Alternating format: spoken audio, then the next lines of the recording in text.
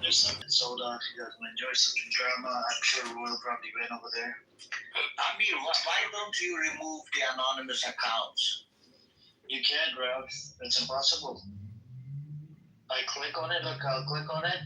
It says anonymous listener. It doesn't give me the option to remove. It doesn't give me the option who he follows. It doesn't give me any, and that's, I believe, is abnormal. Because he can't live without my room, and he's been MIA on this app recording the room.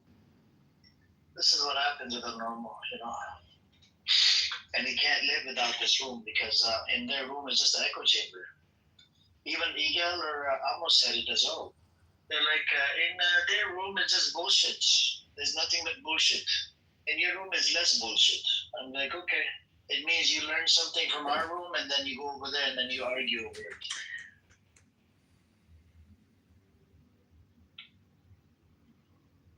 We got Devin coming up. Devin, you're coming up 7th of October.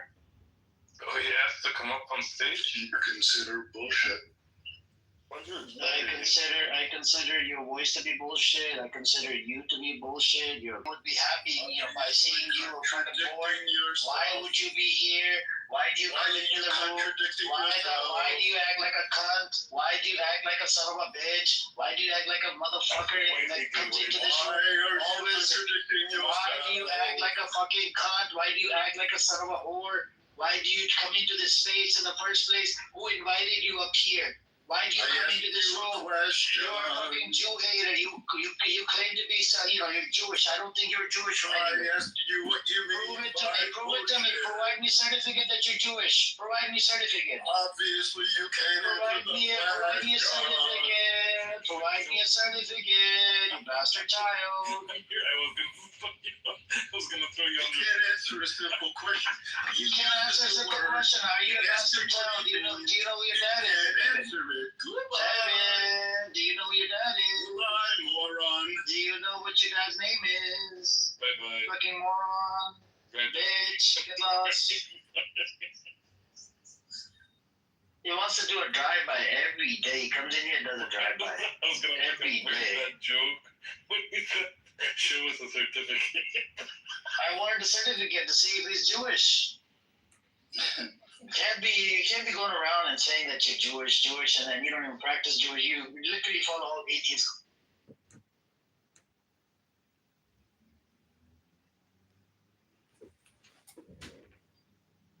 Yeah, but I think Buttercup is doing a good job. She's attacking these people, right? She's Jewish, and I think it's much better when she attacks them because she's Jewish and she's dealing with some of the Jewish people in the They're gonna hurt her, bro. They're gonna fucking rip her apart.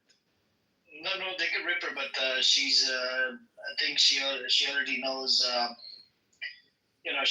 think she protected her identity, whatever. So she's good. Hopefully, she doesn't fall for their filthy. Even though we might disagree with certain things, but I think she does a good job. She does a hell of a job attacking these people. I think Rap Dude tried it as well, but then they attacked Rap Dude. They attacked Sister Eze. Sister Eze, you'll never find her in their rooms. Bro, if you want, I can. Never mind that. Wallahi, if you hear it, yeah, Amir, it's one of they're filthy. They're disgusting. They're literally animals. Yeah, they're the definition. They're the real reason why there's anti-Semitism and Jew hate. Does it have blasphemy in there? Oh my God, bro! Don't play, brother. Don't play. I'm gonna expose them. I think I'm gonna ask Shuki to expose them on TikTok and Twitter, and on YouTube, and because they need to be exposed one by one. Because that's the only way. I told you on Telegram, bro, and to be honest with you, you can. If Shuki is listening, Shuki can do a lot of things to them. Yep. It's true. But by the way, you have 5 minutes. I have 9 minutes. Oh, is it actually? I couldn't, bro, stay in this room. I couldn't. I never go to their rooms. Yes. Never ever go to their rooms. And when I went today, I was like, whoa. Yeah, I mean, this is the problem. Netanyahu is the one that's creating Jew hatred, right? And then you have people like Khaled, people that are like leftists. They don't even speak up because they're scared of their own brothers. They call them brothers, right? They don't want to speak up information on Khaled, right? They know Khaled's real name and real rabbi information. This is another problem. And I actually asked Bibi about this, right? You know, Bibi, I go, you met him in person. He goes, yep, I met him in person. And he's not, he said he's not, yeah, what is it? He said about Yirmiyahu that he's not African American, he's not Black American, he's probably white. I said, okay, just because you met up with them, you know them, and if they piss you off in any shape or form, you can't even do anything about it because they know your information. You see what I'm saying? This is why that they have a problem. They can't, speak up against each other because everyone has their own information on each other. You see what I'm saying? But we see those like when I lived in Canada, like I mean, like seriously, and I usually I know I don't really speak like this, but when I lived in Canada, the real Jews go on protests with Palestinians hand in hand, like no issue. In the U.S. In the U.S., you see it. I'm talking about Zionist Jews. I know, and you have people like Caleb. Like in a way, I think he's decent, but he's dumb as fuck. Like I'm not gonna lie. But you have people like Caleb associating himself with these Zionists. You know what I mean? And he claims to be a fucking rabbi. Like you're claiming to be a rabbi, you're supposed to be a religious person. How the fuck do you associate yourself with people like this? Like it's just filthy, bro. Like it's disgusting what you do. They're psychopaths. He's an embarrassment to the Jews, bro. Like even Caleb, the fact that he sits in their rooms and listen to all the filthy shit that they say, like it's disgusting. Sorry, Caleb, but Oh, we got Honest Jew here. What's up, Honest Jew? Hello, I'm a Zionist Jew as well. I heard you talking about Zionist Jews. Yes, the Hamas shot. You want to kill us all. And they feel no remorse, Hamas. They feel no remorse. All they know how to do is kill Jews. So, I do have this thing about, right, they want to, that's all they say, kill the Jews. I mean, you heard Chucky played the clip yesterday, right? That was my friend Euro. Yeah, Euro was saying the same, he's repeating the same talking point like you repeat, right? It's a beautiful monologue. They just like, it's the same repeat, like what you just said about the Jews and whatnot. Right. But it hasn't been debunked. Full, access, they could get in, do whatever. Why didn't they kill all of them? Like, kill half of the Jews that live inside Israel? Well, they would have had to send a lot more Hamas fighters, and then they would have left Gaza vulnerable to invasion. So they did everything they could. I can't believe Nergis, you actually love Caleb.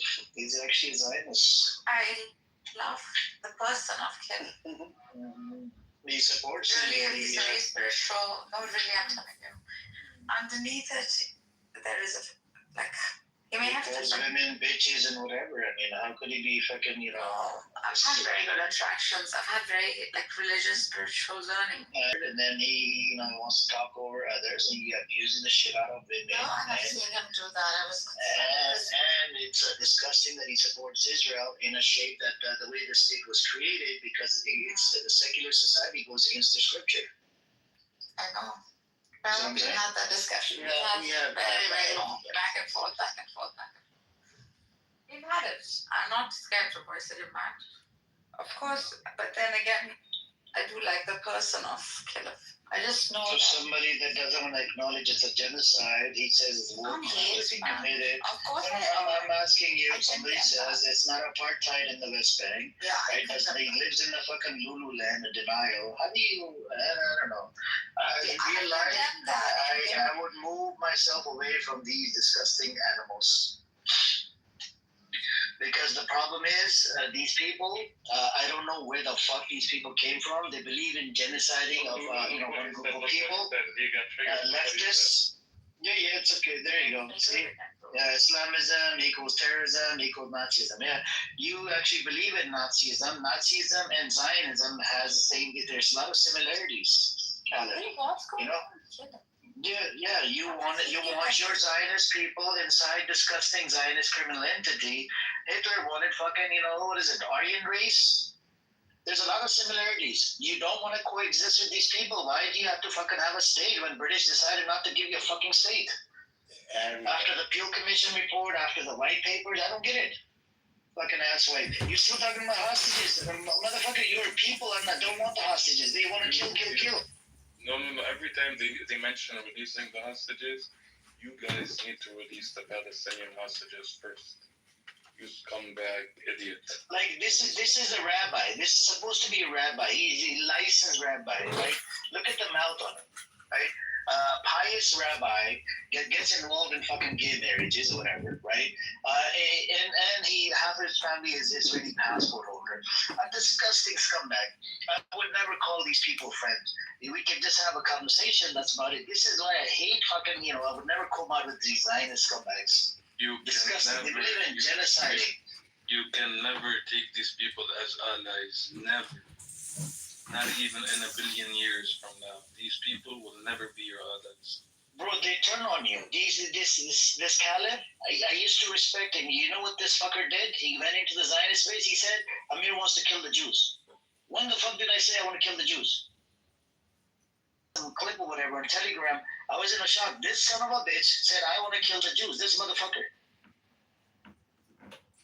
Maybe you know, Canada out of everybody that comes to the truth, maybe Amir is the only one that doesn't speak about the Jews. You fucking liar, piece of shit. Well, you got to admit, Amir, you wouldn't miss us if you were God.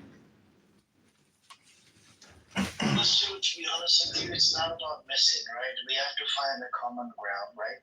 Which actually even Israeli organizations are saying it's a genocide, right? B'Tselem, Physicians for Human Rights. You know what I did with the normal, right? I mean, with the Amos came in. I asked Amos, I said, you believe in genocide? He said, no, lie. I said, okay. I sent it to him on Telegram. You know what this son of a guy did? He came in today again, lied. I said, I sent you a B'Tselem report that says it's a genocide. Who runs a B'Tselem? Where is the B'Tselem from? It's from Israeli organization, right? Who runs a Physician for Human Rights? It's an Israeli organization. Do you agree it's a genocide? He would not want to answer the fucking question. Like, how do you get a person like Amos or Igal or any of these people that are leftists, right, to answer this fucking question? Is it a genocide? Your Israeli organizations are saying this. Not my fucking thing anymore. Not Pro-Pali. It's Israeli organizations. Why does it matter to you if we confess it's a genocide? How does that help? The reason why, so that way they can keep on playing the victim card, right? What happened during the Holocaust? That was sad and that was wrong all the way.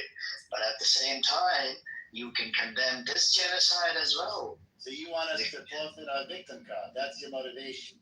We're asking. Bro, he's okay with coming here calling everybody Jew haters. But when he goes into their filthy rooms, their disgusting rooms, and hear what they say, he doesn't stand up and say, you He can. never calls them out. People have sent me some shit on fucking Telegram, and I look at you, that disgusting scumbag. You call yourself a rabbi? Shame on you. You should fucking slap yourself, man, in the fucking face. If you don't know how to slap yourself, you can always click on my profile. Like and then when Pro-Palis come in, he would side with the Zionists. Yeah. And he would go in silent mode.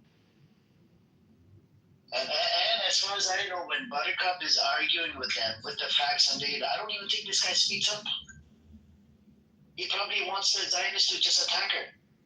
Like one of our Jewish sisters to get attacked by fucking motherfucking these Zionist criminal terrorists on this app. He's a coward, bro. He's a coward. I watched recently an interview on Electronic Intifada with this guy. I can't remember his name, but he wrote out a very interesting book. I have to get my hands on it. It was about how the most prominent of Jews in Europe, because how it would serve their purpose, and they explicitly expressed very interesting interview. I highly recommend it, but I don't remember the guy's name. Maybe. Like, what is the guy? Palestinian, you said, or? No. Actually. Well, no. He's British, actually. Right. I don't remember his name, but it was a very interesting interview about how this was used and how it was, cheered for.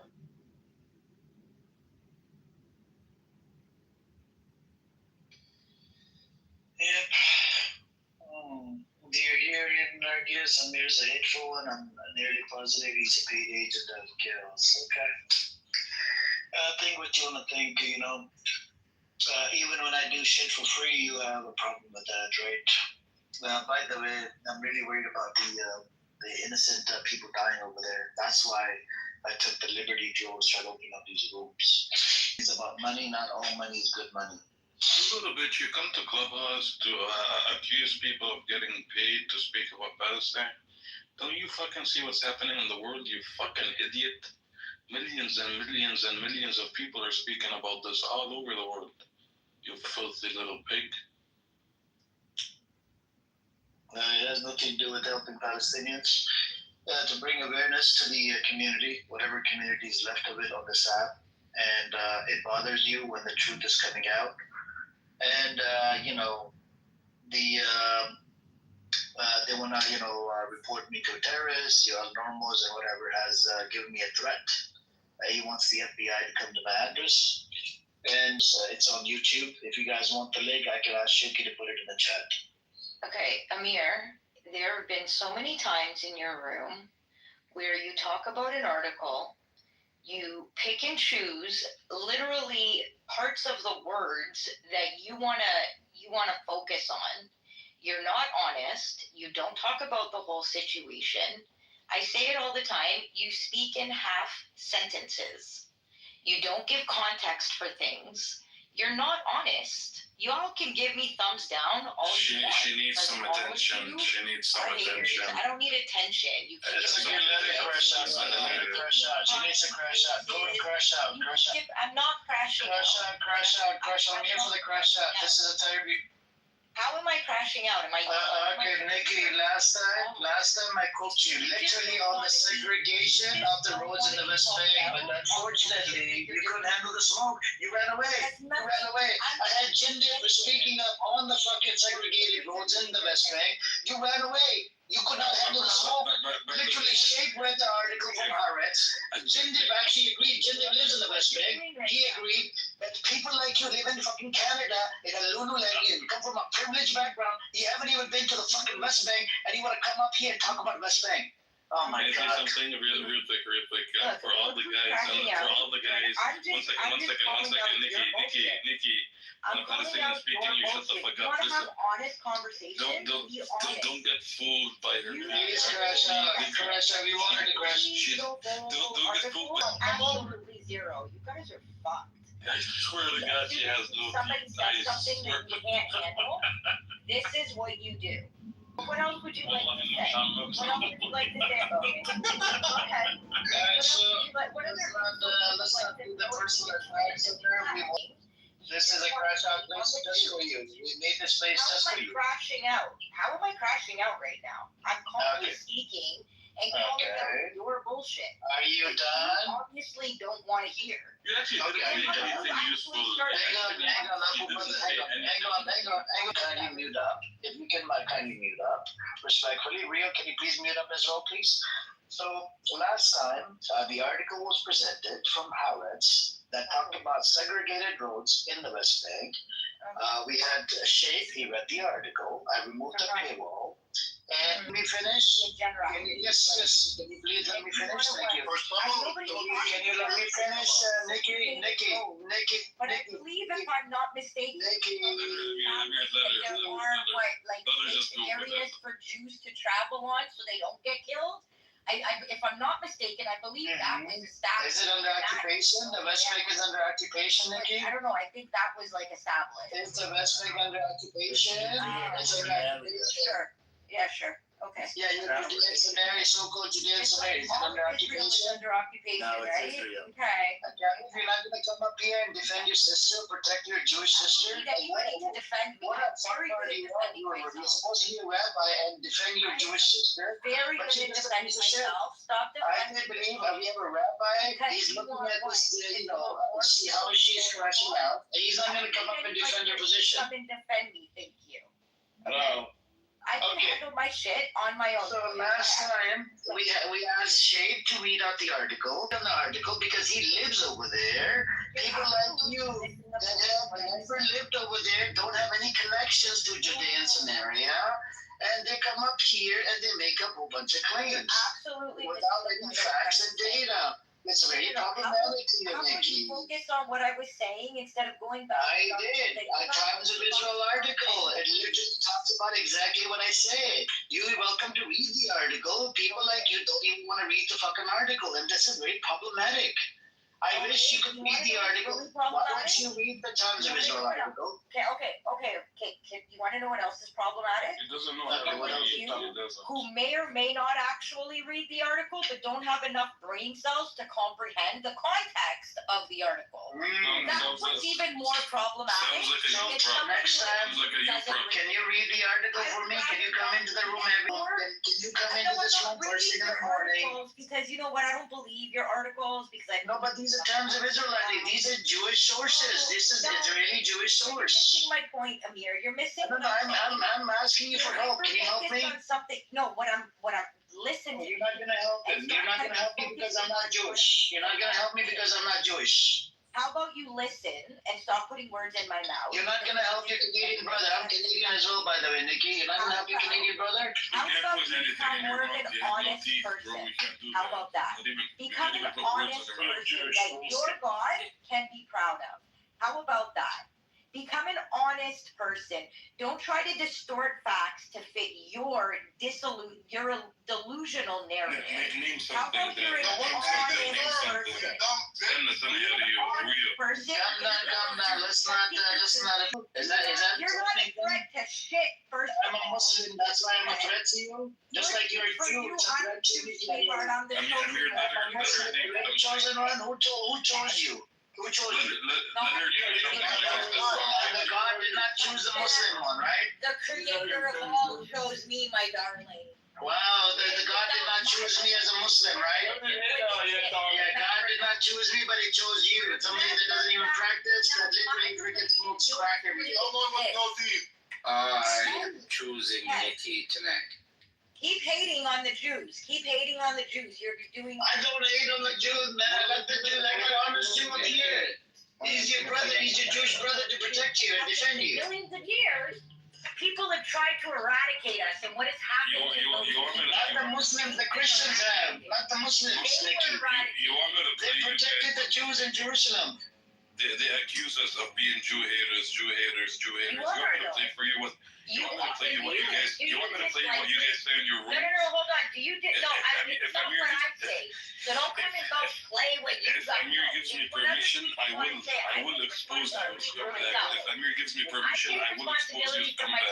Let him So give. don't put the Let him plight give of others me. on Let him me. give me permission. Because I'm Let not him give me taking permission. responsibility for others. Yeah. You know where I'm going with this, man. You know where I'm going with it. Tell me that I You little said coward.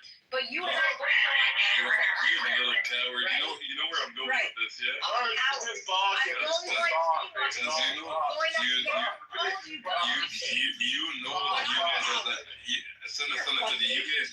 No, Nicky, you know that you guys are. No, Nikki, Wait, yeah, Teddy, you want to sit here and insult me. You know, no, Oh Teddy, my son of bro. fucking God. You know that you're the real haters. You know What? that you're Have Islamophobe. I You're the one that's insulted you? dating. Have I I'm gonna insulted say you in any way, you're- shape, or form? Yeah, Have I you're insulted saying you in you're any way, saying shape, or form? you're saying that Have we're I Jew wished haters. death upon you simply because of your religion? Have I Who ever did done that? Who did I personally have never done that. But yet Who you did here? come and Who did insult here? me simply because I'm a Jew.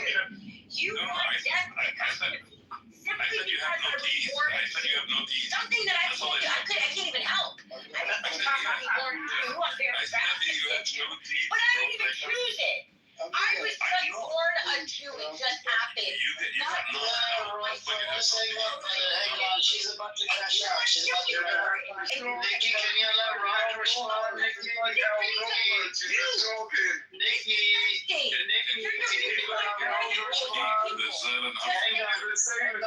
It just said Guys, hang on. no, Can you let Ron respond? anybody on me. Hold on. Guys, Maria, stay muted, bro. What do you want? Everyone stay muted. I would really think about what you're gonna say, Rolf, because like if you don't know me on this app, I would really be He's careful. actually a very decent, respectful person. Apple, please allow Ralph to respond. Going head for head with anybody. So I would be really careful about what kind of insult you're and making. don't insult But us. you can't go through it for Do you want to maybe think about it? Do you want to maybe mute up and rethink your position? Because I'm not the fucking one. And today is definitely not the fucking day. So how about you, let's not be, Captain fucking big man, because you're not. Oh, they been doing Mute this the fuck up. Everybody stay muted, man. Oh my God. He's gonna say something stupid, then I'm gonna have to Everybody stay muted except the mic is on Ralph and Nikki, please. So I'm giving you the opportunity to save the little dick that you may have. I'm giving you that chance. Ralph, go in, brother. Go. So I would stay muted if I were you, because we all know you're gonna say something stupid. Well, we're gonna say something stupid, so just stay muted there. I really appreciate the opportunity for me to not make a dick of myself. Here we go. I was going to ask Go a ahead. question. What's the question? The question is, do you think I'm a Jew hater? I don't know you. That's really what you wanted to come off mic and ask to try to what now? What was the goal of that question? Did I mention you in any of my talking since I've been on stage? Did I say your name? I did not say your name. I did not acknowledge you. I did not address you. But you felt the need to center yourself for some reason. I told you, I gave you the opportunity to mute up and not embarrass yourself. I don't know who you are. You're insignificant. Don't know who you are. You're insignificant. Everybody in this room is a Jew. Well, sitting on this stage, aside from me, everybody on this stage is a Jew. I'm honest Jew. So you did I'm just an honest agree Jew. with me. You're a troll. You're a troll. Hey, hold on.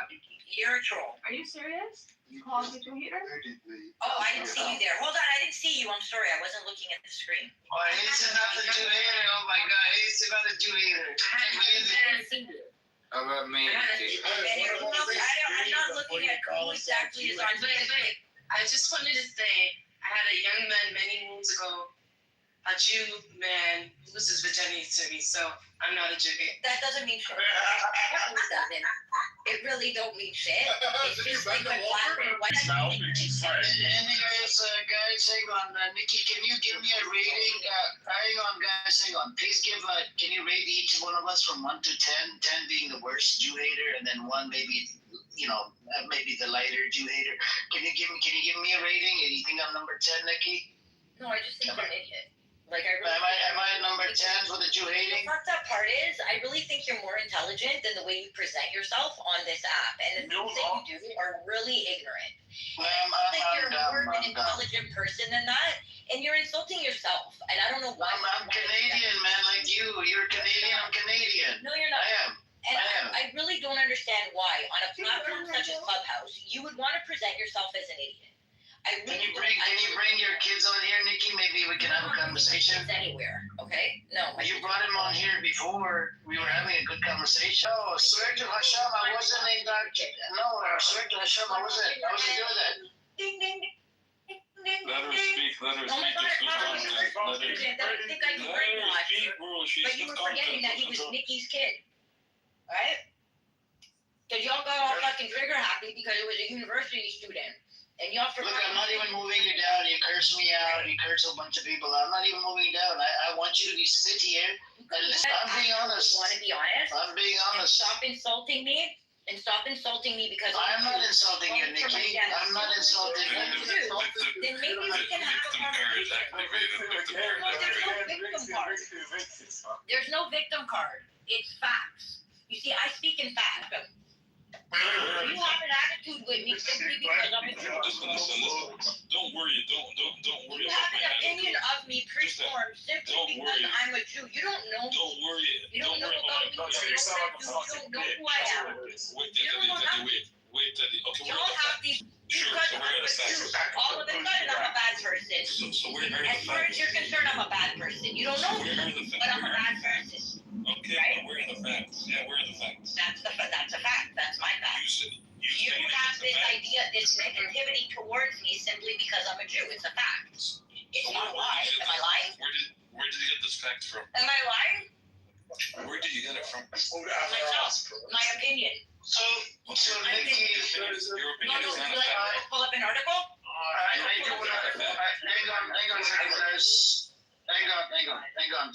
Nikki, the problem I think you're conflating the two.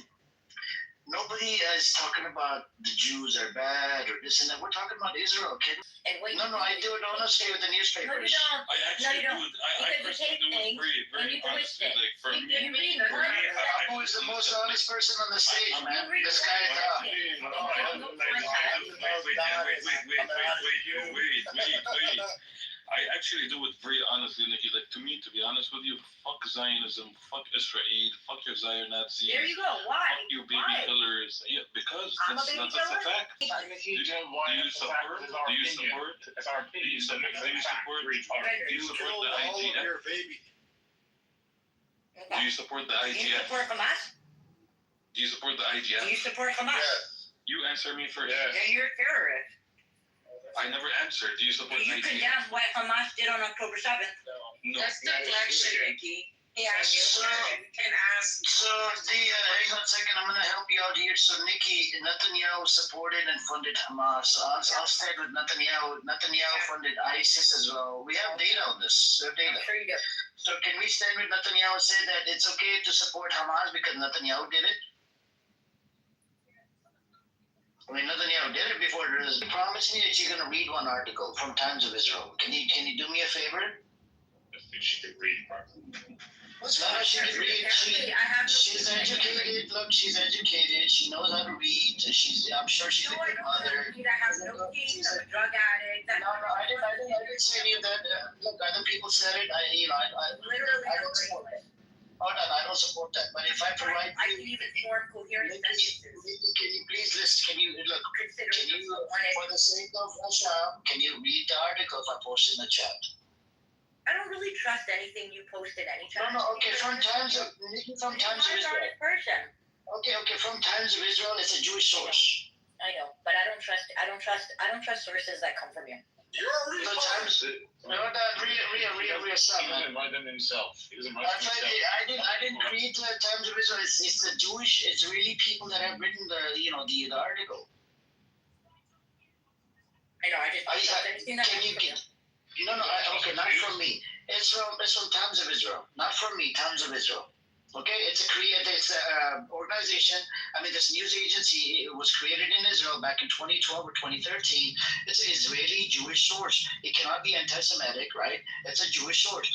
Can you promise me that you're going to read this one article about Hamas? What does it say about Hamas?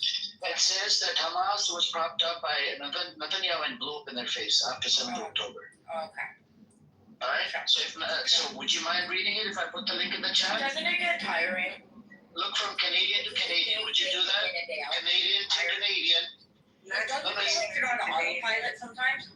I'm Canadian. She's Canadian. And I'm American and American. So I'm saying Canadian to Canadian. Canadians also. The fuck? I'm not hating on Canadian. I don't hate on people. I just can I just ask a question? Like Israel is a government, right? So we can acknowledge that the United States of America does corrupt things.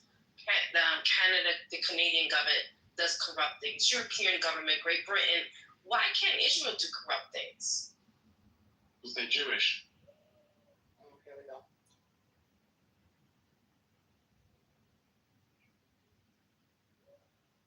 Okay, I posted the link in the chat, Nikki. It's Times of Israel. Can you look? You could read it with your son as well, and get back to me tomorrow. Not today. Sure. You can read up on it. If you can promise me, just read this one article, right, about Hamas, how it was propped up, how they funded Hamas, and it makes you want to question everything about Israel. That why did Netanyahu fund Hamas? And then if somebody supports Hamas, then that doesn't make them a terrorist because then Netanyahu is a terrorist by default, right? According to Canadian laws. You can't fund a terrorist entity and not be called a terrorist. I put the link in the chat, save it. You can even get BB on here and BB can help you with this as well. Like BB, your kids. Yeah. Insult. Go ahead. You came in insulting everybody. She's threatening No one is threatening anybody. Calm the fuck down. Okay? Nobody's threatening. Yeah, I just gave him the opportunity to not make a jackass out of himself, which he did anyways. You call I gave him the opportunity to think about what he was going to do before he But you made checked the out himself. assumption. But he You made the did. assumption. You made the assumption No, he was sweetheart, going to I insult already you, know. and then you Because I know threatened the him. mindset of Yes, dumbasses. it is Most fucking of the dumbasses retarded. is- said I'm not the one. Yes, you are retarded. No, I'm not the one. No, and then he What the wants to fuck sit is here. Do you think I hate Jews? Who the fuck is he? Was anybody talking to him? No, he just wanted to stop with What's your bothering- the bullshit. bothering you? Who's What's threatening him? bothering you? Nobody threatened him. Who hurt Fucking you? retard. Probably a baby that. There's Jewish background, Muslim background, atheist, agnostic, whatever background you're from, please do read this article. This is very important. Where Netanyahu literally funded Hamas prior to 7th of October, and according to Ehud Barak's testimony, funded $1.4 billion to Netanyahu. To Hamas. Netanyahu did this, allowed the funding from Qatar into the hands of Netanyahu. Netanyahu even took bribes, and it would load up money in cash in briefcases. It would load up in the fucking armored truck, and it would be hand delivered in the hands of Hamas. I want everybody in this room that doesn't have any knowledge about it, please do read it, because I want you guys to be, get some knowledge from this article. Can you hear me? No. Yes. I'm Israeli. I just joined. It's actually not Shabbat yet, but thank you. Okay, I'm taking it in advance. Thanks, bro. Is everything okay with your voice? It's wonderful. Okay. Netanyahu funded Hamas. I think this guy's Funny. controlling. That was so funny. Netanyahu funded Hamas. Yeah, and Hamas never killed people too, right? It's in the chat. It's in the chat. Can you read it?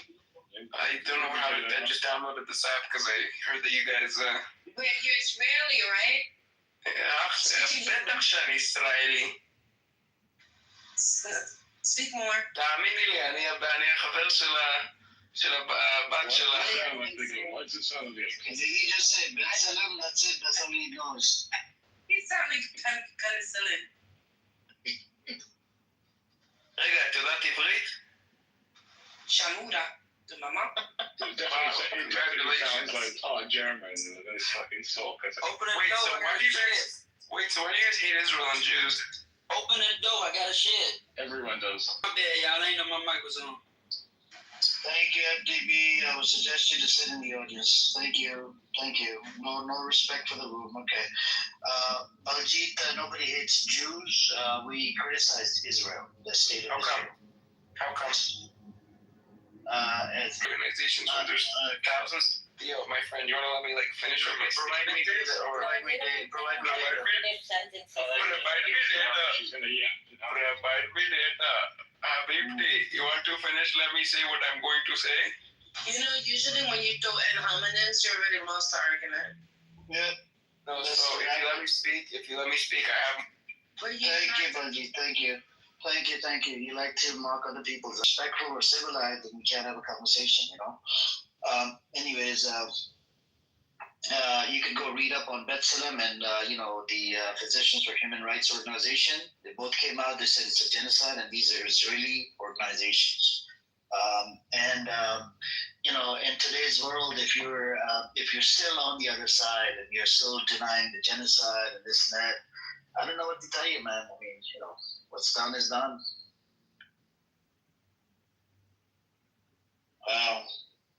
He texted me, "You're scared I'll destroy you." Yeah, as soon as he mocked the religion or mocked the accent, he pretty much lost the argument. And you hear control. He immediately Yeah, he messaged him. He messaged me. Such a dumbass. Oh my god. No. Anyways, Rolf, where did Rolf go? Did he go in the audience? You're welcome to come up, Rolf. One thing I don't get is, Nikki, what do you think about Buttercup? You think she's genuine, Nikki?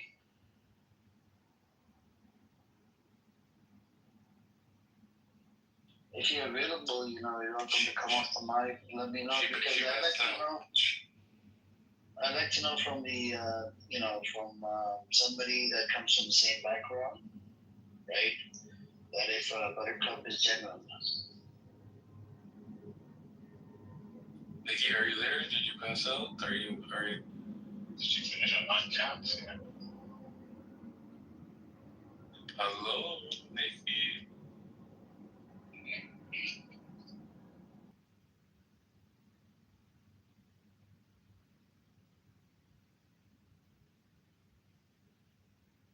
I think she left. Anyways. Yeah, I think. Why do people come to your room and crash out? Zionists, to be specifically. But Yeah, that's all I'm worried It's about. okay. I came back to a room with Jews just fucking going off about pulling everyone. Yeah, look, it's a weekend. It's a weekend, right? So it's okay. Let them crash out. Because weekend is like a buy one get one free. One crashes out, it's like next person to crash out, and then another one afterward, and another one. Balaji, do you want to come up? Okay, let's hear it from a troll. Let's see what if he can troll in a proper manner. Let's see. I know you're just a fucking troll, man. Thank you for having me back, my friend. Alright. So we're not diving into the definition. You and me, we're both laymen, right? Okay, so if you don't want to have a debate, then don't not let me speak because I think I know a lot more than you. Look, there's a genocide study scholar called Omar No, there aren't. A genocide is when you target a group deliberately because of their ethnicity or race. None of that is happening right now because Gaza has a mix of Christians and Muslims. Did you read the Omar Barto, the article that he wrote? I can name to you 1,000 other articles that you have never read. Can you provide me? Okay. I'll challenge you on this. Okay. There's one scholar. His name is Omar Barto, right? He's an Israeli Jewish scholar. An opinion piece on New York Times and Haaretz, and he came out on Mahdi Hassan show, said it's a genocide. The Nuremberg trials happened almost 100 years ago. I don't know what you're talking about. Yeah, his studies are accepted. How are studies accepted if the state of Israel was in a completely different state? It was actually at the time of modernization. He's an Israeli Jewish historian. Okay, now, hold up. he wrote a beautiful opinion piece in New York Times, and he goes with the intention. There's intentions in there. He was born after the Nuremberg trial, so exactly how did he write articles that were accepted by them? Okay, just look it up, man. I looked it up, but once again, you're spreading false lies. Okay, let me see if I can find that article. Is a false lie actually a truth? No, false truth, which is a lie. Sorry. That's exactly what I thought. Once again, that's all you guys can target. You have no stable evidence of anything, so all you do is target the grammar of an individual who knows better than all of you. How do you establish that if you just created your account and you're new on the app? Like, how did you establish because I found out that I found out about this app, and I want to spread the truth in the world and not. Yeah, so how do you know that you're better than all of us? Did those words come out of my mouth? Better than all of you? You know better than all of us. Of course I do. You guys are supporting terrorism. Who do you know? We're not supporting. We don't support the straight. Wait. We don't support the straight. Wait, I have a question for you. Which person are you who's speaking right now? I'm not gonna call you Abu because you're not my father, but no, you call me Abu Ubaida. No. So do you know when the kafia, for example, came to be? No. I know. I can tell them. It was Syria. Yes, it was when 1964. We were taking over. No, it was 1922. Palestine. We were taking over so-called Palestine with our militias with the help of the British Mandate, and the so-called Palestinians would wear keffiyehs so that they could tell who was on their side, who the terrorists were. That's not true. Yes, and then they would go into Show me one piece of evidence that supports that statement. the villages, and then the people in the villages would wear the keffiyehs too. That's not true. The keffiyeh originated in Egypt and Jordan Who the and in the terrorists were, Palestine who the civilians as a were. form of opposition to Zionism. Are you interrupting a Jew on the stage? I thought you were here to support the Jews. You're not Jewish, clearly. Oh, I'm the best Jew on the app. I'm actually Jewish. I can have. Okay, you're Jewish? Yes. Okay, can you recite the Shema for me, please? No, I don't do the trivia. Exactly, thank you. That's the easiest prayer that every Jewish person should know from birth. So clearly you're not Jewish. Congratulations. Okay. So you're not Jewish. You're a fake. You're Palestinian. I got a question for you, my fellow Jew. Did you serve in the moral and ethical army, the IDF? Of course I did, with pleasure. You said one verse. We got royalty in the room. I supported in the defense of the strong. You're welcome. Honest Jew. You should add him. He's a good Jew. I can tell.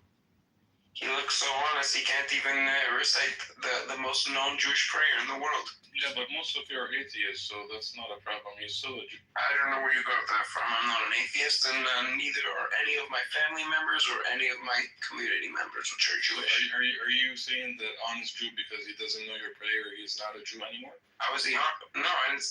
Okay, that's you guys' problem. You guys like to twist words. That's a question. Tell me how he's so Jewish that he does not know the most known, simple Jewish prayer in the world. What's the category of being a Jew? Being mother's Jewish? What is it?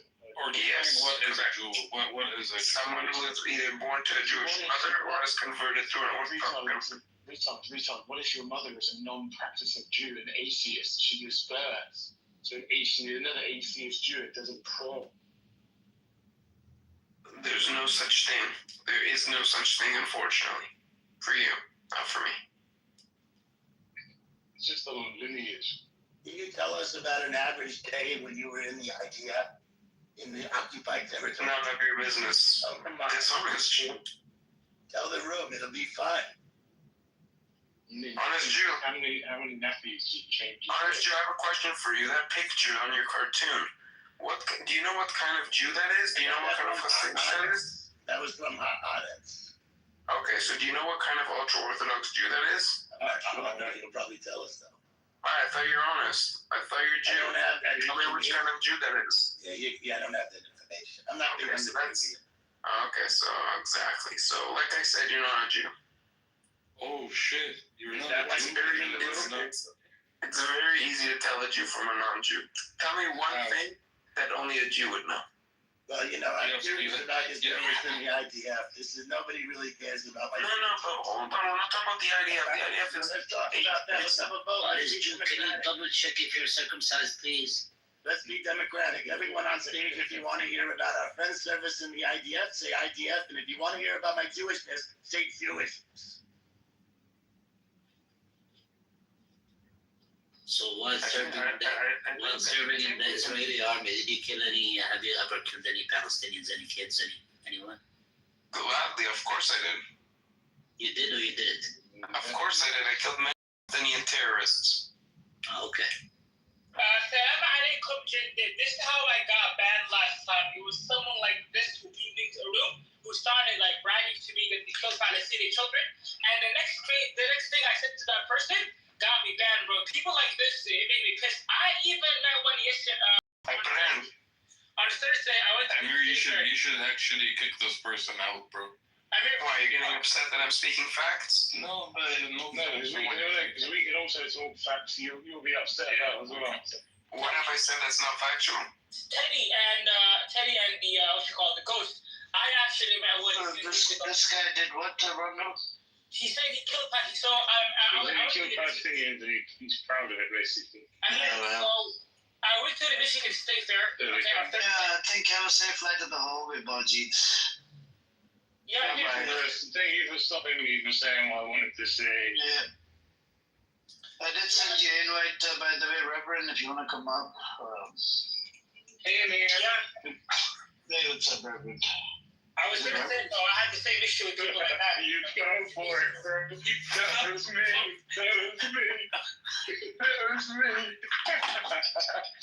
Oh my god, you fell for that. That's fucking hilarious. And you really makes it look hilarious. Listen to him. Oh my god. Sam can attest to what I'm saying right now. They had a room about the Amir, can you hear me? Amir? Can you hear me? Hey, Amir. Can you hear me? I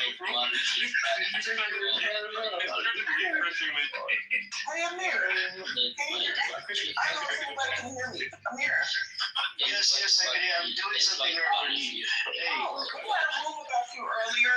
I don't know why they're talking. It was. This room is no. It's just. What? Amir, Speak, bro. Speak. You don't have to call my name. Just speak. There's 25 people talking, dude. That's what I'm saying. Nobody's moderating. Guys, just let her speak for a second there. Let's see what she's gonna say. Go on. Yeah, hey. So what I'm saying is absolutely true. So I know if you knew about it. That's all I wanted to tell you. Oh, thank you for the answer. And I don't know why. Before I could, get to it, there was this real old guy with a gravelly voice, like he was cussing everybody out and calling people bitches and shit like that. I don't remember his name, but you might know his name. He's kind of notorious. So it was Shuki, probably Shuki. He was Jewish, but it was a very pro-Jewish room. It was probably Shuki, you said? Yeah, it was a Israeli Shuki. We have Shuki that comes into this room is a pro-Pali Shuki, but they have a Shuki that's a pro-Israeli Shuki again. Oh, this guy was something else. I couldn't last like 5 minutes in there. It was so disgusting. They went and let them wade. I don't know. He is a pinch. I don't think the guy's getting laid. He has a serious hatred for women. You can tell. Wow, disgusting.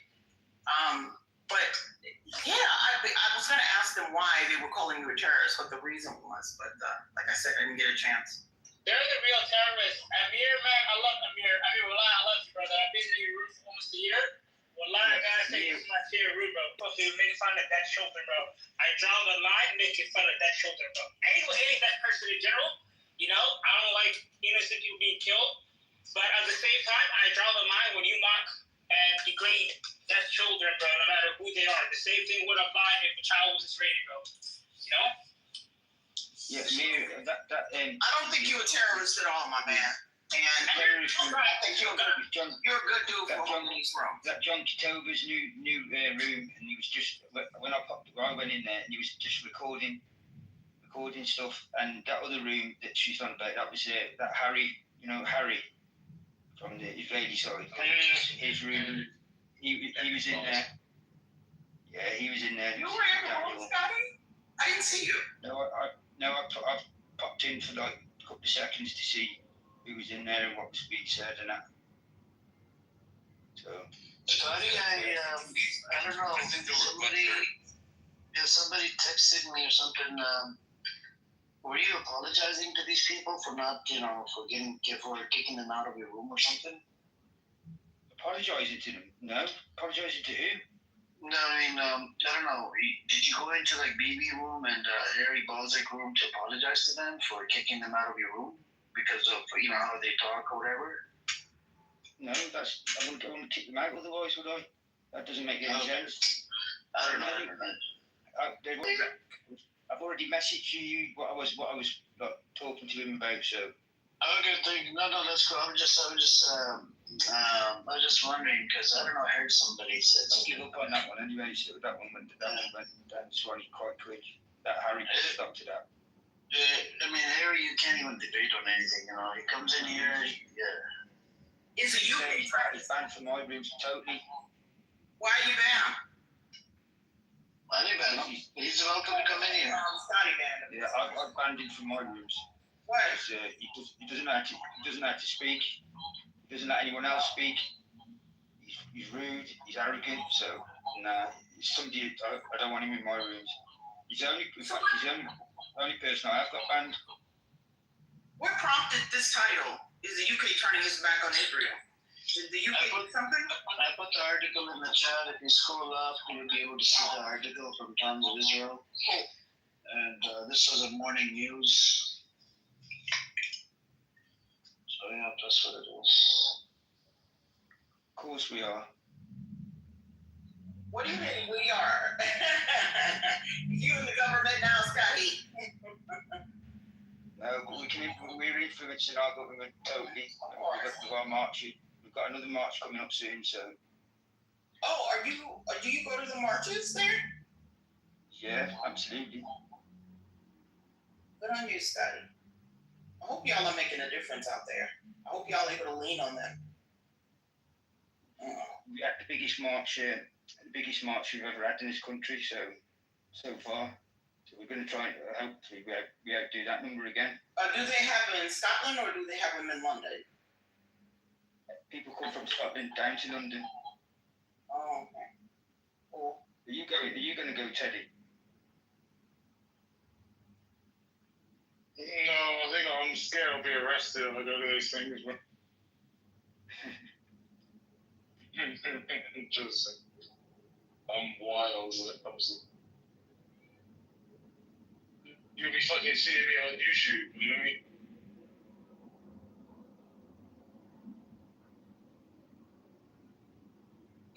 Scotty, do you have any friends in currently in Palestine right now?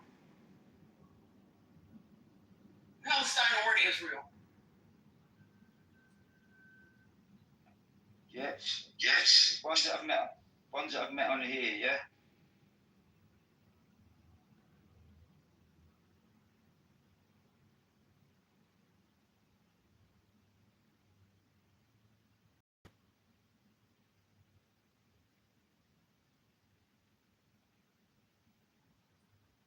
Well,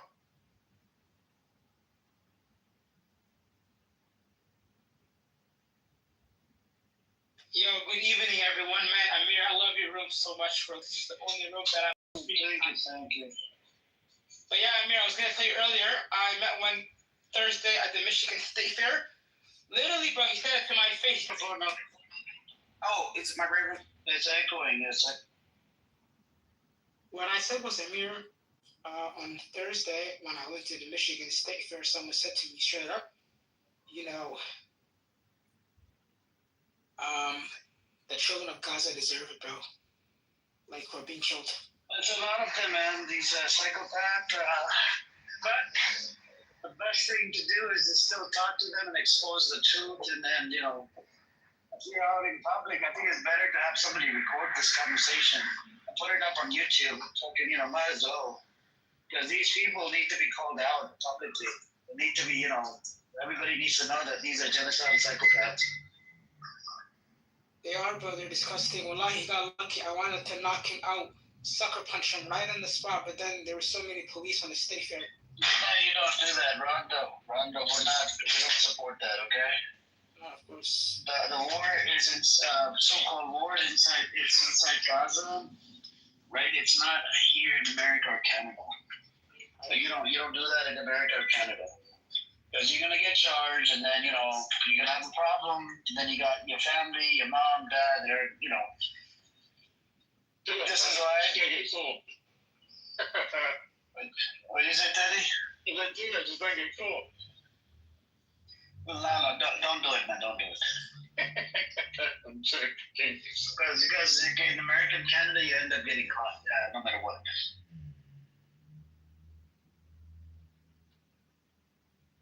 Because the amount of people that are making the noise, that's triggering them enough, and even slowly they lost the PR war. Now the pro-Pali rooms, they get bigger than the pro-Israeli rooms. You know what I'm saying? It's the same thing at the protest, like the Australian protest. You had about 300,000 or 200,000 people versus 4 people showed up for pro-Israel protest. You know what I'm saying? So it's spreading all over the world, man. I saw a video yesterday somewhere in the US. There was literally 2 Israeli people protesting, just 2 versus the Palestinians. Yeah, the narrative is changing. I mean, even the pro-Israelis, I think, I kind of feel like even some of the pro-Israelis, they changed their position. What do you think about that? Don't ask me that question. Huh? Do not ask me that question. No. Do you think that this is why they're not showing up at the protest? Because they kind of are, Maybe, I don't know. No, I'm saying not the Israelis. I'm talking about people that supported the Zionist entity. Those people, right from America, Canada. I can see that. The government. I think there's a guy in the UK. There was a pro-Palestine march, and the guy was walking past them, insulted them, and stuff like this. And then he was a lawyer, I think. And then people exposed him on Instagram, and he got fired from his job for hating on peaceful protesters, right? So Well, people don't want it because they're just so triggered. The Israelis and Zionists get so triggered. You see on Instagram, they just fucking lose their shit and then get fired from their job or exposed online. So. And that's what Netanyahu is doing. He's losing his shit. That's why he's not going to stop. That's it, bro. For this, there is no way for them to recover. It's impossible. There's nothing they can do that will help them recover from this. Period. That's why they're going all in, bro. They give some face to face in it, but I don't like going to these marches. But they got exposed. Like everything they did in Palestine and Gaza has been televised, and that's it. They can't recover. They're losing everything. No one likes them. I wonder where they're gonna get removed to this time. The history is removed. No one likes them. It will get to the point where, they're just gonna keep overplaying the card. Hamas. Well, if you remove Hamas, anti-Semitism, Jew haters. No, bro. Everyone's still gonna hate you. What are they gonna fucking say about it? Hamas. No. That's their honest Jew. Yeah, Jew.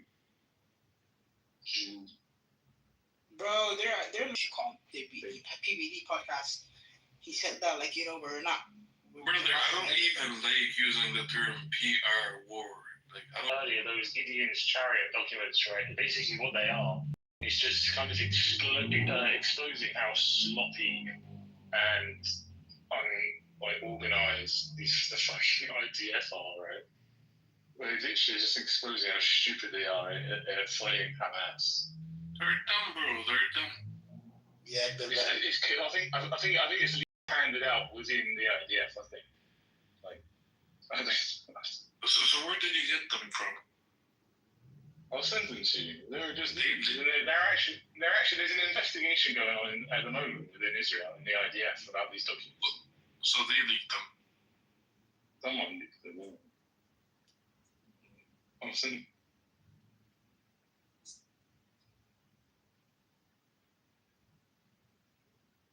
Now you have Greta Thunberg going again to on a flotilla. It left Brazil, I think. Is that where they left? Well, the global salute. Yeah, I think there's going to be loads of other people joining now, right? 70 other ships are going to join on the way. So I wonder how Israel will find that one. 30,000 people have joined. Is that flotilla? Yeah, there's another one going. There's not just one in there. It's like more. It's like how many ships is it per? 70. What I read 70, and now I'm reading one. It's saying that 30,000 people have joined. And yeah, I saw the video of the guy out of Game of Thrones, the Irish guy. And man, let's help these people, man. I mean, Onion Pirate. He's the pirate from Game of Thrones. Who is it? The Onion Pirate. He broke the siege to deliver onions to Robert Baratheon's army, to deliver Robert Baratheon the throne. Yes, the Onion Pirate. That's who the guy is. I might be messing up his name, but he has something to do with onions and breaking the siege. Game of Thrones. He delivered the onions. In the video, he said all the ships behind me are going, so they basically going to Gaza. So. Like stopping the ship. I mean, if this is true, and if they have like 70 ships and I don't know 30,000 people, hundreds. They're gonna be hundreds of boats. It's gonna be crazy, and they can't. Where are they gonna retain them? Yeah, exactly. Yeah, Serious? How they're gonna get them off the boats and put them in their own boats? I don't know. No, they're not gonna because they come on speedboats. They bring on like basically. Right?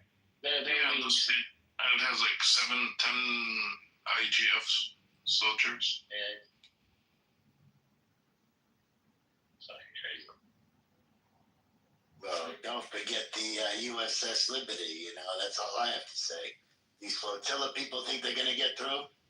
Look at that accident that happened on the USS Liberty. What if our most moral and ethical army makes a mistake? Can you imagine? And they give you $3.54 billion every year. The Colombian president or prime minister, whatever, he sent a letter to the global south, basically fully supporting it, wishing them all the best. And for that, it's like a big paragraph. Yes. The Brazil? Colombian. Yeah, the Colombian president is very paranoid. He said that this news. I feel like at this point, right, in 20 years' time, if you've served in the IDF and you served proudly in the IDF and you've killed Palestinians, yeah, people are going to be hunting these people down, like the same they did the Nazis, right? 100%. It's going to happen. Like, I don't care what the fuck these Israelis think. If they're happy to live by themselves, never leave, never go to any other countries, never socialize with any other Muslims or any other Arabs, good luck. That might work. That might, you know. No one likes the Israelis. I hate them more than I hate the police. I'm gonna be honest, guys. I hate them more than I hate shit on. Did you see the video of them I think it's in Thailand? They're like refusing to pay for stuff or something. They're like, we fund you. You wouldn't be what blah blah blah shit like this. Like the fucking level of. They're disgusting. What they're doing to kids, bro. I think so. Shot in the fucking face. Nah, bro, they should be, bro. A new polling came out, and nobody's talking about those polling and those statistics. Oh, they tell us. You told us yesterday, was it? Yeah, I mean, I put it up in the chat earlier. You've been coming here every single day for the last 4 days saying there's a new polling out and nobody's talking about it. Now you're exaggerating.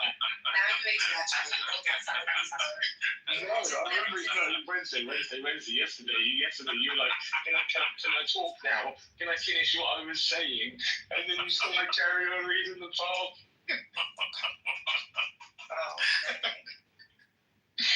I'm joking. Carry on, y'all. Thank you. Wait, let me look for that one. Tell us, what is it? Anti-Semitism. It's actually good news. Anti-Semitism. She's going to report on anti-Semitic trends. Anti-Semitic. It says here 6 in 10 voters, 60% oppose the United States sending military aid to Israel for their efforts in the war with Hamas. While 32% support it. This is the highest level of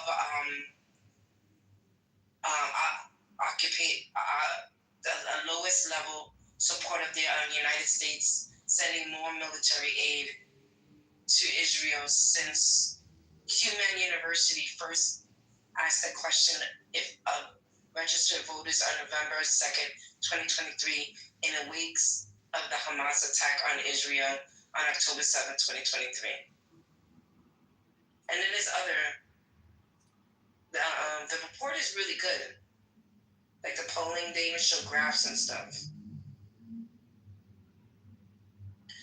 Of course, they're talking about the Epstein files. Wednesday, sister, that was crazy. Did you see the leaks that they released? Peter Thiel, what you call Peter Thiel. I see the article, but and you know what's crazy, Wednesday? Have you seen the video where Howard Linnick is laughing when Trump says I'm talking about Epstein? That was literally Jeffrey Epstein's like friend and neighbor, bro. It's crazy. He had an office across the hallway. Sorry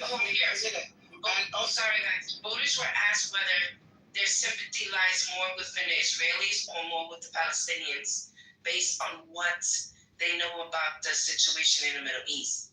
37% of voters say the Palestinians, while 36% say the Israelis, and 27% did not offer an opinion. This is an all-time high.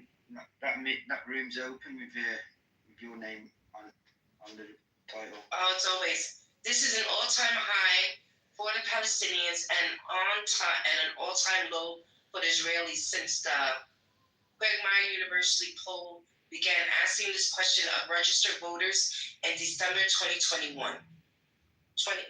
In December 2001. So this is like They've been doing this poll since 2001. 35% do not think Israel is committing a genocide, and 50% did not offer an opinion. Hamas are masters of propaganda. That's what that's telling us. No, this is good news. This is good news.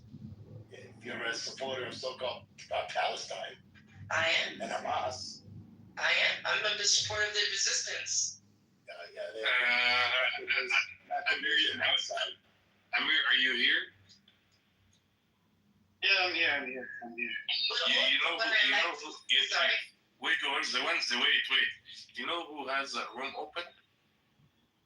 Who? It's that person that I sent you. Yeah, that person is, by the way, You know him? it's the same person, John Kitover. Oh, is that really him? Yeah, he just changed the name. He's the same idiot. He just keeps changing name. Apparently, that the real guy that was with that name, he disappeared. Do you have this account blocked? Yeah, I got all of them blocked, bro. That's the worst thing I did. I checked on it. It was blocked. Oh, you sure? Yeah. I checked as soon as I received it. I looked it up to make sure I have it blocked, and I have it blocked. Okay. I mean, to be honest with what they say, I believe if the FBI is to be contacted, they're the ones going under the hood. Seriously. It's alright. He can do whatever the hell he wants to do. Because they tried to do to that brother Suleiman on Twitter as well. You know, they contacted his workplace. Because he's actually an investigative journalist. They called his workplace. And it's actually basically Islamic school. And they told the brother, they said that they're calling about you, whatever. And, and that's how you found out. So they're trying to go out, even though he doesn't work for them. It's interesting. They're pathetic, bro. These, I'll say No, but that brother made a big difference, man. They put his name on a rocket that they shot at Gaza. You see what I'm saying? His name and Jackson Hinkle. People are getting names on the most moral and ethical of these munitions. Yeah, it's good PR.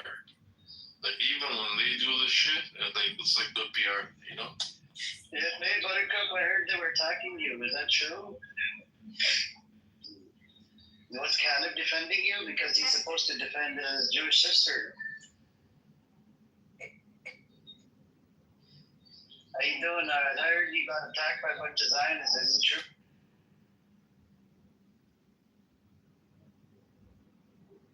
Can you hear me, Buttercup? And I was in her room earlier. I was trying to come off the stage for fucking half an hour. She wouldn't bring me up. Yeah, we can't hear you. Oh. I was like, what the fuck? I said Khalid never defends me. No. See, this is the problem with Caleb. I don't know what the deal is, right? Now, if it was from my background, let's say it was a Muslim sister, and she's getting attacked by some demonic pieces of shit, I'll probably come up and defend her.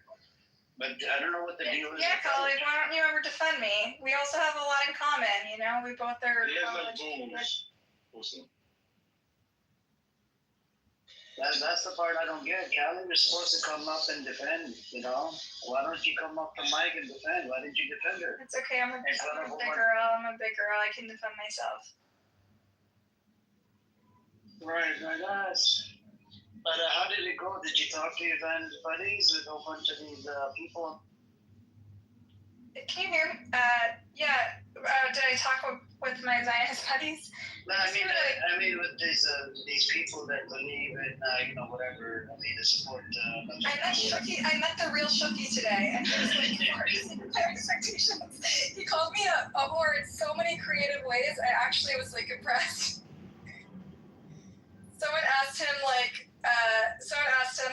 how does Buttercup know so much shit? And he goes, because she sucks so much dick that eventually information comes out. He's so good at it. He's like an insult to a comic dog. He was like, everything he said he was going to be in more. Yep, he's double or triple. He came in here one time. He started coming in here. He came up suddenly. He started doing blasphemy. I kept unmuting him. I'm like, I heard you're a pedophile. I heard you this. Like, triggered the shit. I kept unmuting him. And then he left on his own. He realized that I can't fucking run my mouth in this way. And then since then, I haven't seen him. He told us he's in the Mossad and he killed like 70 people or something. Oh, yeah. He wants Come and find me, then. Come and find me, then, motherfucker. Come and find. That's what I'd say, dude. So, you know what his solution is, right, Buttercup? He wants all Muslims killed. Yeah, he sounds like a psychopath. Yeah. I mean, a Mossad guy that like blabs about how he's in the Mossad is not stable. Like, he's a big problem for everyone, you know? Even if they don't blab about it, they're on the southern here. Come and find me, fuckers. Come. I got a present for you.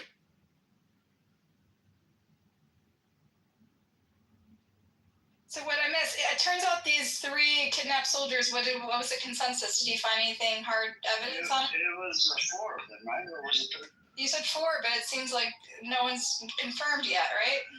Yeah, they won't. Yeah, no confirmation. They were waiting for it. It's not true. Oh, you don't think so? I heard that maybe because of these 4 soldiers, people reaching out to him for comment, it might have exposed him or something because they were able to track him. From his first appearance until today's date, the Zionist occupation has announced the assassination of Abu Ubaidah over 23 times. Wow. So what anyway, bro? If they've killed whatever, someone else will replace I mean, even if they did assassinate him, man, it's okay, like. Alhamdulillah, you know what I mean? Whatever. Alhamdulillah. I mean, a lot of kids died in the process. It's not okay. There's 1,000 Abu Ubaidahs after it. You have to understand the mindset of believers. To just let the kids die? I mean, let them drop dead? No, they don't let the kids die. Their kids are being killed by the Zionists. They're not letting the kids die. They have no choice. I mean, what's your solution? What do you think they should do? If you're Abu Ubaidah, don't hang out around kids if you know you're a target. How do you know that he's hanging out around kids? If in fact he died in this attack, it put a lot of people in a vulnerable position, right? Why is he walking around in bakeries? And if not. But I do have a question about, do you remember the Zionist narrative? You know, right, the narrative was that he surrounded himself around the hostages, correct? Yeah. Yeah, but then he died fighting, and they stumbled upon him in one of the buildings. They didn't even know that he was in that building, right? Yeah, I remember. And then, CNN wrote a report on this.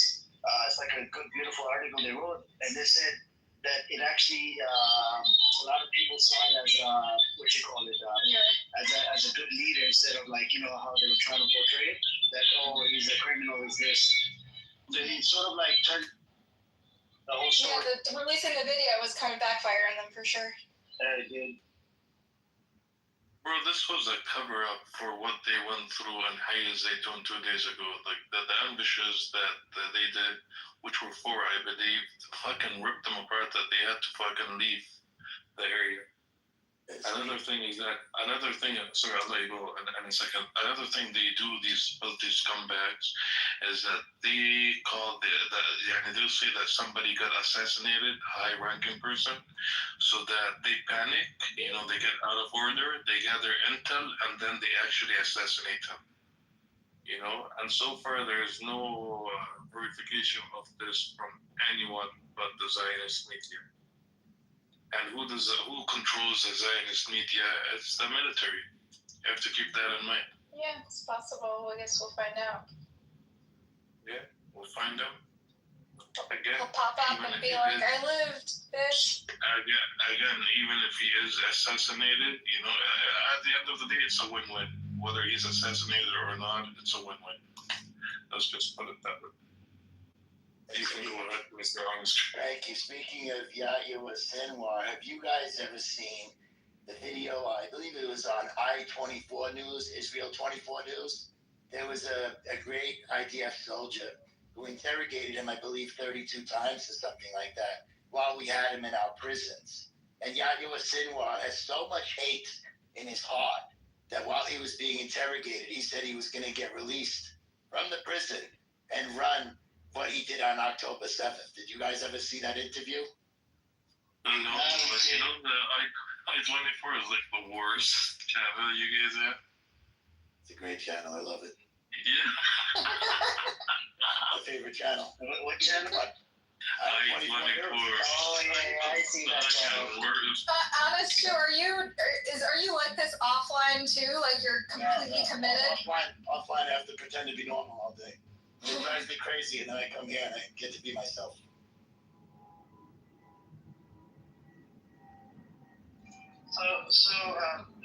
One thing I do when Ben Gavir was traveling and suddenly got into a car accident.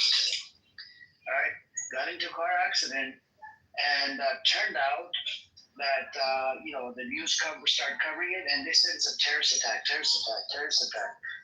Is that true that every little thing that happens inside Israel, right away they call it a terrorist attack? Depends on the news outlet, if it's like a sloppy, if there's like a pro, a lot of the TV channels aren't that great, but some print outlets do have like some journalistic standards where they verify first and then report. But usually papers will, the appropriate, like as a journalist, what you're supposed to do is say what appears to be, what authorities are saying maybe, right? Like they put qualifiers in there. But yeah, it is an assumption that a lot of times the authorities might make, like, oh, we think it might be a terrorist attack because it's, tensions are high and there are terrorist attacks sometimes. But yeah, it is a problem with the media there. It's so heightened that the authorities that they cite will claim that it may be terror related. My favorite Israeli sources are all the ones that report first, verify later. I don't really agree with your standards on ethical journalism. How can you break news when you're always That's right. That's right. And you gotta do the narrative first, fact check later. Exactly. And just wrap the story around the narrative that we want to convey. That's what I think we should be doing. Yeah, there's a lot of problems with the media in general there. There's like, I don't know, Harris is always doing these studies. So first, the sources of these rumors is the occupation, meaning they serve specific intelligence and moral purpose. Second, the occupation's media is directed and subject to the order of the army and intelligence, and therefore it does not publish anything without security guidance. Third, experience has proven that the occupation spreads rumor about the assassination. True. And the same thing happens, by the way, when Hamas releases something shocking, like a video of a hostage, the Israeli immediately says, oh, this is like a lot of discrediting messages from the other side in Israel. I'm just saying there's a parallel in claiming, in people's skepticism of things that come from the IDF or Hamas. There's there's a mirror situation there. Yeah, but how do you discredit evidence? So like in Israel, they discredit evidence by saying Hamas run health ministry. That's how they discredit it. They make it seem like Hamas is not credible, and so that's how they discredit numbers. They discredit all kinds of things by claiming it came from Hamas, which is not credible. And the civil service, which keeps the body count too, that's Hamas run. Right, exactly, Josh.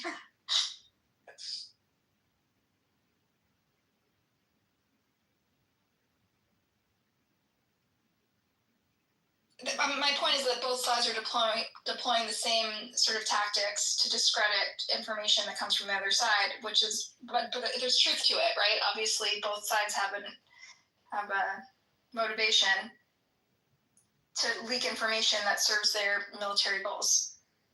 Sure.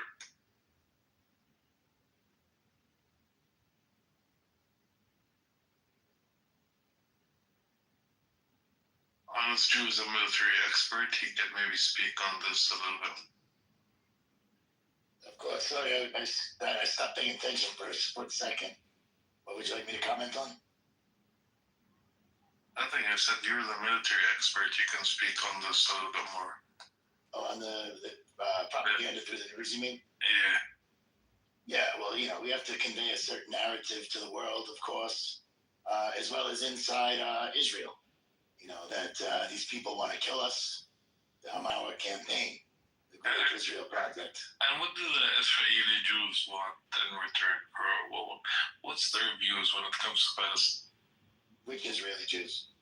The ones that serve in the IDF, the most moral and ethical army in the world, the heroes of the IDF? Or the weapons? Well, the heroes of the IDF, I think they're on board with the Greater Israel Project, actually. What makes them the most moral army in the world? We have a very transparent operation we're running. We're very open to journalists, running with us. And we also employ an attorney. But why are you lying? You say your name says honest Jew. Why are you lying? Yeah, sorry. Keep going. But we actually do employ an attorney with every unit. Did you know that? No, I didn't actually.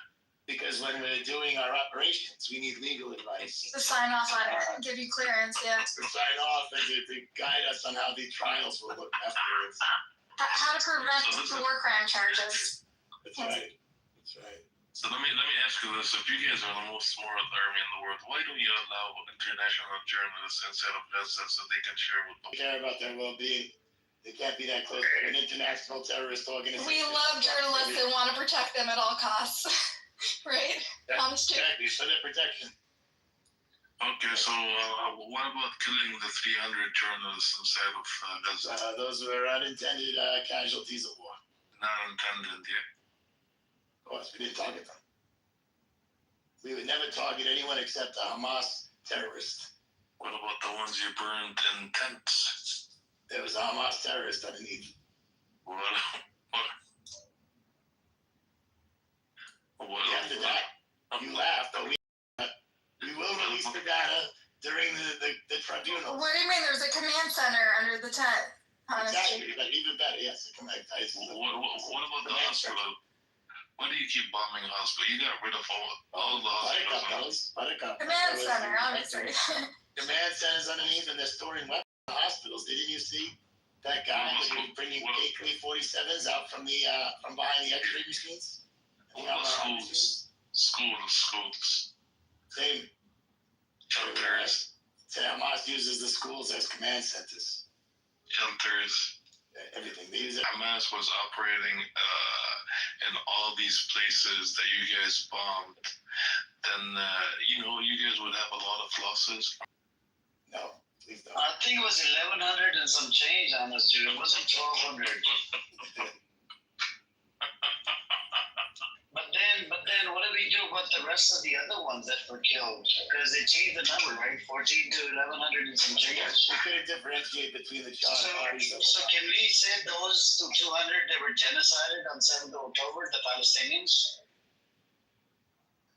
When you break those numbers down. So this is a new talking point from El Normo. El Normo was going around and saying that the 7th of October was genocide. Is he actually walking around saying that? Genocide is a crime. Yeah. He started going in every room and started saying before he became anonymous, he comes in here with an anonymous account. He was going into every room because he got pissed off that genocide. He's like, okay, let's. The 7th of October was genocide.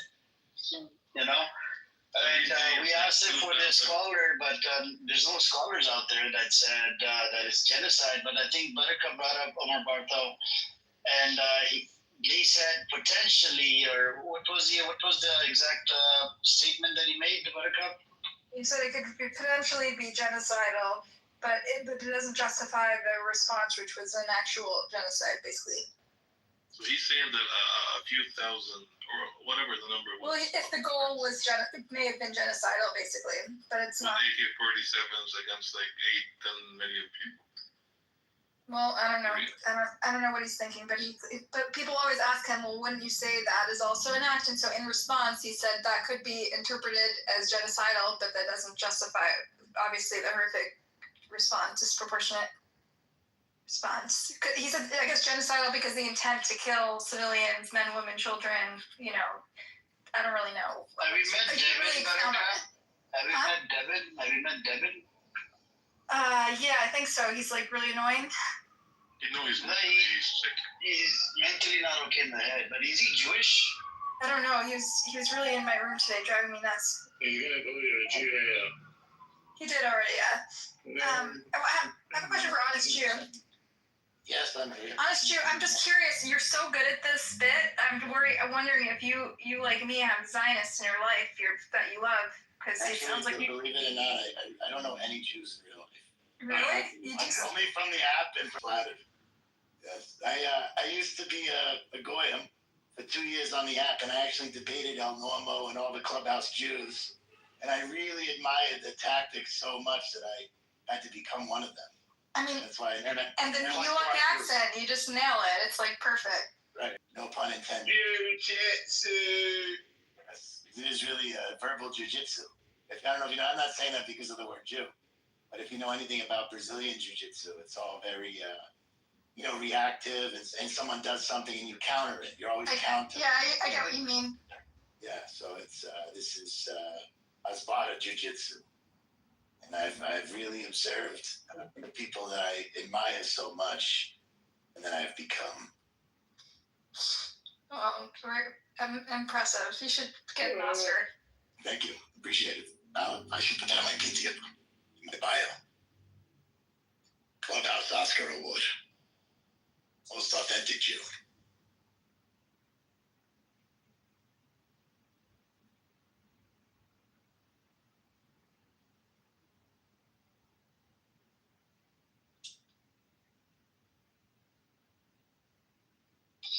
Anyways, I think Pepe versus JB and BB, there's some drama that was going on earlier. There was some drama yesterday. And there's drama every day.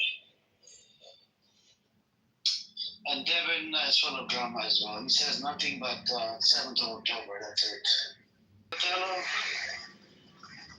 Othello, what side are you? Are you on the Pepe side or JB side?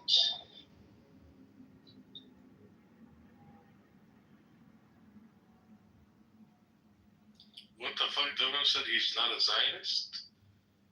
I think he said he became interested after October 7. He's one of these like newbies, you know? They just became obsessed.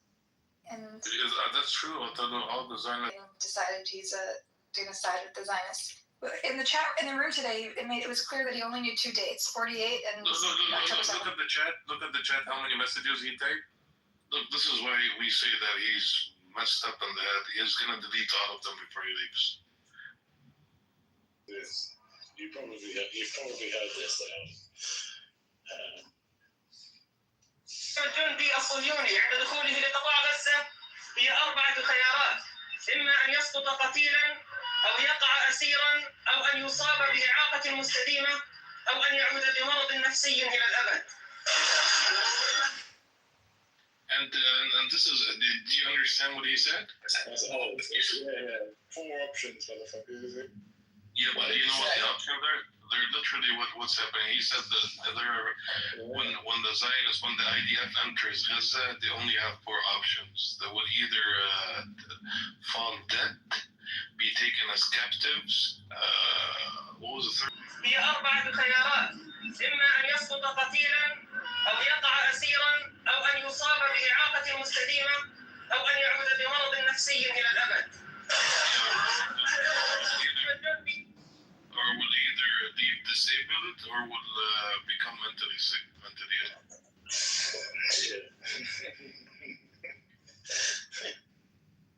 Bro, you know actually that was 2014. Yeah, even 2 days ago when he came up, when he made his speech a few days ago, it followed with what happened in Hayy Zaytun, like the ambushes that took place. He was speaking on occupying Gaza City, and then this happened, the ambushes happened. Like, this is actually a big thing when it happens, because it tells you who really has control on the ground. Like, the last 2 years, the moment they they started their ground invasion and started facing them face to face, they actually don't even report their losses. You know, they don't even report what's happening to them inside of them. Yeah. So even when today they announced this, if it comes back as false, like they didn't assassinate Abu Ubaidah, like if it comes back as false, they were just trying to claim any type of victory inside of Gaza. And it's gonna fire right back at them. Just said. Brother, they are cowards. These people are in the military, but they are cowards. Yeah, They're not real. They're not well trained. They're not like. It's not even about well trained, bro. They go in, they bomb fucking houses, and then they wear thongs and bras and post it on fucking TikTok. Like,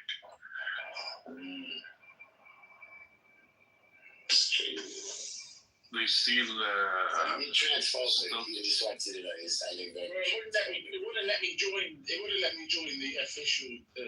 What did you say? What did you? I said you sound transphobic. Mocking our heroes because they're cross-dressing. Yeah, I mean, what moral army does that, bro? They're showing their solidarity with the trans movement. It wouldn't let me join the Telegram group, so I had to download the app. So if they fucking please go. Which one? The ones they give you? No, the official. It didn't show up for me, but one of the ones I gave you is actually for them. Yeah. So there's like a link on it to a website, and then it gives you all the telegrams, the backups, the Android app. Like you have to download and install it. Yeah. It wouldn't let me join. It wouldn't let me join telegrams in any location, so I had to download the app. Yeah, the ones I gave you, like, if you want confirmation, like, it's literally gonna go on there, you know.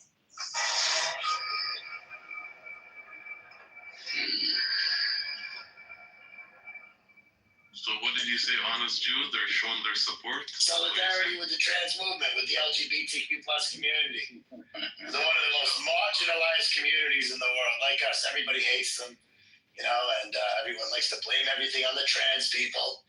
And that's just our way of extending holding a hand out to the trans community. You know, we have the biggest gay pride parade in the world, which per capita is amazing because, you know, we're not that big of a country. So to bring out 200,000 people for our gay pride parade, it's just really just is it like full of rabbis sucking children's penises and that? Like, I haven't seen that at the parade yet. But I admittedly wasn't looking for it, so I have to maybe closer. Anyways, what else is new with you people? Anyway. You woke him up. You woke him up. I was outside shopping, you know. I just came back. Oh my god. But once the war's over, we're gonna chase it. That's what's gonna happen. I'm gonna talk about Iran, Reza Pahlavi. I need to do a deep dive into Reza Pahlavi. Samir's gonna be in hot waters, bro. He's buying. Iranians are gonna be asking themselves, who the fuck is funding this fucker every single day? Reza Pahlavi. I mean, you go see him. His house is kind of close to you. Amir, I don't need to go see him. I need to do rooms on him every day, attacking him. His character, the way he walks, the way he eats. Reza Pahlavi. But man, his supporters are like, to be honest with you, they can be worse than the Zionists. Dude, I understand. He's the kind who'll say, like, who lives in LA and says, hey guys, what's Iran? I know, right? Like, he's that kind of guy. Yeah. Who are you talking about, Amir or like? Reza Pahlavi. Reza Pahlavi, brother. He's a loony, bro. Like, he's we need to, do some rooms on Reza Pahlavi, for about a week or so and see the climate, what happens, what changes it will bring. You know what? Have you seen a lot of supporters? I mean, because this is really I opened a room. Do you know how many showed up? Almost 80 to 90 of them in this room. Yeah, there's a guy that does rooms on this app. Every night he's got 110 people in there. Reza Pahlavi fucking supporter. Oh shit, which one? Is it the older guy with the beard? Yeah, his name is Payman Dayman. Dayman, yeah. Oh, shit. He's in my hallway. Israel plans to imprison Red the Thunder. And I just, you know this guy that did something in the chat about you? You're so rude, JJ, right? No. Who then? Caleb, something I'm getting concerned about, Caleb. Read it. What are you talking Read about? it. Read it, the last message in the chat. Okay. Did you see that Israel's going to have plans to What does it mean? imprison Greta? The last message. Coffee. It's calling me coffee. Coffee. What is He my said coffee? He called you a bitch. What? Yeah. Oh, it's that freaking fool. Sultan is there, man. Fuck off. Chances. Look like a big fucker. Who is he? Like, what's his, like, how the fuck do I follow him? I don't even know who he is. Salapilla. Salapilla. He trolls me, bro. Oh, that fucking weird. Oh, that weird. Oh, okay, yeah. What were you saying, Teddy? What were you saying about this raid? Israel plans to imprison Greta Thunberg as a terrorist. Did they actually announce that? I mean, I'm reading here the Telegraph, so. Israel National Security Minister is drafting plans to detain Greta Thunberg and co. in terrorist-level conditions. And seize. This will be good for our PR campaign. Well, why the world we're not afraid to arrest. I want to ask about these hats, these fucking descent. We have different sets. And if you think of different sets, I can explain it. I'm not a Jew. We have a lot of different sects, and we all have different styles of yarmulke, and we can wear them differently depending on the sect, the different sizes, different materials, different patterns, you know, and different everything. It doesn't fall on this Jew. It doesn't fall from your head. Well, you can use a clip to attach it to my hair. What if you're bald? Growing up, I was like, fucking, why do they wear that, bro? Then they take it off and there's like a bold patch there. It's because there's no sun to the area. That's what I used to think. It was Arabic, Nergens. It was Arabic. Okay. And whatever Chucky's saying is in Arabic. It's good at translating. So gross. Chucky, it's not gonna happen, bro. What you said in Arabic is not going to happen. What do you say? In Palestinian voice. No, but this is not like natural for me to see. It brings comfort and peace to the heart. Like, this is really not natural to see, Caleb. He's a fake rabbi, bro. You really think he's a real rabbi? He's a different kind, like, of rabbi. Like, he probably can be considered like heretical in the traditional sense, right? He is, but it's not. This is not. I haven't seen Caleb like this. This guy, I don't know the fuck he's doing. He's like trying to. I know Chucky, but you know what to do, bro. It's a laughing that's really strange. Evan, bro, go take your pills and fall asleep or something. But are you still here, man? How the hell does Chucky know Arabic? He doesn't. He uses it. They use it. He's in Arabic.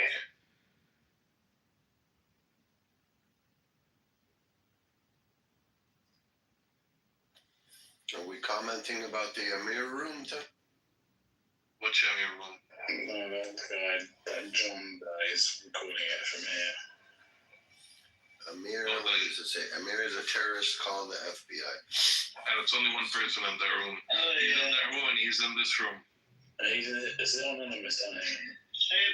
I don't think they even take him seriously anymore. This guy's an idiot. I hope he likes lawsuits.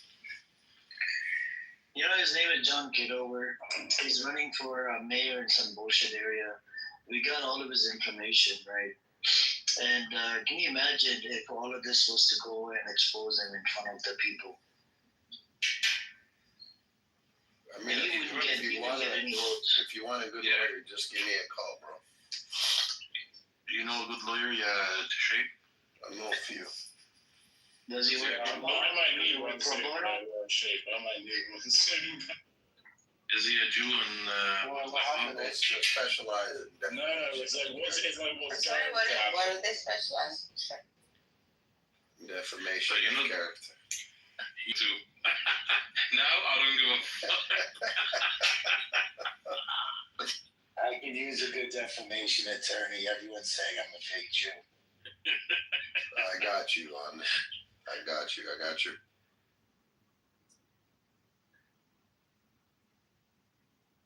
Do they even do those answers anymore?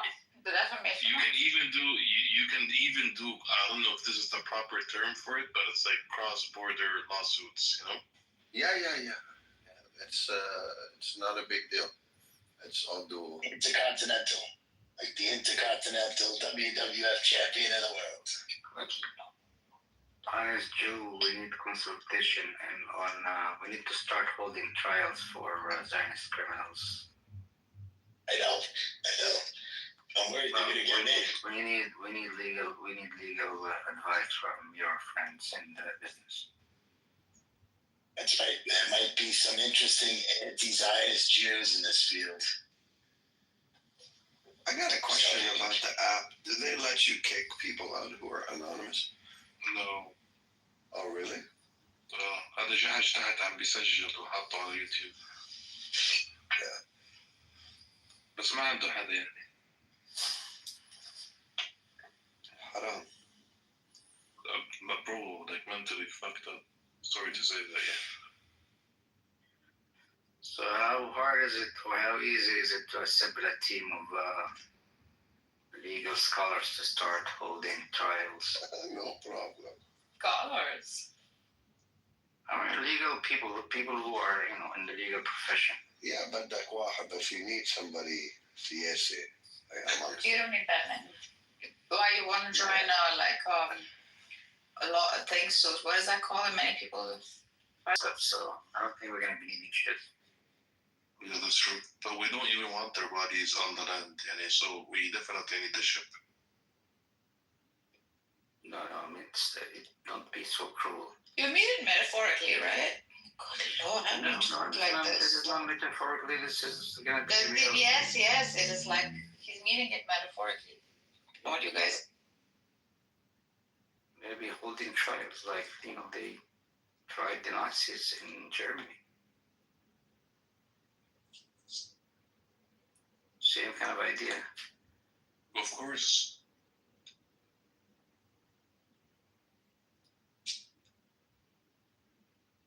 You guys want to hear a funny story? Before I became a Jew, I used to support so-called Palestine. And I was just thinking of, Judaism. So I was watching it was 24 News, of course. And one of the IDF heroes was saying that there's this amazing armed resistance in Judea and Samaria that needs to be snuffed out. And at the time, like I said, I was a so-called pro-Palestine supporter. I thought the only armed resistance was in Gaza and the West Bank. And I thought, exciting, there's a third arm of the resistance. And these Israelis seemed very concerned about it. So I was very excited to learn about it. I was disappointed to learn that there wasn't a third resistance. There's still only two. Because Judea and Samaria is, of course, just the West Bank. One of the most disappointing days of my life when I used to be a lost soul supporting so-called pro-Palestine. Is that really one of the most disappointing days of your life? The WWF wasn't real. It's on the same level. What year was that? Too late to admit. 92, maybe. 92. Yeah, my parents ruined it for me when I was young. My dad tried to tell me it was fake, and I would argue with him constantly. It's great.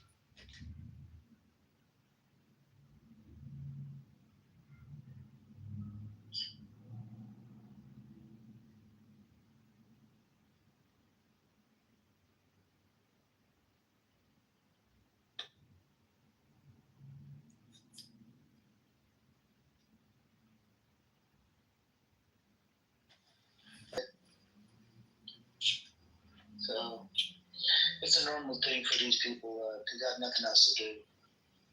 Is he actually running for Congress? And by the way, shapeshifter, do you know how Pepe and these people got into fight? It was because of John Kitover. Got to what? Got into a fight. You know Pepe, the guy Pepe on the side? Pepe versus, Roger Mahan, right? Okay. Yeah. They got into a fight because of John Kitover's campaign. Because Roger Mahan from Healthy Debates was promoting the idea to fund this fucker's campaign, this ass wipes campaign. And Pepe said it's skeptical, this guy's shady, this and that, am I going to do it? And then they started arguing. Roger Mahan kicked him out of the room. That's when Pepe started opening up rooms on that idiot. And some of his nemesis, Roger Mahan's nemesis, started coming into the room and they doxed him. Doxed his picture and everything.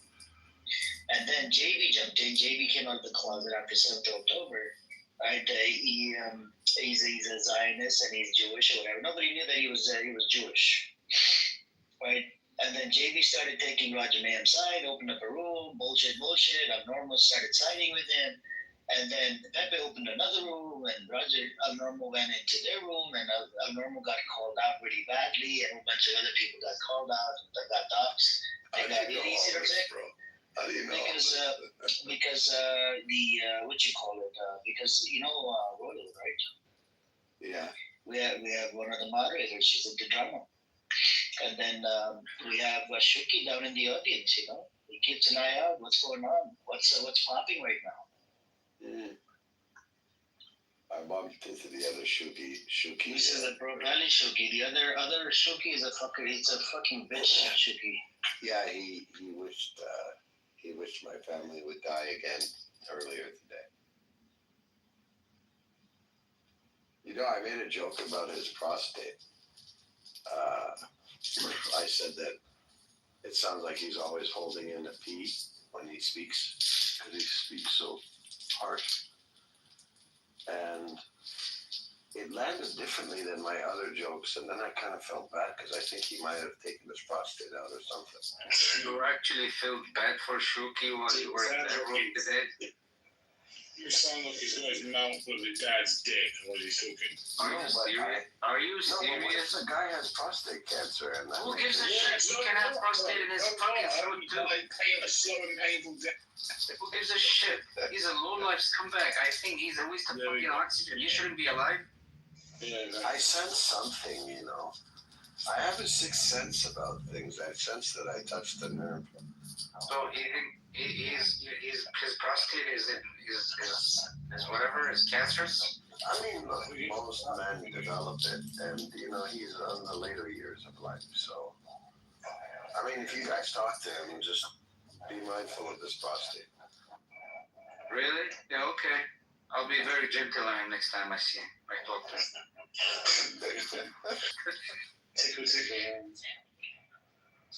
Those people are fucking good talking about animals. That's an animal. That's a fucking animal. Anjad Hayawan, he's really bad. Low life scumbag. Just like a scumbag. Like a real, that's when you open the dictionary, you look scumbag, you see his fucking picture. He has his kids around him when he speaks. Like, you can hear them. They're just listening to, the filthy things he says. It's really bad. Do we know any further lines? I do, but I don't use my powers for evil. Justice, motherfucker. Loan me whatever cards you have of evil. I'll take it. No. I don't use my powers for evil.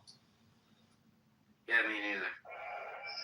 Yeah, well, Justice.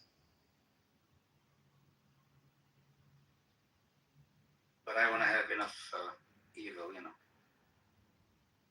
Save the way. So did they really take the prime minister of these Houthi people? Yeah. Yeah, they killed him 4 days ago. Yeah. Yeah. Hamas confirmed. You talking about Abdul Malik al-Houthi?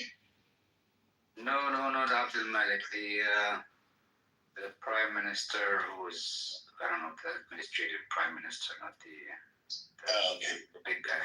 Ahmed, right? I can't remember his name.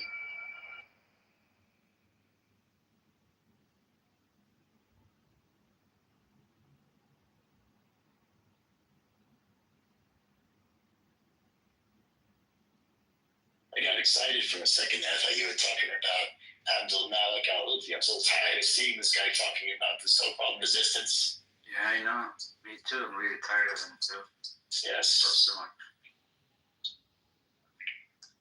So, honest Joe, give us a, I don't know, prediction. How long do you think this Zionist enterprise will last? Are we going to see it for the next 100 years, or? No, I don't think so. I've been watching a lot of movies about the Nazis recently, and seeing some parallels. Most notably, when Hitler was, started waging a war on two fronts, and a lot of his advisors told him not to, such as Goebbels. I'm seeing that kind of manifesting here, that our most moral and ethical army in the world, I think, is overextending itself. And in the short term, it looks like it's doing fine. We took Syria. We decapitated Hezbollah, and of course, we're winning in Gaza and the West Bank. But things change quickly. When you overextend your resources, is what we learned from the Führer. So I'm worried that this is going to happen with Israel. And of course, Netanyahu has a little bit of a, everyone talks about it all the time, that he has to keep this war going to stay out of prison, right? Because the theory is that if there's peace, he's going to be brought up on corruption charges. So he's, and I don't like comparing, the Nazis to us, the most moral and ethical army in the world. I think it does a disservice to the Nazis. I think it does a disservice to us. But yeah, it's a very similar military strategy that I don't think is going to end well. And there's a frenzy of work of things going in the U.S. in terms of the your government, the Israeli government, pushing the American government to do its bidding on many fronts and many fields. Have you noticed an uptick in their activity when it comes to Israel? I'm not sure if there's an uptick. I think it's more just business as usual. But like yesterday, they announced they are banning all Palestinians from traveling to the U.S., even people from the West Bank from visiting there. Oh, really? Yes. Yes, they did. Yeah, they did. They are not issuing visas for any Palestinian with a Palestinian passport. Netanyahu comes and says, addresses the MAGA crowd, saying, if you want to be a MAGA interview, we love Israel, we're supporting that. They're not supporting Israel, not that MAGA. I didn't see that. Yeah, he said that. And there are certain anticipations. They might be getting a little nervous for, some of those countries paying lip service in terms of recognizing a Palestinian state by the middle year, that kind of stuff. So they've been pushing the administration to do all kinds of petty stuff. I don't know if it's petty, but seems desperate. Yeah. So there's a non-trivial section of the MAGA crowd though that hates Jewish people. I wouldn't. Yeah, white supremacists and Jews don't get along though. Yeah, there's probably a few million that hate Jewish people. Do they hate Jewish people or just resent the idea of Zionism and Zionists? No, Jewish people. Like major hate. It's most of them are covert about it, and there's a few that are out in the open about it.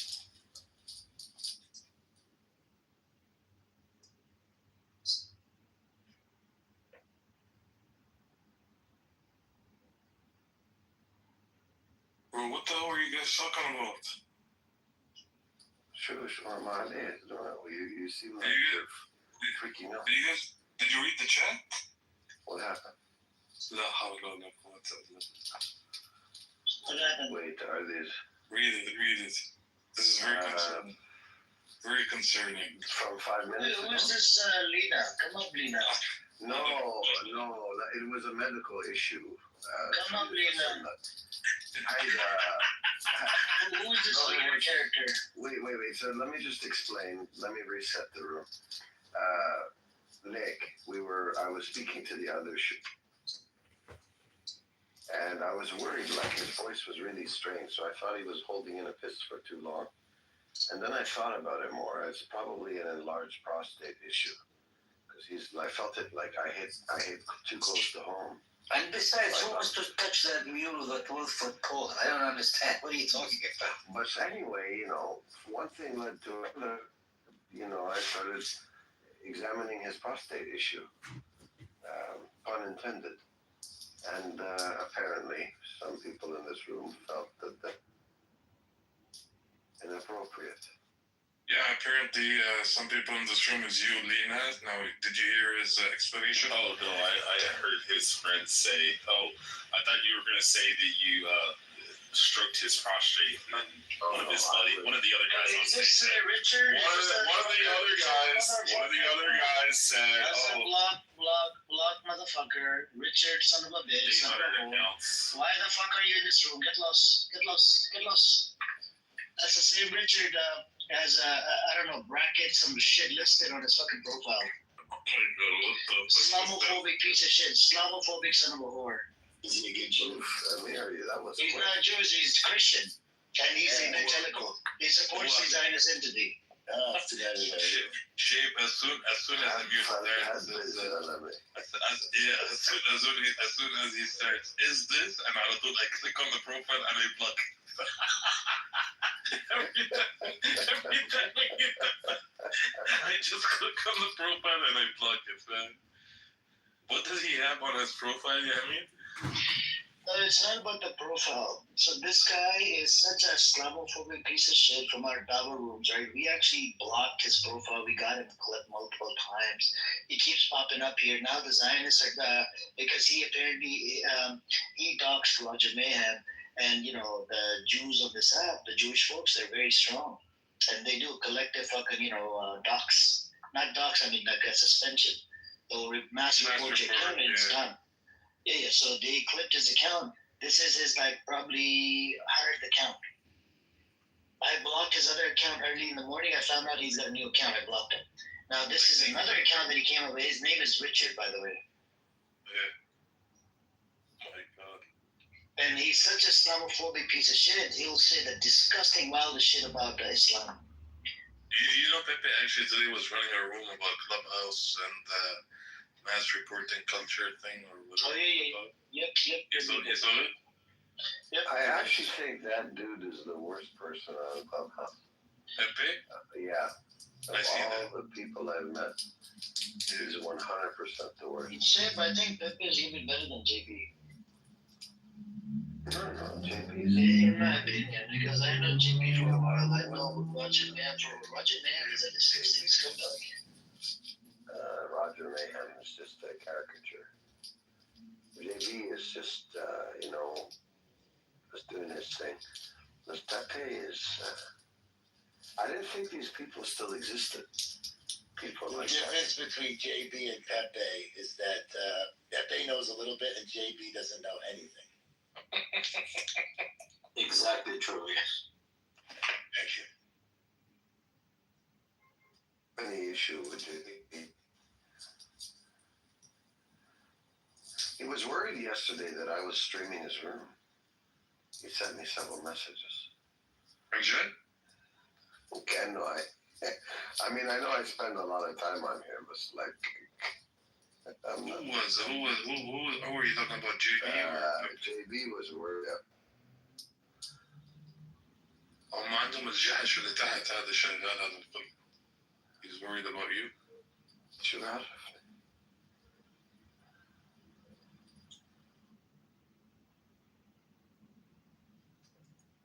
Is the Black Rabbi hour over today? Did I miss it? I don't know if he came in and talked to them or not.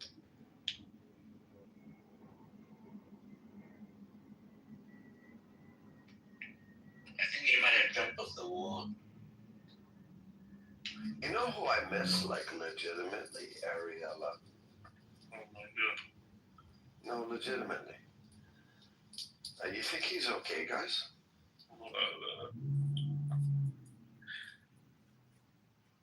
Certainly hope so. He's a good Jew. I think. He's mad at Amir. Wallah, like ever since that video of him. Oh, right, circulating, you're stuff right. coming. Yeah, you're right. I think he does come in with his anonymous account. Shit, by the way, his video is getting a lot of views on TikTok as well. Shuki has a TikTok account? Yeah, Shuki told me it's getting views, a lot of views. I think he said about 100 or 200 views within 1 or 2 days. Does he use his good captions, Shuki, on TikTok to attract and locations and all that stuff? He uses a full name of the person. So if somebody wants to look him up, it'll be easy. Very It makes the job easy.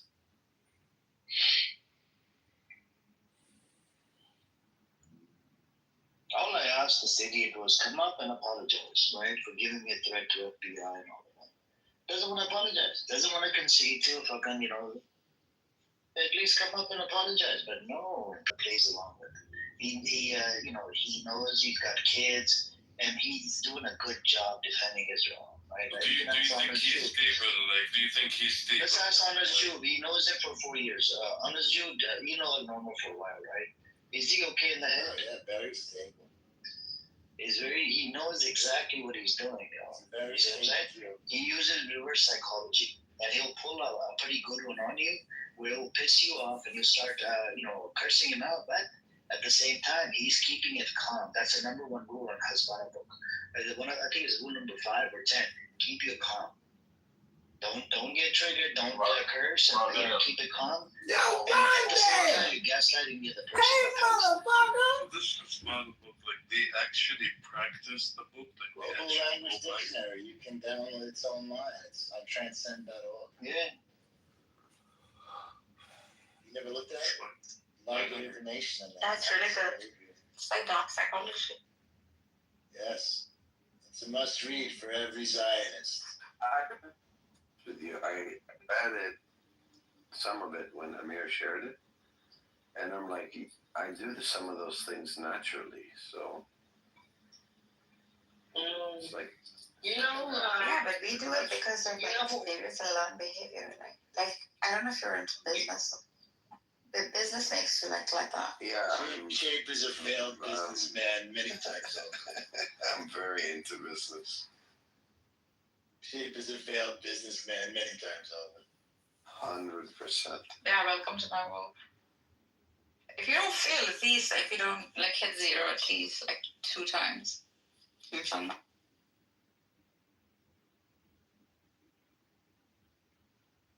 It is actually, now that you mention it, it is a basically code for business people in some sense. Yeah, but you can also be ethical about it. You don't have to be that dark. It's there is some level of manipulating, right? But it can come naturally. You could be a good seller, or you could be just charming. Mm-hmm. But here, it's forced. You're learning it, so it's yuck, and it's done with the intent to harm. So.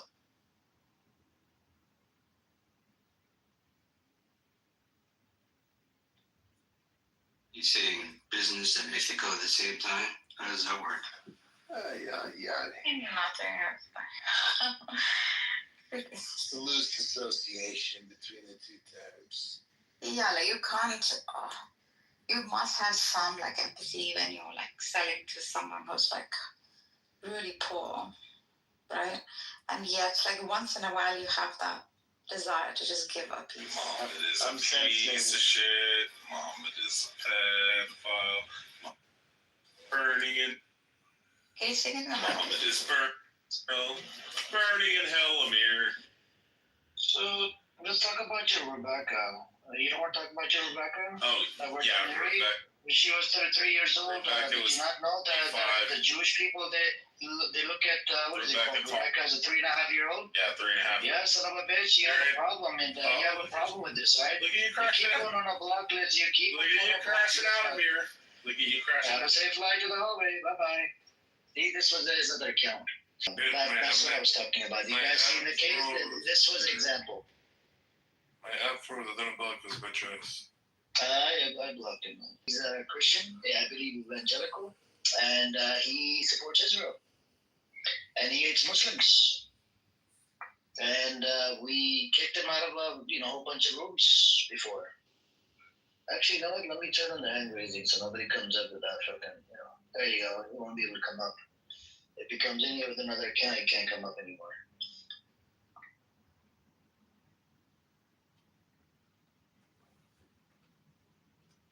So this is a statement from IDF, from a soldier. He says, like he posted, "Mom, I smell the smell of the bodies and I see the bodies all the time." And after this, he goes,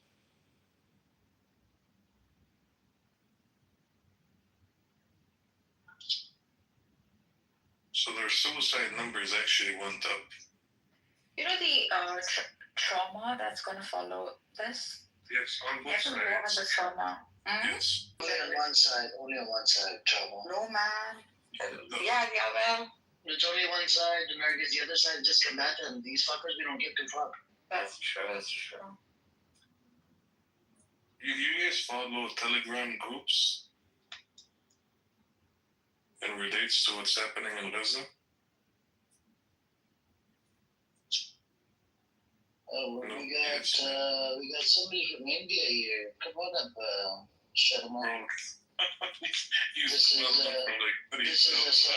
a Sangi right here. What's up, Shadow Sangi? How you doing? Ran away. How do you know he's a Sangi? Yeah, no, Sangi is Look at his name. Look at his name. So, are you Sangi, Shadla? Oh, my AI generates these accounts. I don't. Amir. Hi, Amir. Faggot. The fuck? No, I have over 1,000 accounts. That's what. How does he get all these fucking accounts from? The numbers, the phone numbers. He keeps changing the number on the app. He's got an app. He keeps. Why did Shapeshifter go down in the audience? I don't know, he's shy, man. Why'd you go in the audience? That was an accident. GB rather.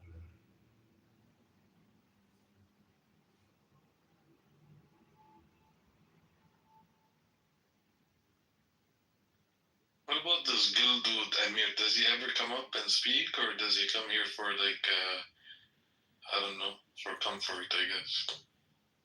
Which one? Oh, yeah, he's actually a Zionist, I believe. Yeah, he's a Zionist. Yeah, he has these tanks. He doesn't want to come up, he's just scared. He's scared to debate on these topics. What's the I just looked up the percentage of suicide from the idea. Late 2023, it's 7 reported. 2024, 21, increased from previous year. 2025 mid-year 60 to 17, continue a rising trend, and total since October 23rd, 40 to 58 cumulative impact time to war trauma. So that's the ChatGPT gave me. So yes, multiple sources confirm that suicide level within the IDF has been increased year after year, particularly correlating with the escalating of war-related combat stress. Oh wow, sucks to be done.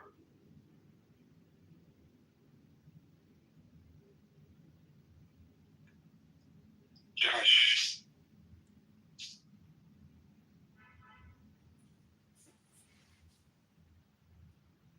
So, Mr. Shape, are you ready, bro? Are you ready for some ice fishing this winter, this upcoming winter? You're not over there. Sure, I like it, man. I'm not, but maybe he's like into it. I don't know. I've actually never gone. You cut us, bro. You've never what? I've never gone ice fishing. Try it, bro. Like, you have some good lakes there. They usually announce when the lakes are good for fishing. Fishing is so boring, man. Not boring, bro. How do you sit on arms? What a typical woman answer. For that activity room. It is boring. You're not very whitewashed. Yeah, not just. No, it's boring. It's boring, but please, let everybody know. Tell everybody why you like fishing.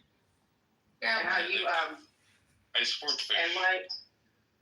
Right. And how you put it in your love life. Go ahead. Let everybody. Can you please tell us? This is getting very intriguing. I just sport fish. So in the past, I used to joke around. Like when they used to, anyways. So what I would say, I like my woman the same way I like my fishing. I just catch and release. I what? Catch them really slow. I like my woman the same way I like my fishing. I just catch and release. That's really good. So this is what Wednesday's trying to say. Damn, that was good. Yeah, but he is. He's not lying though. Yeah, I'm not lying. I know. Once you find that, once you catch a keeper, you take it out. I hope. I'll do it now. You're gonna eat it. I'm doing that, brother. I hope you find a keeper. Yeah, there's some very good fish where I am nowadays. Yeah. Okay. There's the fishing, right? A lot of keepers. Desert fishing, right? What is it? Desert fishing? Is that what you're saying? The fuck is desert fishing? No, not desert fishing. Yeah, we remember. Yeah, you were like, no, you guys buster. That was Amir, I think, saying that he never seen people go fishing in Saudi Arabia. Yeah.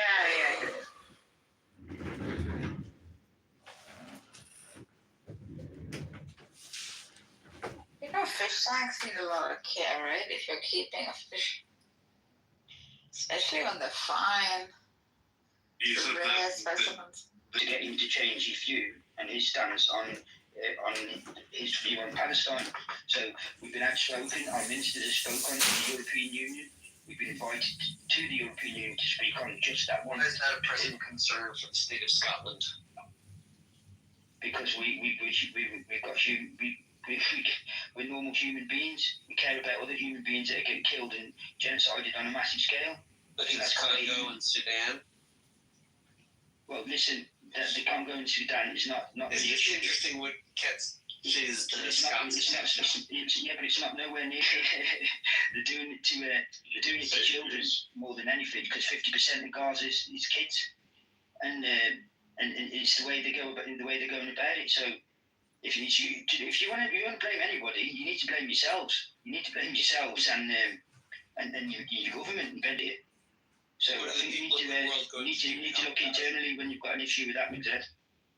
Yeah, no, sure. What do the people of the world want to do to help Gaza? Well, you know what they want to do. You can see what they want to do. They've stood up. Most countries now recognise. I heard some of them announce that they will recognize the state of Palestine. Which means a list of 190 other countries. But you could think that to be like controlling. What are they going to do? Well, hopefully, the very threat of recognizing Palestine would help you connect the dots that you are bringing about. Palestine. I recognize Palestine. Well, how did South Africa fall? South Africa fall? Just let me land. Like, how did apartheid South Africa fall again? I don't know. They're still kind of reeling. Just one word. If you had to choose one word. Terrorism. I would say sanctions. Okay. Yeah, that's how apartheid South Africa fell. But so you continue to think of it as zero, Your end game is sanctions on Israel. That's your solution. That's pretty much it. Did you say Samsung or Samson? Samson, I think. The whatever it's called, that fifth. Well, maybe you're Korean. The Samson protocol. Yeah. You have the fifth exile. Yeah. Whatever it's called. No, I mean, my general understanding is that the Gazans will have to be placed somewhere, whether in like temporary housing or just like moved to a secure location, and then they're going to have to like clear all of the traps and bombs and explosions, and then build something new. It's going to take time and investment, and then they'll be moved back in and give their own authority without Hamas. Yeah, sure, bro. You said move back in. Who's gonna? Yeah. You're really trying to Are you really, man? Can we not do the really, man? Either either we want to argue against them and take them seriously, or but you really think that Israel, went to commit a possible one if you want to do that, just to like create the PA so it can govern the Palestine. You think that Israel in 2025 is going to go and bring back a scenario of pre-Oslo? Like, after all this, you think they're just going to rebuild Gaza? It's that easy, and then just like... No, I think it's going to take a long time to rebuild Gaza. At least like 10 years. Like, we just went back. You don't understand why this is so bad for Israel, because even in the best case scenario that you're talking about, I'm telling you that the progress that was made by Israel they're not even to avoid the consequences of the first Intifada have now evaporated. So we're back to the first Intifada. That is ideal scenario for Israel. That's the best scenario. Intifada? We're just not going to let. So you're destroying Oslo. The only, Oslo 1 mainly. You're destroying it, and so, which is actually in your favor to begin with. I don't care about Oslo. Israel's favor, Oslo 1. Like, when you destroy it, and then you go back to a the reality. settlers have already Let me just finish, bro. Like, why do you Jews act like it's not that logical? It's very white and black, man. And even you have historians and you have Zionists thinkers that literally tell you this. I don't understand where is this Zionist desperation to maintain some sort of facade image? We all know, I know Israelis. I know when they look at all this, they're not thinking, Western media propaganda. They're thinking, they don't read most of this stuff. Fuck these guys, and this is Judaism and chosen people and seed of Abraham nonsense. We know exactly how Israelis think, man. They read about the stabbings at the bus stops. I just don't know why you care about it's Amalek. My relatives. Why would I care about them? Amalek and Edom. Dude, Israel as in Israelis want this to happen. They want it. The more right-wing politicians are straight up just trying to aim to destroy as much of Gaza as they can. Exactly. Really taking credit for it for a political point when you guys don't. Oh, so now we want to say so. Yeah, I wouldn't say all. I would never say all. Look at Israelis. They beat the shit out of each other. They are aggressive. They literally this. If you go on Clubhouse, and Mikhail, I don't know. 5 years ago, or more 4 years ago, when I first came on here, there was somebody who's kind of right wing who he happened to be Jewish. He would go into the Jewish, Clubhouse spaces. I went into those spaces with them. Now, Jewish Clubhouse was bonkers. It was so divided. They would kick you out of. They would dox each other, kick each other out of each other's spaces. Say obviously flares. Let me just quickly one point, and then I'll crack on. Zed and Mikhail, this has come to my people. We've got our own language that's completely different to any English or any language. It's not in the Anglo-Saxon language tree. No, it's Gaelic. Is that why you think Glaswegian? No, that's hard to understand because we're further north. Our original language is called Gaelic. It's pretty much extinct. Originally they did, yes. Yeah, Gaelic is a Scottish language that they took from. There are no Irish that have specific Irish narratives in Gaelic? Well, this is what I was trying to say to you about. You said we were totally different because we were clans back in them days. Hold on 1 second. Back in them days, I'm saying because of your historical positions. They used to. Yeah, listen to me 1 second. They used to clansmen would marry their daughters off with other clans. So the clans, some of the clans were from Ireland. So their head chieftain clan would marry a woman from their daughter to the head chieftain clan from Scotland, and so back and forward. That was always the way.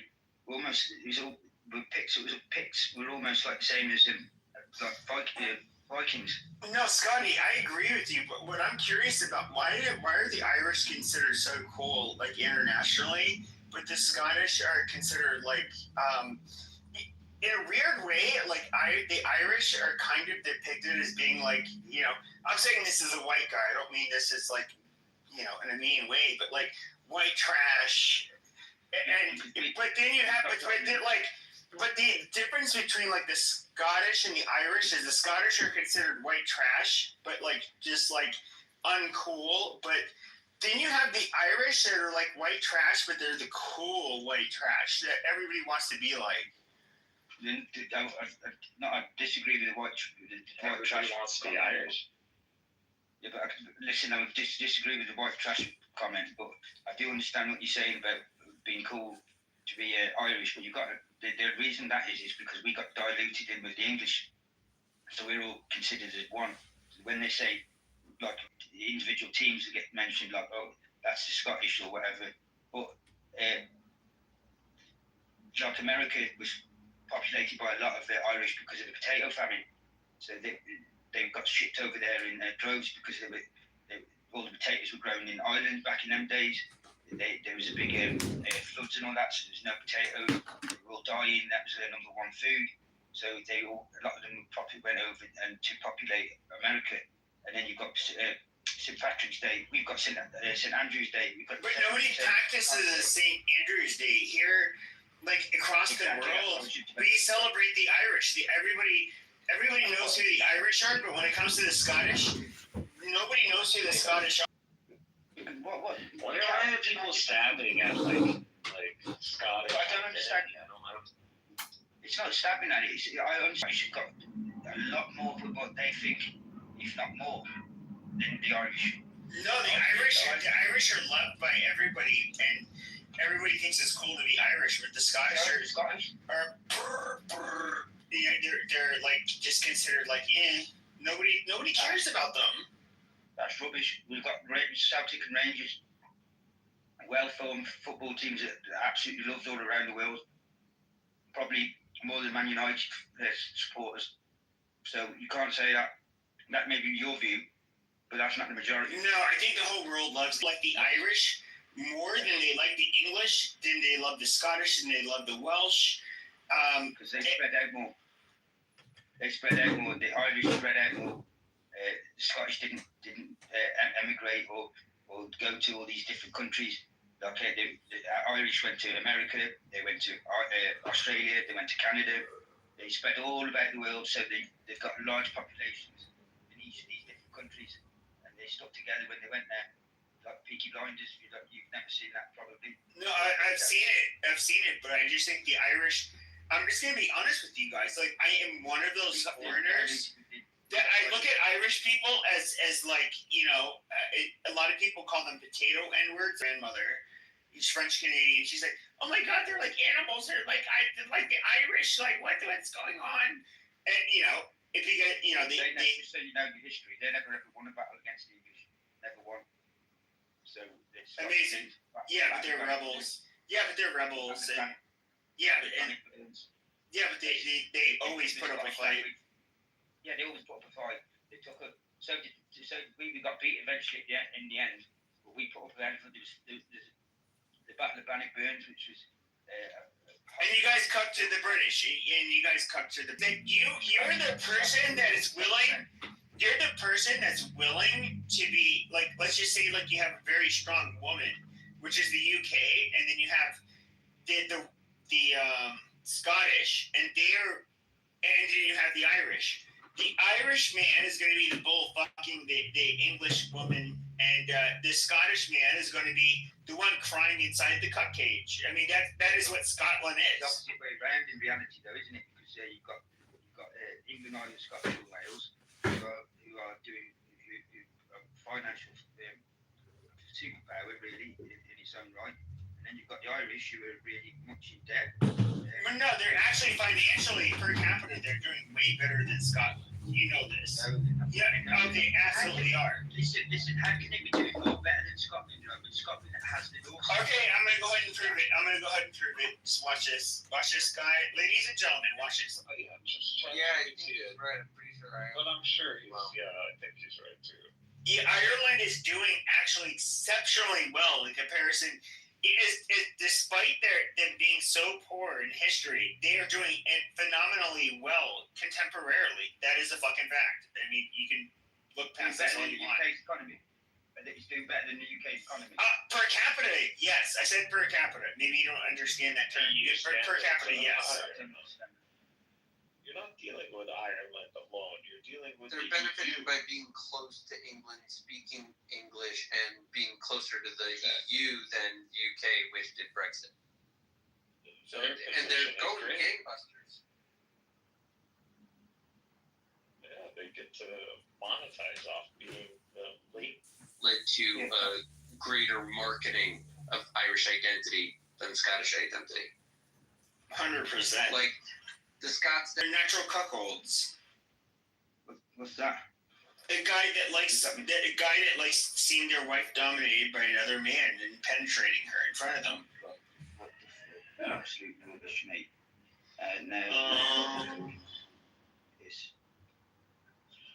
Yeah, I mean, one could look at it negatively, but at the end of the day, what is the difference between Scots and English other than this is what I was trying to explain to you.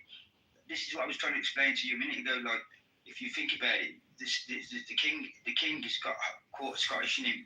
He's quarter Scottish, half Scottish anyway. But people don't care about the monarchy in general. No, but he did. He was mentioning it, so I was just explaining. He's saying bow to our king. We ended up William Wallace ended up shagging the Princess of Wales. So, and then the kid ended up in our matter anymore. It's bureaucracy now. So, with the system being the system, what is it that really makes a Scot at this point, other than history? I'll tell you what makes us who we are now.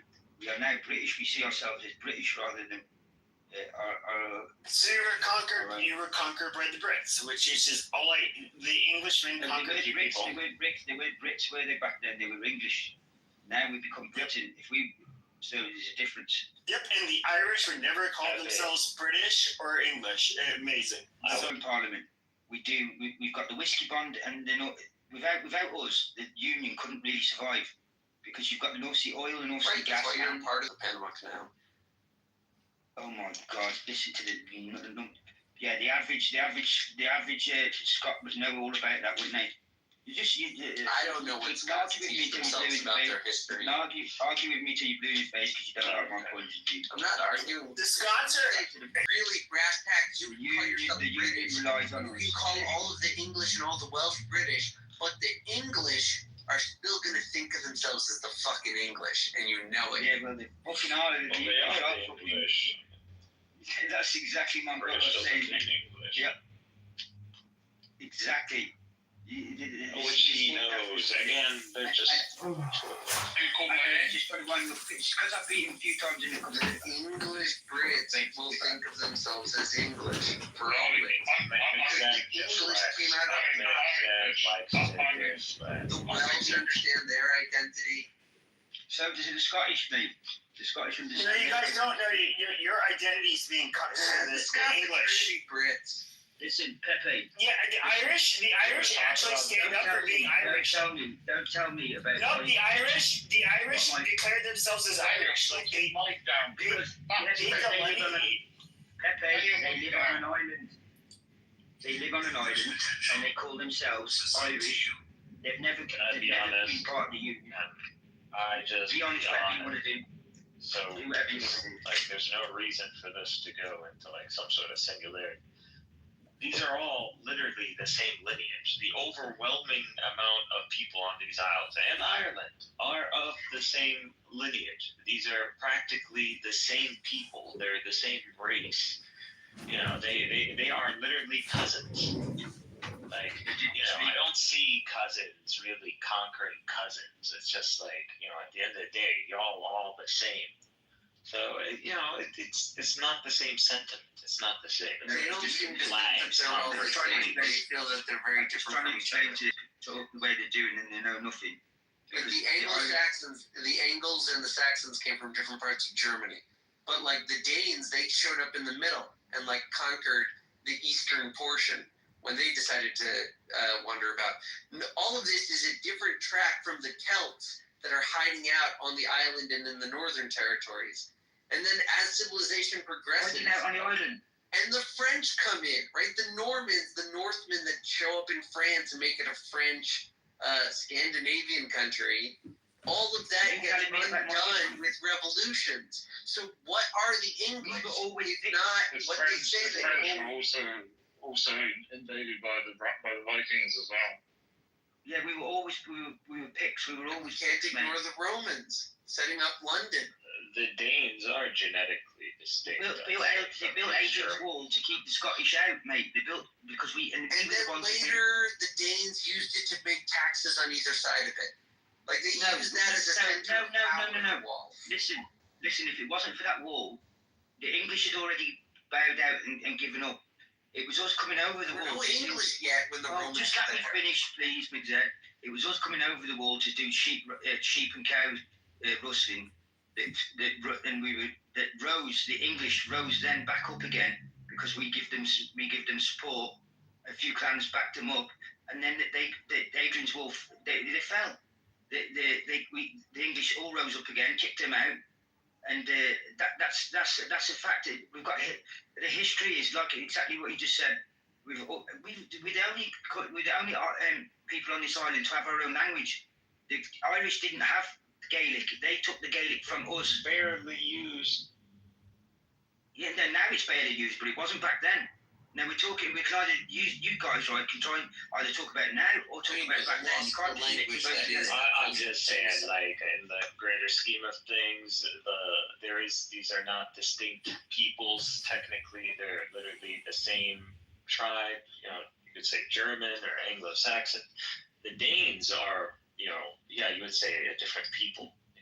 But the Danes, they spread over. They moved in. The Latins. They moved everywhere. They moved in everywhere in the UK. Yeah, that's right. And you're forgetting the French. And England invaded. These are literally the French. Listen, if the Romans got to us, Mitzet, and they had to build a wall to keep us out, what do you think the poxy French were going to come and do? Are you They kept the wall. Married the French princess. The Viking became married. And all of this, guys, all of this history, which is culturally relevant, you can all say gets undone by the revolution of your ancestors that decided there was a glorious revolution to be had. You could say. But again, even emphasize these Anglo-Saxons are the same people. They're not. They're different. They're not the French. The French cannibalized themselves in fascist countries. England went a different way. Dude, I just look at things as lineages. Yes, there are monarchies and authorities and when that comes to exactly.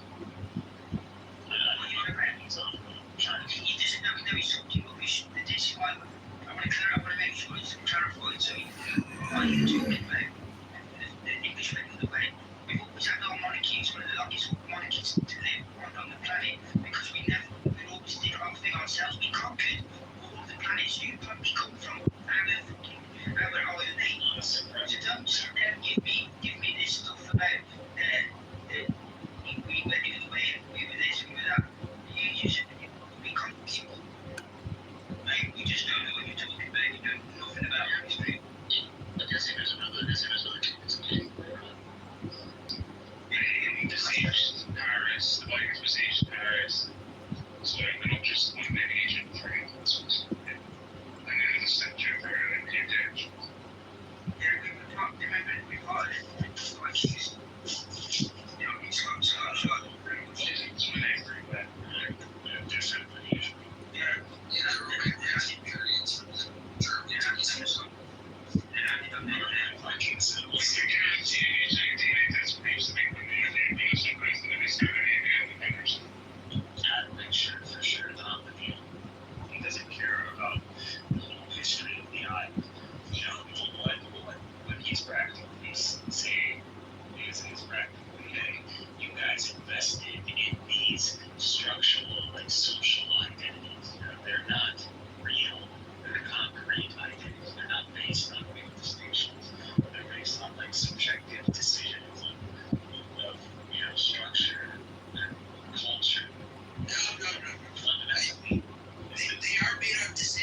not subjective. They're usually very good decisions. Objective ones historically found celebrate this river, that bridge, this wall, why it's there, what happened there.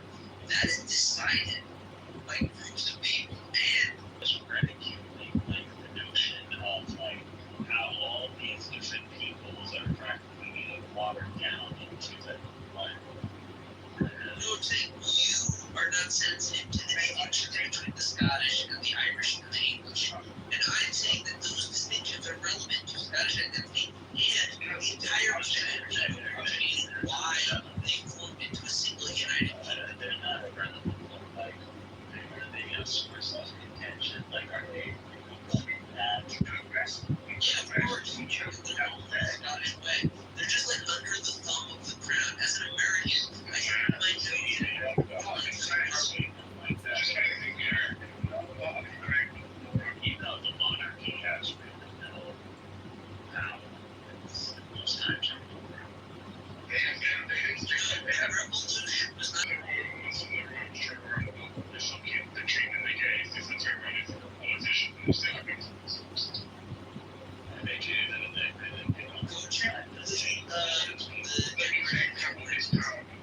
they're all directed to the King of England, and they're all criticizing him for not stopping Parliament from being an asshole. Stop saying the King of England. He's the King of the Isle of Great Britain. We chose him. No, I have three kings. Yes.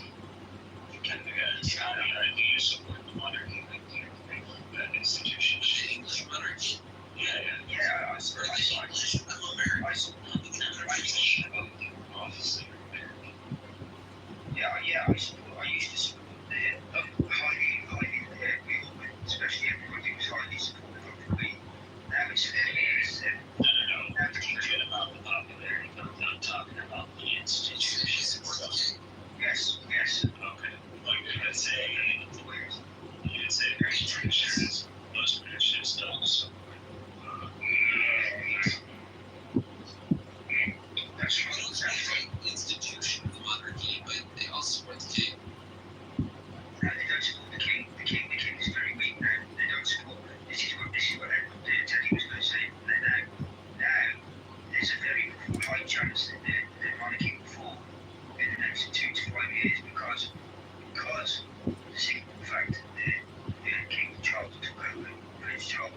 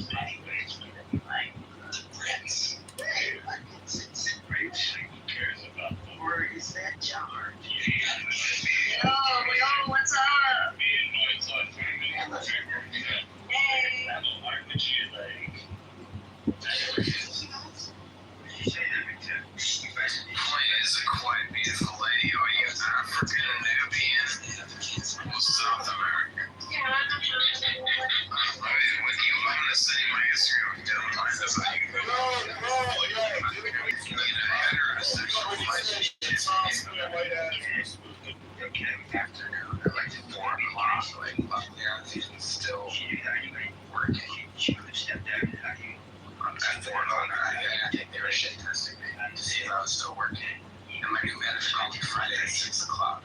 Because that hard moving first that like what's going on here? Friday, 6 o'clock.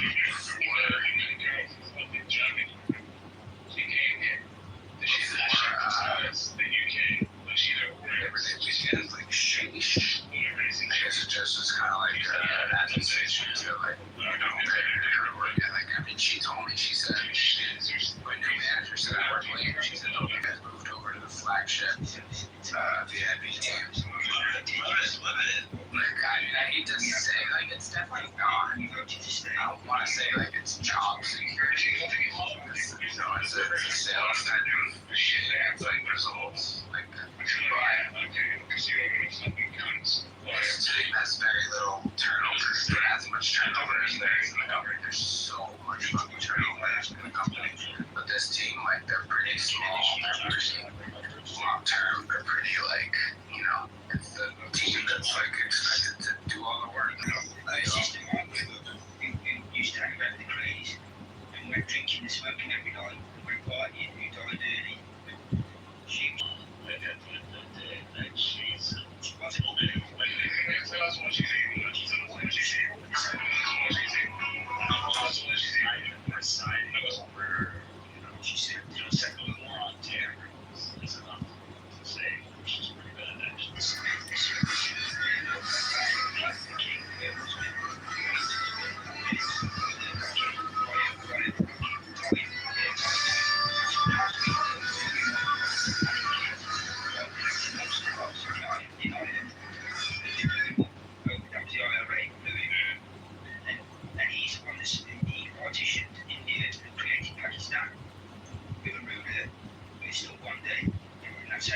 That's how Pakistan makes sense, regardless of what happened.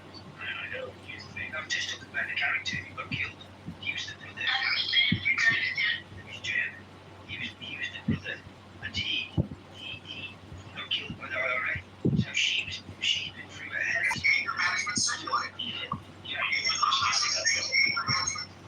Doesn't look favorably on the British Empire. People have a negative view of the British Empire. The Commonwealth was held together by that one woman. Now she's gone. It's already starting to unravel. They've already got folks coming up for independence. You've got Australia coming up for one. You've got New Zealand, they're getting voting on it. So that was always I knew that was always going to happen. And she went. Still only held together from there. Yeah, there's some uncharted territory from the British monarch. Looking forward, we're going to have the CD or something like, even though I don't believe she's necessarily a person to be admired, but yeah, especially The descendant of Anglo colonialism resulted in similar projects to America. America are there because of us. Right, that's what I'm saying. You might even be a dependent descendant of us.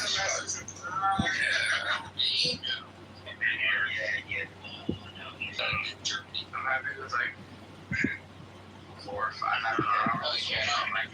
No one places. I can have one meeting, so one place where that's good enough. Austria, I want to hear this. That's what I want to hear. It's not much. 60% on Chinese. And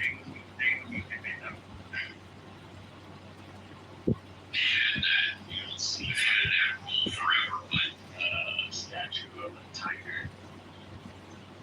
No, I'm just talking about my recent Have you ever seen Great Wall? Do you know that It was a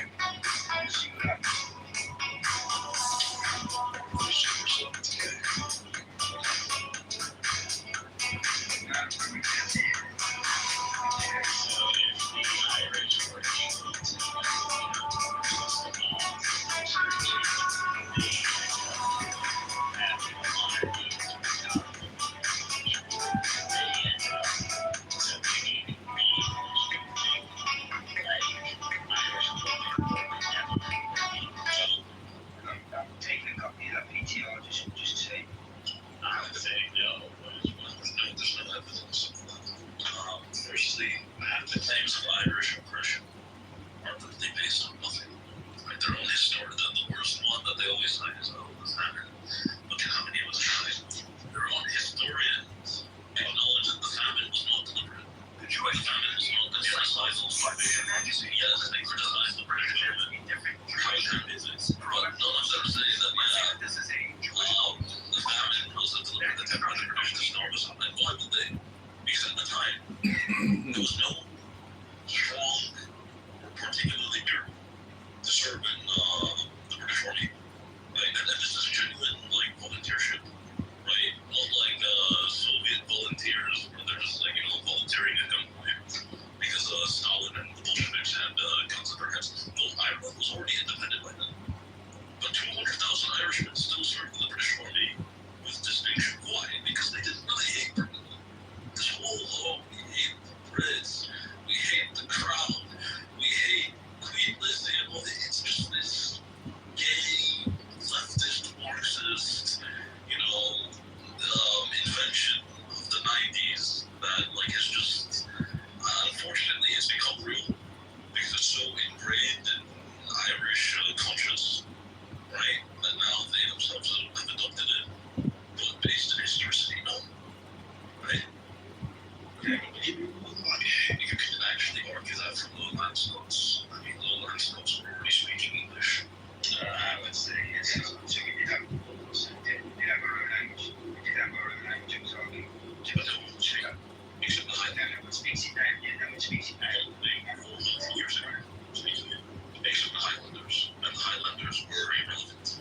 The Highlanders, again, another thing that sort of we listen, the lowlanders, that you talked about, Edinburgh and Aberdeen and all that, they still spoke Gaelic into fact. Yeah, but very few of them speak most. Like, if you look back, what they did back then. Yeah, but if you look back, Scots is still officially considered language. You're going on to understand everything because Scots is just English. That's what it is now, because we voted I just did all this arguing. We voted to stay in Britain. That's one of the other was after just all this, but we did have our own television, you say. My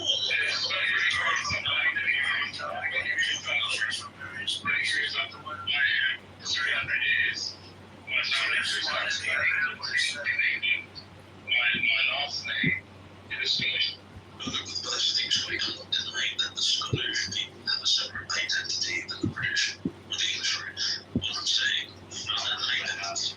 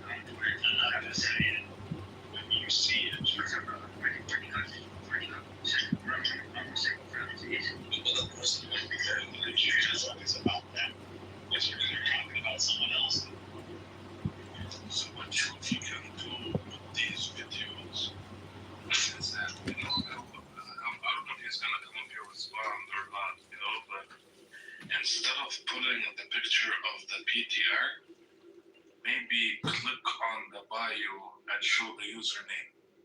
You know what I mean? Oh yeah.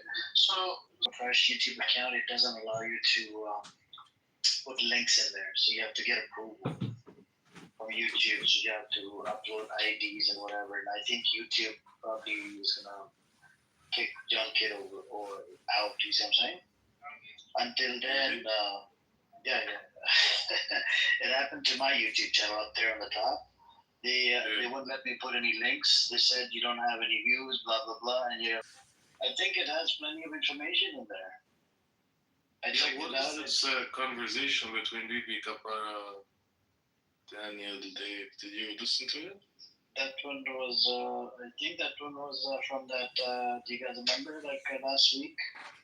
That one was, I think John Kitover, remember? He recorded, he likes to record rooms, right? Yeah. So I think slowly, you know, we need proper information, and some of these people, they deserve it. Yeah. And some of them are. John Kitover is the one that's gonna, you know, destruct. He's gonna destruct the other Zionists on the side. Well, they're so stupid, man. They don't. They think they're the smartest, but they're the dumbest. We got two in the audience. I think Normal and probably this other John Kitover. Yeah. That's him. He's listening. John Kitover is listening to John Kitover.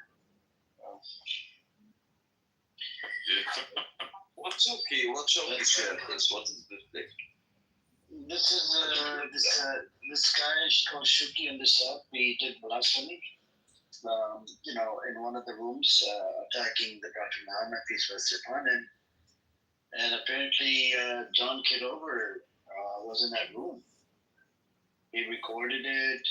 He enjoyed it. He enjoyed it so much, he put them up on his own account, on YouTube account. And, you know, apparently his guy is dedicated to him, you know. And apparently John Kitover enjoys it. It says he did a good job, a fellow Jew, you know, mocking Islam. Can you guys read this? Arabic? I could read Arabic, yeah, but what about it? Don't read. أنا مش I don't think copyات يعني مش صح يعني كلها حسابيت. What did Jackie write in the chat? I mean, Jackie from the tribute.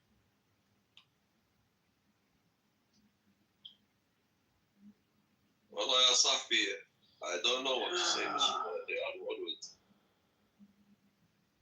منورينا. بس والله يبان أمير. Yes, sir. Yes, sir.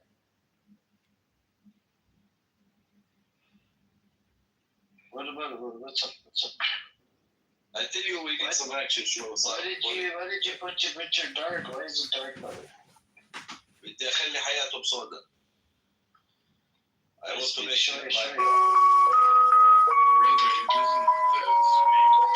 I speak sure, not too much. I teach you what I'm doing. I'm teaching. No, it's okay, brother. This room is, I'm not here to learn Arabic right now. My focus is on Zionist. But no, Zionist, you must sometimes to give them Palestinian words, you know, in their case. No, but the Zionists, they speak in English. They don't speak Arabic. They don't speak. They don't even speak Hebrew. A lot of them. They're either from New York or Japan or China or some shit, man. We even have a chat from Zionists from China. Yeah, there's one. I speak foreign language, Amir. I can help you sometimes. Oh, you do? Okay, nice. Oui, tu vas au Monzel, sinon, là-bas, parlo italiano, parlo spagnoli. Nice. I see one. But anyways, welcome, Wayfan, Nergis. تعلمنا كل اللغات. We learn all the language. Right. Nergis, the room is running in the hallway. Maybe somebody else you brought. It's only one person, you know. It's okay. What did I do? طولوا بالك يا جماعة. Take it easy. Take care, bro. No wonder Caroline Levitt, billionaire. أبو عبيدة نجس نعم. What?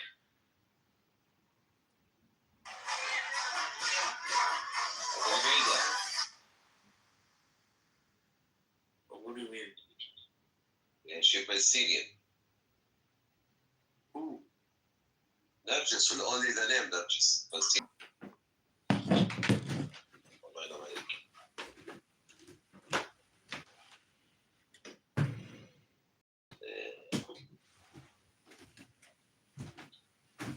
So, brother Uber, it's Uber, right?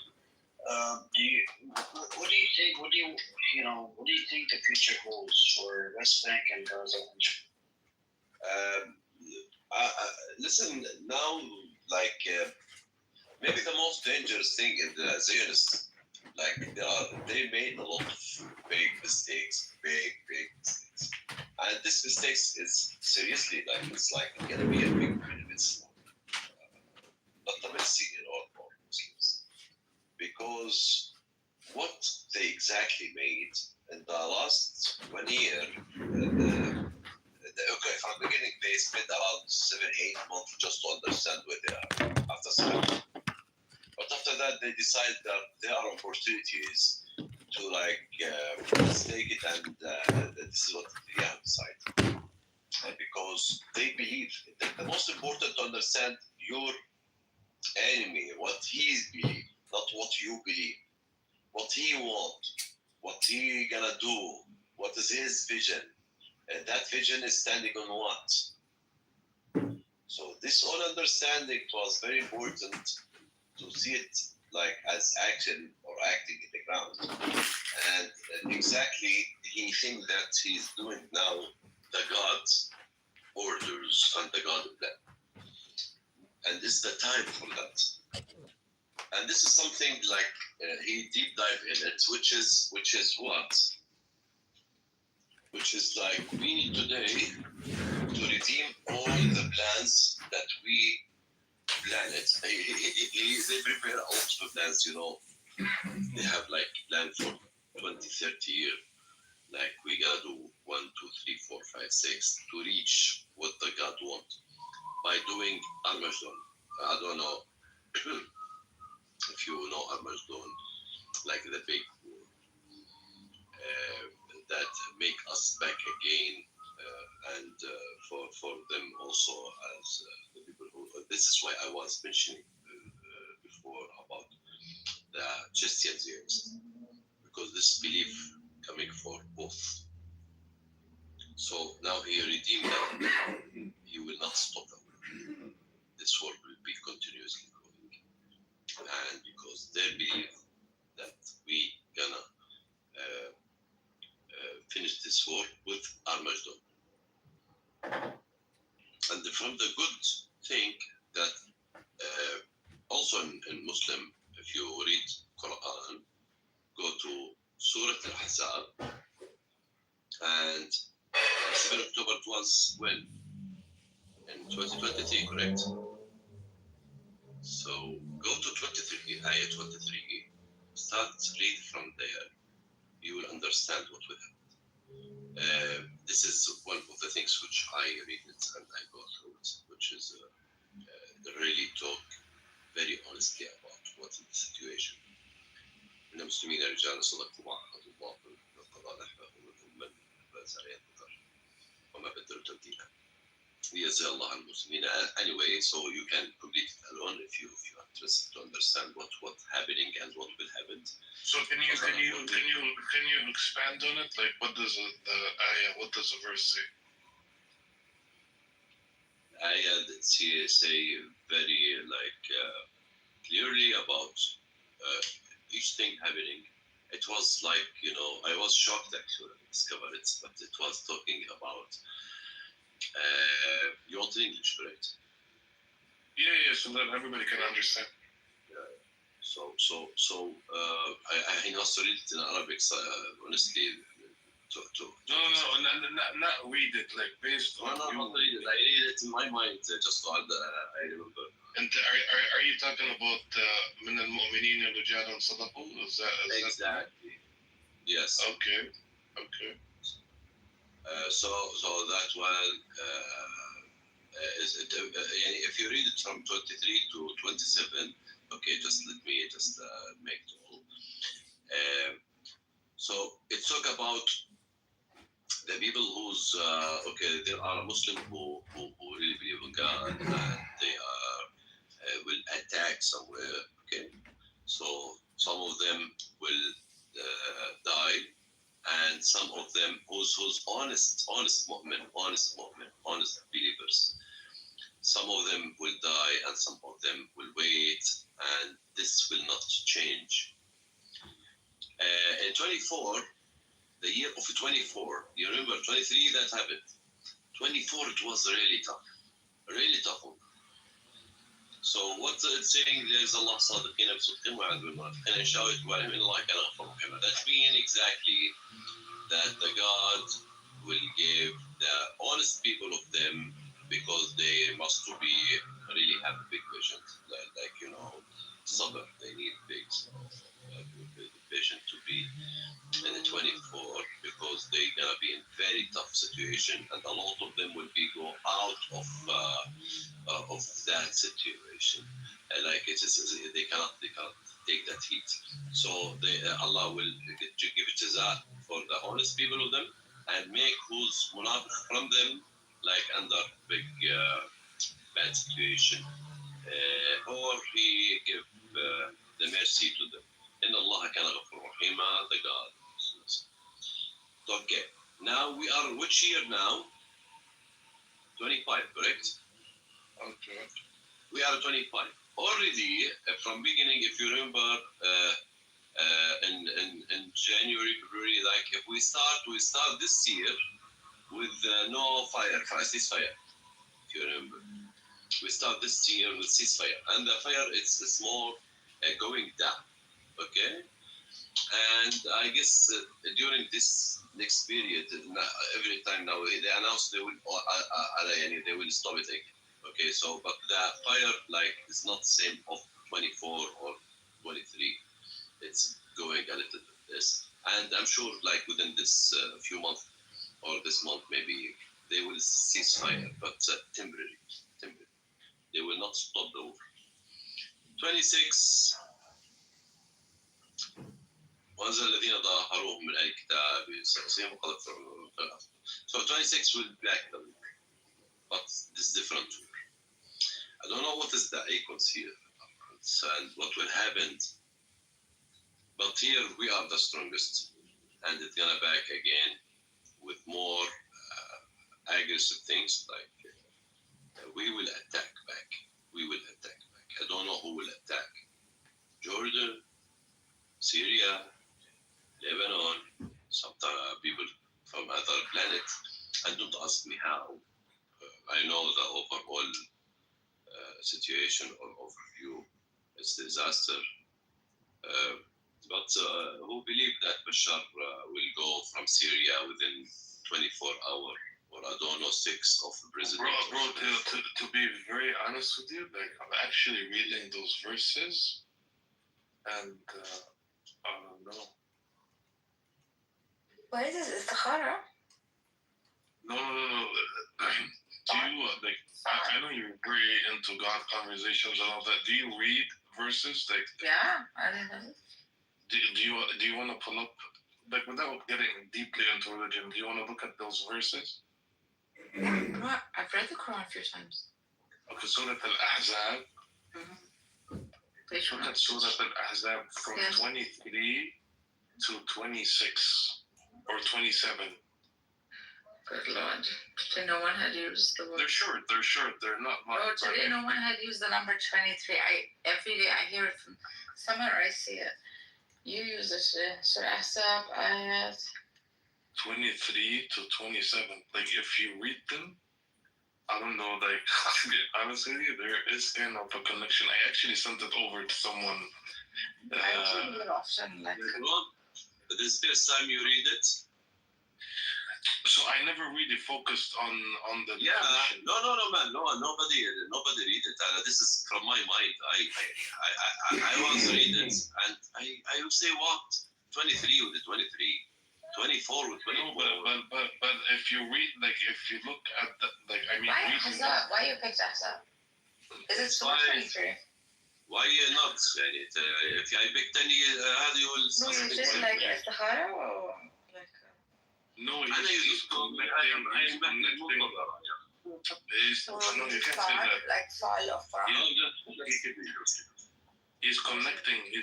على فكرة ما بيصير يا أوبر even if kidding it's not acceptable. What is it? Like to kid about religion.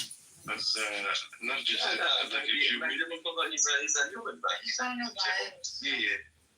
No, read them, and I don't know. I think there is a connection. Huh? Yeah, of course. He's really good at. I really like this story very much. One of my favorite ones.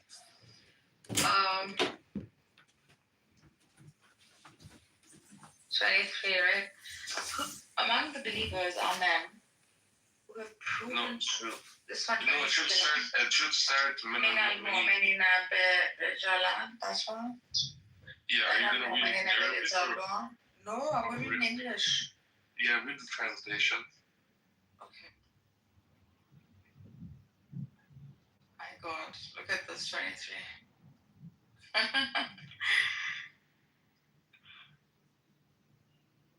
Wow, nice ones.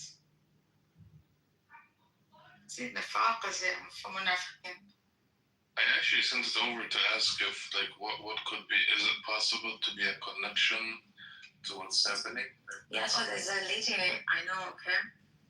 She does like this, like, she uses dots techniques also, which is very, like, spiritual.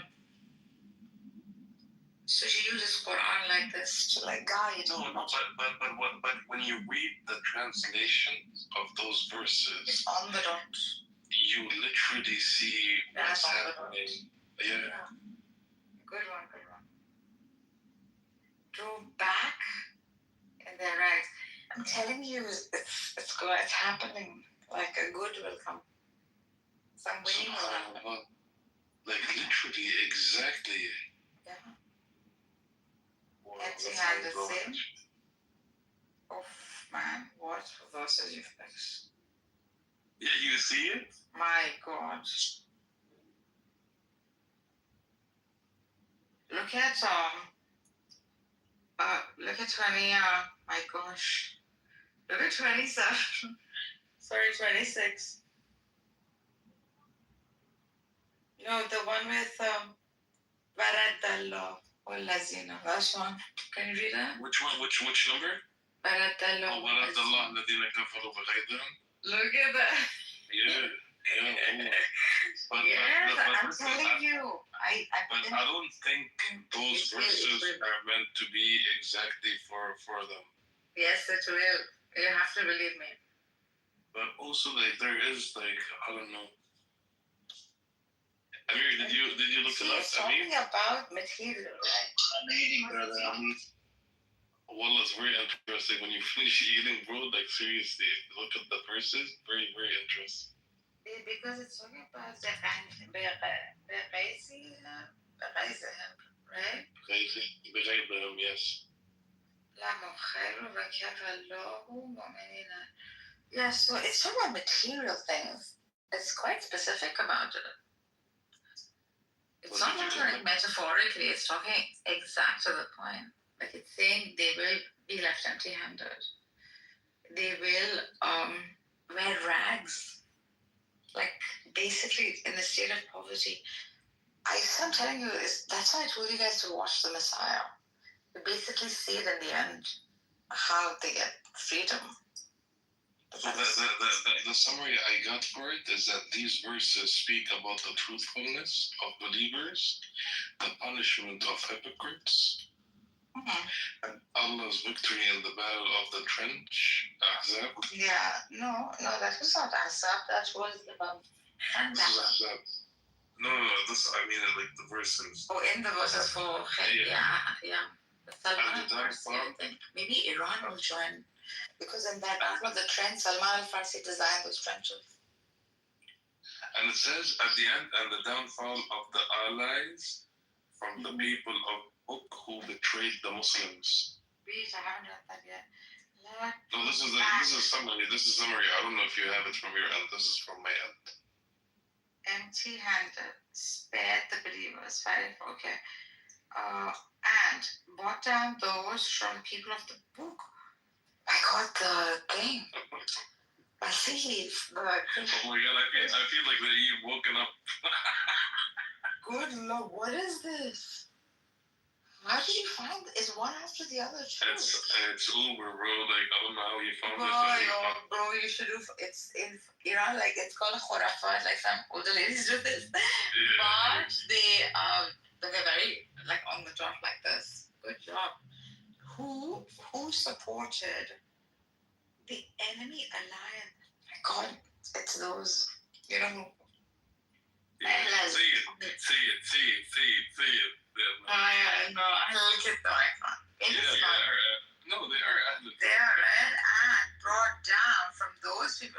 Okay, so it's the Yahudis who supported the enemy's alliance. No, the enemy here is Yahudi. The alliance is a Christian. This Ahl al-Kitab is a Christian. They'll join the America. So I said is both of them, like the Christians and the Jews. Yeah, but see what it's saying? In this case, it cannot be Yahudi. No. You have to relax. The enemy. Not just relax for a minute because I don't know where you went right now. I don't have what you have. Which one are you reading? Which ayah? Where are you? What are you reading? I'm reading the last ayah of us. I mean the 27. Oh well. وأنزل الذين, that's one. No, I don't have one. Oh, this is the one before 27. Okay, yeah, 26. He bought down these of the book.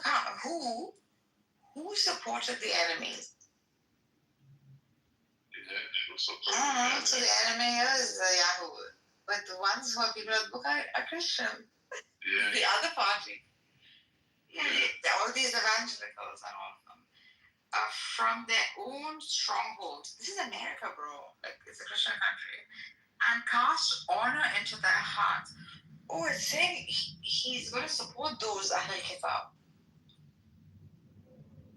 You believers killed. Oh my God, you believers killed some and took others as captives. Oh my God. The heck, man, bro? Okay. We don't want to get kicked out of this room. Oh, religion. He's eating something yummy. He cooks well. I mean, he should invite me one day. Oh, he cooks what you're saying about this food. Bro, he's a really good cook.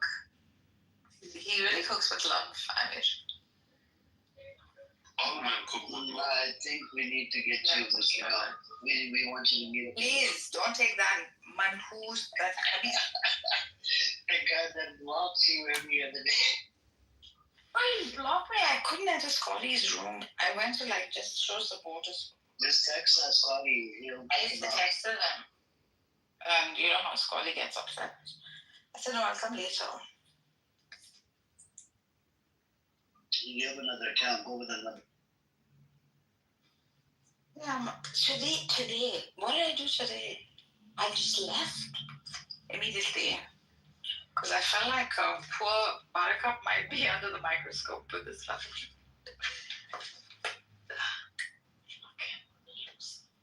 What's up, Josh? Welcome. Point, come up.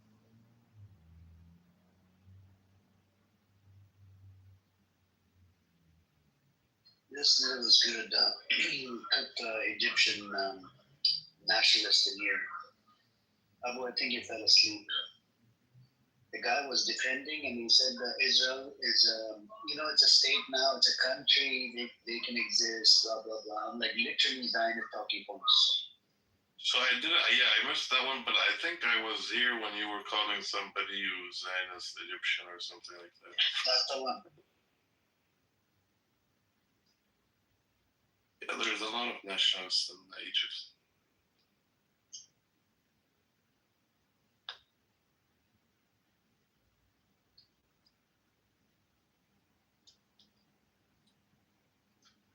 You see what's going to happen? What? The ceasefire.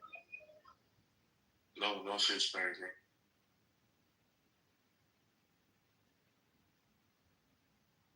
You think Trump will get in there for the ceasefire? No, but did Trump get poisoned yesterday? I don't know. I haven't looked into it. Did he? I don't know. I read something earlier that he got poisoned or something like that. But no, I mean, there's no ceasefire. I'm saying, you think Trump will get in there to do the ceasefire? We'll get in to do the ceasefire? Yeah, like he did with Iran and Israel. If his master is Allah.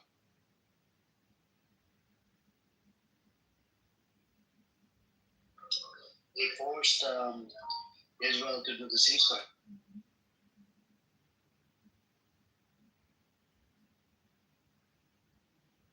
Yeah, but he won't face this one.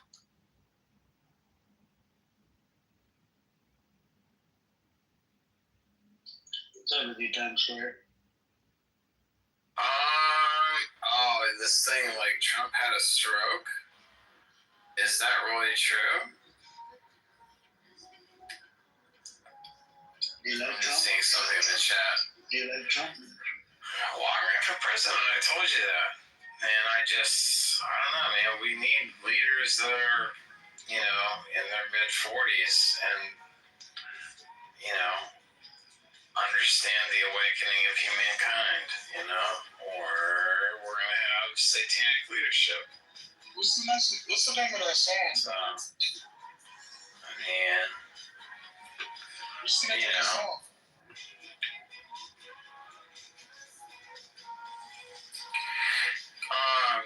But I want to ask this person, point taken. Yeah, I know. I was based actor on. Trump had a stroke. Is that true? Is there some news source to that? Because that'd be pretty crazy.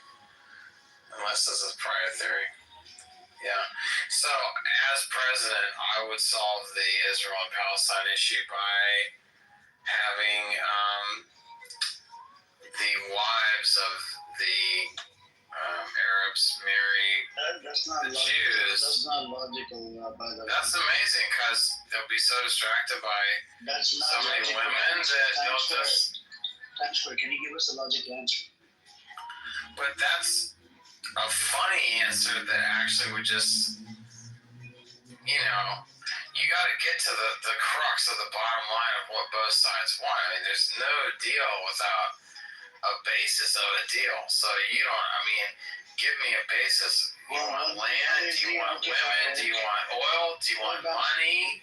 Hold on, what is occupier? Do you want technology? Are you listening? Hello? Well, I haven't heard what anybody wants. I just told you, do a deal in 5 minutes. One is the occupier, the other one is the occupying party. One is a murderer, and the other one is murdering them. The other one is a killer, and the other people are getting killed. I mean, we have to stop all of this. And so, so then you propose a solution that would solve it all.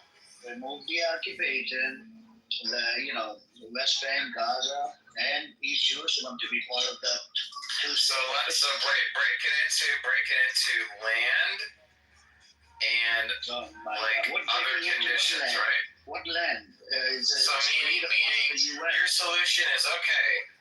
So Israel is completely removed from any activity in Gaza whatsoever. Yeah. And they cease all operations there, and they just give up the whole land, right? And they don't seem to want to give up that land for some reason. Right? And so I think there needs to be some kind of land deal like Trump was trying to do with Russia and Ukraine. And I don't know that Israel is so. It's their land. Why should they make it? What is the land deal? It's their land. You seriously don't know anything about this conflict? I do in a sense, but it's So too. it's under occupation since fucking 1947. But what part of that don't you get? It's their land from the jump. Okay, it's Palestine's land. Yes, it was called Palestine in 1947. They turned it. They did what they did in 48 by force, ethnically cleansing Palestinians. That's how they were created the state. Even the U.S. president was, terrorized by the start. So your solution is, revert it back to 1946, of what it was before this. Hamas charges says 67 borders. Oh, okay, so give it back to okay. All right, well then I don't know. Propose it. Put a petition together. Do something. Maybe they'll do it. It's only Israel. What are you gonna give to Israel then? What are you gonna do for Israel? They're gonna get their hostages back. Okay.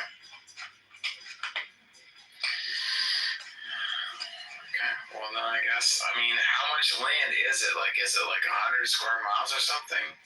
I'm kind of an idiot and a genius, dude, but I just don't know what I don't know. I've traveled a lot of the world, but this particular situation, I don't have a lot of context because I've been in other places like all over Europe and Australia and the Caribbean and Dubai. I have been to Dubai, so I understand that side of the world.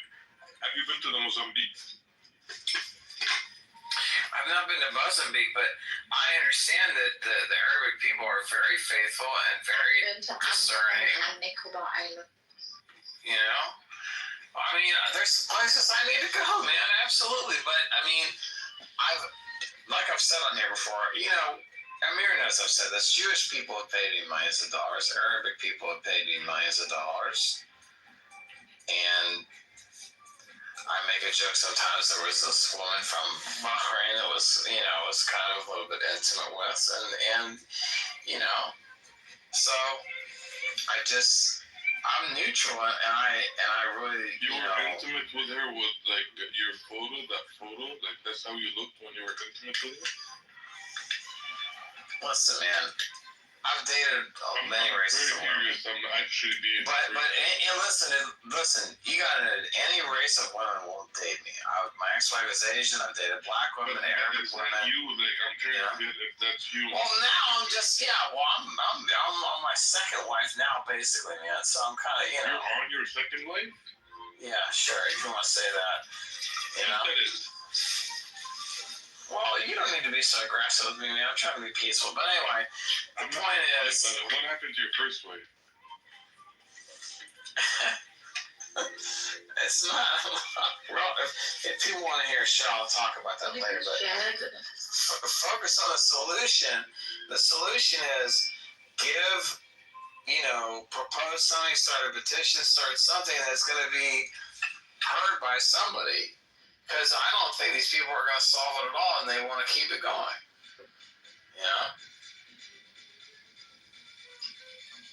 And if there can be some peace, there should be, And if it's over 100 square miles of land, I don't know, man. What's your favorite America has that. What's your favorite drink? Let me get on the rock. Yeah, you look like a vodka dude. Well, I'm mostly German and French, so I don't really drink. I don't drink liquor, actually. I don't drink at all. I just drink beer and wine. So that's all. All American royalty. All American. I'm kind of American royalty. I ran for president too, so that's why I had to think about an Israel-Palestine solution and a Russia-Ukraine solution. And it is pretty much. Do you think about them when you're sober, or just when you're drunk? It's pretty much. Well, I guess it's when I've had a couple of drinks. Certainly I'm going to tell you my raw consciousness of what I think, but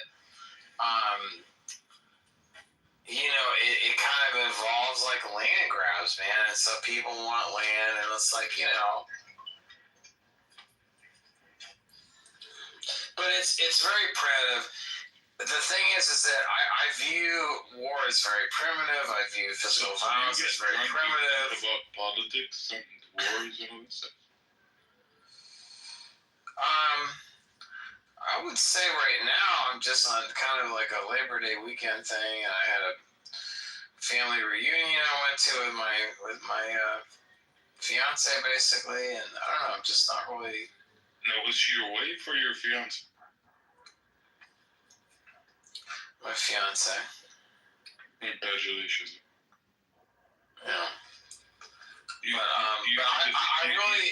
think this one is gonna last, or just? But I want to say the reason I care about this is because I'm a very compassionate person, and I had a development team in Ukraine that was affected by the Ukraine war.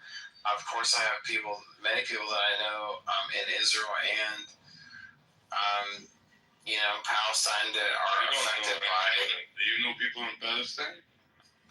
Yes, of course. I know people all over the world that are affected by these world problems. And what I was going to say about Ukraine was that it kind of shut off my development business because I was like, oh, these people are at war. They can't really do coding right now. So it shut down all of what I was doing. So, like, war is like, look who makes money from the war. Let's say it that way. Because I didn't make money from war. So somebody does. So who do you blame?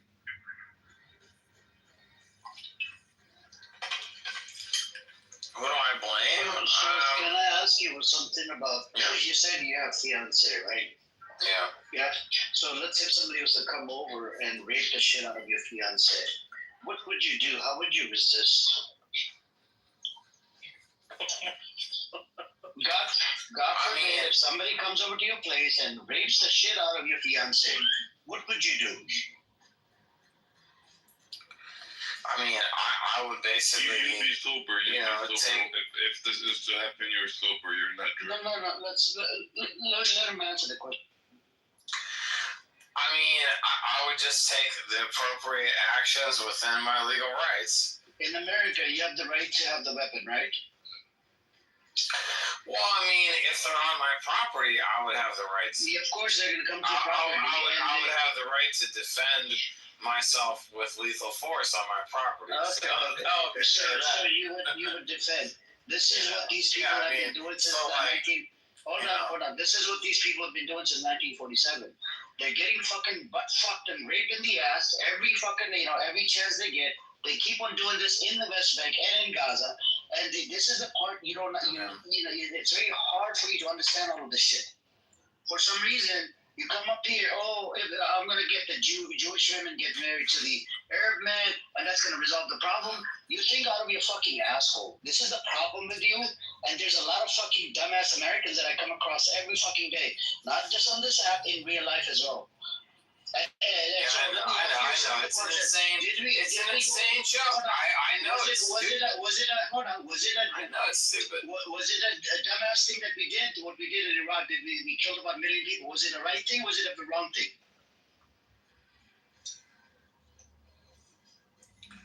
Who did that? America did this. Yes, America did this.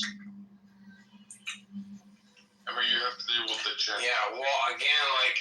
The thing, my perspective is. I just said yes or no. Yes or no. Was it a good thing? I mean, who made money from these wars? I'm not talking about fucking money. I'm talking about in your opinion. Hold on. I'm talking about in your opinion, in your fucking opinion. Was it a right thing or wrong thing that we did? What we did in Iraq and Afghanistan and Libya and a whole bunch of other fucking countries.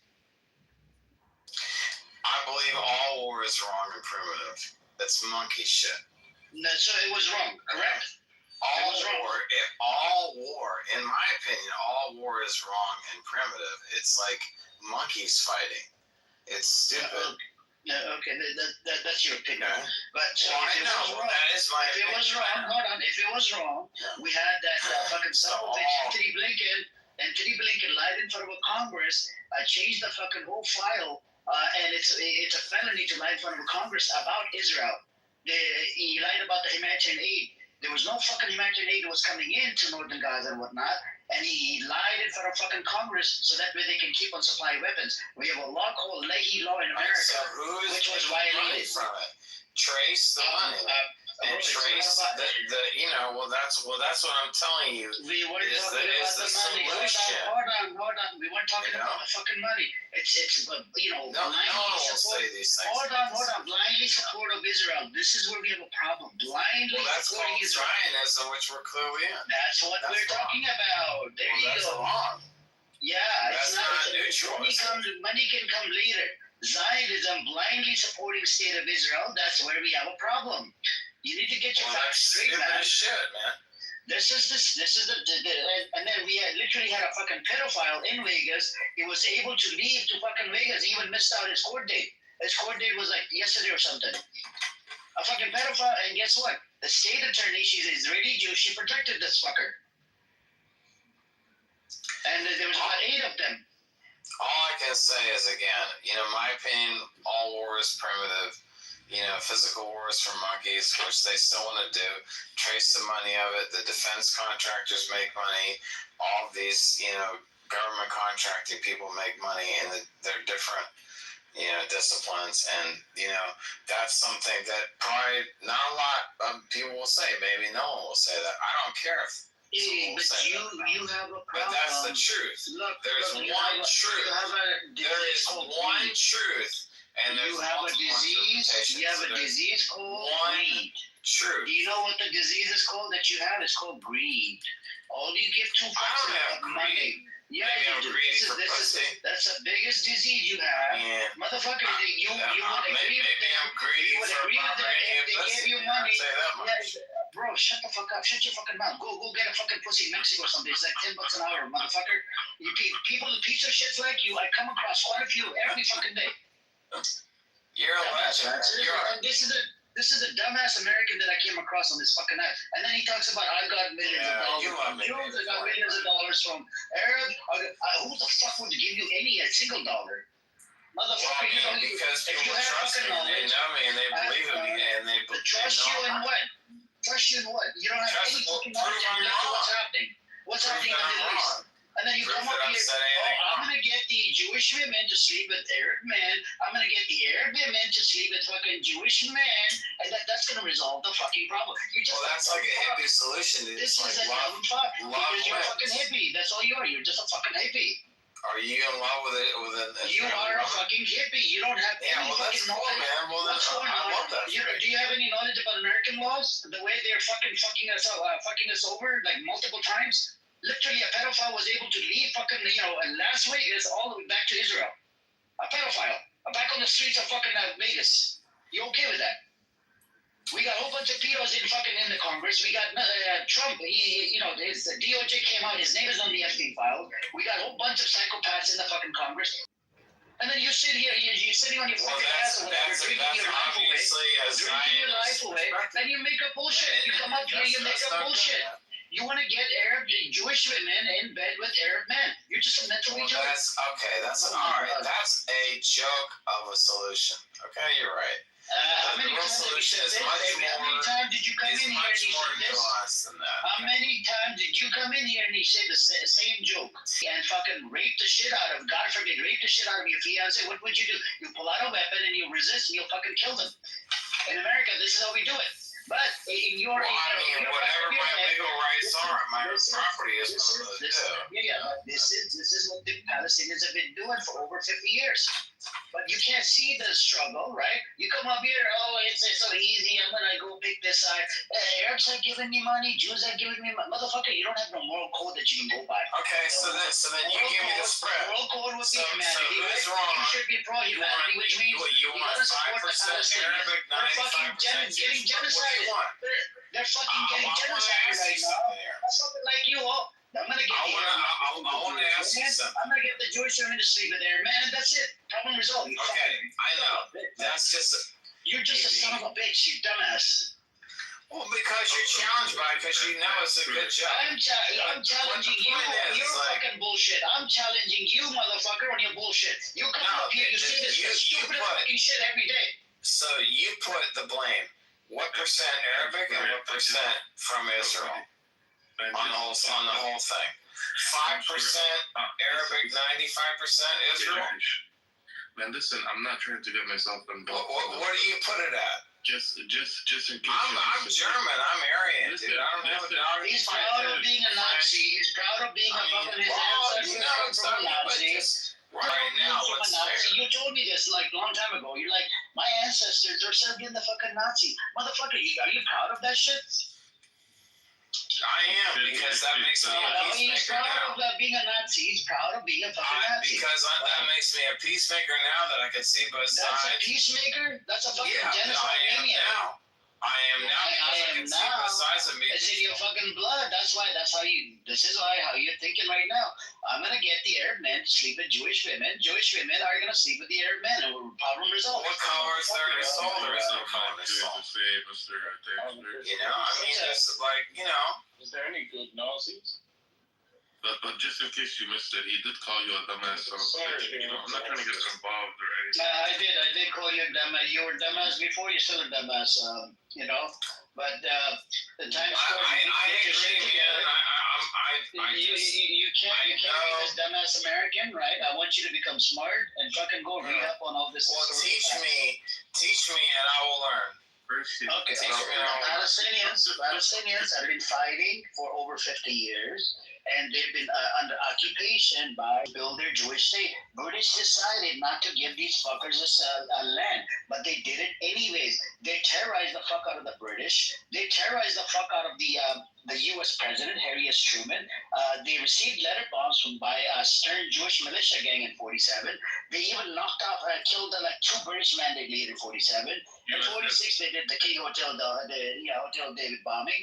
They went after a whole bunch of, the train tracks and whatnot. They bombed the shit out of it. In 45, they killed the British man they lead in Cairo. And not to mention, these fuckers even approached Hitler in 1933. They did the Havar Transfer Agreement. And guess what? They only wanted the Jewish folks that were actually well off. You see what I'm saying? They did not want any Jewish folks that were from the ghetto. They did not want any poor Jews. They wanted the rich Jews that were well-read, well off and whatnot. So I would suggest you go look into the history. If I provide you some books, can you read some books? I can, and I was just reading this guy's profile. His name is also the Ghost, and I don't know, his profile is very powerful, actually. Yeah. Yeah, you can probably learn from his profile. That's it. You don't need to read any books. Okay, so the question is, okay, so if Israel is 99% wrong, and Gaza is Palestine, is 1%. Wrong in the whole thing, then what does 99% recuperation mean for Palestine? Look, there are some bad apples, right, on Gaza side as well. Okay, I'm not saying these people are, the people. There are some mistakes that have been done in the past, but moving on. When you look at the whole this genocide that's going on, it's only one-sided. Getting genocided by the criminal terrorist motherfuckers, the Zionist fuckers, right? My problem is when you look at this whole conflict, America wants to give them full here. We're gonna give you a blanket green light to kill as many as you want to kill. They literally just killed a Palestinian American that owned an ice cream shop in Tampa, Florida. This was about 2 weeks ago. Who did this? The settlers in the West Bank. They beat him to death. Even the medics couldn't even get there on time because of the motherfucking checkpoints they have in the West Bank. So many fucking checkpoints. It's about 900 and 920 checkpoints in the West Bank. And these checkpoints are only for the Palestinians, not for the Israeli fucking terrorist settlers. So when we look at all of these facts on the ground, how they're being terrorized, forget Gaza. Gaza, okay, they're making a claim about Hamas. In the West Bank, there's no fucking Hamas. It's the Israeli settlers. They're terrorizing the fuck out of the Palestinians. But literally apartheid system. 2 sets of laws, one for the Palestinians, one for Israelis. Come on, bro. What I'm saying is come on, man. You got to be so much more succinct and make it so that the average American can understand. And then that's a sellable solution, dude. The sellable solution is Israel's 99% responsible for what's happened here. Yeah, right. We're 1% responsible. In exchange, on, weapons, on nuclear weapons, on, trade. We want 1,000% tariffs. Do you use AI at all? Any second I want. Okay. Tomorrow, when you get a chance, when you're not drunk, when you're sober, ask ChatGPT, can we part ways with Israel? And it will tell you, yes, we can. So what I want to see, you part ways with Israel. I'll ask it right now. Let me see what it says. Yeah, it will tell you, part yes, we ways with can. Israel. Yes. Well, it's gonna bitch about that because OpenAI is controlled by Altman. No. ChatGPT. Check ChatGPT. America can part ways with Israel, but doing so, blah, security, Yeah, but this is really, but what I want to say is that why are we saying about the United States? I think that Israel and Palestine need to do their own deal. And they need to run their own numbers of who's Hold on, Times Square. You're not getting the point. Yeah. So the countries, how they're poking the bear, they went after Syrian land. Inside Syria, they've taken over Golden Heights, buffer zone. They bombed the shit out of Syria, right? All their military bases and whatnot. They went after Lebanon. They took over that Sheba Farms, which is disputed land between Lebanon and Syria. They're building more settlements in the West Bank. There's more than 700,000 illegal settlers that live in the West Bank. Gaza, they've occupied more than 75% of the land is under occupation by Zionist entity. Yemen, and they want to take over more land, and they want to take some land probably from Egypt as well down the road. It might become their greater Israel project. My problem is when you poke the bear, right, Egypt or whatever, and if they want to attack Israel, they don't attack Israel because they're scared of America. They're not scared of Israel. Israel is a tiny, shitty, garbage land. They coexisted before 1948. Why did you have to fucking create a Jewish state? And it's filled with Jewish supremacy. They literally passed a law in 2018, self-determination exclusive to the Jewish people. Yeah, well, all I hear is problems, and I don't hear solutions. And if you have a solution, then write it up. The solution is, I'll give you one more time. The solution in 3 minutes or less. Okay. I'll give you a small solution. American government position is two-state solution, 67 borders, which includes West Bank, Gaza, and East Jerusalem, which I'm okay with it because I don't want Palestinians to live with the rapists. I look at these people as rapists because they've been raping the shit out of Palestinians for over 50 years. And they're not gonna go back to their fucking homeland where they came from, Poland, Ukraine, or whatever, Germany, wherever the fuck they came from. So I don't want the Palestinians living, with these people coexisting because they're gonna get raped again, right? So instead, they could have their own sovereignty, their own autonomy, and a whole bunch of other shit, and they could run their own show. And I want to see UN peacekeepers at the border as well.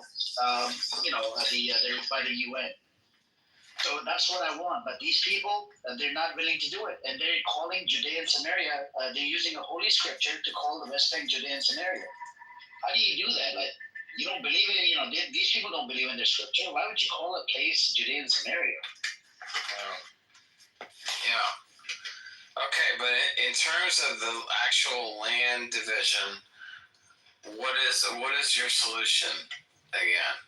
I just told you. West Bank, Gaza, and East Jerusalem. It's gonna be called Palestine.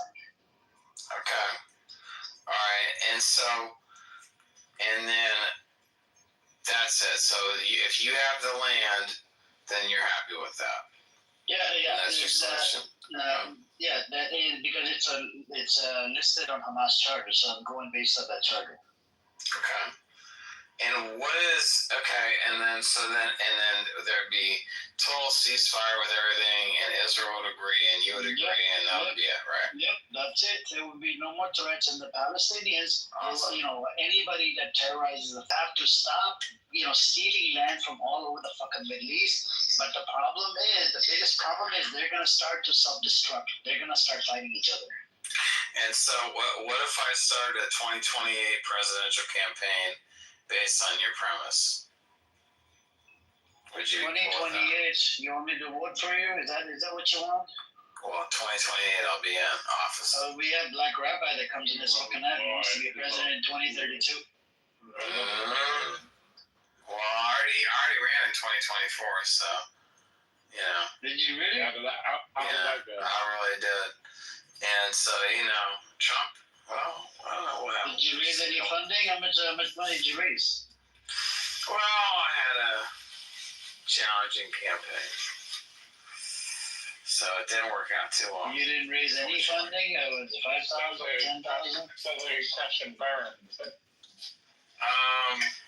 Yeah, it really was no good. It really screwed up my life. But that doesn't mean that I don't have political influence and I can't help a little bit. But that's cool. Okay, well then, so the thing is that you should articulate that into some kind of solution, or you can make a petition. You're not getting the point.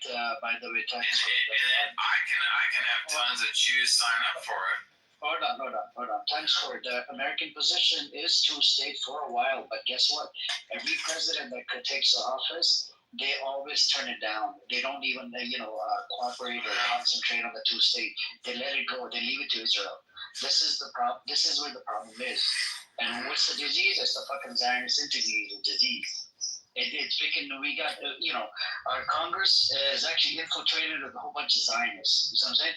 And it's a lot of pedophiles, a lot of, and they even have, I don't know if you've seen the video of a former. Yeah, but the thing is that what if they change their minds? And I mean, 1,000 square miles. Well, I don't know. I'll give Israel 1,000 square miles in Texas and Palestine 1,000 square miles in Florida or something. I mean, I don't know. It's just land. So just. No, but kind of elevate yourself beyond the land. Okay, well, so I know, but land is just elevate yourself a little bit beyond physical. You can. Reality. Sorry. Again. What he suggests?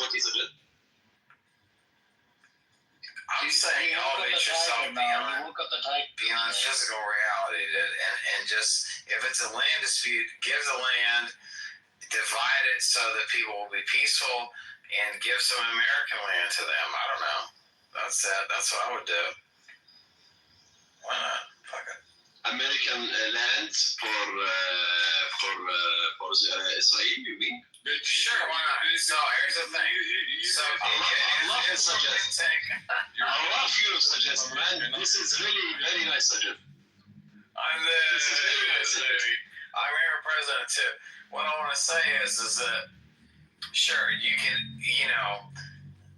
Israel has to sacrifice some land to Palestine, but Palestine gets a certain amount of land in the United States, or of what they want, and land is land, and people are people. It's all this stuff is just bullshit. It's just a construct. It's not lies. I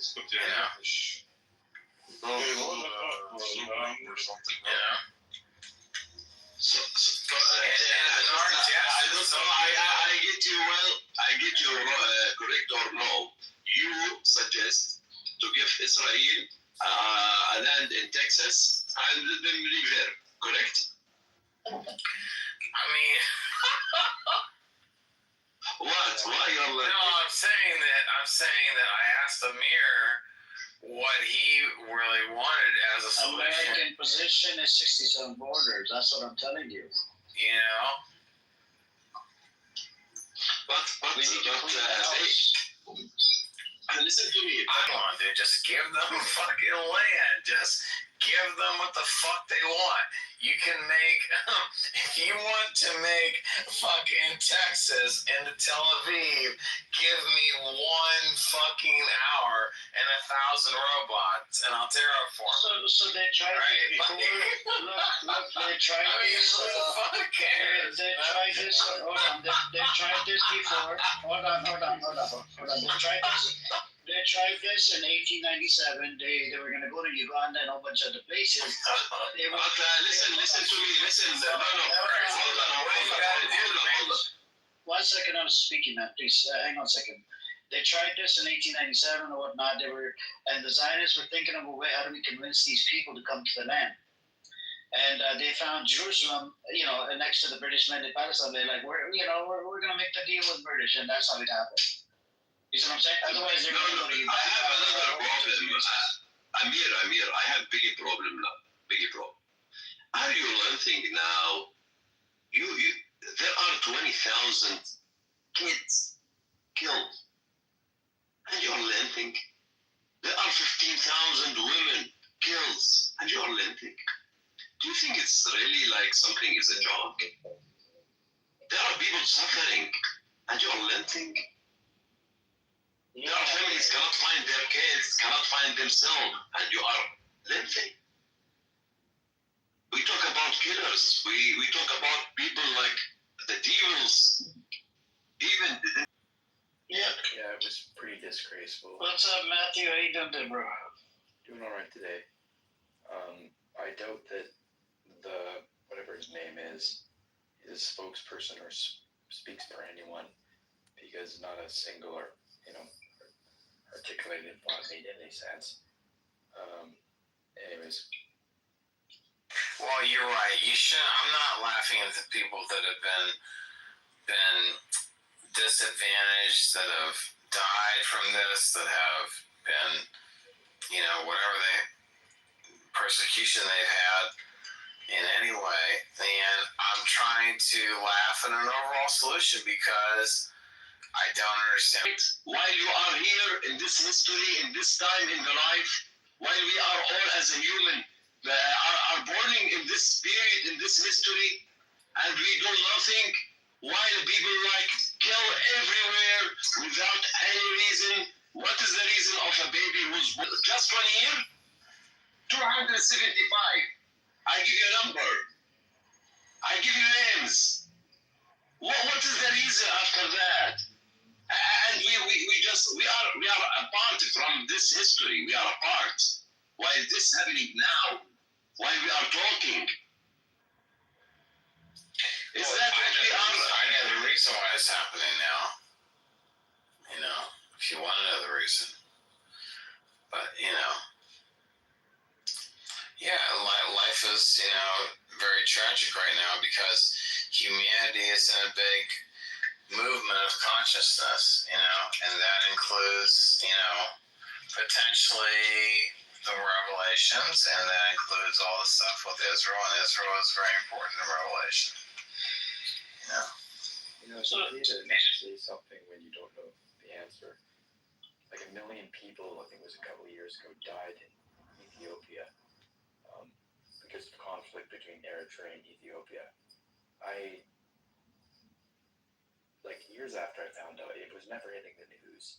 So there's lots of things that happen internationally that we aren't always aware of.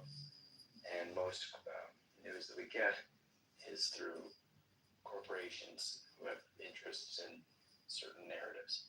But I would say to anyone that's, for the most part, I would say 99% of America, or just people in general, would not be okay with what's going on there. I think that the misunderstanding from this group is that the general knowledge of what's going on in the Middle East, we just don't have it. It's not on the news, which, makes me ask other questions like, why the hell? If, they have a segment for a dog walk in a park, I'd like to fucking hear about genocide happening on the other side of the globe. It's wrong. It should be stopped, and the only way I think is to put pressure on the American politicians.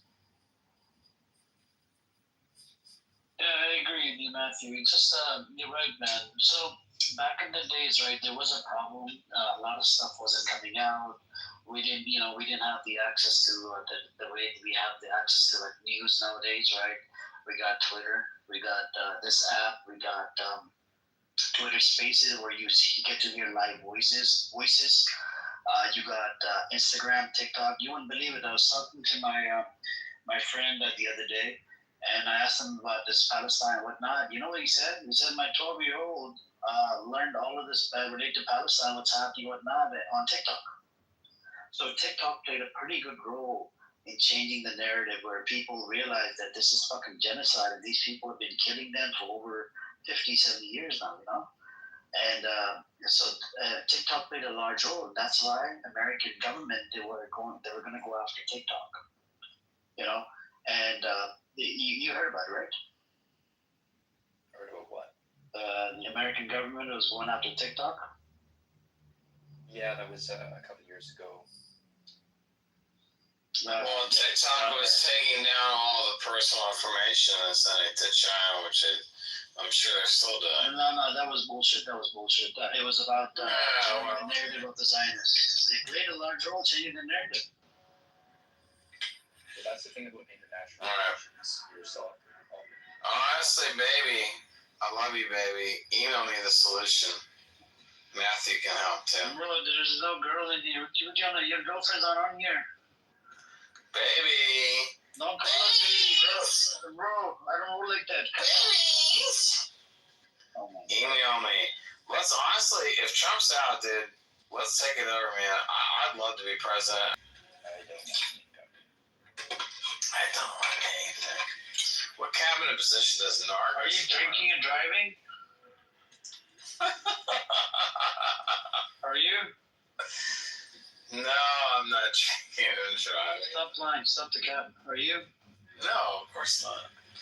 Because I could hear ice and fucking glass or whatever. No, of course not. If you are, pull over to the fucking side and get over. I'm not.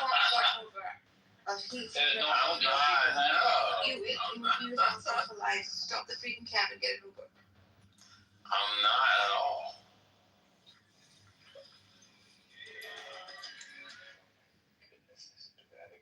We got drunkies on the side, man. Fucking, you know. Yep, he is. No, but don't you want American royalty as a president? Yeah, you do. No, I definitely don't want you as a Yeah, come on, Jerry. Yes, you do. No, I don't. Yeah, you do. Anyways, I'm American royalty, man. So, yeah, just if you can mute up, peace out. hug the Matthew. Okay, bye bye. Love you, baby. We'll solve it. What the fuck? Yeah, this is some gay shit, man.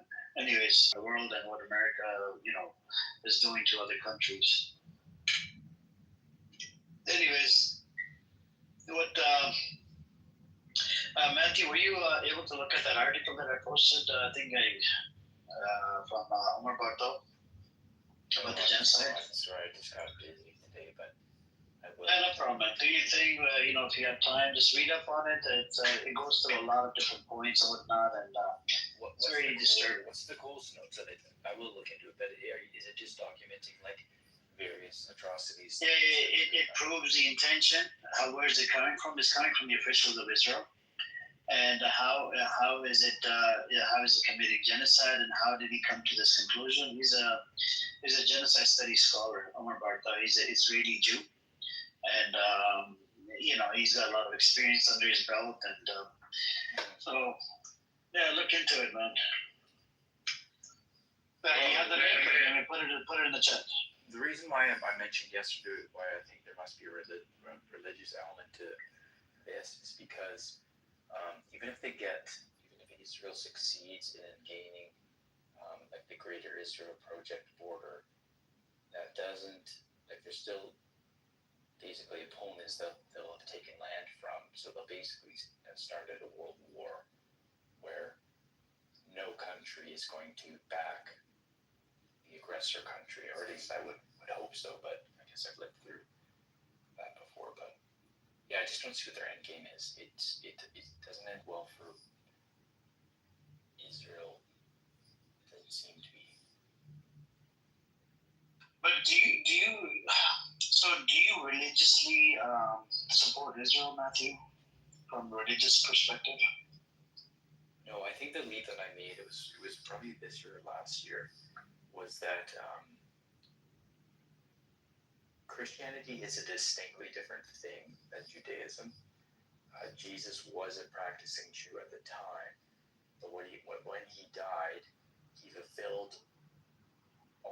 prophecies but the Jewish people didn't recognize him. Some did, but like the Pharisees and the Sadducees and the government officials, they didn't.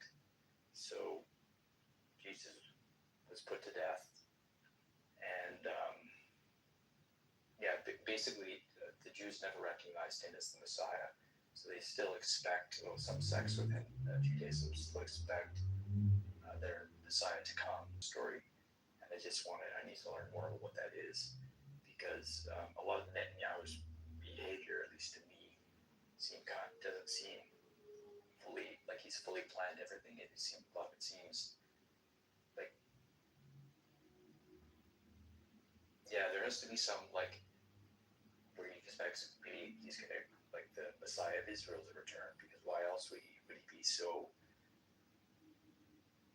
The way he's waging war currently, and he's losing the public relations war, in my opinion. I've never before heard so many people with anti-Israel sentiments. Maybe you could make sense of that. One caveat though, Islam doesn't. Built within Islam is like a distaste and dislike for Jews. So, and they have like a ton of history of them being very much in conflict. So, some of them, they spread the corruption on the land. They killed multiple prophets, and they broke the covenant. Some of them, not all of them. So we had multiple prophets. More than 10,000 of them. Okay, so what is I guess why because Jesus made Christianity was a prevailing religion in most of the Middle East for at least a couple of hundred years, and then Islam popped up. And what exactly did it change or did it alter? And how is this the definitively last text of? Look, no offense to you, but so the way I understood history was the Torah, right? It was supposed to be abrogated by the Bible, like Book of Gospel and whatnot, and then all the other books are supposed to be abrogated by the last book, which was the Holy Quran, right? So that's how I understood the history, and because the books from Muslim paradigm that had been compromised in times of Israel, they actually said that there's the book has been compromised. Like an interpretation of the original text? Yeah, you could say not interpretation. Some of the wording, some of the stuff has been changed. And same thing. No offense to you, since you're from Christian background. No, Christians have that same issue, dude.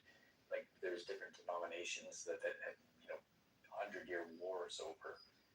Like, for instance, the Anglicans versus the Church of England versus Rome, the Catholics. So, I don't know, man. I would have to look into it. Look, I haven't looked into Christianity or Judaism as much, right? So that's what I learned, on top of my head, that it was supposed to be abrogated, each other book, because the books have been compromised from Muslim paradigm. But other than that, they're all part of the Abrahamic faith, right? Like in my book, it says I can eat it from Ahlul Kitab, which means I can go to a kosher place, right? A Jewish place, restaurant, whatever. I can eat their food. I can go to the Christian place to eat their food. What else? As a Muslim, I can marry a Jewish woman. I can marry a Christian woman, right? Because they're all part of the Abrahamic faith. You see what I'm saying? I see. So there's a lot of stories that are similar as well, in Islam, But anyways, I don't want to dive into too much into religion, but the Zionist narrative is they bring up this one hadith that talks about the Jewish person, every Jew is going to be hiding behind a rock, tree, whatever. It's not true. It's for the combatant. So let's say for the end times, if they're fighting, it's for the combatant, not for the. Just like it's mentioned in my book, some of the people, they did spread corruption. They killed multiple prophets. It wasn't all the Jewish folks. You see what I'm saying? And that's what it is. But anyways, they take it out of context. That's the problem, man. And the Zionists, they tend to do it on purpose And right now, if you go on Twitter or whatever, because the Zionists, they lost the narrative, right? They lost the PR war. It was listed in Times of Israel. So what they're doing is, because since there's Palestinians that live inside Gaza and West Bank, majority of them are Muslim, so there's a lot of Islamophobia all over social media. They're attacking Islam for no reason. You know what I'm saying? And they're taking things out of context to spread, the BS.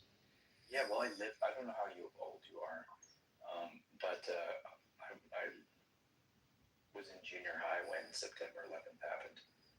And Yeah, I was here in California. I was here in 9/11. Are you familiar with the term or concept of psychological operation? Warfare, yeah. So what that did to everybody in my community, in the city I lived close with, all my family that lives in California, everyone, regardless of their political stripe, everyone became like a zombie in a way, where their critical ability to think about things on a deeper level just went away. So personally, I was because I was young, right? So I was super enraged, and I basically hated Muslims for 10 years because I didn't really do much thinking. But the media, just the way they portrayed Islam, it was just a gross oversimplification. Now I know it was all the propaganda was.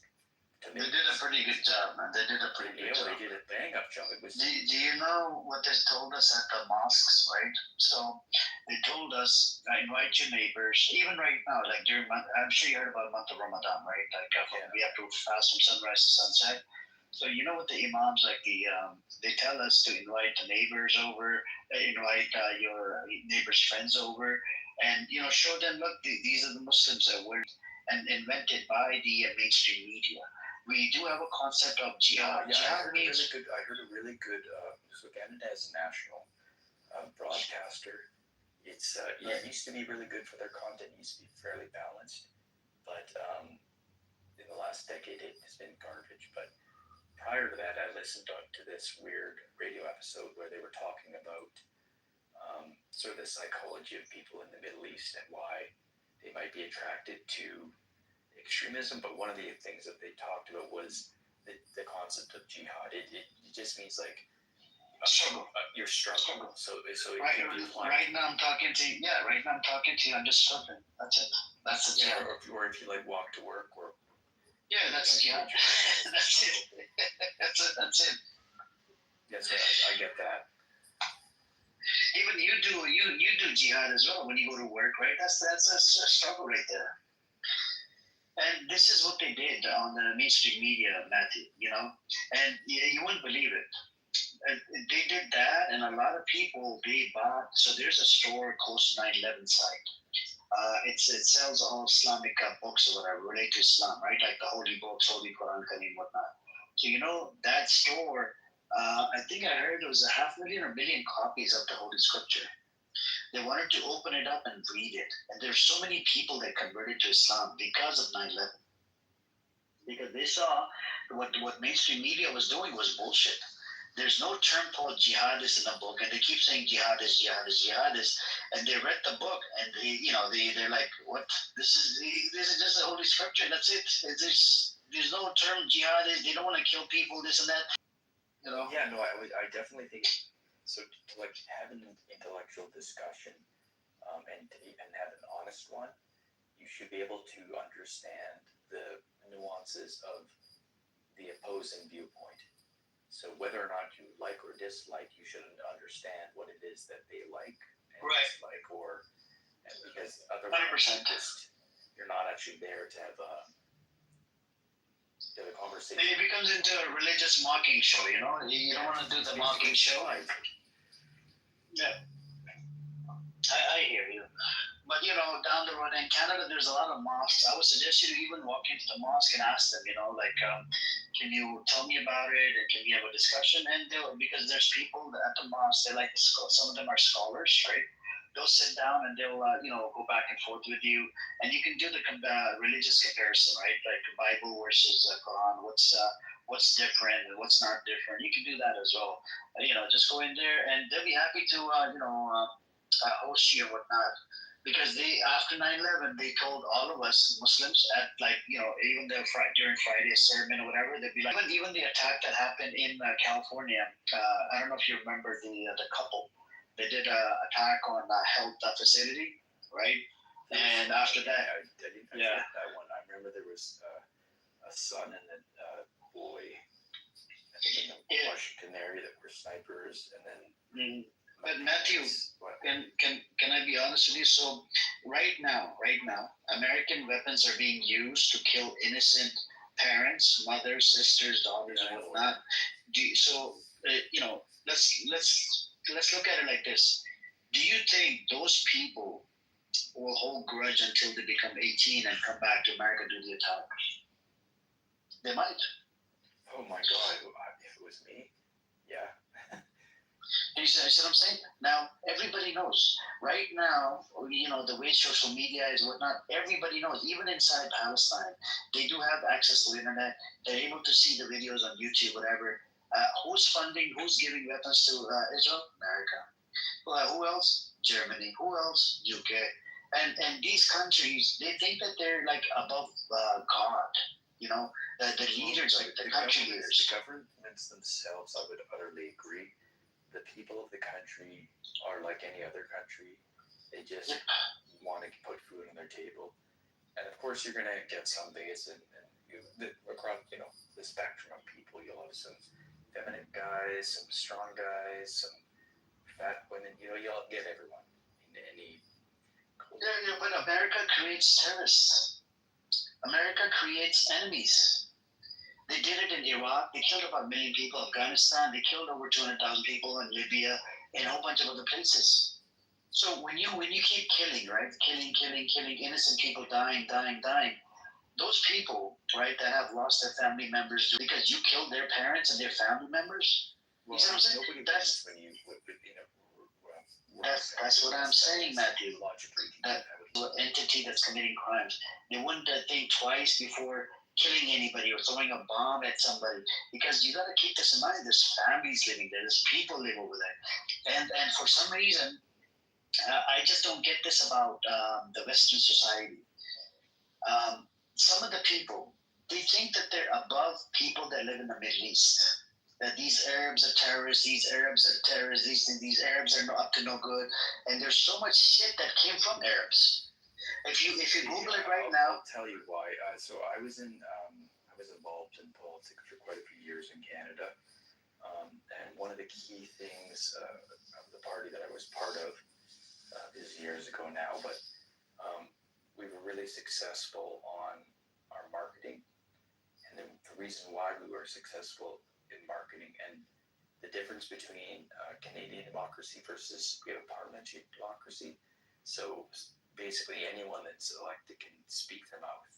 But what our party did was we stayed on message. So because the reason we did that, everyone was exhausted about it at the time, but because the average person thinks about politics, I think it's literally like 30 seconds or less once a year. That's how little they think about it. So we stayed on message all the time because we wanted the 30 seconds when they eventually did decide to pay attention, they were going to hear the message we wanted to hear, that we knew was going to resonate. I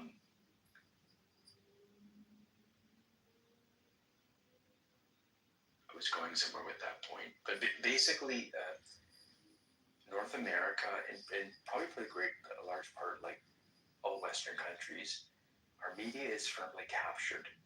And I'm not being hyperbolic about that. I mean that literally.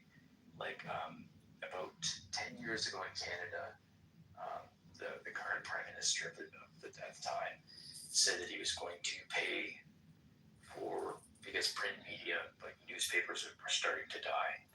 And so the message that they went with was, we need to subsidize these industries, BBC, to absolutely every single provider of news in this country is paid for in large part from the government. And what goes along with, there's basically these organizations focus on women's issues, Aboriginal issues, but it's plain as day because when the Prime Minister that brought in these changes came in, like the media, the CBC stations before he made all the changes to the rest of the media, it was the most biased I'd ever heard it in years, and I stopped listening to it altogether. But why I highlight that is, if people are smart, okay, even if they're not that smart, they can figure things out and they can go with their gut. But if they're not given the right information or no information at all, they're not going to arrive at, well, they're not going to be part of the discussion, right? They're not part of the decision-making process. And so I think that's very much what's going on in North America. Like the majority of the North American public, and people sometimes forget this, because they just blame George W. Bush, because that's what people do. But the majority of the American public was in support of the war, the invasion of Iraq. It wasn't just George Bush's fault. I mean, it was a whole team of them. But the media's control in producing or projecting the reality that they want, and the consequences from that are, well, they're not stewards of the earth currently, it doesn't feel like, because the American system seems to be in need of an overhaul. I still personally think that the American Constitution, as well as the original found, it's the best that the world's ever seen, but it's not being practiced in reality, and it's time for a reckoning of some kind. I prefer peace, with all solutions, but let's hear what you have to say. Peace. Hey, what's up, Marcel? What's up, Josh? Welcome, guys. What's up, brother? How you doing? Everything good?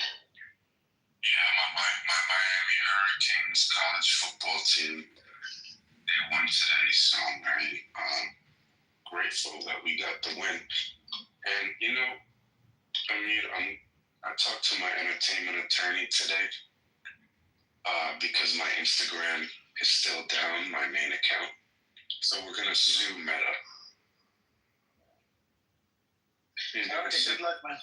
Yeah, we're gonna sue Meta, and it's been 3 months, man, without my account. It's ridiculous. So I'm part of 2 class action lawsuits right now with 2 different lawyers' office, because there's several class action suits against Meta for their AI technology disabling accounts. So I'm part of 2 class action lawsuits, and then my entertainment attorney is first going to send a demand letter or something, and then after that, we're going to sue them. I hope you win it, man. I hope you win the case. Me too, man. Yeah, it's not good what they did here, and it was a mistake. I even got an email from them saying, here, I'll read it to you. It says, we found that our AI technology made a mistake adding restrictions to your account. Thank you for taking the time to request a review and helping us improve our systems. Our priority is keeping it. So they reinstated all my accounts suspended. So I have proof. I have screenshots from them telling me that AI was the reason why my account got suspended. And I have proof saying that they made the mistake. So I have everything I need. So I just want to get my account back. I could care less about the money. Oh, perfect. Assalamu alaikum, everybody. That's what I'm dealing with on my end. That's good. Hopefully, good luck, all the best to you with that thing, man. I mean, Thanks. It's tough to win against Meta, because Meta is just Meta is basically was actually shadow banning people for sharing anything pro Pally. The whistleblower came out and she said it. But and it's all thanks to Mark Zuckerberg because he's a Zionist. What do you expect? They did that to me, bro. They shot up at me when I posted about Palestine. That's right. He's a Zionist Jew. Yeah, I thought he was Jewish with that last name and just the way he looks, I guess. I don't know. Hey, do you make your living from those two accounts that you can't access? Yeah, man, those are 15 years. I got tons of celebrities following me, record label executives and video commissioners, A&Rs, artists, manager. Like, I built that account over the past, Yeah, that's crazy. There's a whole new domain now where, like, they need rights. So essentially, like, I heard of a guy with content. I've just never heard of anyone personally speak to it, so that's neat. The problem is there's no way to contact them, the team, so it's like, and then they apologize and reinstate all my accounts, but my main account, I have 45,000 followers on that account, but it's all my content and pictures of me with my work and my clients, and so I'm just really future. So you gotta go back to them, I guess. Well, I mean, at this point, I've exhausted everything. I've mailed letters, certified, all kinds of stuff. So, I mean, the last resort for me is legal action. Because I did a lot of reading on Reddit, and a lot of people went through this. Some of them got their accounts back after sending the demand letter. Some of them had to hire attorneys, and then once Facebook realized that they have attorneys and they're taking them to court, they reinstated their account. Brutal. Yeah, I'd go the lawyer way. Yeah, I should have done that a month ago. My account is doing between 2.5 and 5 million views monthly. What is that like? I was considering doing something with social media, but not become like an influencer. But is that like actually a viable? Yeah. Make a living. I mean, I was doing like 5 million. When I was doing 5 million views at my highest, I think I was getting like $1,200 or something. It wasn't that much, but yeah, you could definitely make money.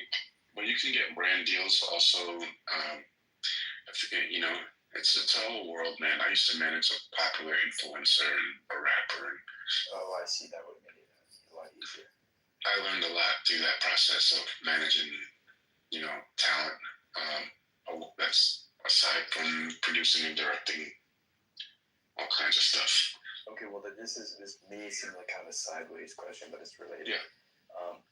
My dad is he's retired, and he's got a shop, and he's like a brilliantly accomplished cabinet maker.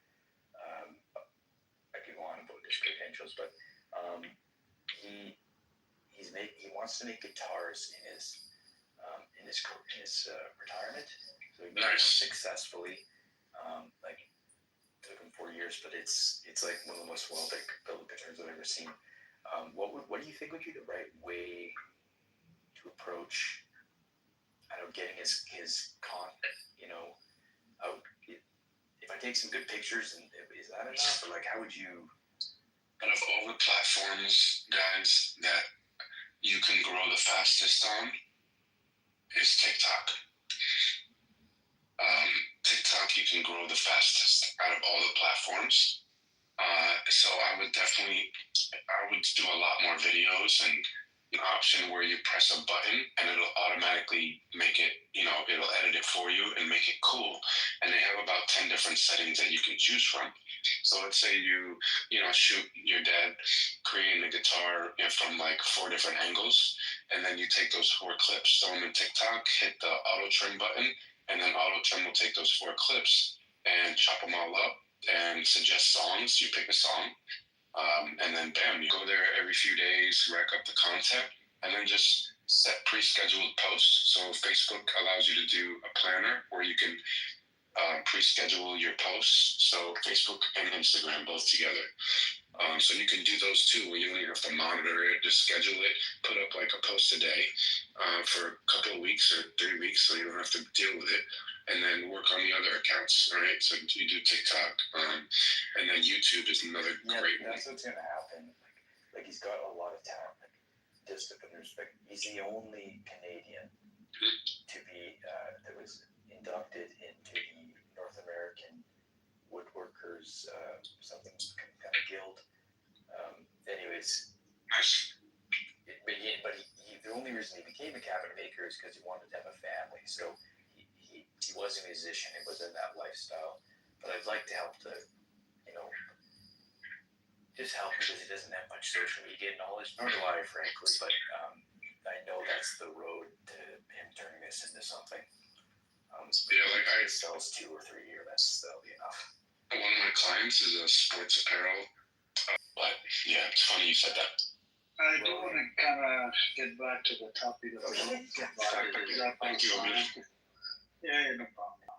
As a state, this is the main reason why they actually blocked, sanctioned the Palestinian Authority that runs the West Bank and their officials. It's like more than 80 of their officials have been on the sanction list.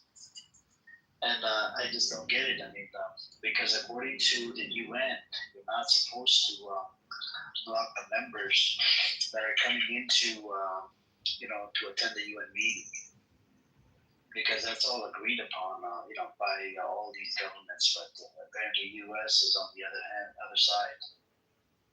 Hey, I mean, I read the other day that Trump had congestional heart failure or something like that. I read it in a few different posts in the comments. I seen them on like 4 or 5 different posts there that someone they were like, one of them was saying like the right doesn't want to admit Trump has congestional heart failure, and I read that quite a few times. Somebody different people. Trump is saying that never felt better in my life. Donald Trump admit he's dead. Viral trend. I just don't get it. Donald Trump at risk of amputation. Doctor issues warning amid concerns. That's coming from Mint. You have the Hindustan Times. That's this from India. It says amid Trump's health concern, J.D. Vance says he's ready to serve. Yeah, J.D. Vance is ready. He wants him to. He wants to push him down the stairs or something. I think. Economic Times. It says Trump dead rumors when White House offered head scratch excuse for. The Independent. Trump collapsed back after a weekend of speculation about his health. Never felt better. Daily Mail. Trump brushes off health concerns with defiant message after rumors swirl. What else do we have?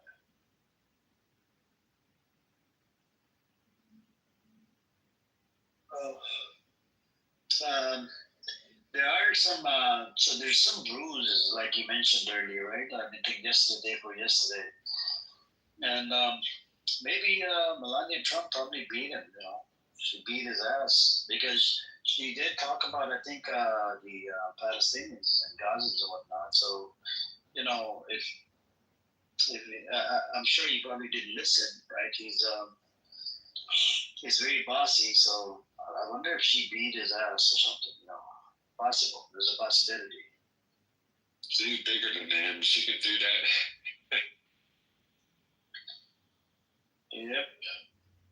Apparently, Israel destroys more than 1,500 homes in Gaza City, Al Zaytun. Yep, they're going after the Gaza cities. They're going after the olive city, bro. Zaytun.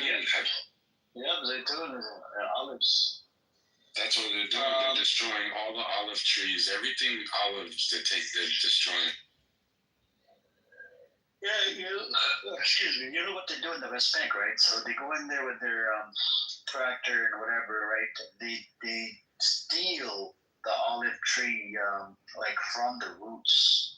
Like they take it out, pull it out, and then they take it back into this place called Israel, and they plant it over there. Even though you have the Zionist mofos, they're allergic to the pollen that comes out of the olive tree. I don't know what they're trying to do, man. They're just dumbasses.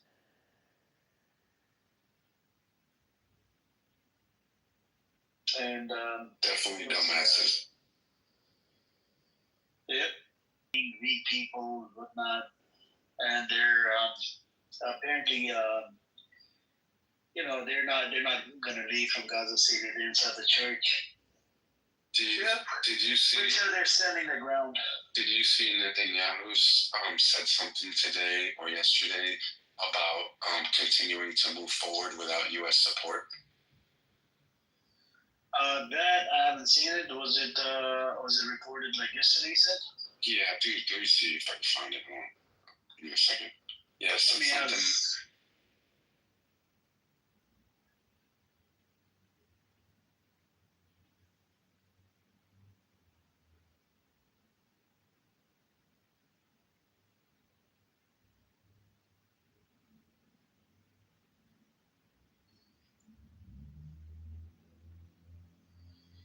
Here it is.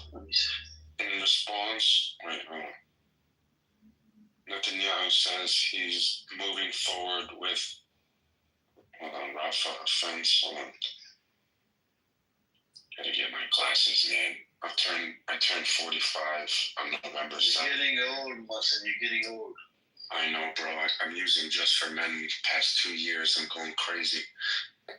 But then I went and seen my eye doctor last year because I'm losing my sight for reading, right? So I got glasses now so I can look at my phone because everything looks blurry. And the doctor told me, the eye doctor, he says, don't worry. This happens. This is just old age. He says when people turn around 44 to like 47, this happens where you can't like read in your phone, and then your far sight goes away a little bit, and then when you're like 60, 61, it all gets better. I don't know how that makes sense, but that's.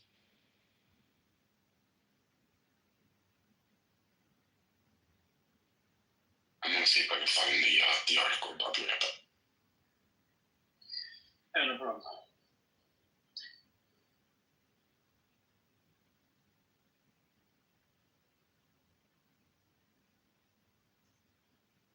Let's see. What else do we have? Found it. This was dated. Oh, this is Israel will stand alone if has. Oh, this is the old article from May 9th. Netanyahu says Israel will stand alone if it has. Yep.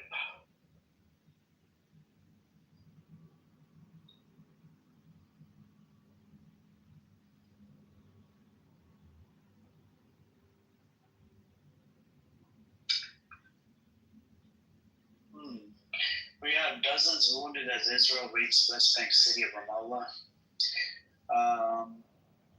They keep on taking on more properties in the West Bank. It is under their thing, but Egyptian, they could still open the border, can they not? I'm gonna have to look into that. They took the border over. They took it over. Muslim, you missed out. We had a Zionist Egyptian here yesterday, bro.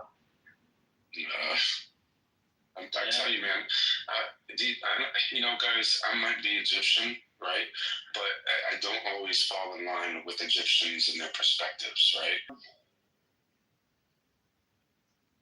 I gave him data, a Muslim, a whole bunch of different sources. We have somebody from Iran gave him data about how they're charging for the A trucks, about $5,000 to $20,000 per A truck that comes from the Egyptian border into Gaza. The guy wouldn't even, wouldn't concede to the point. Like, no. How are they carrying money? The truck driver, I said, they've already set up offshore accounts or whatever. They'll just, deposit the money right from the airport. Well, I'll tell you this, guys. My family goes to Egypt and to Mecca a lot. Like, they do Hajj all the time. Somebody's always they go to Mecca, they go to Egypt, and then they go back home, right? Or vice versa. So I asked my cousin Sharif, right? I said, I asked a couple of my family members that went there. I said, what's the temperature like with people and how the Palestinian conflict with Israel is right now? And they gave me like some mixed answers between the people I asked, right? Some of them said that a lot of the Muslims are upset that the government is not standing with Palestine. But my uncle was like, also, he says, people in Egypt are starving. They don't have, there's a lot of poor people there. And that new city, New Cairo, so they built a new city in Egypt because they moved the whole government complex from Cairo to New Cairo. And the soldiers are being used to build building and different responses. But overall, I think the citizens of Egypt are just confused on their leader's stance. With this, he's got no balls. What another weird coincidence. Sissy. Sissy's got a perfect nip. About a year and a half ago, he's a really nice guy. He moved to Canada, but he had told my sister that he had participated in the Arab Spring there, but that it was a complete letdown, and that it actually is worse than it was before. So he comes from an educated family, so I don't know if he would be like an extremist or, but he's an engineer now, so I doubt that he. But yet he's very much pro-Palestinian though. Like they put up a Palestinian flag in their cul-de-sac, which I thought it was an unwise idea just because you never want your neighbors knowing what your politics are. Personally, that's my opinion, but. I respect the people that, are loud with their beliefs. Doesn't matter what it is, whether it's politics, sports. I respect those people also. I understand your perspective. I'm not. I respect them. You can't move your neighbors, right? So if they decide to make your life hell because for whatever reason, so sometimes it's better to keep it. To think about what you gain versus what you lose. Here in Florida, there's Trump flags all over fucking front of the houses. At least there was. I don't know about now.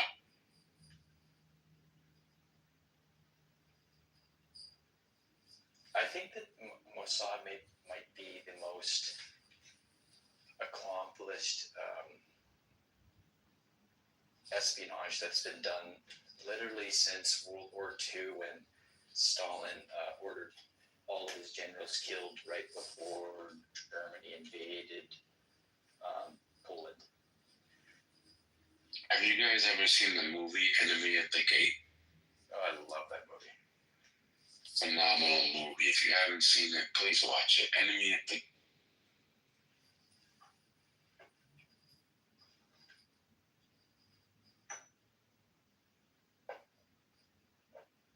You know what's funny? The attack they did on the hospital, right? That killed about 5 journalists, or whatever. It just had to do with the cameras. That was it. The cameras that were being used by Hamas. So it's okay to kill like 5 people. They won't let us document. They won't let us document. But then, if you have a problem with the camera, go fight the cameras, man. Why are you killing innocent people? My sister was telling me that there's like upwards of like 123 journalists on No, more than 250. Matthew 250. Same though. Like that does. You said that.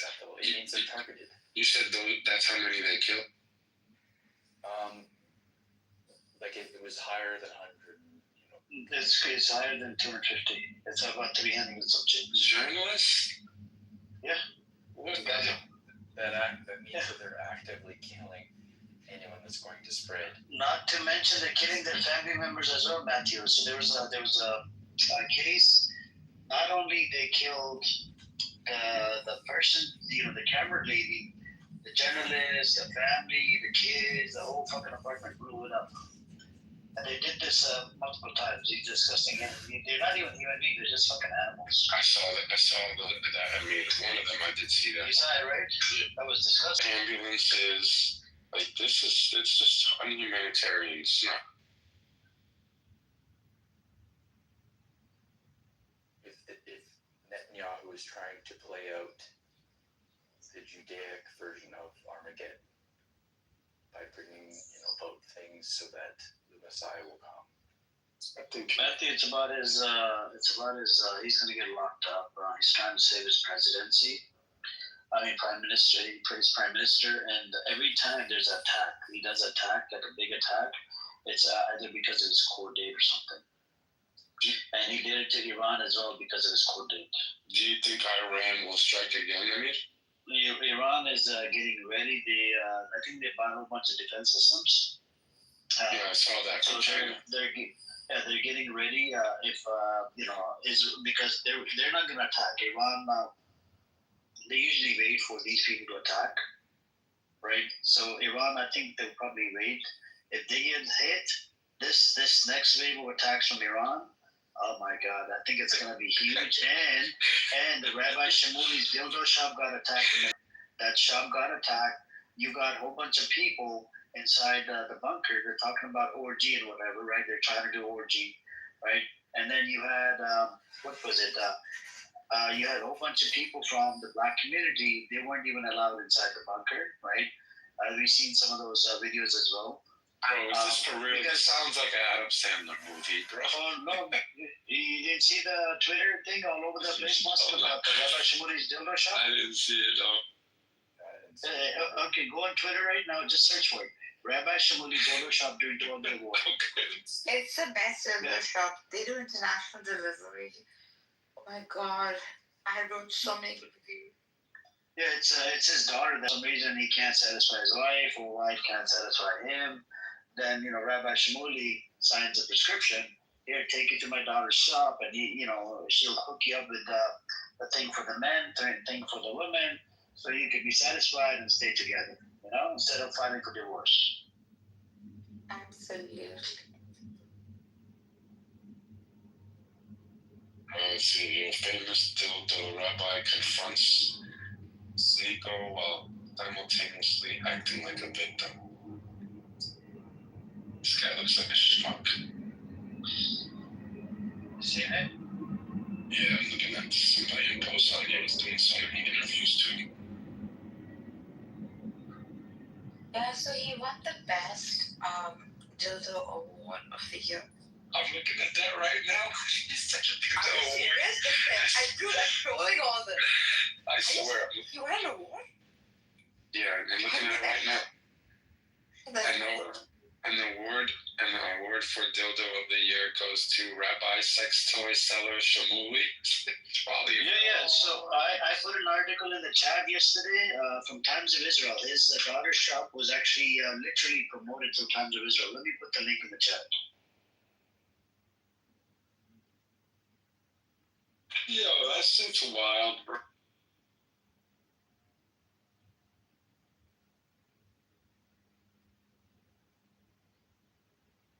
There we go. And it's a kosher sex store, by the way.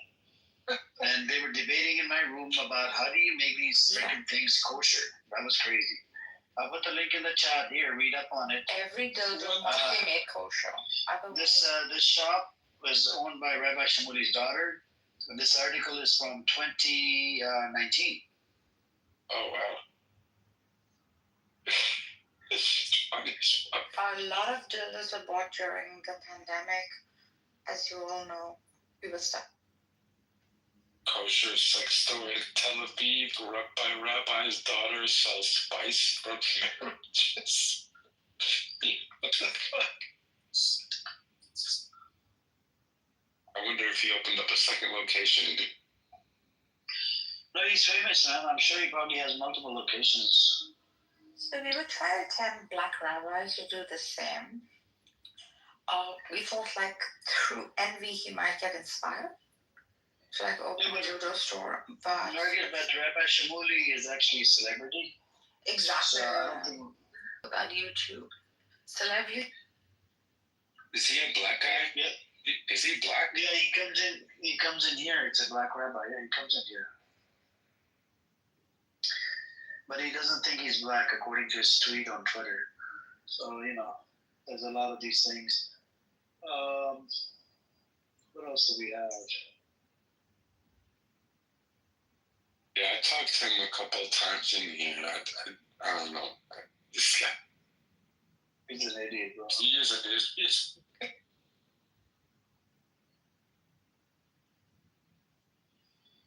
Let me see what's new update on my Twitter feed, if there's anything new. Now, they were talking about Abu Baida. That has been this narrative is coming from the Zionist entity. Abu Baida is like a Hamas's leader. Al-Qassam Brigade's leader. Al-Qassam is a military wing of Hamas. And they were saying about that they did bomb his, house or whatever, wherever he was living.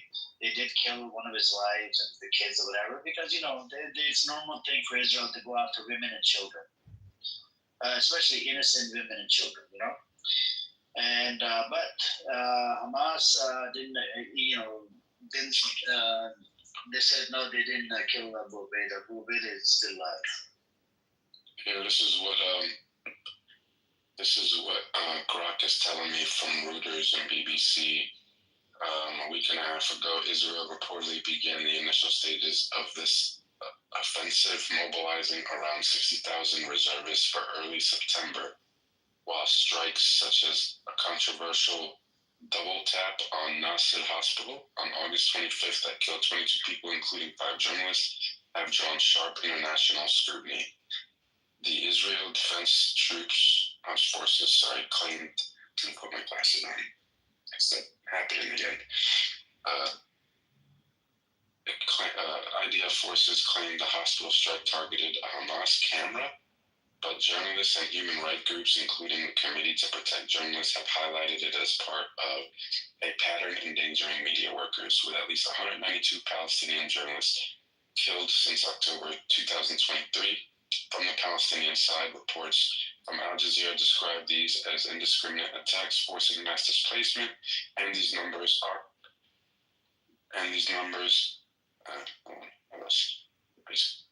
I'll describe these are indiscriminate attacks forcing, and these numbers might be much more inflated, which also at least 86 Palestinians were killed in raids since dawn on September 1st. So 86, they killed 86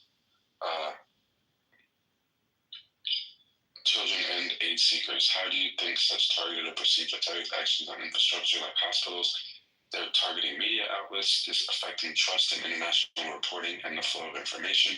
Yeah, it's exactly what you were saying. They're basically trying to stop information from coming out to you. Yeah. Bro, they even told the aid groups, they were doing the aid drops, right? They told them, if you record anything, right, from up above, we're not going to allow you to, drop any more do any more airdrops. They said since October 7th that Gaza's health ministry and United Nations have estimated, and with scholars noting that 80% of the fatalities are civilian. A UN-backed report from late August 2025 warns of over 500,000 people facing starvation, destitution, and death exacerbated by Israel's 2-month aid blockade, leading to famine-like conditions confirmed by global hunger mongers.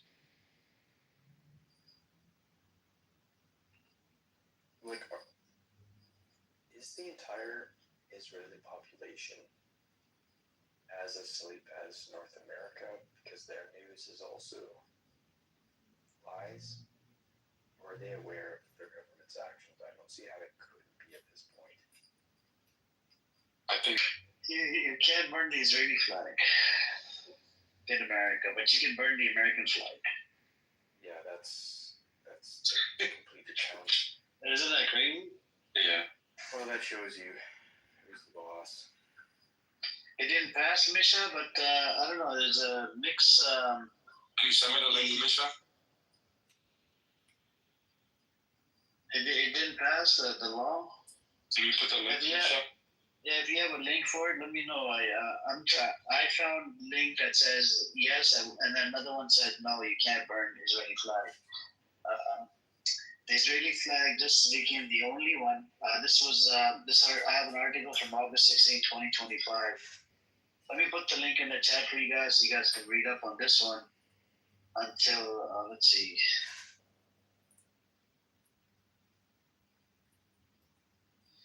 Yeah. So in Beverly Hills, because that's where a lot of the Israeli folks or people that support Israel live, they became a law. I think they passed a resolution or something where they're gonna be waving Israeli flag in front of a school or some shit. I don't know. Well, I can't wait for that to happen because I lived in LA and I mean, you know what California's like. Yeah. Like pro-Palestinian people are gonna confront any Israeli flag that comes out there. Yeah. No. About the flag burning, is it yes or no? Yay or nay? K. K. Nay. K. Nay. Hey. Hey. By the way, that has a heartbeat tonight, so I'm gonna go to sleep. But to answer those two questions, the Israeli flag did not pass as of yet. The burning of it. There's still another round, which is it's not going to. Also, LA County fought back, and that's down now. The whole flags during it's out. They voted again today, and thanks to social media and the outrage of people, it's no longer a thing. So that's gone completely. What do you mean gone from where? From the school? That was a school board vote, and even the president voted against it, who's also Jewish. She said it would be harmful. Most of us did. It would literally affect. It would have been the dumbest move. Anyways, that's gone. Not happening. No, I'm doing this all day long on the other end, like with our collab people and the flotels. We're talking to people. So when I come here, listening to you is like my time, my downtime. But yeah, no problem. Enjoy it, and take some rest. I call it the basement where I live, and I love it down there. So. Yeah, no problem. I'm here. Do your thing, take care. Do your thing. Thanks for the info, Misha. Yeah, thank you for the info.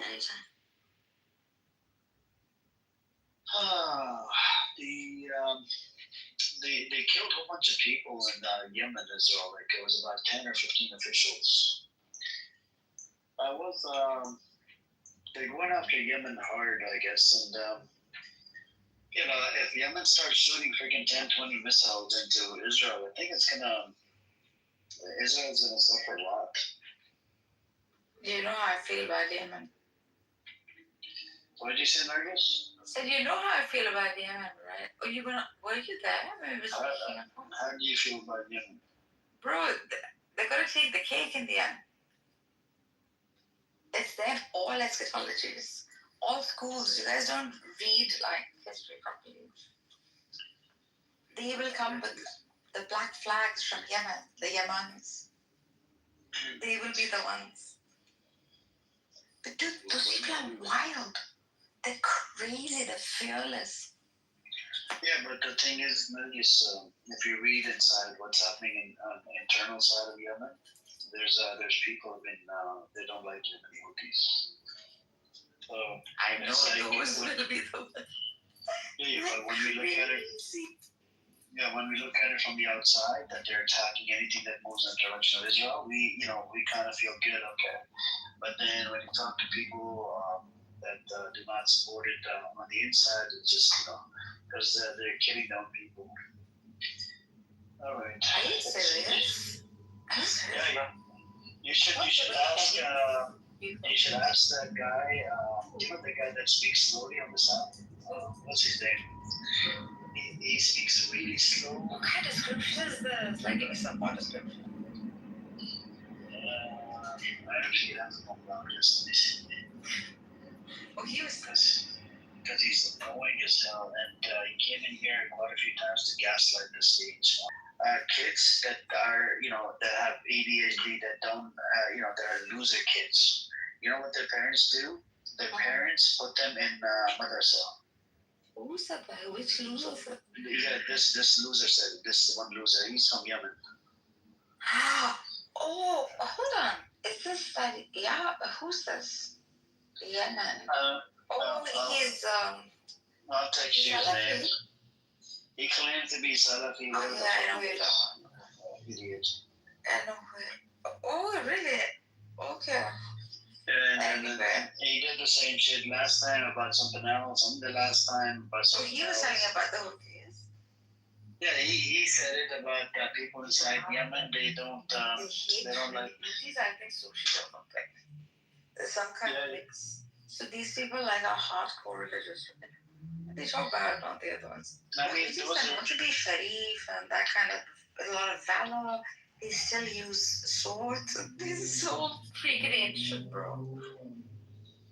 Yeah, let's see. Let me see. Okay. So, what else do we add?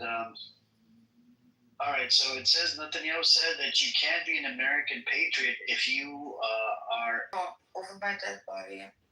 Whoever is, please stand up. Please.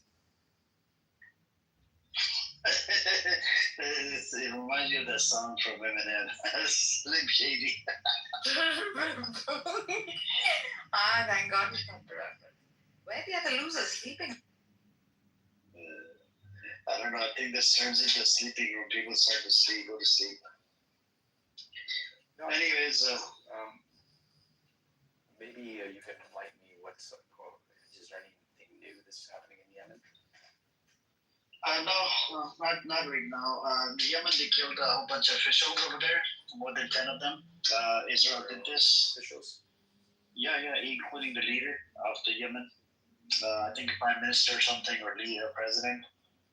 And Israel did this. So let's see what Yemen does. I mean, Yemen might shoot out some more rockets into Israel. I think that's what Israel wants. Israel wants Yemen to shoot out about 50 rockets at a time. If they were to shoot 50 rockets at a time, I think think that could be sort of like end of Zionism, man. Are the rockets that effective? That's what I think. What did you say, Matthew? Are the rockets that effective? Yeah, the hypersonic missiles. Oh, shit, okay.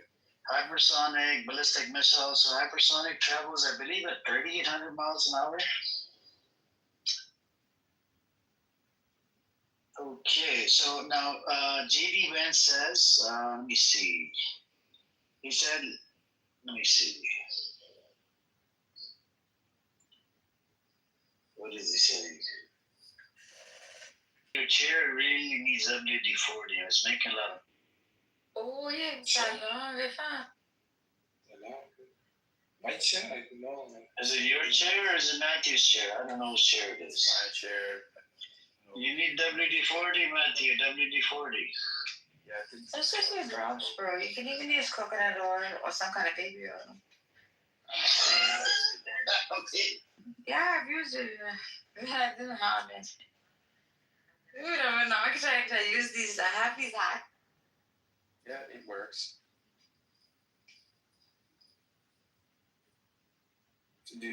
So the coincidence was this prime minister of Yemen was just a couple of days after Russia killed I think high-ranking Ukrainian politician. They did go for Yemen should not have been like. They hardly waited, bro. How bloody bloodless are you? Should have taken a breather, like a smoke break, maybe. No, Why? like they didn't need to they rushed in. Hey, they got the balance.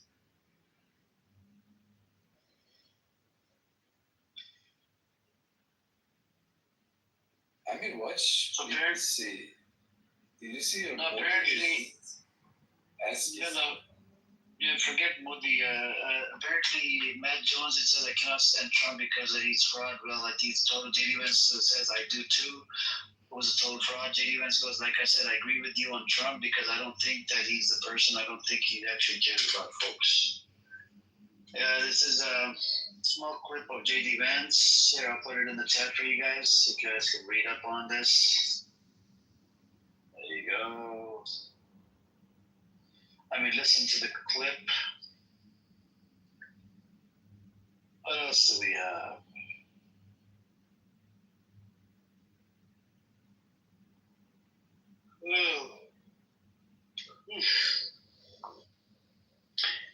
APAC is not dedicated to peace. They're dedicated to excellent support in America. Okay.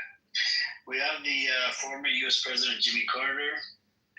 He said APAC is not dedicated to peace. They're dedicated to inducing maximum support in America, the White House, the Congress, and the public media for whatever policies the Israeli government has.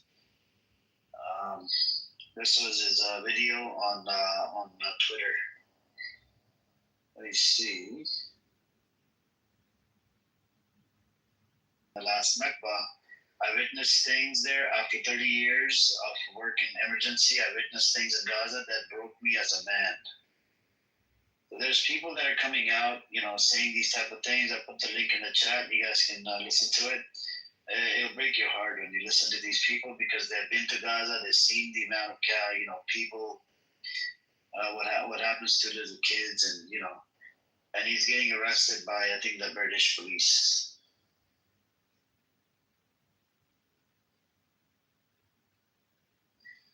Greta Thunberg, before setting sail to Gaza, she goes, Palestinians have been dehumanized to such an extent that they are only spoken of in terms of numbers and UN resolutions. That is true.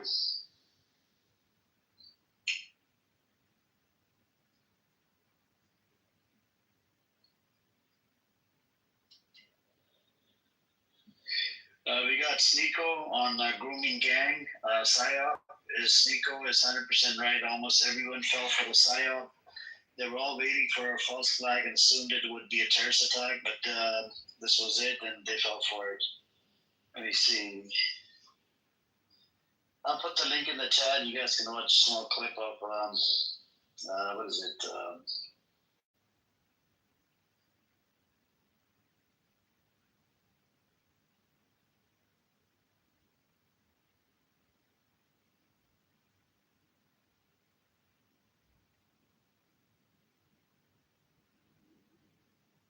All right.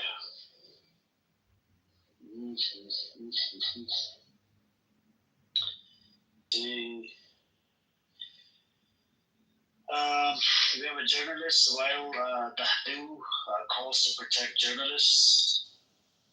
That's interesting. We have the Greek restaurant kicks out Israeli tourists after they tried to rip up a pro-Palestine poster. I think, they need to be pushed out of every restaurant. It can't be here. You guys can watch the video. These disgusting animals, they're doing everything in their power to freaking... you guys can watch the clip.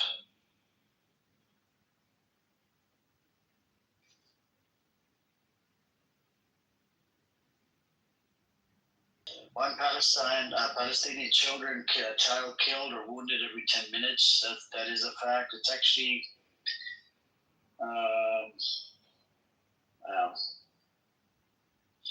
They have a new flotilla from Barcelona to Gaza. The largest flotilla ever is about to sail, carrying food, medicine, and baby formula. Here's the link. I wonder how they're going to arrest this many people, man.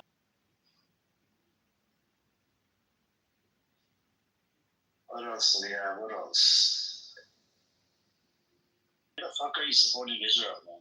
It's...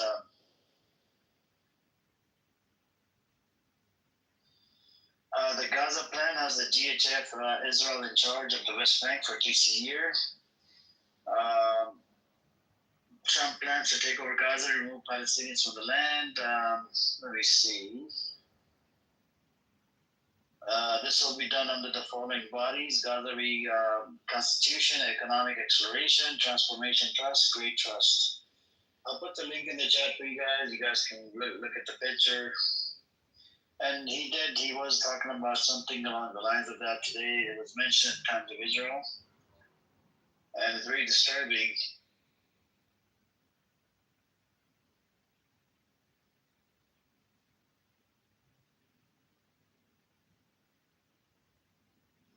Infection zone. Yep.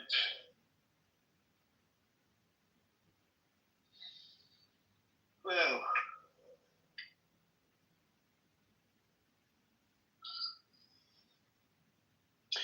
So, why are you trying to, not just come out and say it in the open? Where are they going to push all these people, bro? Like, where are they going to push all these people? So they divided the West Bank into three parts: Zone A, Zone B, Zone C. It was supposed to, so the Zone C and Zone B, Zone C was supposed to be controlled by Israel, Only control, not take over. Zone B, half of it was going to be controlled by Israel, half of it Palestinian Authority. Zone A, fully controlled by freaking checkpoints flying on chopper. They'll prop up a checkpoint in the middle of nowhere, you know? So what they're doing is they already kicked about 40,000 people in the West Bank, and they're Smotrich, which is the finance minister, he passed.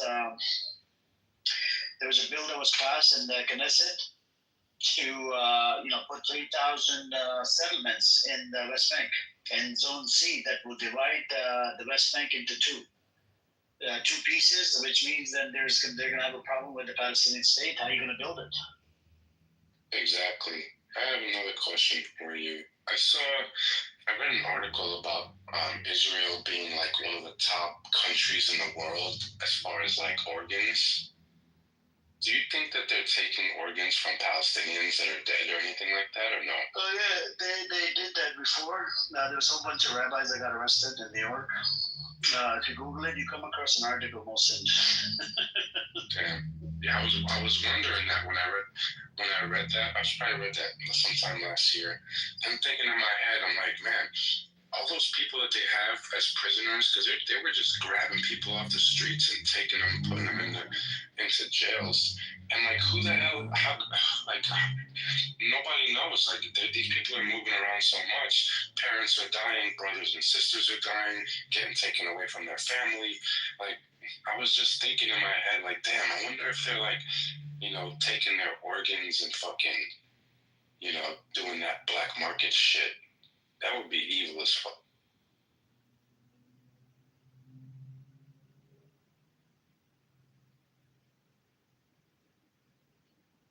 Yeah, that is what it is, my friend. That is the sickening part of this whole thing. Let me see.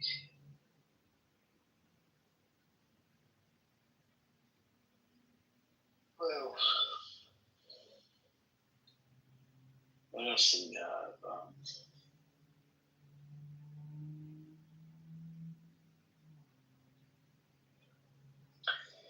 I think we should ask Shuki maybe he can come up and maybe play us the national anthem of Israel.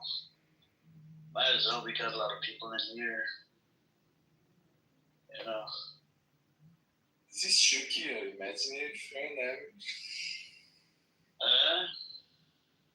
Is this Shuki an imaginary friend? Imaginary? No, it's a real friend. Is it male or female?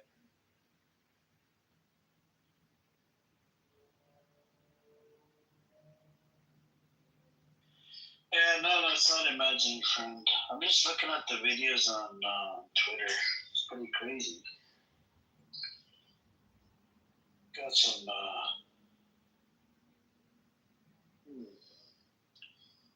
You guys wouldn't believe it, right? So there's a video that's has gone viral on Twitter. A young German policeman takes a shahada and accepts Islam on the street. Can you believe it? It's interesting.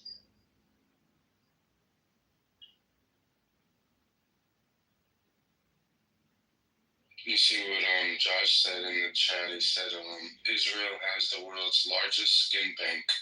Where do you think they get the skin from?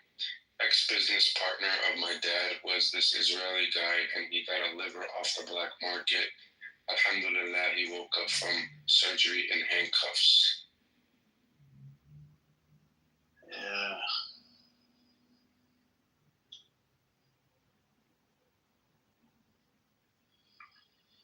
Well, that's really crazy.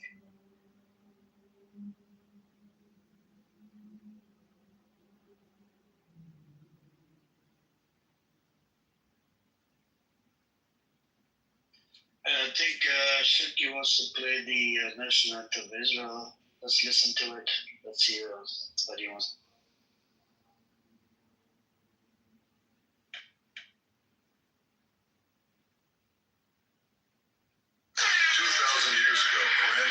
build a nuclear bomb. They promised us.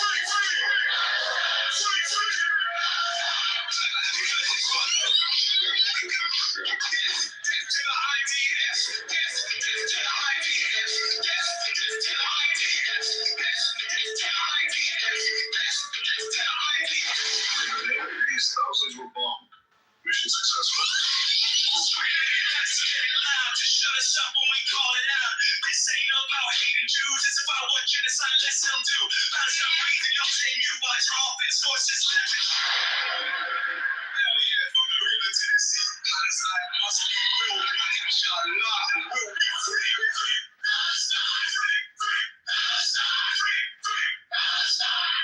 Have you heard this one though? Death to the idea. Death to the idea. Death to the idea. Death to the idea.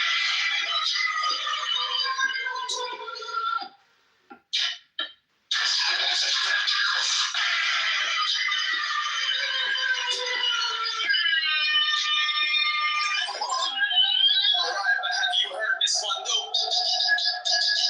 Death to the idea.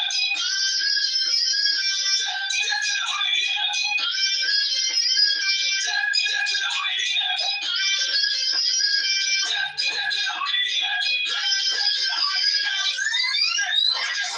To the D. That's not war, we see, we ski. Kids get bombed, soul doesn't press. Truth gets slashed, fuck all the rest. From the river to the sea, Palestine will be free. Fuck your next one, though. You don't get a pass for past pain when you hand it out again and again. From hospital ruins to constant tears, we fight through blocks and broken years. Fuck all the rest.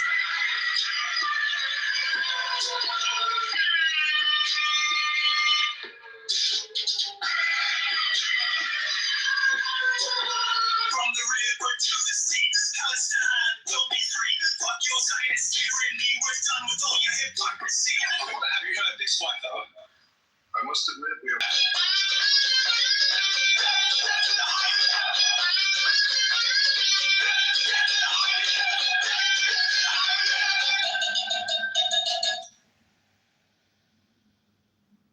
That should be number one on the bill.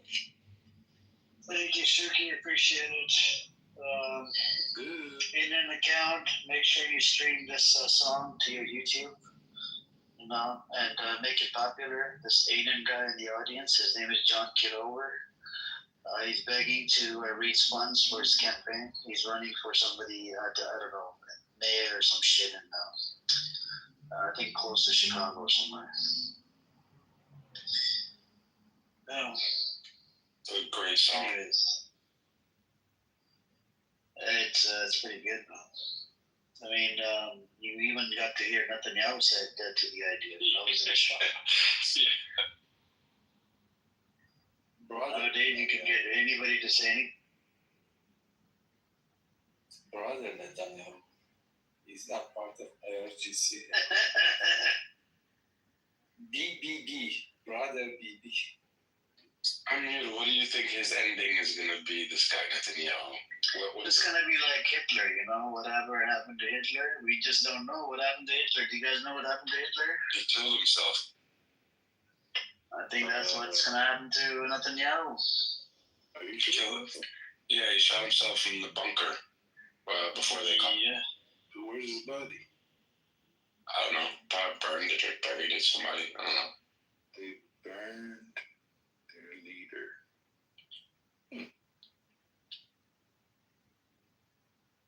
I don't know. But if you guys watch that movie, The Enemy of the Gates, it shows you how hard it was. They couldn't move through certain areas, and there was snipers everywhere. These Russians were like killing these Germans, man, with the sniper game, because they couldn't move the way that they could normally move without the snow and like, dude, it's a great movie. Please, guys, watch that. Do you guys want to know a funny fact? This Bibi, I think, is the oldest ruler in Middle East after Khamenei, which is the leader of Iran. I think Bibi first came in power in 96. I don't know. Do you guys know anybody else who has been in power more than these two?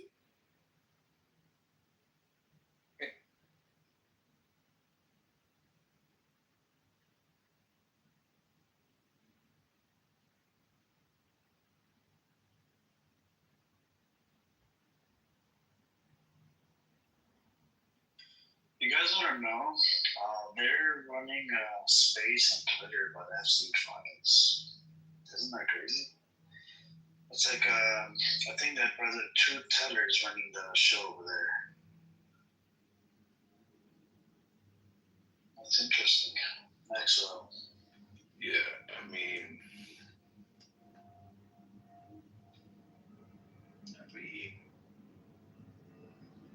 show us some evidence. It's been what, 10, 20 years?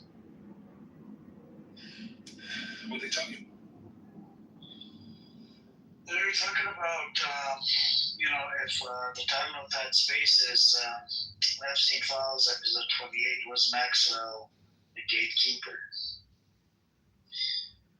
And there's about 800 people in there, bro. Twitter is big. What do they mean by gatekeeper? You'll have to listen to it to find out. That's true. That's true. Very true.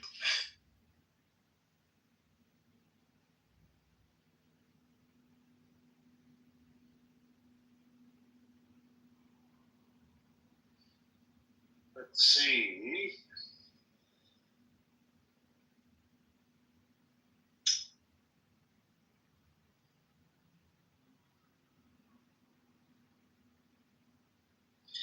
Yep, they do have massive spaces. You know, on Twitter, by the way, Misha and everybody, they don't even use the term Zionists. They just say directly Jews. That's it. They don't even care on Twitter, man. They're like, fuck this. Amir. Yes, brother. Yes, you know what I suggest to do, things here. Let's I don't know if you want, we can prepare sessions for just introduce how many genocide happened to Palestinian through the previous 70, 80 years ago. Because the people are concentrating a lot and only what is 7 October, what's after 7 October. And they are not aware about it. I know, but I do actually bring up the history. Details of the other massacres, right? Yes, exactly. Like Deir Yassin, let's talk today about Deir Yassin massacres. How many people was there? What happened exactly there? About 100 people, right? What 100? 100 what? They completely... No, more. Like more than 830 something. 830 or something like this. At that time, what happened in one, this is one problem. Definitely, there are a lot of. Yeah, I can bring to you more than 56 basically they made with different numbers. So that side of the history, the people maybe they know a little bit about it, but they are not deep dive in it. They don't know the details of each one, what they did for the kids, what they did for the women at that time. Because I'm if you want me to say who I am, I'm a survivor from a genocide happened before. I'm only survivor. Like if my grandfather, they have the chance for run before they kill him. If they kill him with those people, I will not be here now. So a lot of survivors from genocides happening before. What's happening today, there are people who's already under genocide, and there are the rest of them are only survivors till today, and can be tomorrow not existing. So I guess from this point of view, must be a lot of things must be changed to just give awareness for the people who care to understand the truth. And the people who don't want to, they are already in the side of evil, so I don't care about them a lot. They are, anyway, whatever you may say.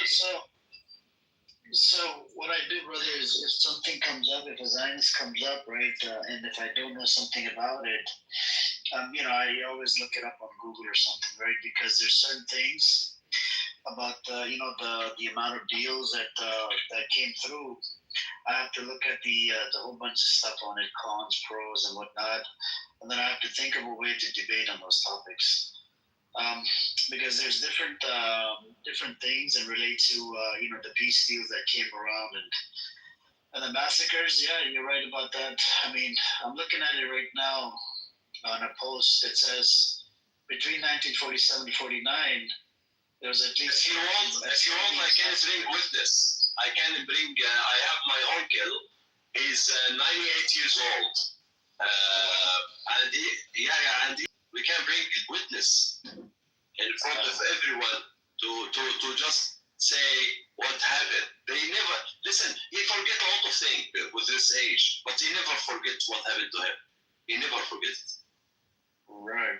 No, I hear you.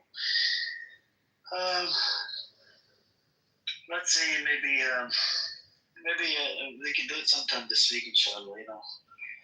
Let's see. Sure, anytime for support. Inshallah. We already record.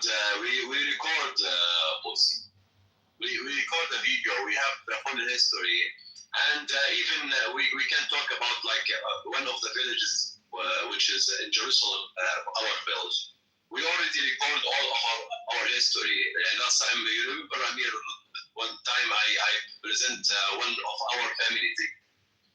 So we keep all our history. Don't worry about that. We keep all the people with names, with the date of like when they kill them, and how they die.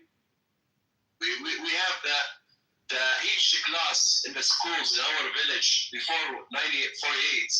Who's the people there? Who was there? Who with name? We are keeping everything because who will say or think that generation will forget? I tell you that we are the third generation and we have the fourth generation and we are not forgetting and we are recording and we keep everything because this right must be back, and we will not leave it till it's back. And everyone must understand this is our rights and we will not forget it. And we will not even say or stop, ask about our rights. As much you are strong in women, as much we are strong in beliefs and in the rights. And this is the war in the life. It's a war between devils and normal people. And this is why we have hell and we have paradise. We believe in that. Anyway, so let's see the end of this story. For who? For the devil or for the good people? That's it. Yeah, let's see, inshallah, man. May Allah subhanahu wa ta'ala help all you guys, man, over there. And you guys, welcome back, Nargis. What happened to the other account? No more?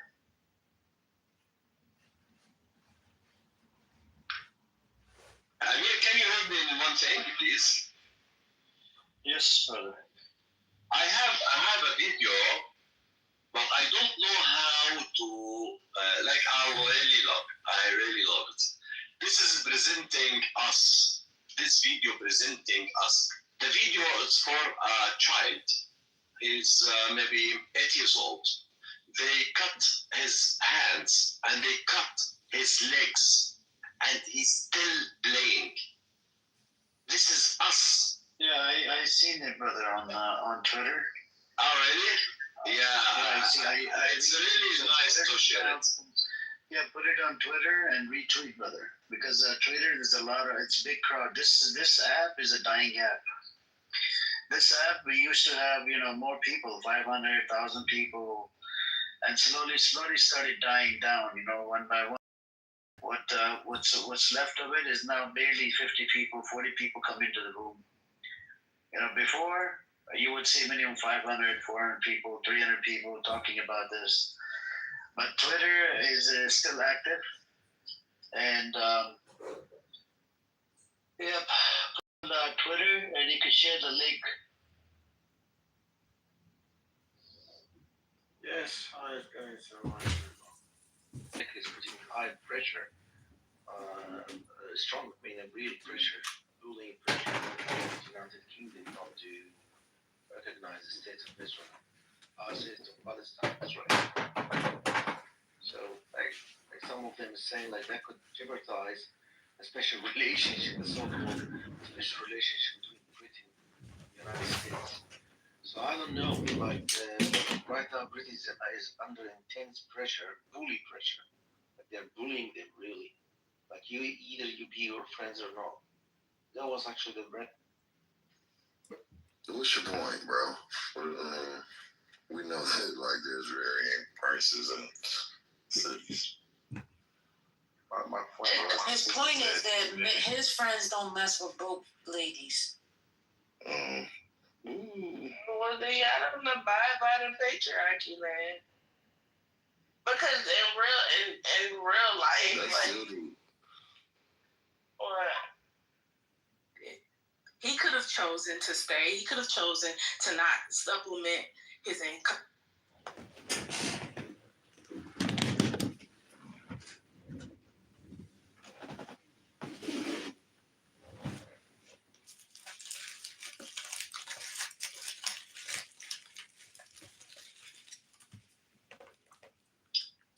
I mean, it depends. Let's see what comes out of it. So every time Donald Trump or U.S. government does something stupid, right? What ends up happening is it's like a reverse. It's like a thing that happens like in a reverse pattern. So when Trump comes out and says to FEMA, I'm not going to give you $1.9 billion for disasters. In America, a lot of people can lose their lives. And he said if any of the states boycott Israel, I'm going to take away the funding. So the MAGA and people that are pro-America, they're like, what the fuck is Israel? Fuck Israel. We have to worry about Americans. We don't care about Israel. Fuck Israel. We're going to boycott whatever. So then more people decided to become anti-Israel. It's all thanks to Trump. And Trump is using sort of like reverse psychology. Whatever he's doing, I think he's doing a good job where more and more people are hating Israel. Which is a good thing, right? There's a good thing in one way. Like, Trump himself is like militarizing the United States, like you've got Los Angeles. Why they're there? Why you've got the National Guard there? What for? I mean, what Trump is basically, I understand, is undoing the United States. It's actually breaking it up. But the thing is about coming back into the issues of Palestine and October the 7th, I seriously believe that Gaza, what's happening right now in Gaza right now is not going to be back to normal. Even if they come back normal, no, it's not going to come back to normal. There will be like a cancer. There will be cancer all over the place. Cancer will spread all over the globe. It will be different.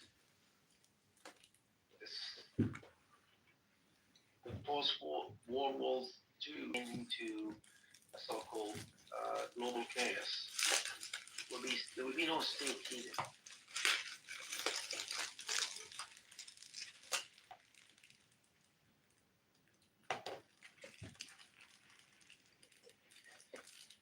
Yep, does anybody else want to come up? You guys are welcome to come on up.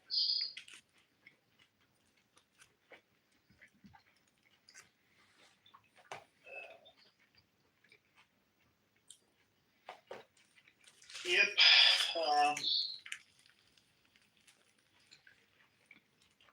I don't know. I think they put a block on. They put sanctions on the PA. So that's right. I mean, that's why they're not going to be recognizing, Israel. I mean, Palestine. So that's the thing. But I don't know. Let's see what happens. This song Go site in the chat because it seemed that he's one of the smartest people. And he's not as he say I'm not a Zionist. But I understand that between Palestinian and Israeli, he say it's because of 7 October, because of Hamas. So it seems that I will tell you, okay, Hamas have 20 years only existing, and this occupation and killing Palestinian have 78 years. So before that, like, there are 55 years missing in your life, man, without Hamas. So what you would say about that? No Hamas to blame it, but there are millions of Palestinians who pass away, who killed by them. What you would call, you blame who? Okay, in West Bank, no Hamas, and there are more than 600 something. They are dying there. Why? Today, they're suffering. You know why? I did why. The only truth that you want to support them, and you are a Zionist from the side, but you don't feel that. But you try to have excuses like this, there. Okay. Anyway, so let me make my things more. I just do another tweet here. I like it. Like someone is also put it on Twitter while I was looking for the video, which I tell you that I bought it. Image bank. This is the best meat from his family. He collected from the ground and he put that bag and he have his family in his hands. And definitely I'm not talking with the Zionists now, I'm talking for the people who love to see that. Usually in the war, even the baddest war, there are some morals. Some morals. Like don't kill kids, don't kill women. And try to, there are some morals. There will be a payback, brother. There will be a payback, don't worry. No, I'm not worried.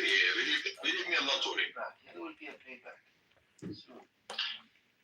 I'm not worried about that. I'm not worried. These blood will never go. We're not gonna forget, or we're not gonna forgive. As simple as that. Yeah, okay. And one time we need to talk also, Amir, what about Gaza before 7 October? What was that situation there? What about the jail? What about people cannot work? What about 85% from the people cannot work, cannot exist, cannot go anywhere? What about, like, they are surrounded by cage, they are not allowed to go out of Gaza, which is a small city, and they spend, imagine that you are born by mistake in Gaza, you are not born in US, or you are not born wherever you are. Only the destiny, the only difference between you and them, that their destiny to be born there, and you are born somewhere else. This is the only thing different between you and them. But because they born there, they cannot survive, they cannot live, they cannot do anything.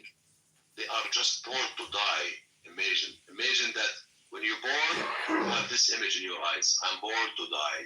Why? Because there are devils decide I must to die. There, and you have your son, and you must to provide a milk for your son or your baby there. And you have nothing to do. You have no food. Oh, Hamas made that to them. No, not Hamas made that. The occupation, the Zionists made that. Yes, exactly. Hamas exists because the occupation exists. And believe me, yeah. And believe me, like what you did today, you only like make your end fast. Nobody can accept you anymore unless he's a devil. Yeah, we have a lot of devils in the world. They will accept you but definitely this is not for long. And definitely one day you will pay back a lot. You will pay back a lot. Bro, there's a moral issue here. Since Israel is a democratically elected, these governments that are committing genocide against the Palestinians we're actually the fact that they were elected and put in power by the Jews. Israel. They were responsible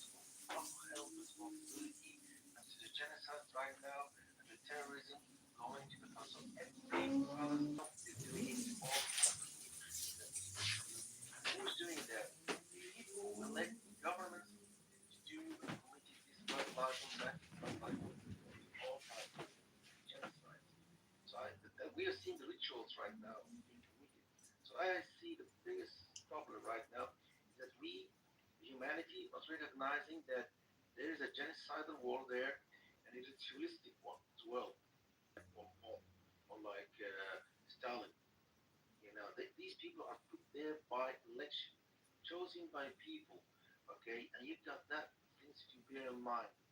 You've got councils, you've got towns, you've got electoral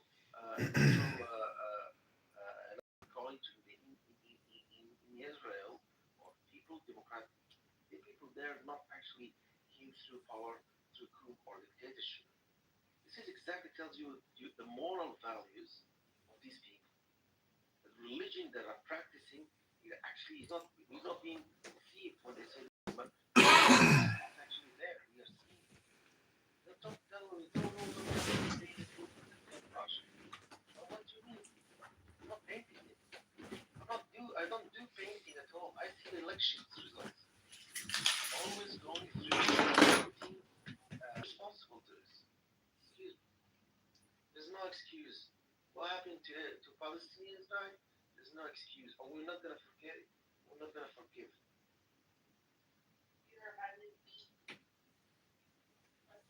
The problem if tomorrow someone of them, of those people who suffering, who die, do any reaction, if any one of them do any reaction, oh, he's a terrorist, you know, he made something bad to us. No, kill him silently. You have to be silent while you kill him. Yeah, Immediately there are reaction. They're actually practicing their religion. They're practicing their belief. That's again, I'm telling you, these people are not there. They're chosen by them. When you people are evil, that's what you see from them. Right? This is the thing. The people are really causing this problem. Other people themselves. This is the thing. I was saying like, no, this is Netanyahu's and his government.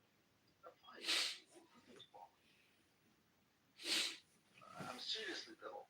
I believe the only Jew who is not responsible is a Jew who is not living in Palestine. Who left Palestine, giving away a like Smotrich, right? Sorry. These people It's gonna be nice for you. Amir, are you here? Yeah, sure. Where? You could put it in the chat, brother. Put it in the public. I tried, but I don't know why. Yeah, it's there. I see it in the chat. Okay. Sorry, maybe I should. Okay. So this is very nice because this is presenting us, and this is for our enemy, who's okay. This is who we are. If you cut our hands and our legs, we will keep playing. We will keep presenting our humanity. We will not stop to be human. So do whatever you want. Stand with whatever you like. We will stay and keep standing with the human rights, with the people rights to be surviving and to presenting themselves. This is a kid, maybe he's 8, 9 years old, but he play without hands, without legs. Amazing. Amazing. This person, his only mistake that he born this life in Gaza. This is his problem. He didn't do any mistake. Unless you can tell him, oh, he's a Hamas, you know. I don't know. They can say that. He's the reason of, I don't know. Anyway, they can, you know, always people have their excuses. But anyway, let's back how for what he was mentioning before. Actually, what they are doing now, because those people only act and they put everyone in reaction to this. So you cannot do any action against them. They do the action and you are only reaction. They make the whole world as a reaction position. So they made the war, you are surprised with the war, and you have to defend yourself. wind, I don't know whatever. They control this, and you are only reaction. The only action happened to them wasn't calculated. So they become crazy. How that happened to us? They act like a human. They defend themselves, So all what they are doing now, just to try back the image of we are a power, we gonna skirt you again. This is this shit. Because what's happening is unbelievable. Nobody can believe this is happening in front of everyone in the world with live show. It's live. Like just open it every day, you can see it. And everyone is not moving. They are not moving enough. So you will ask yourself what happened. A lot of people today, knowing that they are occupied, not Palestine. Our mind occupied, our life occupied. Who tell you that you must study 22 years or 25 years spending from your life? They occupied your life. They occupied your mind. They occupied. You don't have that fake freedom. And if you say about children rights, human rights, I don't know rights, whatever you say, this organization work only to them, to serve them, not to serve the people, not to serve the world. The world start to understand all of this. All the systems are built only to serve them, not to serve anyone else. And they destroy all that, all this organization, all these rules, because it's not help them today, it's against them today. So this understanding is fair enough for people to start acting it. Because if today Palestinian, tomorrow can be you, can be, why not?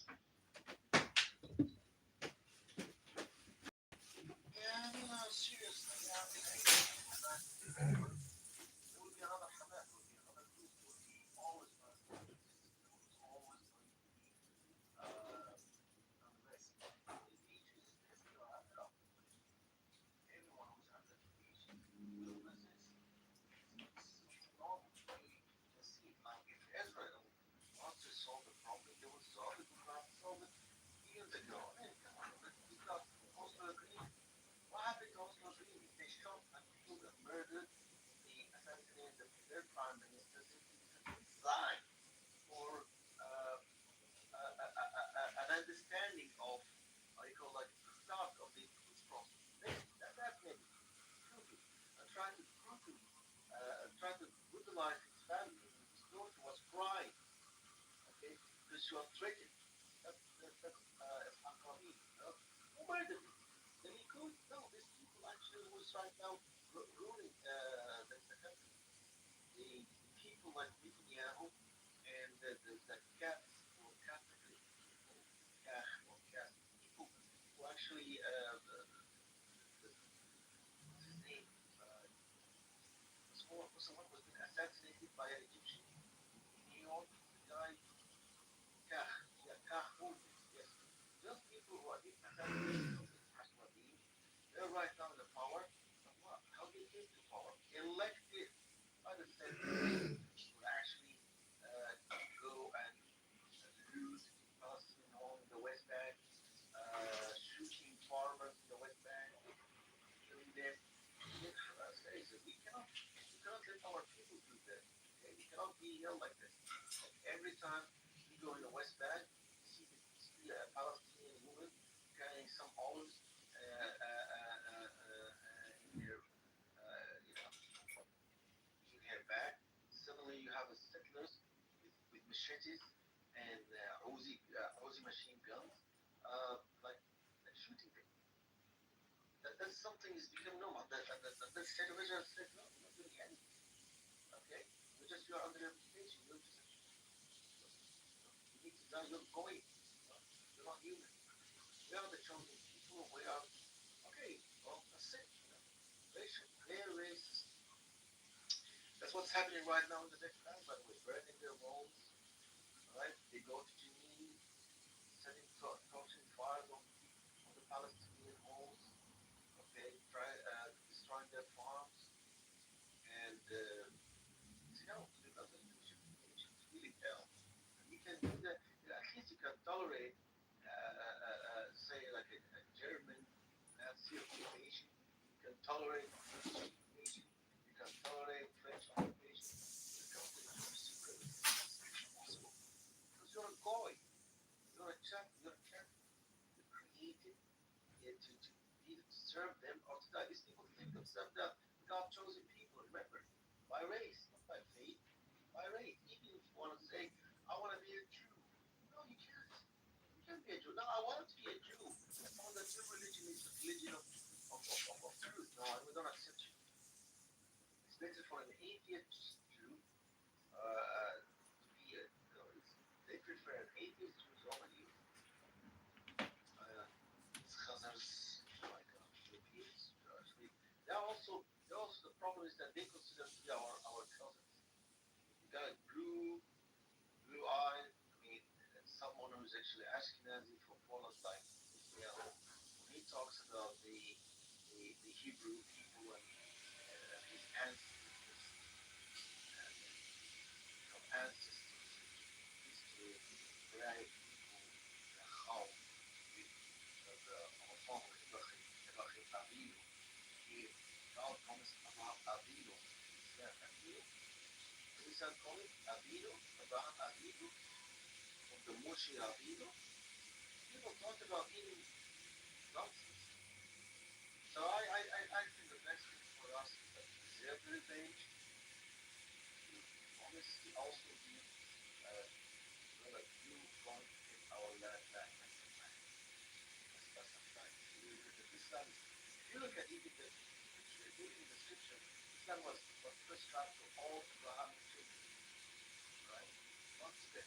Even them themselves are not even part of the Islam community. They are Jews, not Israelites. Claim to be Israelites, but they don't have any blood from the Israelites. Yeah, actually, further, we don't care. Thank you. Anyways, anybody else want to speak?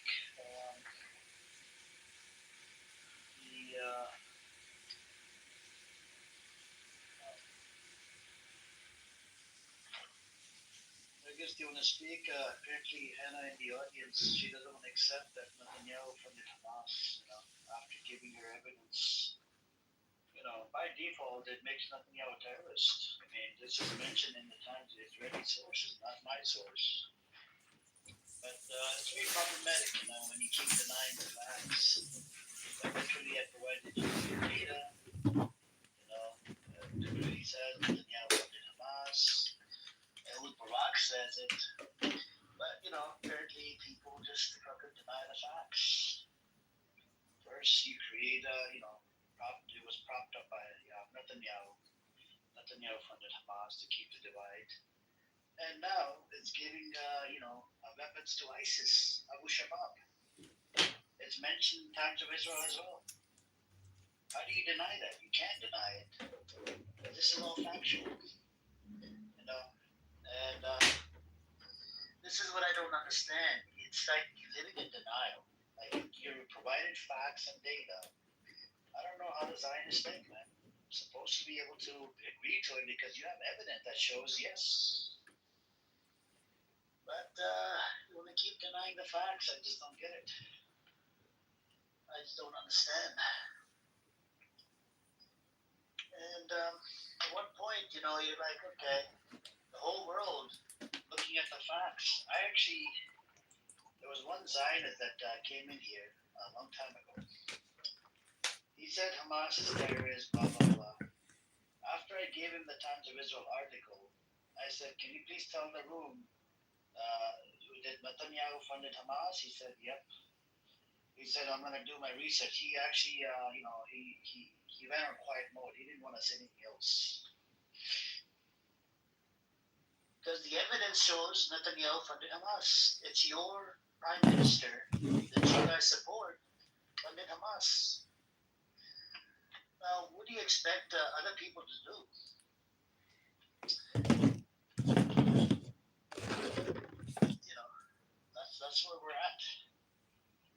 First you fund Hamas, then you have a problem with Hamas. Now you're funding ISIS. Now you have a problem with ISIS. It's not the world's problem. It's not even America's problem. First I just don't get it, man. Just don't get it.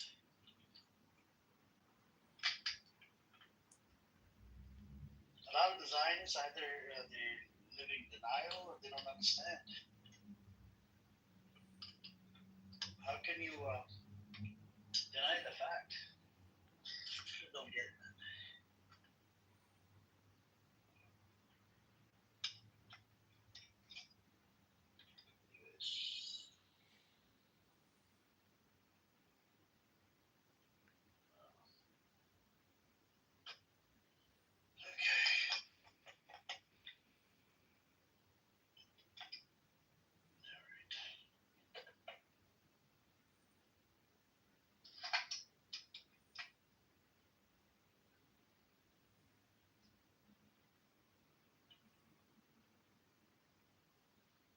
Anyways, that's what it is. I just can't believe it. You provide data, and you still don't accept the data. Just sickening. It's like a fucking disease.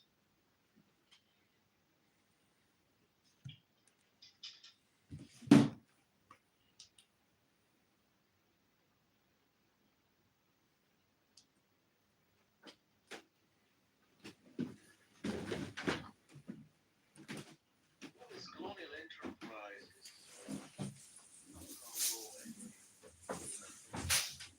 one of the two solutions.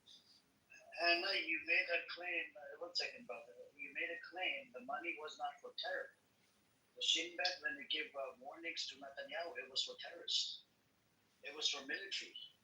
It was for weaponry. Did you not read the article? Literally, Shin Bet gave warning to Netanyahu that do not, fund Hamas. I gave you 2 articles. But apparently, you want to live in a Lulu land. You just want to keep denying it. This is the big, big problem. Anyways, go on. Yeah, what you were going to say, brother. Well, I think that the problem of this colonial enterprise creates something called the Jewish people in brackets which doesn't exist. Okay, people are not Jews are not people. So they don't share the same tradition, the same custom, the same language, the same.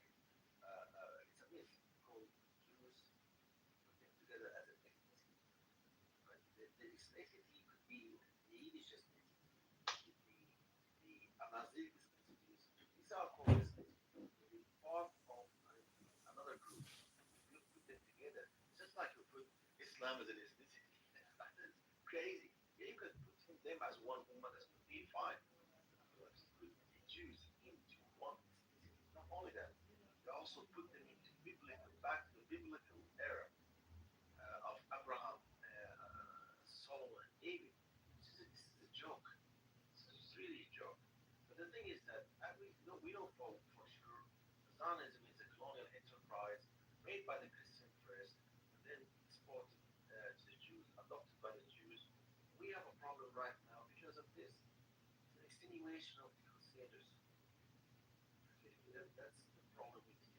How to tackle this problem is always looking at a colonial enterprise. It is not a normal state. Israel is not a normal state. It's also a cancer in the region. That because of it, we have all these wars in the Middle East, Sudan, Yemen, and we have the problem. Right now, they are helping the genocide. You know that a week ago, the Israelis helped the Janjaweed to go and commit the genocidal war in Al Fashir. The Janjaweed went to Al Fashir, started killing the civilians there. Okay, and we can see the videos. The whole thing, how they get there, how the Zionists help the Janjaweed through who? Plus, we run it our Emirates. They got they gave them the whole ammunition for that attack. Right now, you should not tell you about these facts right now. There is a genocide right now in Al Bashir, Darfur. That's the meaning, which doesn't give you a proper cover, not even a cover there. So the problem is this, like that's entity called Israel is become like a cancer in the region, creating problems all over, genocidal wars everywhere. It's not only the fire, it's not only in Palestine. not only Palestine that Palestinians are suffering from this cancer. And I hope that the whole humanity will wake up that you have created a monster in a region, not in a region. It's going to be a global cancer. They've got it this way. If Israel were gone, we're going to nuke every country in the world. We've got the new stockpile. And say, if you force us to leave, we will destroy you as well. We will destroy Britain. We will destroy Italy. We will destroy Europe. So be careful. We've got the news. It's not going to be. It's not going to be only us. So don't forsake us. Always keep it. They're actually bullying the West.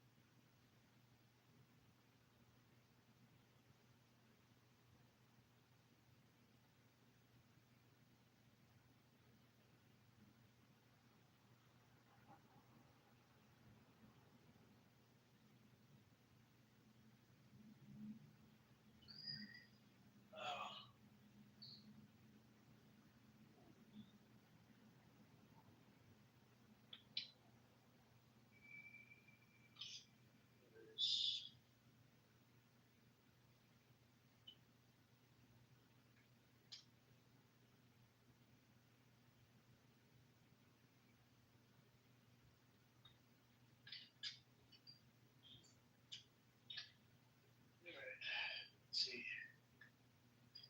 anybody else want to come up? What's up, Leila? Do you want to speak, Leila? What are we talking about? We're just talking about, where did these people come from? And, I provided data to Hannah in the audience, which she doesn't accept it. Two articles of Times of Israel. Oh, is this the Israeli? Yep. Ew. Anna, get a life. Get a life. You're from fucking Poland, bro. You You little want to dirty. live? You want to coexist? You want to coexist with Hannah? No, fuck no. I'll coexist with Hannah, but she needs to clean my toilets. No one wants to clean everyone toilet. We just that these not for them to coexist with us. They're not going to coexist. No, I'm telling you, I can coexist with Hannah, but she needs to clean my toilets, and she needs to, clean my sinks and do my dishes for me, and she needs to, drive me around everywhere. Even I don't even give her the privilege of driving me around everywhere. She needs to take my trash out, I'll coexist with her. I have no problem. Where's Abu Leila? Isn't he in the audience? Like, not isn't he on the panel? I don't know, is he? He is. Oh, you're very quick to recognize him. You go with a different name. Yep. It's not just the name has changed, not the profile picture. But it's more easy to coexist with the cancer than to coexist with the Zionist ideology. No, I'm saying, so, like with the Germans, right, I think they had to re-educate them or something, right? Well, So, if these people get re-educated, I think, in the meantime, people like you are cleaning our toilets. You dumb bitch. You dumb bitch, bro. You don't even have toilets where you live right now. The fuck? Shut up. Hannah, do you wash your flat when you go to the toilet? Because I know you. I think we should have like a little back and forth with Leila and Hannah. Hannah, do you want to come up? Anna, come up. Don't be scared. And I won't get in the middle of two women fighting. Hannah's a woman? Girl, woman, whatever. a little bitch to me though. Be a trans through speech translate and then maybe. And then don't get in the middle. Yeah, don't get in the middle. Don't get in the middle. Number one rule: never ever get in the middle of two women fighting. But she's not a woman. She's a little bitch. IDF women are not women. They're little bitches. That's what they are. You want to come up, Anna? Just you could go back and forth with them. You know. I'll send you invite. See if you want to come up. You can go back and forth, and I do offer limited freedom of speech. No, she's not interesting. Just say that you're scared of me. Just say that you're scared of me. Just hide behind your little catfish profile picture, you know?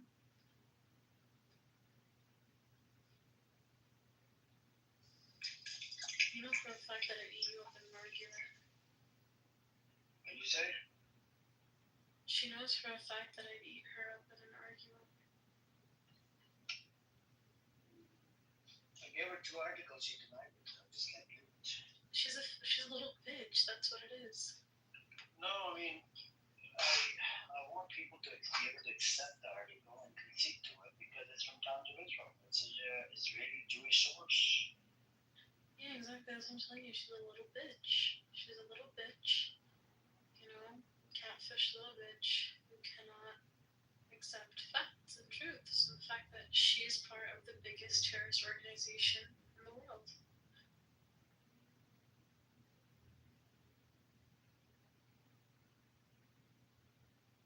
Stupid girl. Nothing to say, just comments on how I look. Bitch, I just said that you're part of the biggest terrorist organization in the whole world. Like, is that not something? You're so full of shit, bro. She's so full of shit. I was saying, what else is new with you, Layla? What you been up to? Nothing. I've been busy because tomorrow's like Labor Day and I have like protests and stuff like that. And then I'm also like part of the SJP board now, so I have like stuff to do for that. I've just been busy. Yeah, just don't work too hard. Yeah, that's true. I need to like limit myself. I usually pull back from a lot of activities because I need to focus on that school. Yeah, focus on the school and see what you're going to in the future. Yeah. So is Hannah gonna come up or like what? Oh, she left. What a bitch.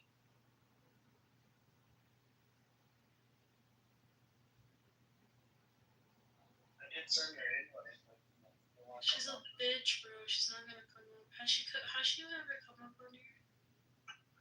She used to. She came here twice. What a bitch, bro. She hangs out with Shuki Dance. Ew. Yeah, there's I'm Shuki.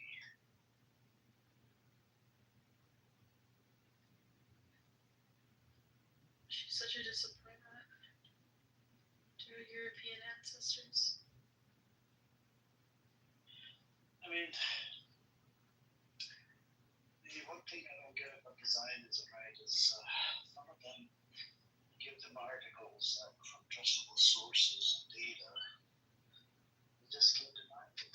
And, Exactly, because they don't need to be called out. yeah. And I think what they probably, I think some of them even call them anti-Semitic. These sources are anti-Semitic and anti-this and anti-that. But, you know, there's a lot of things coming out of the officials in Israel. Oh, they want to, go after Gazans and kill them. Netanyahu doesn't want the deal. But there's other people. There's people inside Israel that want the ceasefire deal. And Hamas is ready to make the deal. Cairo said they're not coming out to make the deal. ceasefire deal. I mean, the mediators. And then America puts sanctions on the PA so that they can't come to the UN in America because these countries want to recognize Palestine as a, as a country.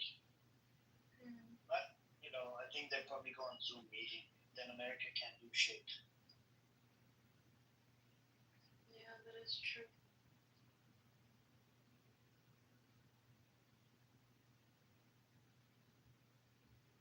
Yep.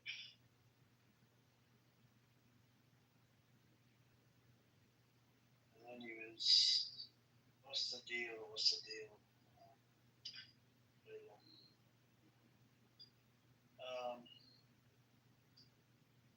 What else do we have?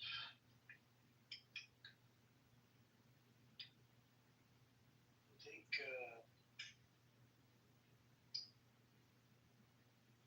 we have the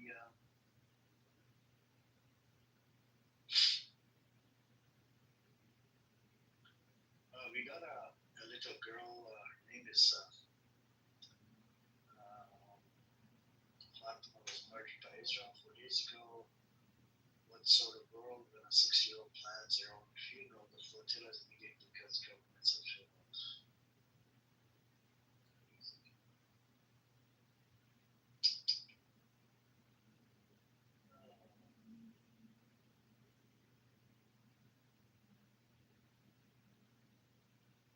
Let's see. All right. Let's see what we have. I mean, Israel is just, you have that Israeli politician. I mean, the guy that worked directly under Netanyahu was able to lead things and go to Israel. That was disturbing and disgusting. How do you allow a pedophile? Because the state attorney, she was Israeli Jew, so she made it happen to allow the guy to flee to Israel, and he didn't even show up on his court date. And then he got the Epstein visiting over there back in 2008, and Ehud Barak, which is the former Israeli prime minister, has connections to has visited the Epstein Island more than 30 times. I don't know what to tell you guys. That's very disturbing.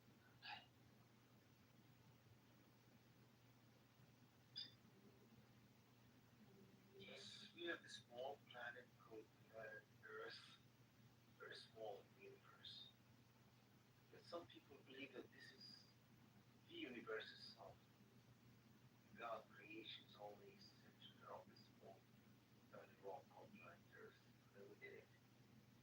There are some few people consider that they've chosen over the whole creation. They believe that. It's my race.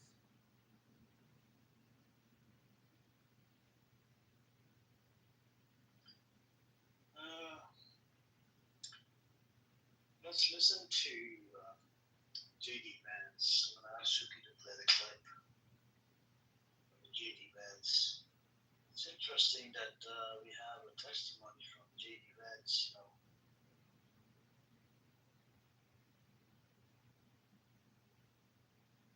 I'm a never Trump guy. I never liked him. It makes you think that at a fundamental level, this is sort of a he said, she said, right?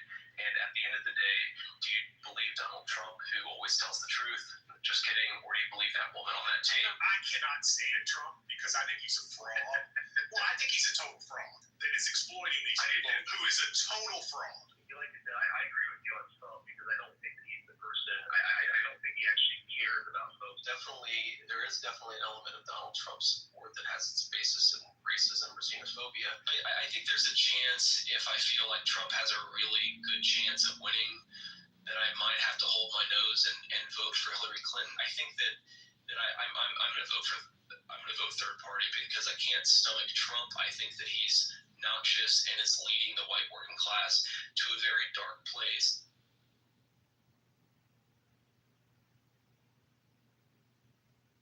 As you guys heard it, this was before he became the president, right?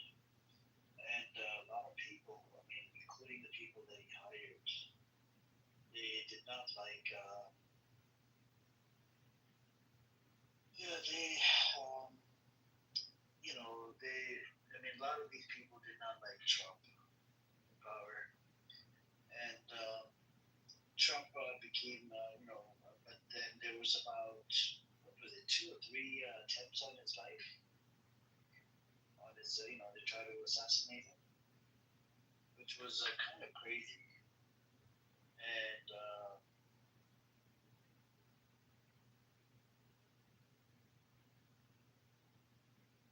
so,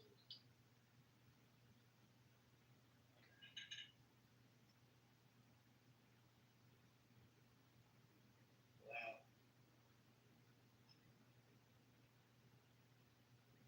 was, good.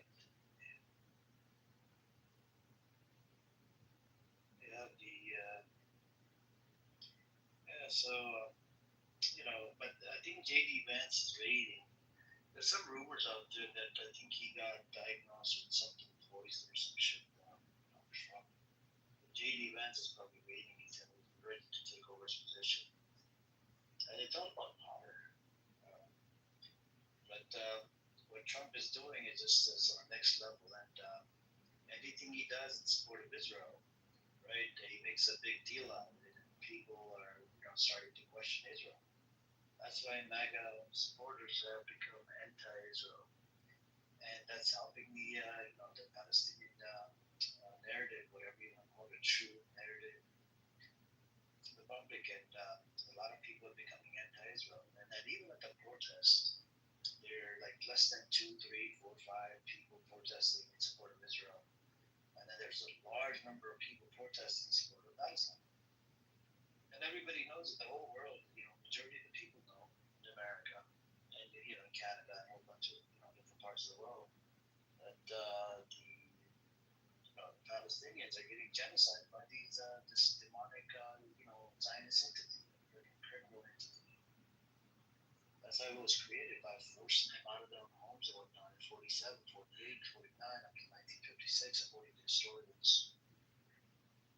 And that's the sick part. And I don't think it's going to end until somebody like America would have to put a stop on it. But Epstein, we have a testimony from a former Israeli intelligence official. He said that they have Trump by his balls during that 12-day war with Iran. They sent out what is it called, a birthday card that was like a threat to Donald Trump. It was a threat to Donald Trump to pretty much bomb Iran for us, this and that. Otherwise, we're going to expose you. And even right now, they have a lot of deep dark secrets on him, and I believe it has to do with Epstein files. If Epstein files were to get released, wow, that's going to go crazy. There's a lot of connection between Epstein files, Donald Trump, and the Zionist entity. And Jeffrey Epstein did visit Israel in 2008, and Ehud Barak came from there, visited Epstein Island, Epstein properties, and whatnot. And even the way he was killed, you have Ghislaine Maxwell. She's at a minimum security prison. And I heard at that prison they don't allow pedophiles. So how the fuck are they allowing her? I don't get it, man. And then we have this case in Vegas as a pedophilia case. It's just Israel has become like a pedo island. It's not it's not the only democracy. It's a fucking pedo island. And that's what it is. I don't think it's ever going to change. And their image has gone down the toilet. It's going to take them 20 to maybe 100 years to rebuild their image. Their Hasbana ain't working, right? And their narrative not working. Nobody really wants to engage with them that much anymore. If you go into pro-Israeli spaces, there's not many people debating them anymore because they all know these people are genocidal psychopaths. The way they talk, they want to butcher slaughter every little kid and whatnot.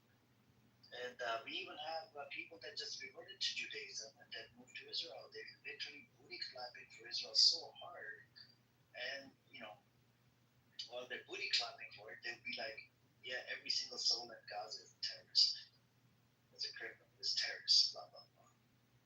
And then they tend to believe in fucking collective punishment. That's the crazy part.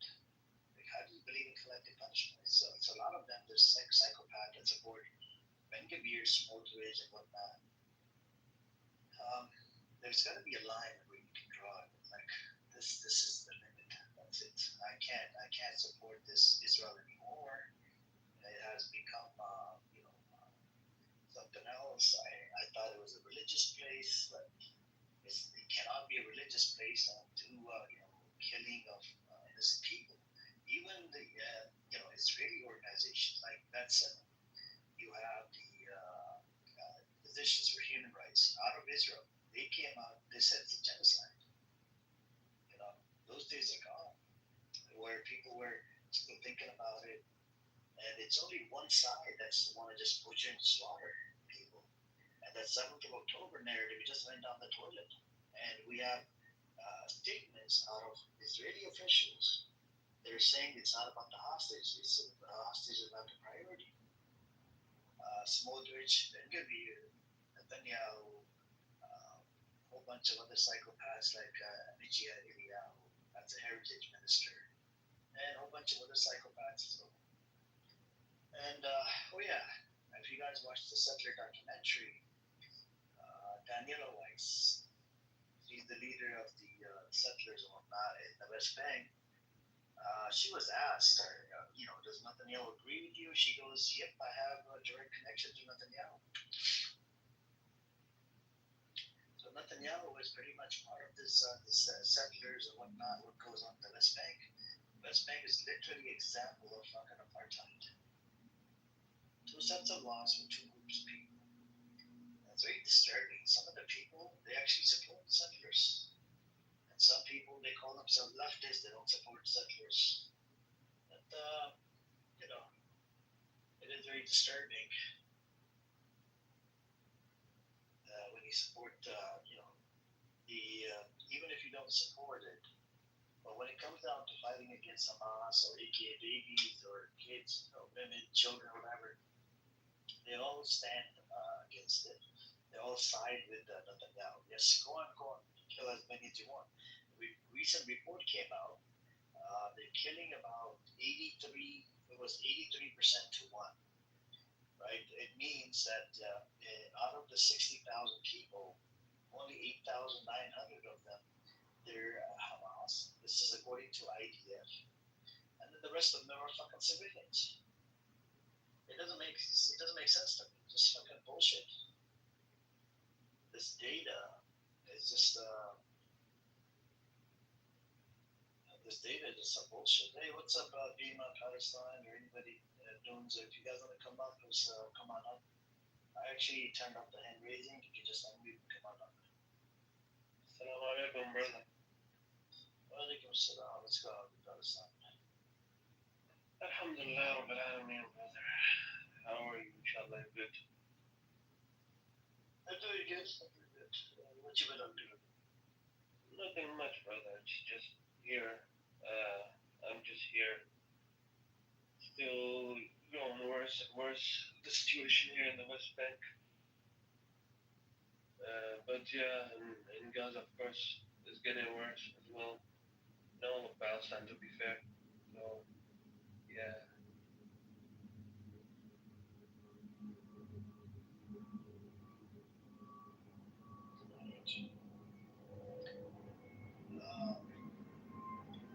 In the West Bank, I heard they're going to build in the Knesset, they're going to divide the sea into two pieces, which is 60% of West Bank, right?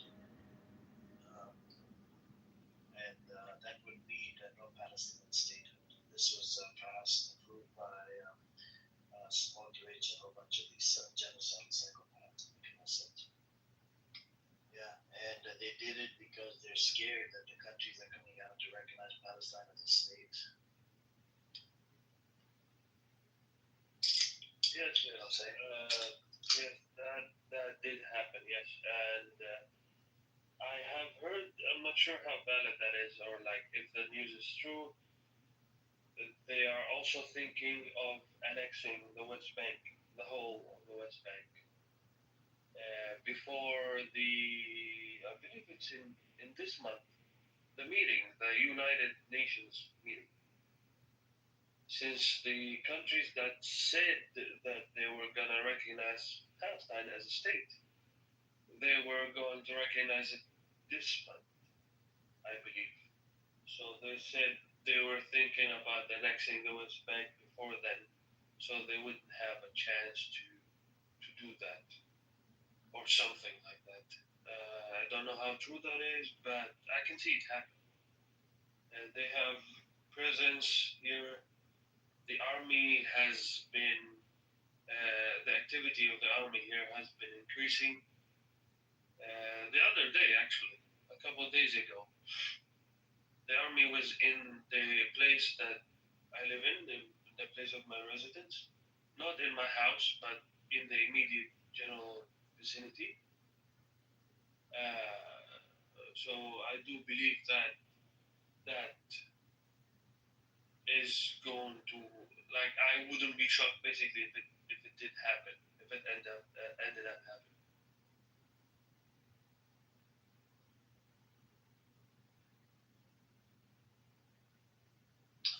Yep, yep. It's just it's tough. I mean, you know what they're doing in the West Bank. It's crazy. And even in relation to these fucking checkpoints, but if they were to annex it, completely annex it, then they would have to give you guys a citizenship, right? But would they give you the citizenship? No, not that. They are thinking about it in ethnic cleansing terms, or in the sense of when they annex it, and they've already made their intentions clear throughout the years of the occupation. They're going to kick us out. And a lot of, they call them brochures, pamphlets, have been dropped here and everywhere in Palestine, especially in the West Bank, since we're talking about the West Bank. A lot of pamphlets have been dropped calling for for us to immigrate, or they will force us to, in their own words. So yeah, they're not gonna include us in their so-called state. They are going to kick us out and then take the land that we had after we leave and take it for their own. And they're already in the process of doing that even before they supposedly kick us out. In fact, a new settlement is either in the process, I believe, either in the process of being created or has been already created nearby the place that I live, in the area that I live. So yeah.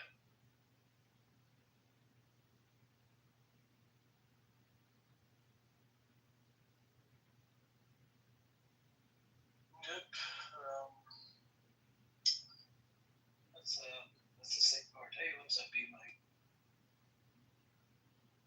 Hey, Amir. Hi, everybody. Hope everybody's doing good.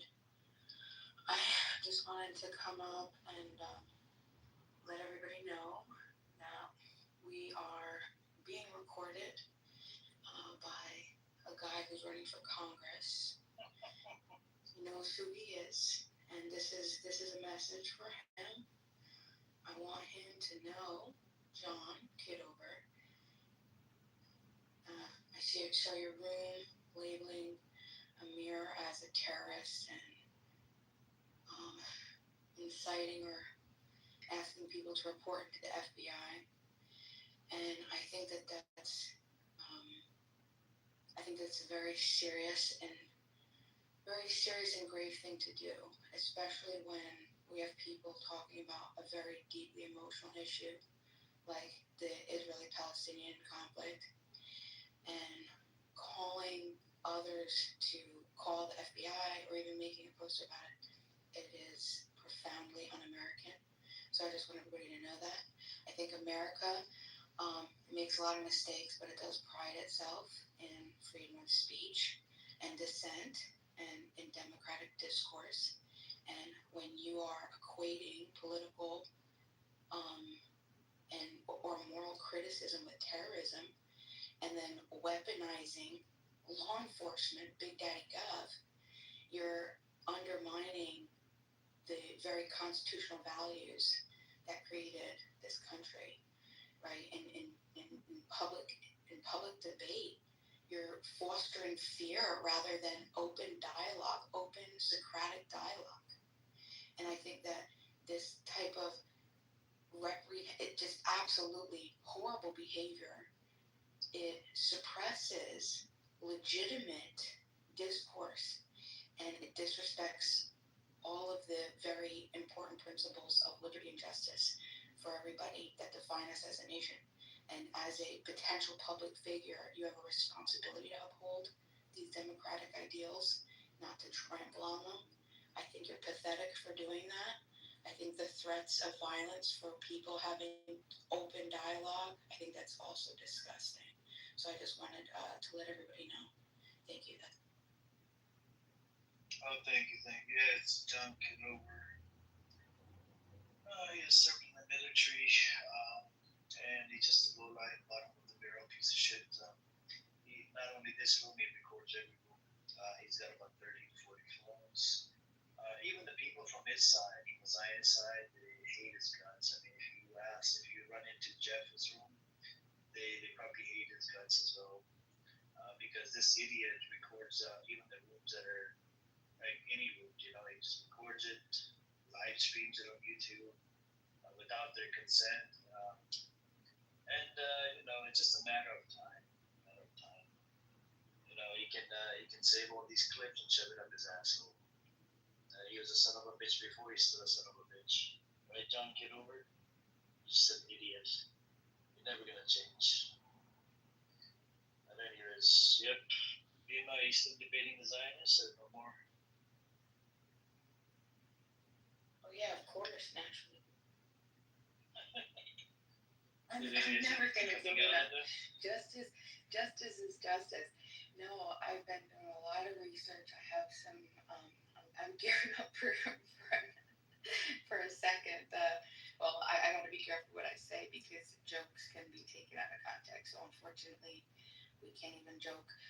But no, on a serious note, yeah, I've been doing a lot of research, so I'm excited to open up and host, some good discussion. We'll bring it in here.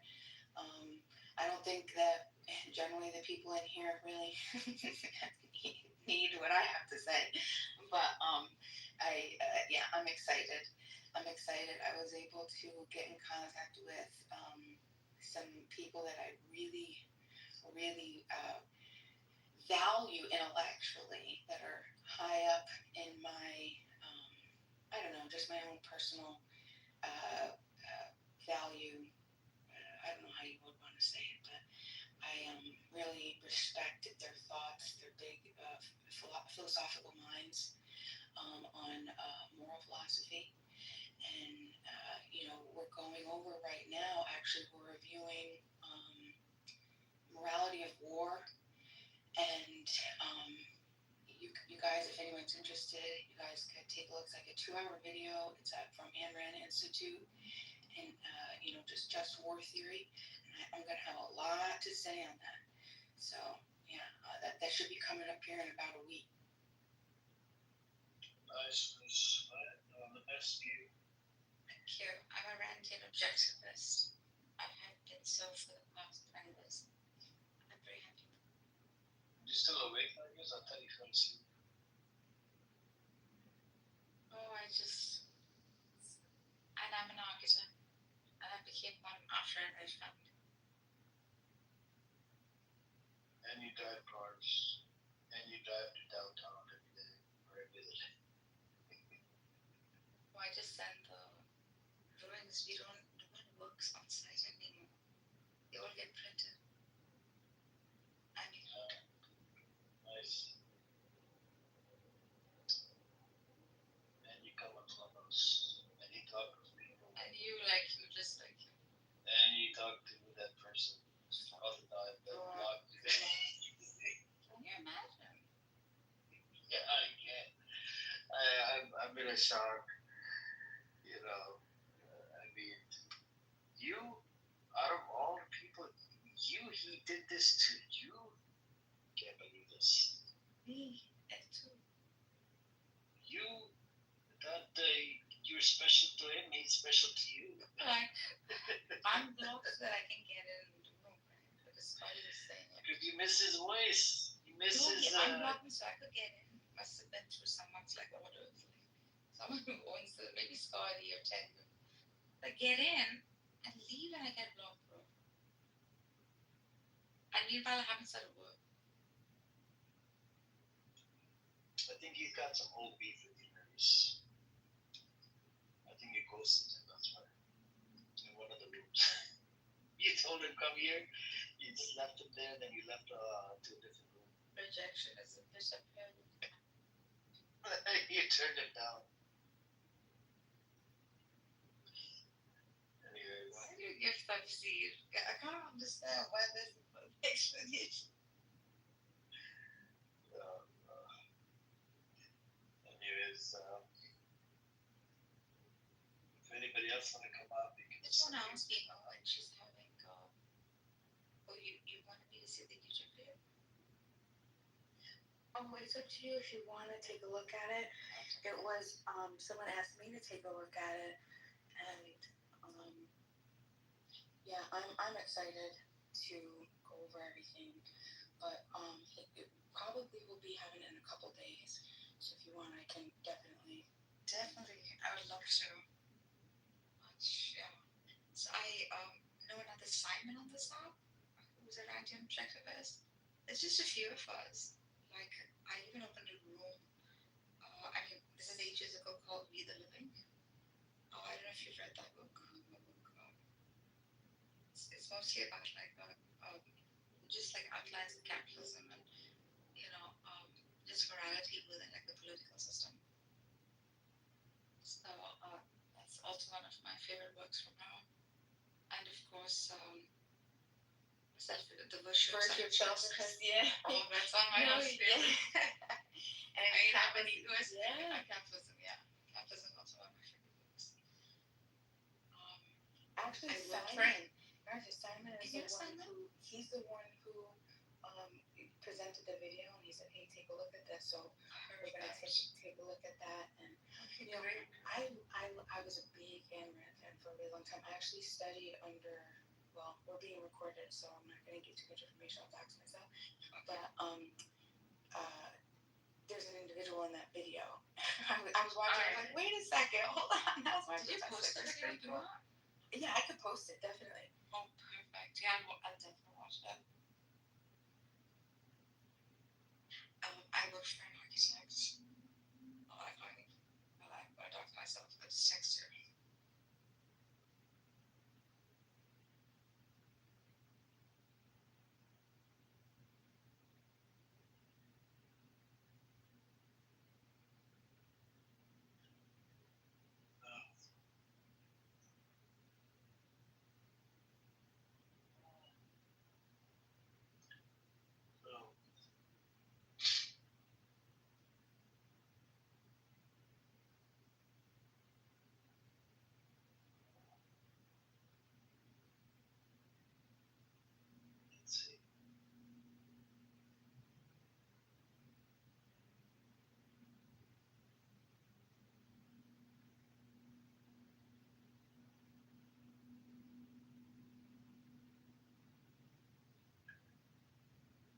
Americans don't want to know, and many Israelis don't want to know what is going on inside Palestine.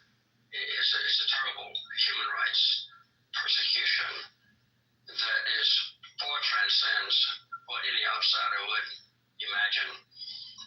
And there are powerful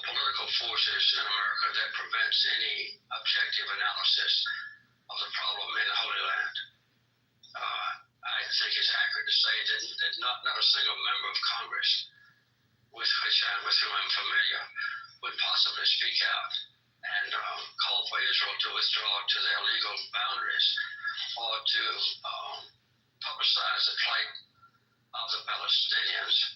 And that is added onto by the very effective work of the American-Israeli group called AIPAC, which is performing its completely legitimate task of convincing Americans to support the policies of the Israeli government.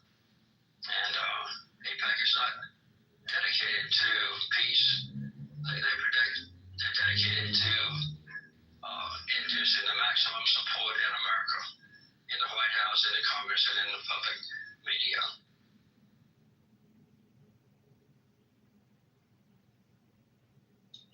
This was Jimmy Carter's statement. Jimmy Carter is, before, I think before he died or whatever.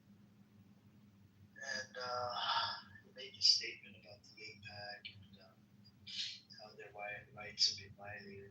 A lot of people spoke up on this, right? The amount of rights and whatnot have been violated, Palestinian rights, for years and years at a time. And AIPAC, and there has a lot of bullshit.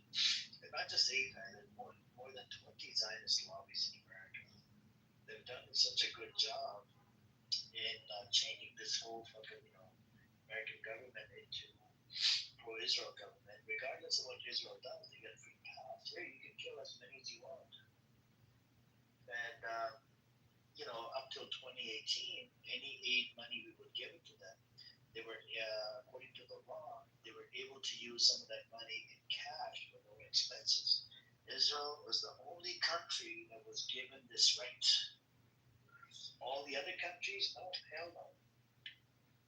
And even in relate to, since 7th of October until now, last time I checked, we funded them, I think, $66 million or something, and we give them in credits or whatever, but we're still, it's the tax dollars that's going over there, right?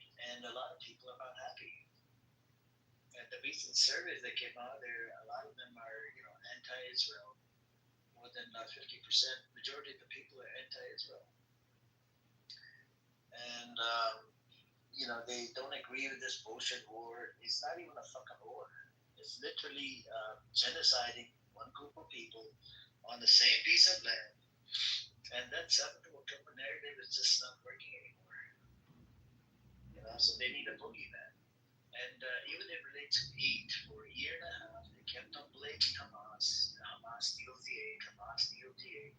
U.S. aid company came out and they said, nope, Hamas is not stealing the aid systematically. And apparently, Lieberman came out, he's one of the Knesset members, he said that I didn't know that we were transferring weapons to Abu Shabaab. And Abu Shabaab is identified with ISIS, and it was posted in Times of Israel. And then Netanyahu comes out, he doesn't even deny this fucking fact. So first he funded Hamas, right, which was terrorist entity. Now you're giving weapons to fucking ISIS members that have been stealing aid from Palestinians and selling it in black market for 5 times the price. And they not only they gave the weapons, they gave the uniforms. And these ISIS members, they were locked up inside, Gaza prison under Hamas until they flattened fucking Gaza. They let them out, and they're giving them weapons and whatnot. Go steal the aid and sell it in the black market, and the money you make, you can keep it. And it all happens under the supervision of IDF. And these people that have been stealing the aid from people, they need to be, they're basically spies. Spies, criminals, terrorists. They should be brought to justice. Disgusting human beings. Yeah, Netanyahu, he's a criminal. Yeah, it's not just Netanyahu. Ben-Gvir, Smotrich, Amichai Eliyahu, a whole bunch of other fucking ministers. The whole Zionist entity is fucking full of criminals. Nothing but criminals. IDF was formed out of 3 Jewish militia gangs. That's how IDF was created, right? And there were some leaders, even was it Menachem Begin or one of the prime ministers came out of the gangs as well. And the British looked at these gangs as terrorists. That's why British decided to not give these people a fucking state. But they forced their way in, and even in relate to the partition plan, UK was, British wasn't part of it. After the Peel Commission and the White Papers in 1939, they decided not to give these people a state, but what do? These people are just, don't get it, man. Sick.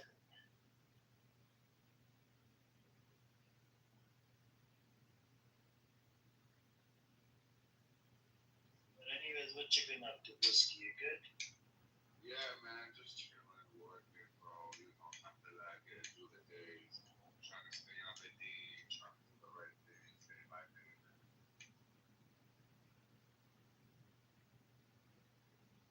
I just found out today, it's not related to the topic, but I found out that it's 9 billion people on Earth, and 4 billion of them is Muslim. So, alhamdulillah, we're strong. Right, you're right about that. But I think, let's see.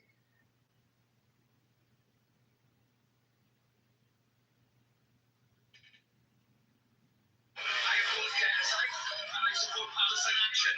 In their actions to bring the world's awareness and to stop the genocide in Palestine. 5 times I worked in Palestine as an emergency medic, 4 times in Gaza. I was in Gaza in the last Nakba. I witnessed things there after 30 years of working in emergency. I witnessed things in Gaza that broke me as a man. And the people of Palestine put me back together. They were all welcoming, hospitable Muslim people. They're a strong, resilient people. And this is not being done in my name. We need to free Britain from the oppression of the Zionist lobby. We need to free Britain from the oppression of neoliberal capitalism. Britain isn't Britain anymore. Britain is an old country. When it comes to a point where they're arresting emergency medics and arresting retired medics and doctors for holding up a piece of paper with words on it, whereas they sell weapons that kill people from outer space. I've seen drones burning children in their beds, and they were provided by this country, no other country. They were British made. This is a proxy British Americano genocide. I am proud to represent Britain. I am proud to represent Palestine. I'm a Welsh British trained nurse. Why do we cage? They're saying how they need cages, but these some retired medical protesters. You know things have got bad when my colleagues, my emergency colleagues, are arresting us for holding a bit of paper with words in.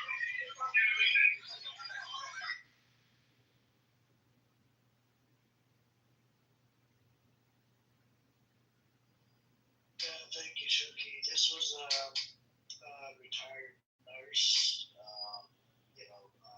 He's been to Gaza. He's worked over there. He's seen the amount of cases over there, and apparently, they arrested him for protesting and whatnot, in the UK. And shout out to this brother. He's one of the medics, and this is the big thing. They don't even want to listen to the doctors and nurses. At least listen to the doctors. No, these are professionals, and they're not even from Gaza. They're from other parts of the world. Like this brother was from the UK. There's doctors from America that went over there. There's doctors from all over the place. Listen to the fucking doctors. Nope. America is just going to be America. This government, the hypocrisy of democracy that we have in America is very disgusting and disturbing. The democracy is built over dead bodies of people in the Middle East and people in Africa and a whole bunch of other countries. The same thing in Sudan. Look at what they're doing, these fuckers.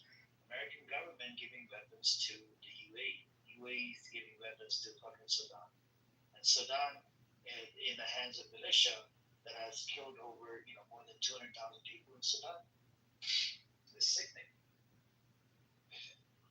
And Israel has given. Go ahead. What did you say? And Israel has given weapons to the RSF as well, and it has a militia in Sudan. And these militias are so psychopath. They're literally raping women, taking their kids as hostage, and they're doing a whole bunch of crazy shit. And UAE wants to use that Red Sea. Plus, they have interest for the gold because apparently after 9/11, they put sanctions on Sudan, so they can't even export their gold. So the UAE is like, come to Dubai. What they do, they take the gold and they melt it down and then turn it into UAE gold. They can stolen from the African countries. Yeah, that thing's going on. They've been extorting other countries' resources for their own. American people, the average American person, does not give a fuck about anything that's going on out there. They're not educated. They're not aware of it. Yep, that is true.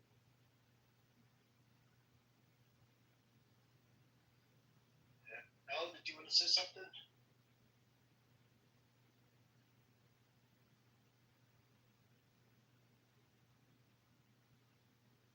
Al, you're on mute.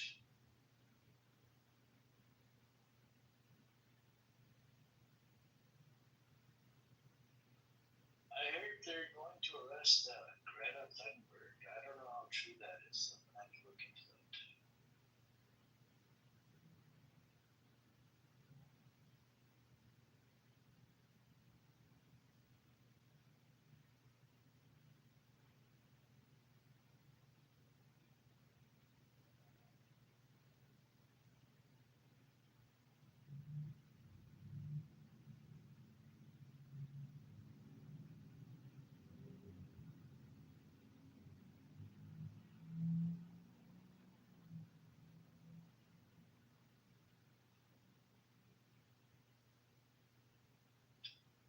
Anyways, anybody else want to come up and Al, you're on mute. If you want to speak, you're welcome to speak.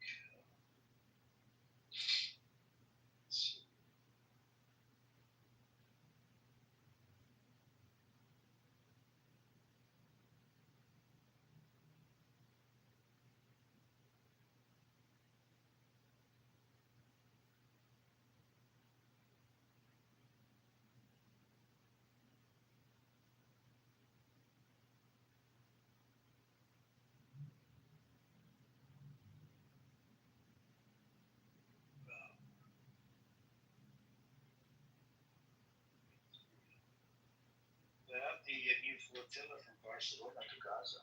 The largest flotilla ever is about to sail, carrying food, medicine, and aid for this would be interesting. What else do we have?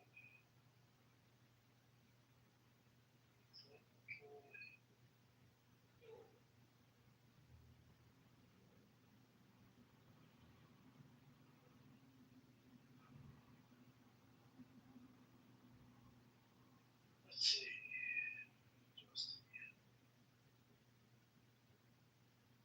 Oh yeah. So Israel hatches plan to throw Greta Thunberg in third cell.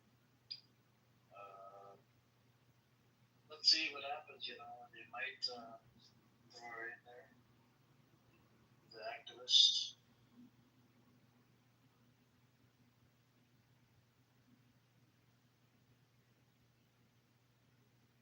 Well, so we have Gal Gadot.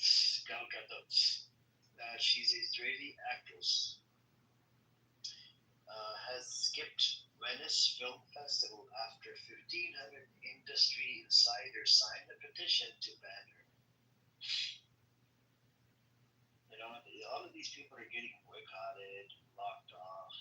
Actors, actresses, people, anybody that has an Israeli passport, they're getting treated like shit. And they treat people like shit as well. They're racist motherfuckers. They're doing a bunch of crazy shit like in Thailand and bunch of places.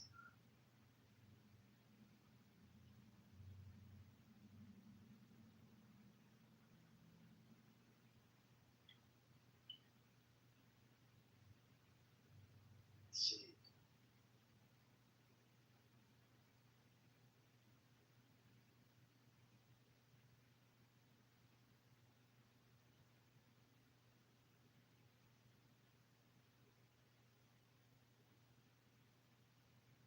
We got Rupert Lowe. He's a politician from the UK. Rupert Lowe is a fraud and a Zionist puppet. In the UK, 12% of halal meat is not stunned. 100% of kosher meat is not stunned. But he has sold out to Ford Lobby. He tweeted about Britain is eating halal meat without even knowing it. I'm pushing for a full ban on hand slaughtered in Parliament. That's a pretty good son of a bitch we can find. A lot of these politicians, some of these are fucking Islamophobic piece of shits.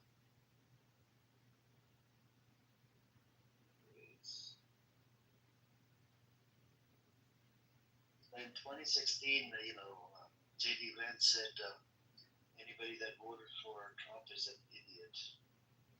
And here he is, he's like a vice president. Dumbass.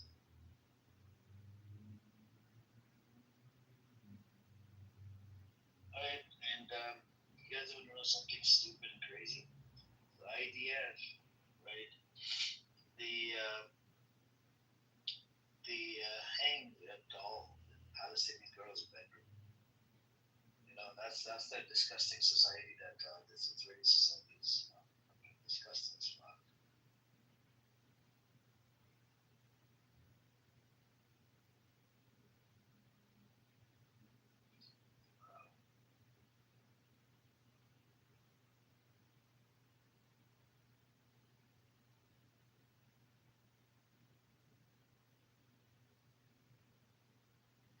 You guys heard about Emil Wakil? He said free Palestine and NSL fired him. That's crazy. That is fucking true.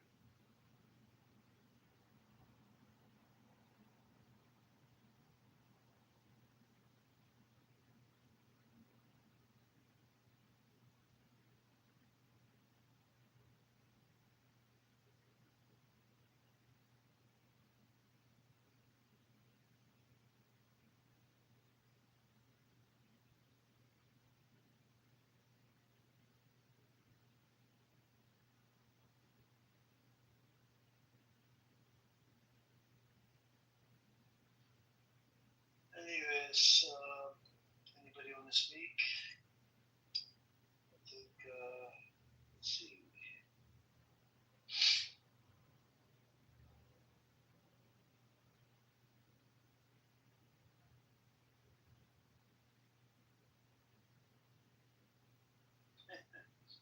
We got Rupert Lowe, MP from the UK. He's saying, he's tweeting about our cowardly government must find the courage to stand with Israel. We must support them however we can. Disgusting scumbag.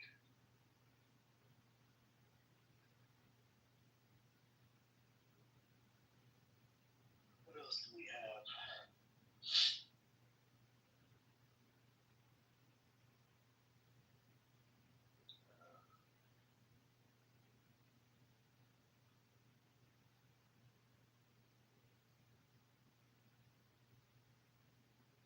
A woman in Ireland spat on an IDF soldier, saying Zionists are not welcome in Ireland.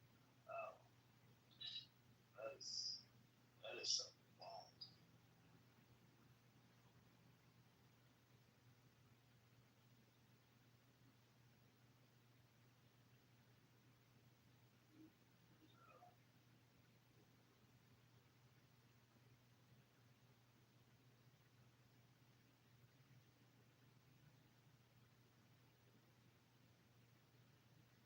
And here's, let's see.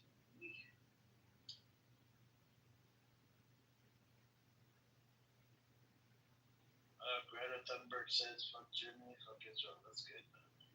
know, inside of history, Germany has been fucking disgusting. You know, even Germany's like, nope, we're gonna do arms embargo if they take over Gaza, which I think it will happen. It's just a matter of time. Anyways, see.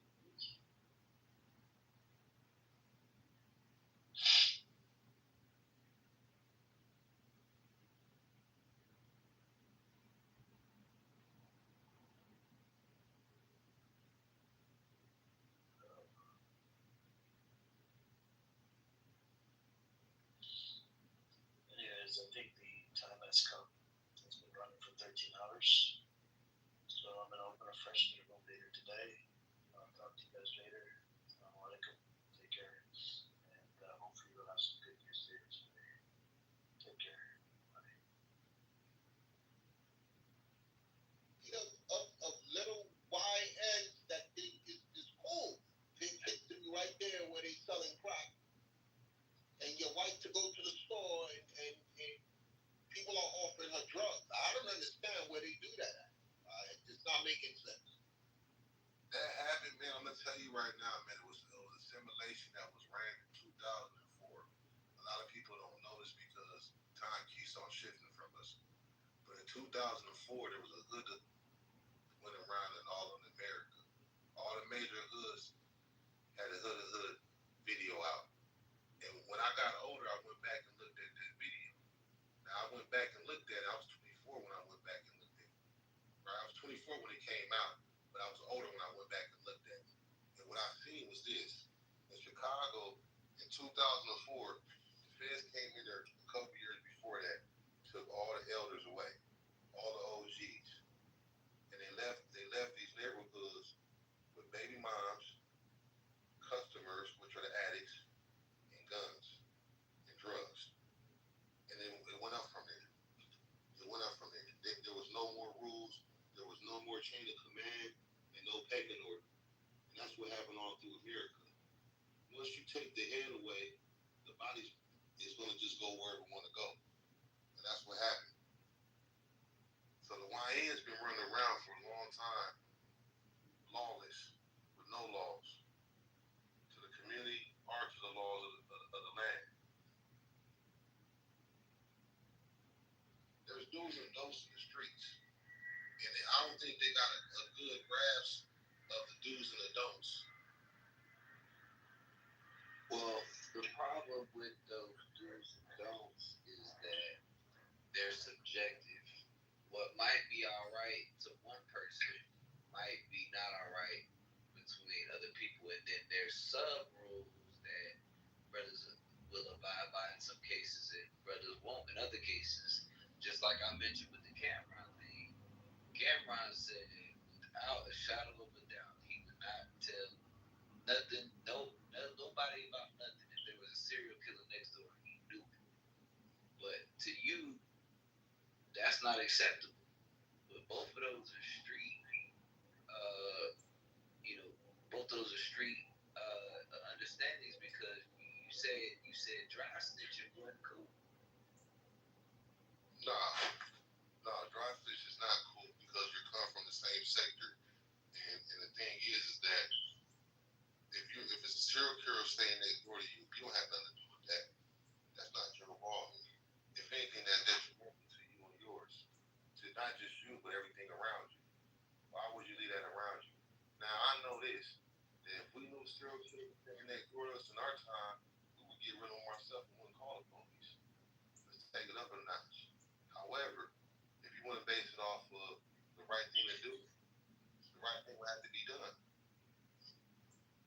Okay, but that's my question is, where do you draw that line? You say dry snitching ain't cool, all right.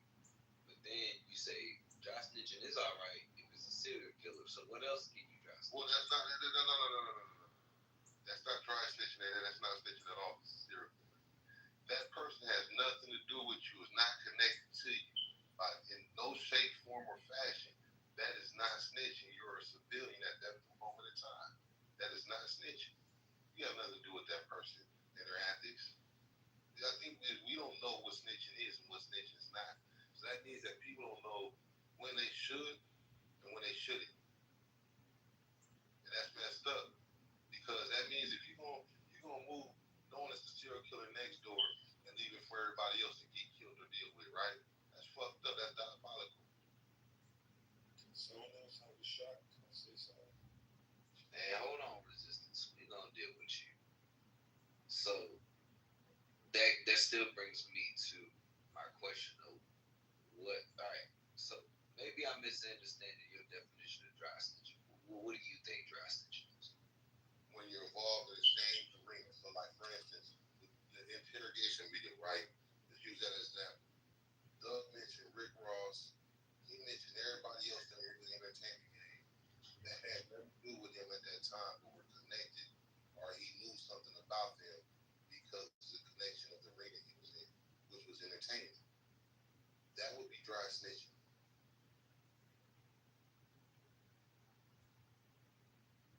If you're not involved, that's not considered dry snitching.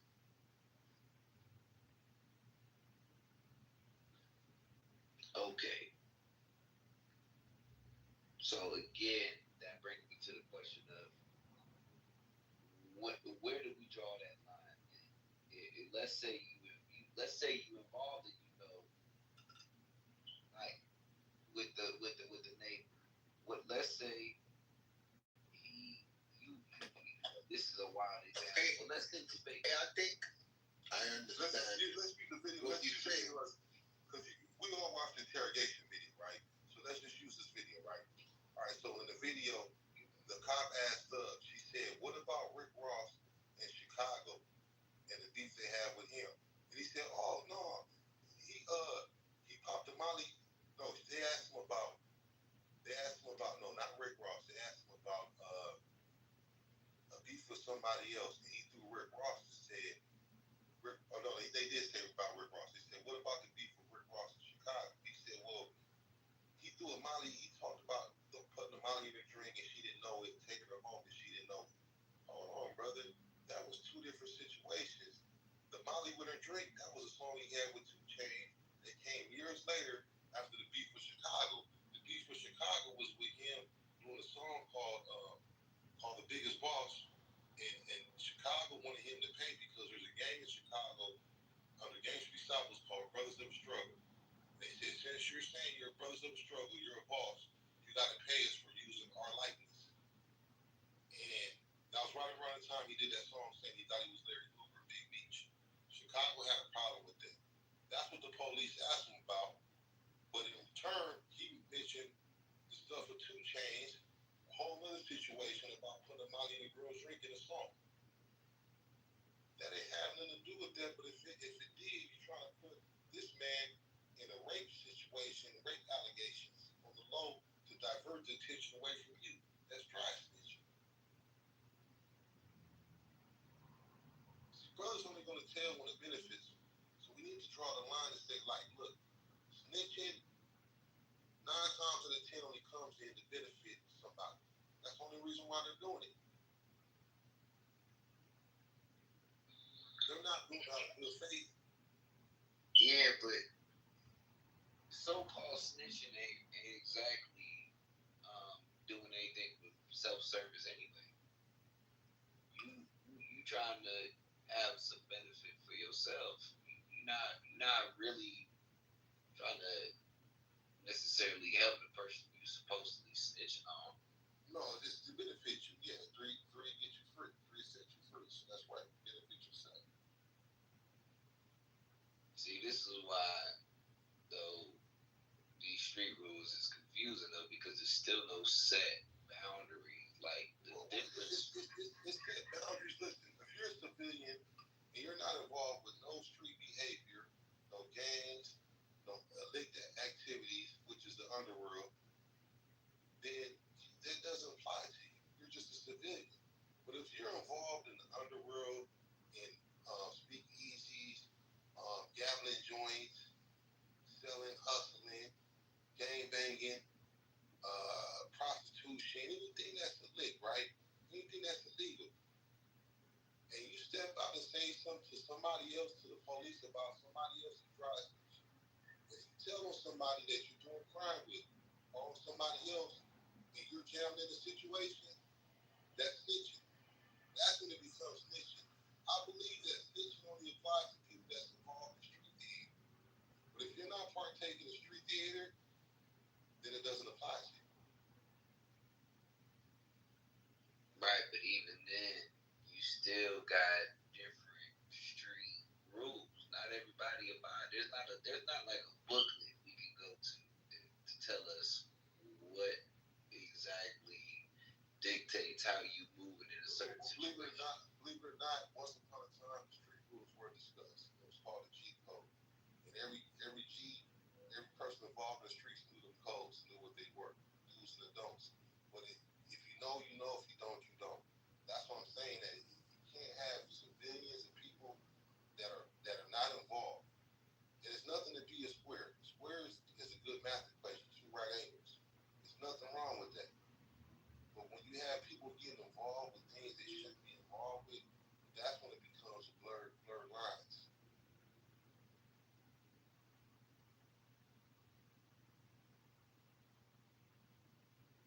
Especially with entertainment, because they're entertainers we're dealing with. Tekashi 6ix9ine, he wasn't no snitch. That dude was victimized. He was a victim.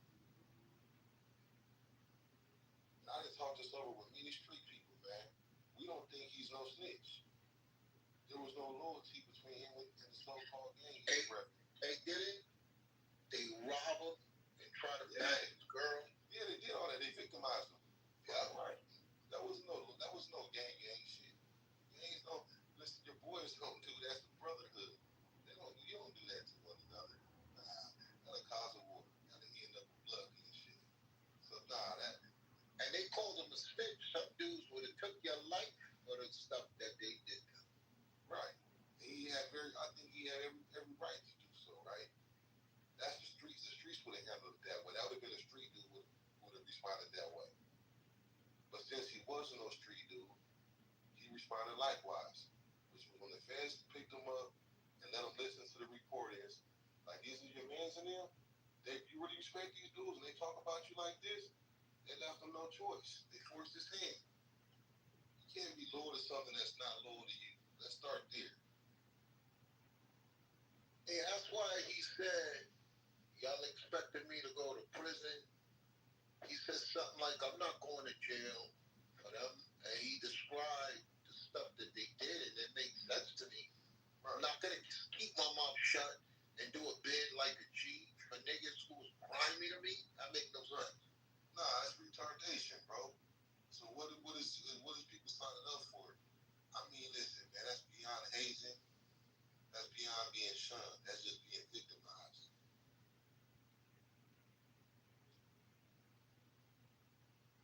Chief Patrol said he a snitch for sure. Chief, why you say 6ix9ine is a snitch? Can I get in there, brother? Can I talk that? I'm sorry, who's next moderator? I don't know. That's the moderator. Yeah, Resistance is next. Go ahead, Resistance. Early morning on my side of the East Coast. Yeah, I think some of the things that being said, it actually ain't clarity, because I think someone has the proper perspective on what snitching is and what a rat is. They're 2 different things, and people are trying to correlate them to be the same. They're not. Snitching is people who give law enforcement information about crimes that they didn't commit with anyone. So that's exactly what a snitch is. Now, a rat is someone who has done crimes with people and told the authorities so they can get out of a conviction. So they're 2 different things. That's number 1. What Young Thug did, he rat just like Gunner did, and many of others did. They did these crimes with people. What Gunner did to make him a rat? He was involved with the gang. He was part of YSL. He knew about the alleged criminal activity of Young Thug and the other perpetrators, according to the government, and he assisted on convictions when he took a plea. Wasn't they trying to put a charge on him? He accepted it. They don't try. They stopped the car, allegedly. They stopped the vehicle with him and Young Thug in it, and there was a firearm in there. And it was his? I don't know. That's what I'm hearing, that they complaining about him, saying, look, that's not my gun. How is that snitching? It's not his gun. This is why it's snitching, once again. And once again, he ain't even snitching. He's ratting. Because he's in the vehicle with someone that they would call a co-defendant, co-conspirator. Someone that is his friend. So we don't muddy the waters. You get in my car. I got my burner under my seat. And I know you got your burner, yes. And police come and I take the burner and I throw it in the back. And I'm like, it's not mine. And then they tell you, are you going to say, it's not mine also, and that's it? That's what you're supposed to say if you're in the underworld. If it's me, I'm going to be like, yo, it's my gun. Now you're going personal. Sir, I'm not putting it on my man. That doesn't make any sense. You're asking about the underworld. You can't. No. You're trying to say something about what you would do. I just gave you a simple scenario. I said nothing about underworld. Me and you was in the car. You get in my car and it's my gun. And when the police come, I don't own it. I try to make it look like I don't know whose it is. And you may go to jail. You're going to stay quiet and take the charge. Once again, sir, you're trying to. No underworld, sir. It's just me. It is. No. There is an underworld because they're criminals. They engage in criminality. You can't change the scenario. I have the gun for my protection. I have the gun. Is it legal? Is it legal? The gun is illegal. So then you're in a criminal act. You're in a criminal. What part of that you're not understanding? Sir, you're getting emotional, and I'm asking you a simple question. You get in my car. You know that I have a gun that's illegal. And the police come, they pull us over. I throw the gun in the back. They arrested two of us. Are you going to take the charge if they're putting it on you and not me, yes or no? You cannot tell the police that the gun is not yours. I just did answer. I just did. They're pinning out my story. They believe my story. They don't believe yours. Are you going to take the charge and do the big yes or no? I'm going to fight the case. I'm not telling them that the gun belongs to and if you lose and you take you face the consequences. Okay, so you're fine with that. Yes. If you're in the underworld, yes. Y'all believe him? Y'all believe this? No. You lying up your ass. That's lying. So once again, it doesn't matter what you think, what someone's lying or not. This is what the facts are to anyone who's been in the underworld. We're not talking about what you would do in your personal life, and we're not. Sir, you were talking for the longest. I'm talking now. Don't interrupt me. I ain't interrupting you when you were talking. No, we don't want to hear what you're saying. You were talking already. No, nobody want to hear what you say though, boy. That's bullshit. Yeah, because they don't like dealing with the facts are. It's people like you who are a rat and who are a snitch. Because you are a rat and you are a snitch. This is the way you would do things.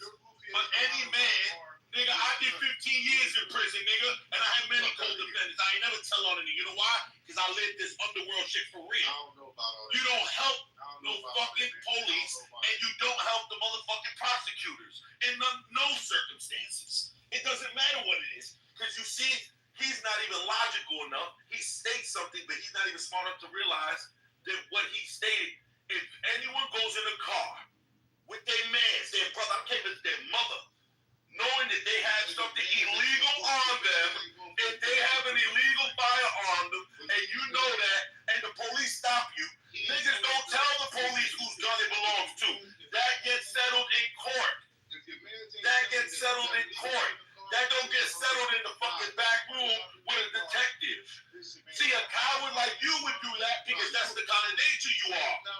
You scared to hold accountability for something that you doing. So you want to put another nigga in. You a rat. You a rat. You a rat. That's what makes you a rat. That's what makes you a rat. You are a rat when you do that. You're a rat. Yeah, you knew it was his burner when you got in the car too. Hey, listen. Coward. Calm it down for a minute. Calm it down. Wait, hold on. So, wait, my fault. SB, hold on, SB. Hold up. Just for a second. I just got one more. Real quick. Just hold on to it. Just hold on to it. We gonna get to you, bro. Nah, I'm just saying. Bruh, just hold on a second.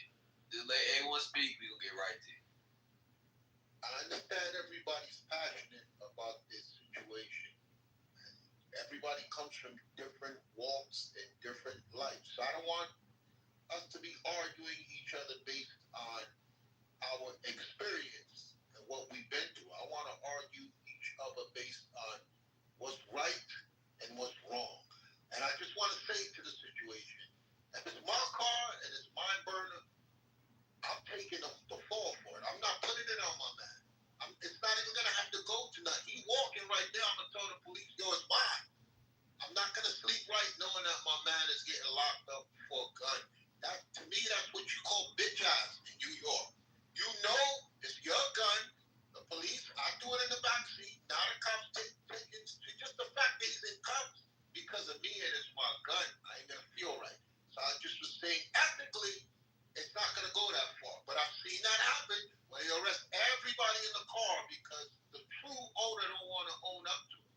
So that's the point that I was trying to make. So I don't want it to turn into a back and forth and we lose control of the room because people are arguing from a place of passion instead of a place of what's right and what's wrong.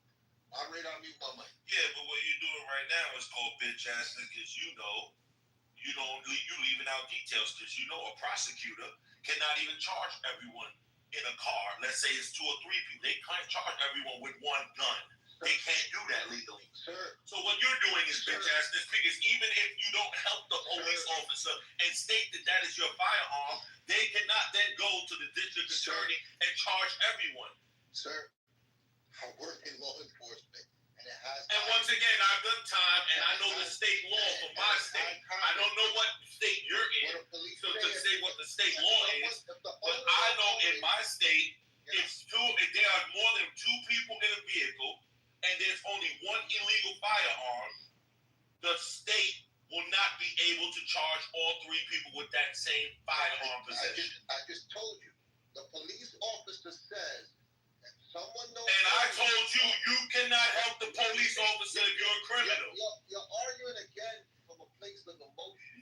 No, sir, you keep repeating the same thing, sir. Sir, you're repeating the same thing, sir. You're repeating the same thing. Talk to say the same thing. What you're saying is the police officer, the arresting officer, is not going to decide right there whose gun it is. Listen to what I said. Of course they can. They're not. No, they're not. They don't have no pit right there to test for fingerprints. This is my point. This is why you're not allowed to help them. This is why you cannot. You're not listening. You want to be right so hard that you. Because I am right. The only person that can take responsibility of that gun is the gun owner. But if the gun owner doesn't want to, you cannot go help the police. What part of that is too hard for you to comprehend? The louder he screams, he's going to make himself right. So we're going to wait till you regain your composure. All right. So can you stop talking? Once again, let me make it clear to everyone. If someone has an illegal firearm, your comrade, your man from the streets, your crime, just because you get stopped and he has a legal firearm and he does not want to take responsibility, which would be the gangster shit to do, so you won't have to go through the court system. That's fine. He can do that if he chooses to. Yes, that's my gun, officer. Wrap me up.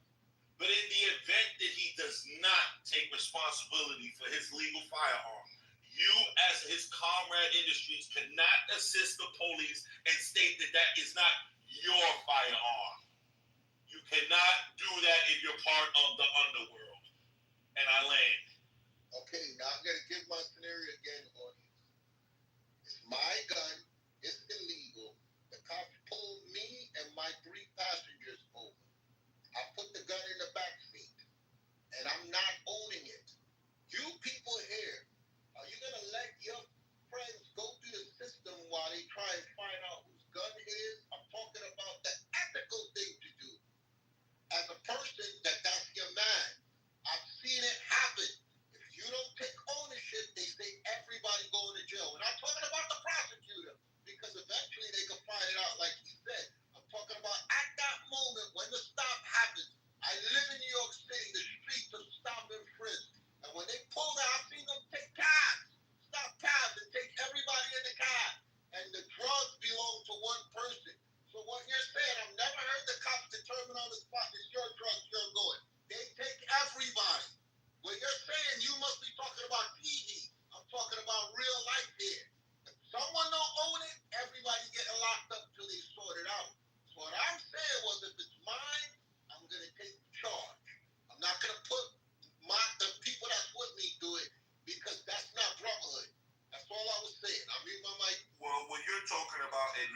is fantasy land because you've never been a part of any of those scenarios. Me, I'm talking reality because I actually have.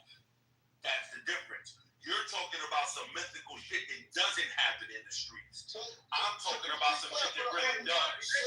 Wait, be right for the audience. Just be clear for the audience. You're saying if the cops come and pull over 4 people in the car and nobody owns the gun, tell the audience, since you're an expert, what does the cops do if nobody owns the gun? Everyone gets arrested and everyone goes down to exactly. You cannot insist. You bring up. But what you're saying is no. What you're saying is that if the person doesn't take responsibility, you would say something. That's what you're saying. No, that's not what I said. I'm saying if that happens, I'm not letting my mans go to jail for my gun. But I'm saying in a situation where... Once again, you keep talking about what you would do. No one cares what you would do. We're talking about what would be the right thing to do. About you now. Now we're thinking about you since you're the expert. And once again, this ain't about you nor me. This is about, once again, the street rules. Because that's what this topic is about, isn't it? You're going to tell us how this works, Howard. You're in the car, not your gun, there's 3 other passengers. The rightful owner of the illegal firearm is saying it's not mine. You're saying all 3 of them to keep their mouth shut and go to jail? And I'm not saying it. The street rules are saying it. I want to know from you. Fuck the street. Yes, I would never tell the police. Yes. Are you just stupid and you don't listen? Which one is it? So you're saying... So just wait. I just want the audience to hear. I want the audience to hear. No one's going to say that it is their firearm. No one. No one. Get that through your head. No one is going to say it. All right. Listen. We deal with street rules and street justice. So therefore, if one of our comrades don't step up for the gun, so-called comrade, if you say so-called friend, if he don't step up, that's when we disseminate our street justice on it. Whether we're on Rikers Island or on the block that we see them, we don't help the fucking police. So let me ask you this. Get that through your head. And that's what the problem is. It's people who live normal society like yourself trying to simulate yourself into street politics, into street culture. You're not from that. So stay out of it. But we're trying to understand since you're the expert. So you're saying now, if someone gets wrongfully indicted for that gun, what he's supposed to do? Just take the charge and just go to jail and do the... No, he's supposed to fight the charge. Okay, he loses. And if he loses, you once again, and if you lose, you simulate street justice. So you're saying rather than snitch, beat his ass because he had to... No, you don't beat nobody. You do. So what's the street justice? You know what the street justice is. You know what the violence. Violence, and it ain't just beating a nigga up. Violence. Man, these dudes ain't doing that nowadays. That's it's called violence. Yes, they are. Please, if they wasn't doing that, then how Alpo get murdered? Alpo got murdered by the mob years ago. Oh, shut up. Yo, man, listen, stop living in fantasy land, my nigga. That's the problem with you. You just like a clown, a joke. About Alpo, that was the hit that... I don't need to know. I do know, because I'm from the streets of Harlem, nigga. I'm from the streets of Harlem, nigga. You don't know what the fuck you talking about. You've been up here. You didn't even know the difference between a snitch and a rat. You don't even know the difference between a snitch and a rat, and you up here telling them fuck. But they're not the same thing, though. But they're not the same thing. That's the point. You're uneducated. You're not from the streets. They're not the same thing. They're the same thing, homie. A snitch is somebody who gives information to police without doing a crime with a person. That's what a snitch is. A rat is somebody who does same shit. They're not the same. You don't know because you're not from the streets.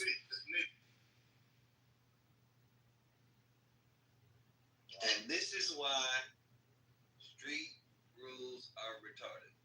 They're retarded to people who are not from the streets. Hey, Resistance, one more I can understand that. Resistance, one more It wouldn't make sense to know when it's not in the illegal underworld. Resistance, one more question. If there's a dude in your neighborhood and he's selling heroin, you got a long line of heroin addicts around the block, it's wrapped around the block, and he lives right next door to you, would you tell the police that he's selling heroin or just leave him to sell heroin? Am I a criminal or am I a civilian that pays taxes and work every day? Listen. No, that matters. Once again, that matters. No, it has nothing. It does. What you say doesn't make sense. It does matter. Okay, listen. You got people that are classified as criminals for not paying taxes. So yes, you're a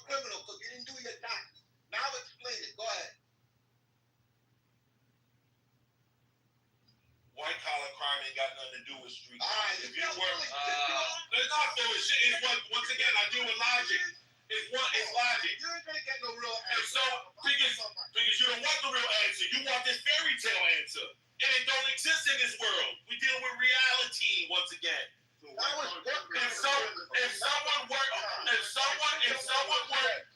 someone works every day of their life and they choose not to pay taxes, that is not the same as someone who sells heroin, sells crack, or robs. It's not the same thing. Come on, man. Yes.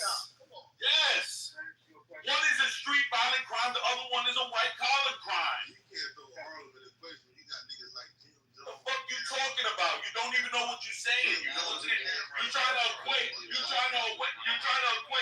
trying to equate someone who decided not to pay their taxes to someone who's selling heroin. You got to be stupid. I just need to ask you this question. Wait, before you do that. So you telling me gangsters never committed no white collar crimes? Of course gangsters do. That's why you got scammers now. They're committing white collar crimes. So due to our culture, black or Latino niggas that are scamming, you cannot snitch. You cannot be a whistleblower. That we are not allowed to do it. White people do it because that's their culture. They're allowed to whistleblow. They've always done that. Niggas can't. If you was listening, Do you get that? We already established that before you came in the room. We established that if you're a criminal, you're a criminal. If you're a civilian, you're a civilian. You keep mixing the two. Can I ask him a question? Brother Resistance, can I speak to you for a moment? You can speak, brother. This is just a question. So let's just speak logically. I understand where you come from. So let's give the answer. I think maybe we can all get the right answer. Maybe if I ask this question from my point of view. I have 2 jobs. I work them hard. I'm not involved in no gang, so I'm not in that. So that life, I'm not, what you're saying is 2 different worlds. So I'm not in that world, okay? I have 2 jobs. I go to school, I got 3 babies, and I take my ice cream truck. Listen to me, brother. Every day, I work hard to keep my kids under control. I work hard to keep my kids safe. I work hard to keep my kids from doing what they're doing out there in the streets. But it's coming closer and closer to my home. And I'm tired. And this person is in your community. Well, not even in your community. It's in our community, but he's in your world. Okay? Follow me, brother. This man is in your world. That means he's connected to you. Now, your rules apply to him, but those rules don't apply to me. So I go out there and I blow his head off. Are you going to snitch on me? I don't even understand your question. What do you mean? If you are an everyday if you're an everyday hardworking person, and you say that off. Okay. Now we see the logic he's on. There's no real answer, but the answers he's going to give, which is his logic, which is street. A civilian? No, of course not, because I live by the underworld. My logic is not the same as yours. To bring the room down, so I'm not disagreeing with A1 because he's absolutely true, and I can't disagree with you because you live in that world. You're giving your but A1 is actually wrong because once again he's trying to equate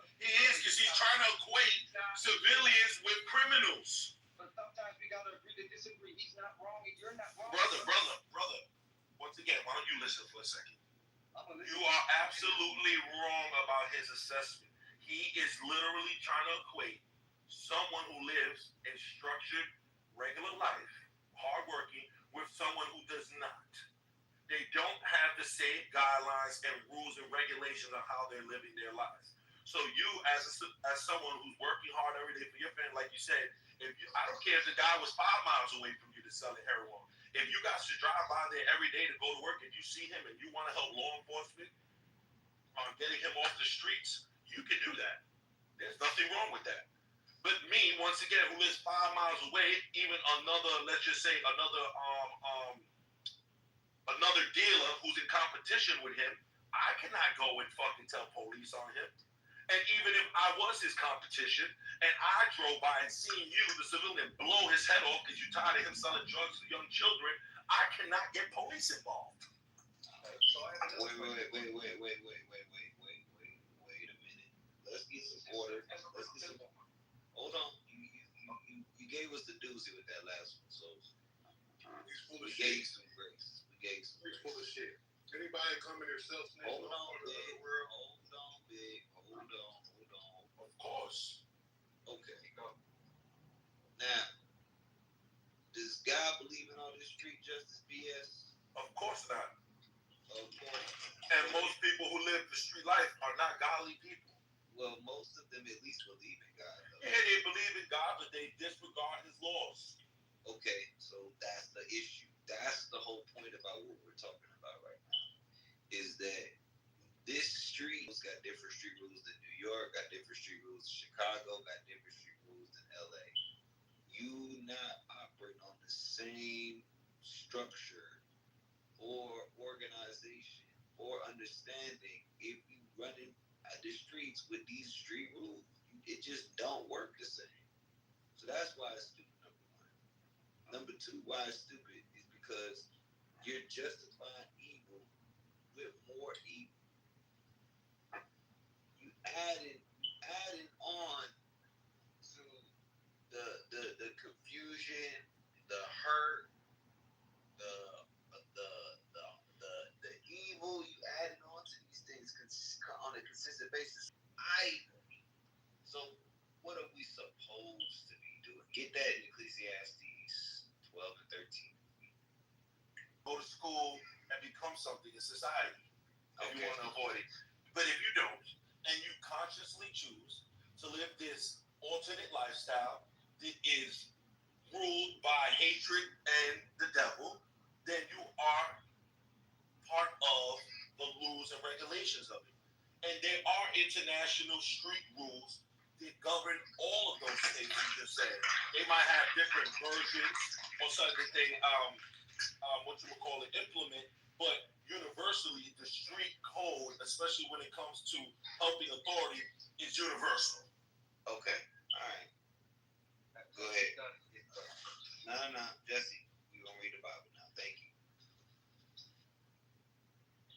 The book of Ecclesiastes, chapter 12, verse 13. Let us hear the conclusion of the whole matter. Fear God and keep his commandments. So this is it. This is all we need to understand. I don't care if you young thug, little thug, fat thug, weird thug, gay thug. I don't care. The Bible says you got to keep God's commandments. That's whether you a street brother or not. The hell with all that street shit. The streets ain't doing nothing. You want to follow after the white people because that's really how gangs came about in a sense. We wanted protection for our people, but we didn't go about doing it in the right form of fashion. And then it evolved into wanting to get on the same level as people. So we do things like we sell crack. We have territory over where we go sell crack because we're trying to sell it in a particular neighborhood. We got guns. We're trying to sell guns in a particular neighborhood. Things like that. The reason why these things don't work out for us is because the same thing that white people get away with, we not supposed to be able to get away with. So the analogy was about a wolf.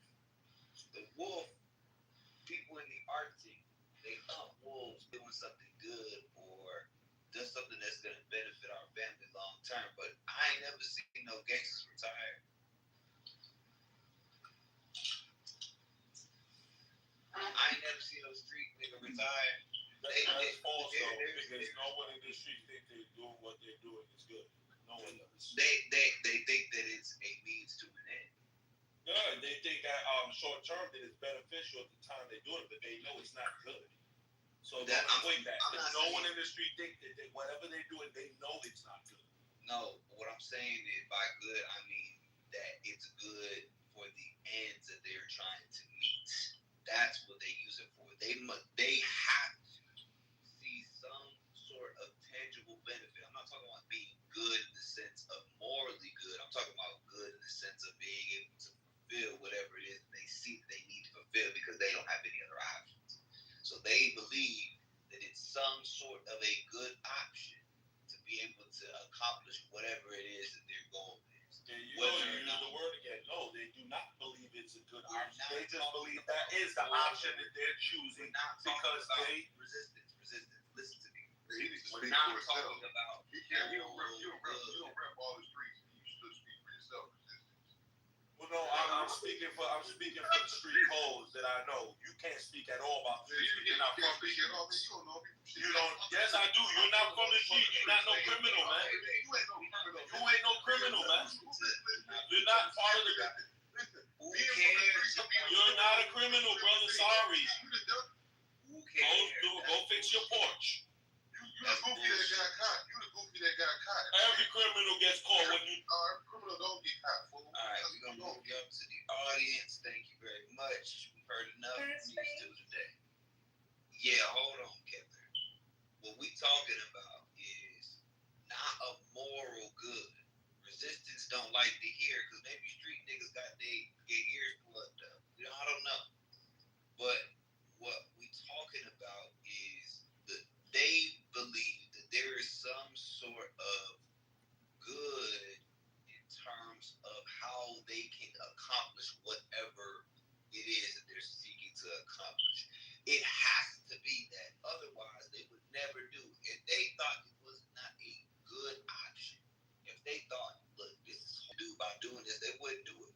But because there is something that comes from it, they do it. That's the good I'm talking about. Not morally good. Anybody with a brain, with half a brain, okay, they know that it's no good. They know that it's no good doing what they do. We're talking about on a moral standard. What the discussion is Young Thug snitching a bad thing? And the answer is absolutely not. We need more snitches. We need more rats. Okay? Why? Because brothers need to know that there's consequences for their actions. We need more rats. Yes, sir. We need more. Thus said the Lord. The book of Galatians, chapter 6, verse 7. Be not deceived. God is not mocked.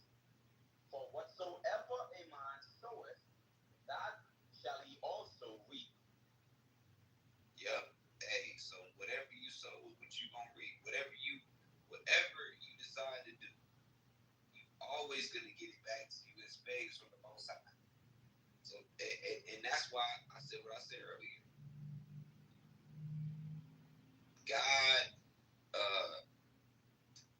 God does not deal with these false. He does not deal with these false understandings. It's confusion and it's evil. That's why we can't be wrapped up in this stuff. This street stuff is for the bird, man. God. More stitches on the way, and rats. Praise the Lord. Reason if we want to talk about it, I'm right here. All right, we're gonna say goodnight to Big Leaf. He gotta go on timeout for a little bit. And we're gonna say goodnight to what's the name? We gotta say goodbye to Resistance as well. We gotta say goodbye to Resistance. Oh, he up out of here. I got something to say, man. Hold on. Carl Hicks said he produced that album from Dead Prez. That said he produced the album. Well, I'm a fan of your work, sir. It's bigger than hip hop, okay?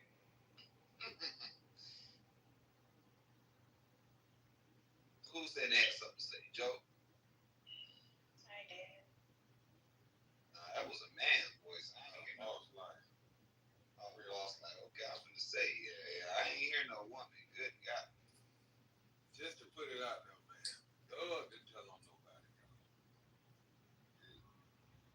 said Pee Wee Roscoe name, Pee Wee was already serving time at the jail for the shooting. Well, our resident expert on street life ain't here right now, but that being Resistance, since apparently he knows all when it comes to street life. But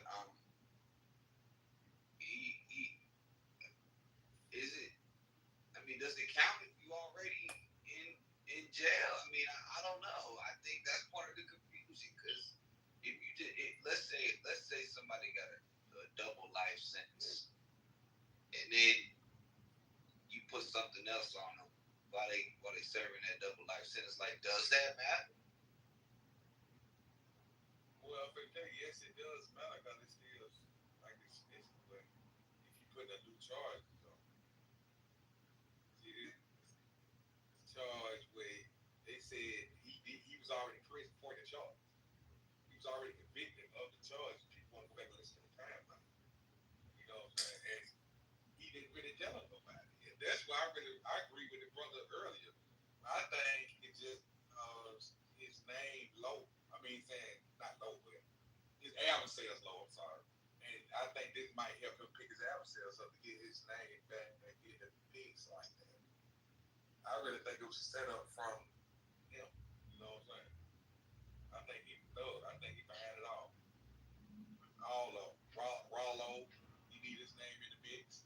I think all of them behind it all though. That's just me. Question, can I say something?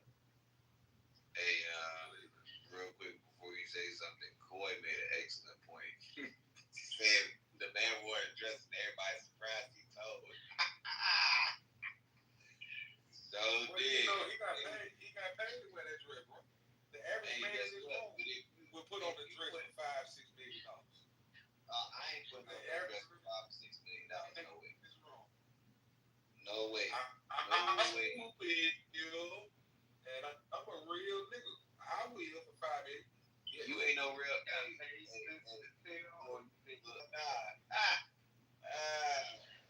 You put on the dress for whatever amount of money, you still get looked at sideways. Hell no.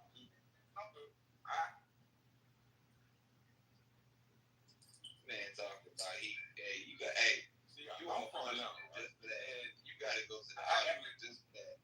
My man said he was gonna put on the dress for $5 million. Hey, who else? Who else on stage? Who else on stage putting on the dress for $5 million? Who's gonna do it? I'm ready. He's serious. Okay. Answer to that. Man, I got a question. Answer to that. A real man would. A real nigga would, but a real Israelite wouldn't, I would say. What did you say? Bro, fuck all that dress. A real nigga. Hey, I don't think any man should, no matter who, what, and when. If they're male, they shouldn't be putting on no woman's anything. Yeah, hey, I think I just got a little bit of. I think I just got. Hold on. I think I just got a little bit of street cred. Somebody named North Jersey. Right. Anyway, who has something to say? SB, was that you, bro? Yeah, I've been trying to ask, like, so since Young Thug never ratted or snitched, but he was telling informant, like, since there's a difference between a snitch and a rat, is he just an informant? Like, that was just a little confusing. Bruh, this whole thing is confusing to me. I'm telling you, it's BS. It's made up real. Hey, I'm gonna tell y'all what it reminds me of. Okay, there was this show back in the day called Whose Line Is It Anyway? All right, it was a show with a bunch of comedians. Wayne Brady was on there, and at the beginning of the show, where the rules are made up and the points don't matter. This is exactly what their street stuff reminds me of. It's exactly the same thing. It is 100% the same thing. It's all made up, and at the end of the day, it really don't matter because everybody either go to jail or die. That's the only outcome for these niggas. Jail or death. Like I said, nobody retires from that. Nobody retired. I wanna live a long, happy, drama-free, confusion-free life. That's why I keep the commandments on praises. But that street stuff, what? It makes no sense. Makes no sense whatsoever. That's why I asked the question I asked earlier.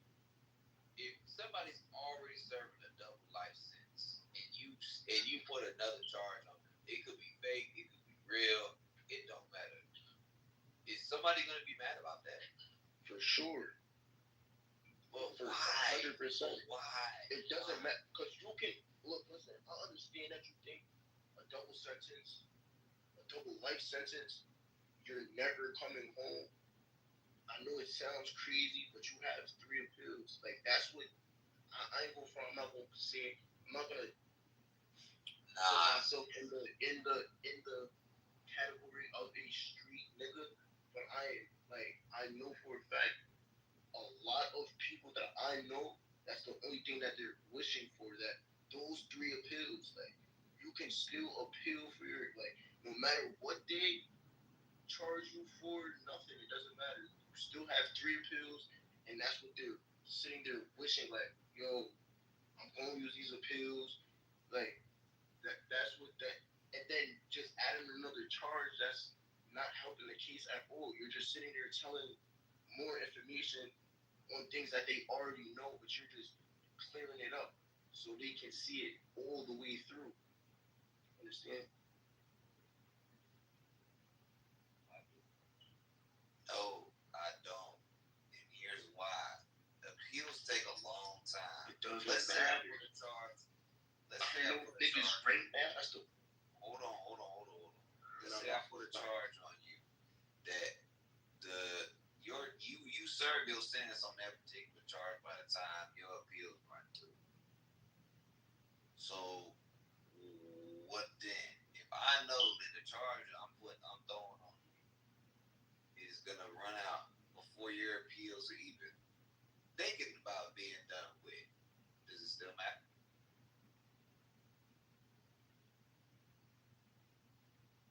It doesn't. Yes. Because all right. So now that's where the street knowledge comes in. That's where all the street shit comes in. Because now it's like you just added another charge, no matter if it was less time, doesn't matter. Then that's saying like, yo, you just put another charge on my shit. Like now it has to conductive violence. Like it don't sound.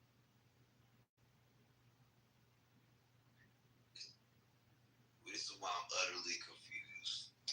This is why I'm utterly confused. It makes no sense. North Jersey. What's going on, though? Yo, what's up, bro?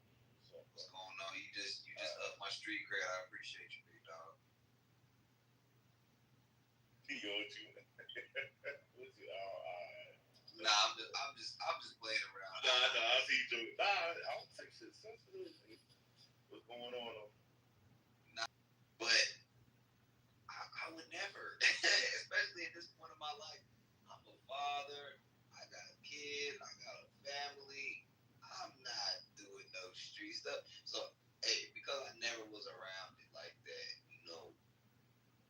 I don't get it. So maybe I don't want to presume, but maybe you can help us out with this. Well, look, I was just listening to the live. Oh, before you go, real quick, somebody asked a quick question. Somebody asked, "What's a street cat?" Like they're like alley cats.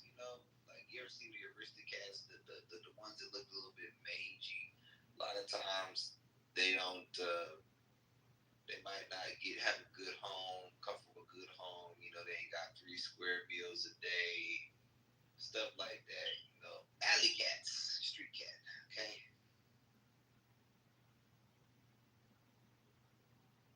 Right. So I was listening to the live dude that just spoke. Right.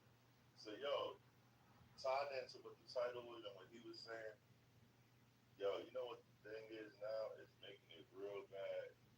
Now dudes are giving other street dudes that we're using that keyword permission to snitch. Because basically from looking at everything what happened with Young, that looks like that dude gave him snitch is a snitch, and it's way against the code regardless. I don't care if they give you authorization to snitch, I don't or whatever. But what it is now they're giving each other permission to do it, which really that changes the game even more because it gets rid of the code. I'm not telling. So that's the bad part about that. It's transforming into like some type of I don't know, man, because I would never do it, but I never done it, but it's definitely a bad thing for the culture, especially if you're involved in that life. Now, if you're a citizen, if you're a violent citizen, you have every right to snitch. See, it's two different. But if you're involving yourself in criminal activities or criminal organizations, it's against the rules. Point blank, period. I don't care if they tell you to do it. They even try to do, the guy died, so he snitched on. That's still snitching. The dude passed away and you snitched on. You still snitched. So I got a question. How is it going to be received in the streets if all of a sudden brothers just start popping up saying, you know what, these street rules kind of retarded, everybody. Can we have some morals? I mean, you're right. You gotta work them. Yeah. Gotta work. It's going to take a lot of work, though, now. A lot of damage has been done. I'm happy that the biblical smoke has turned into like a different kind of message. Because I normally come over to let the brothers know about Islam, but smoke and all this cat and what he said it. Oh no, don't get it twisted. We still on the Bible. I'm actually about to pull a script. Hey, you raise your reader, you ain't got your reader quote. No, get out there. Don't do that. Don't do that, because we don't play that. Now, don't get there now. Don't get biblical now. You had a whole 6 hours of street movie.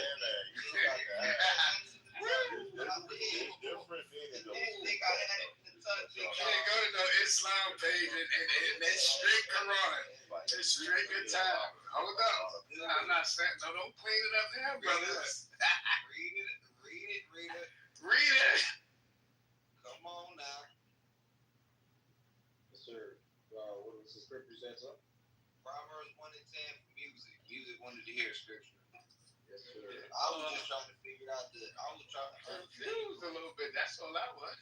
I was trying to untangle the confusion, like the ball of confusion that is street life. But now that music has. Now you got your voice back. That's the voice I'm used to. I ain't know the other. I ain't know that voice. Now I got it. You got the read on deck. Oh yeah, it's always on deck. We always gonna keep a reader on deck. Read that. The book of Proverbs 1:10. My son, if sinners entice thee. Wait. Don't slide past that right there. North Jersey left. Damn. My street credit's gone now. All right. Read it again. Yes, sir. Son, if sinners entice thee. If sinners, all of these street brothers, they also call sinners according to the Bible. They ain't doing no good. They ain't up to no good. They ain't worth a damn. Come on. God says, don't consent to their evil. They want to go scam somebody, you tell them hell no. Read on. If they say, come with us, let us lay wait for blood. Let us go kill this dude. I got an op on the corner over there. He on my block. Hold up. Is that really what it means?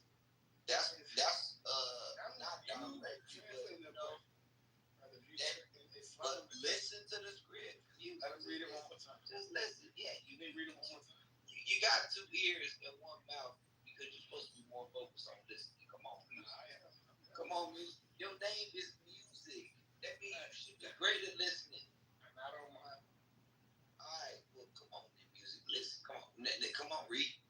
If they say, come with us, let us lurk privily for the innocent without cause. Let's go get this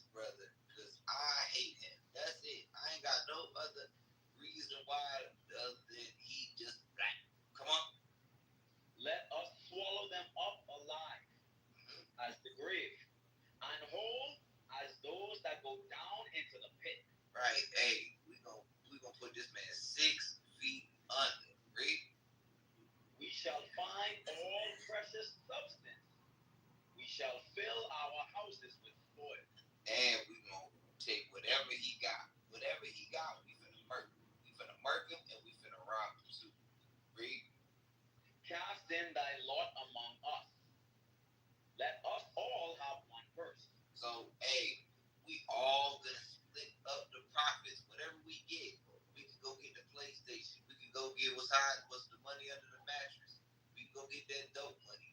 We could maybe take his car if we want it. Read. My son, walk not thou in the way with them.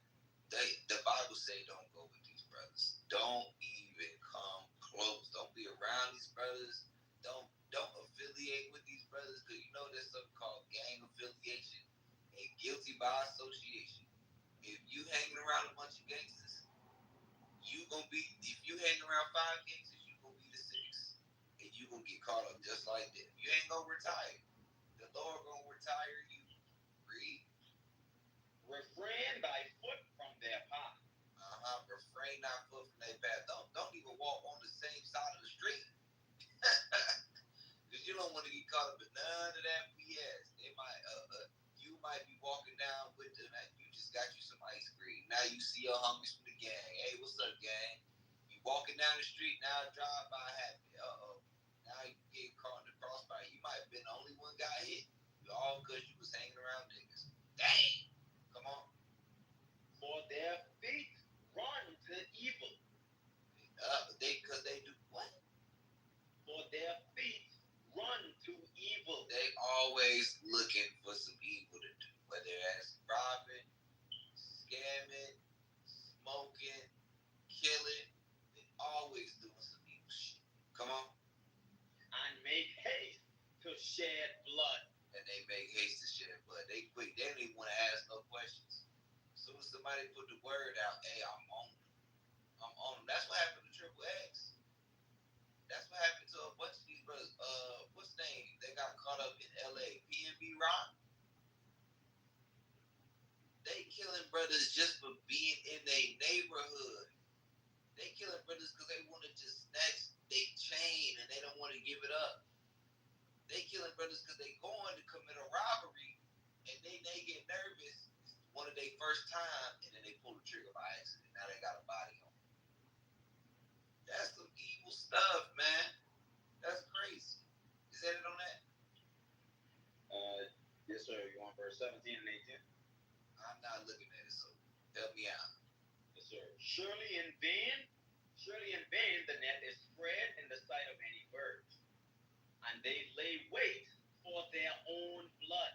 And they wait for their own blood, because eventually either that's it. They lurk privily for their own lives. And they lurk privily for their own lives. So as much as they spend time trying to get the next man, guess what? The next man might be ready to get them, or the Most High might be waiting around the corner for that ass. So that's it. That's it. That's all. Oh, my man Music left. I guess he done. Smoking is not evil, by the way. SB Hound. Come on, bro. Come on back. Smoking is not evil. Oh, damn, you're not even in here. Joe, you believe that? Smoking not evil? Smoking is evil. Okay, all right. What about you, Jesse?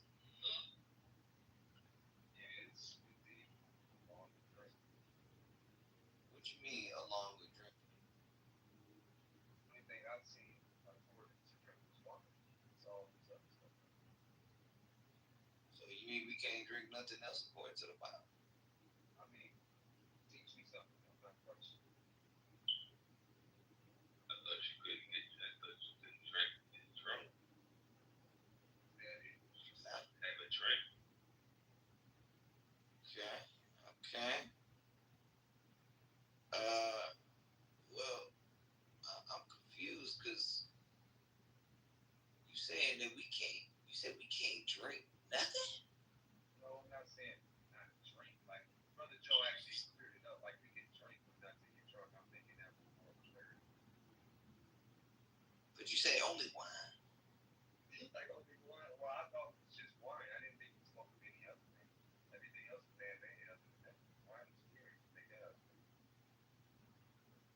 so I think curiosity of things that we can have or that came from him.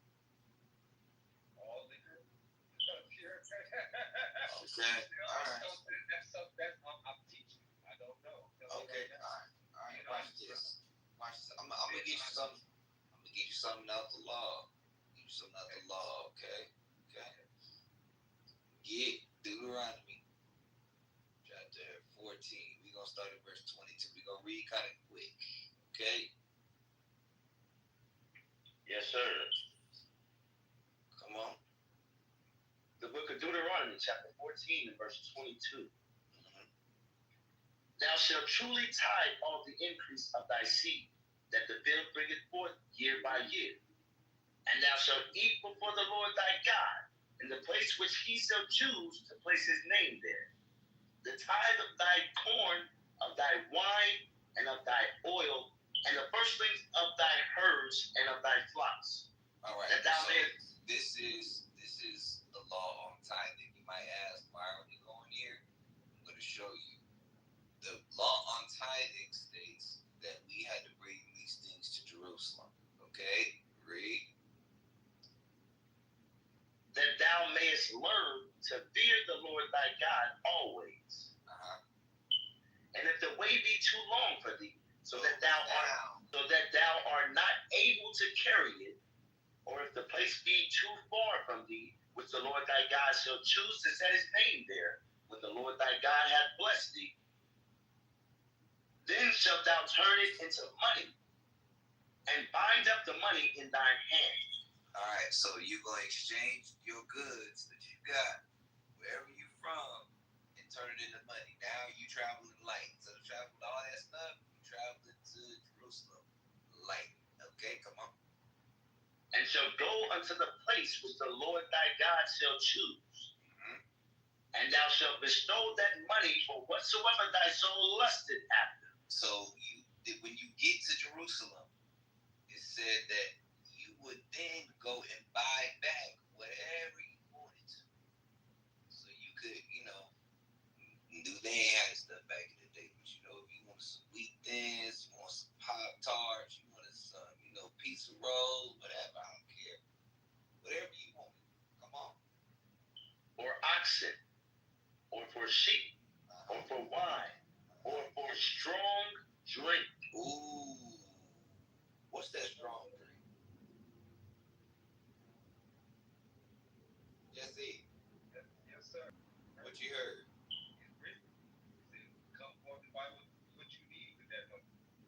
Beer. So you said beer. Picking up a brand, honey. Picking up a word. That's all right, man. Hey, you done heard a few rap songs. You heard about Ciroc. I know you was singing Pastor Cavassier back in the day. I know you was. Oh yeah, that was a catchy. Yeah. Everybody singing, man. That's right. But you know what I mean? Okay. I just like we said before, hours ago, most teaching wasn't taught properly, and that was one thing I didn't hear all of was what was we able to do, I just thought liquor all by itself was just Yeah, liquor's all good. It ain't called liquor in the scriptures. It's called strong drink. Strong drink. So is it supposed to be taken in properly, and is there a season for it to be done, or you can just do it as you please, as he gave us free will to do so? Yeah, keep reading. We gonna finish this off. And then we gonna get some more understanding. Don't worry about it. Don't sweat it. Hey, I'm here. All right, go ahead. So desire it, and thou shalt eat there before the Lord thy God, and thou shalt rejoice, thou and thine household. So it said you're gonna eat it or drink it, right? And read the last part. Eat it and what? Eat there before the Lord thy God, shalt rejoice, thou and thine household. All right, so you're going to eat or drink and rejoice. Get Sirach 31 and 27. Get the book of Sirach 31 27. Let's see. This is the instructions on how to consume wine. Oh, DK Nary posted in the chat too. Thank you, DK Nary. We appreciate you, big dog. Sirach 31 27. This is the book of Sirach, chapter 31, verse 27. Mm-hmm. Wine is as good as life to a man. So if wine, also dealing with a strong drink, is as good as life to a man, come on. If it be drunk moderately. So moderately, that's the key. We gotta drink these things in moderation. Okay, come on. What life is then to a man that is without wine? What is life to a man that's without wine? That's a sad existence right there. Read. For it was made to make men glad. It was made to make men glad. All right. Come on. Wine measurably drunk and in season bringeth gladness of the heart. All right. You see that? Measurably drunk and in season at the right time. It would on the job be the right time, just No. you know what I'm saying? Or when you driving, when you driving down the street. No. Right. So obvious like that pretty tense. Yeah. Makes sense. Makes a whole lot of sense. So that makes a whole lot of sense. All right, so drink up. Right. No. Try wine or two. I don't drink. Hey, there's nothing wrong with that. It kind of makes. What you say, brother? No, I was saying there's nothing wrong with that. Yeah, it just kind of puts me in the mind of why I don't feel a certain way in certain seasons, like you were saying. Hey, yeah, that could be a spiritual issue right there.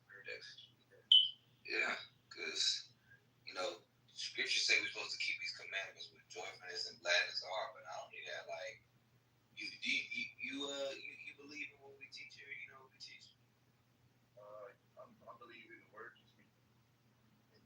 Only the word I listen to is God's word. So that's the belief that you're looking for. Yes, I guess I believe what you guys are giving. Okay. So all I want to hear, I don't want to hear nothing else because that's a lie. All right, cool. So what more specifically what I'm referring to is like we teach here that the Bible is written to, for, by, and about the Israelites. Are you familiar with who those people might be? Yes, sir. Do you consider yourself one? Biblically, I should be. Why you say you should be? Well, in the human answer, I don't feel like it. Why not? I'm not connected properly, but I'm very hungry. Okay, so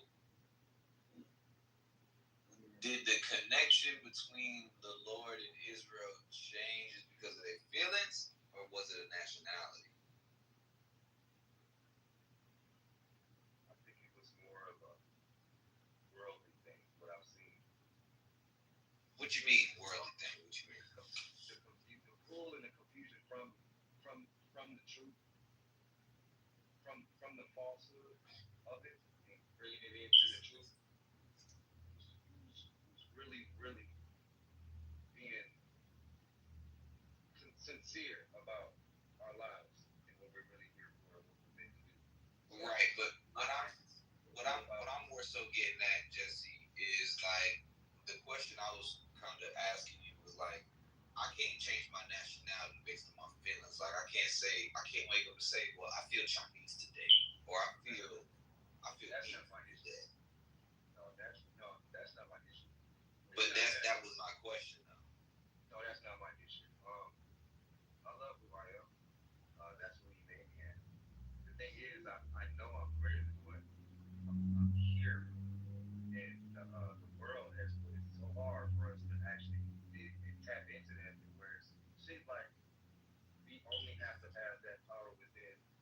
ourselves alone.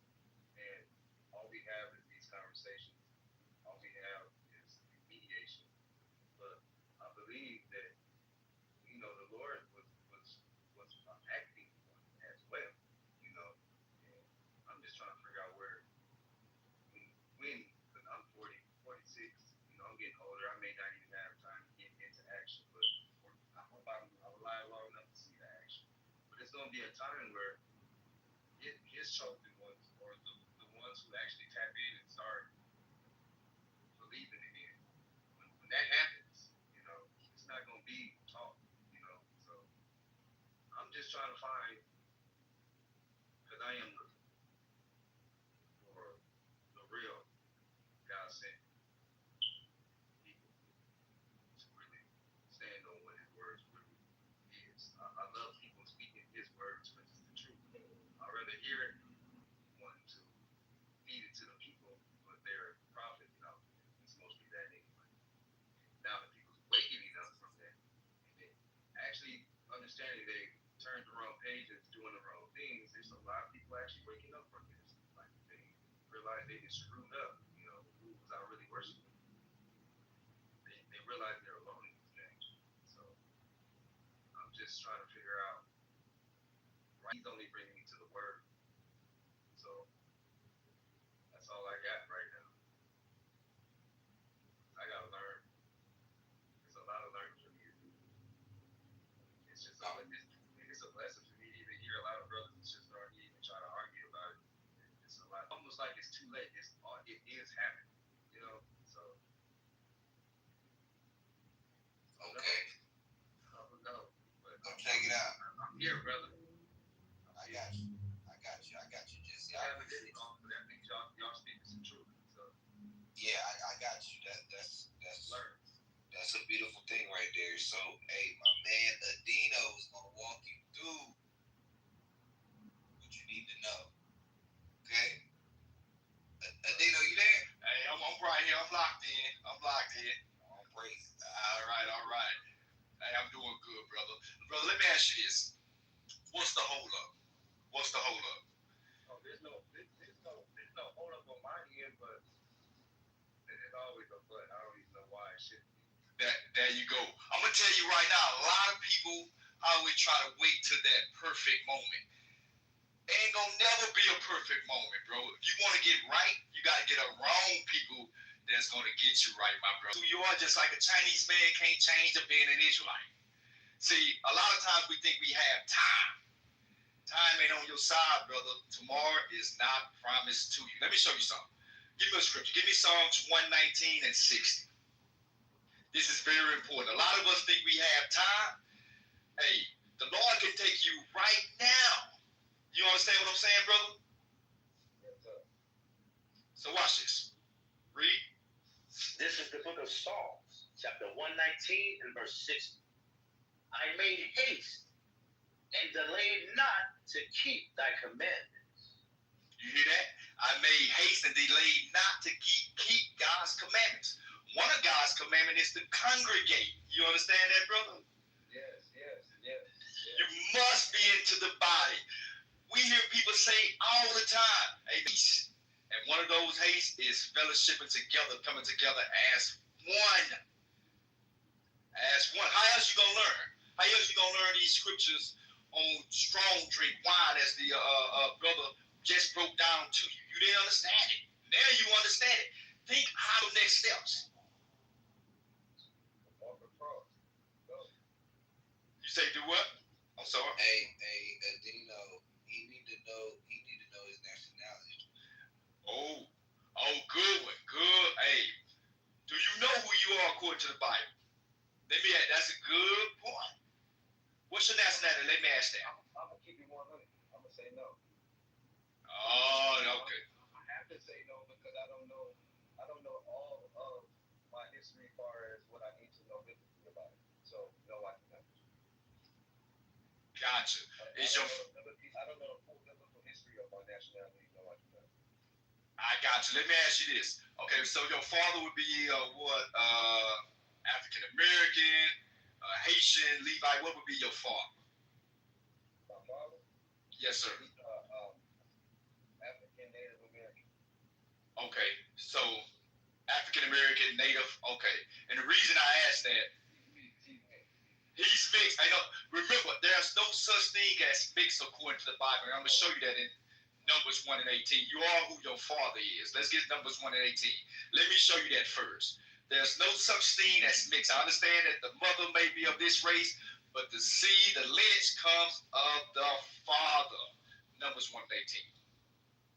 This is the book of Numbers, chapter 1 and verse 18. And they assembled all the congregation of their fathers. You hear that? By the house of their fathers, not the mother. So whatever your father is, he was an African American, then all right. That's a byword by itself, being called an African American, that some of you don't know. African American comes from two white men. There's no such thing. And that term wasn't coined to 1985 by Reverend Jesse Jackson. There's no such thing. So now that you know that the seed comes of the Father, then we got to dive into the scriptures and to show you who you are, right? Let me ask you this question. I want to hit the heavy points. Give me Deuteronomy 28, where it says the signs. 35, 36, somewhere around there. No, look for it.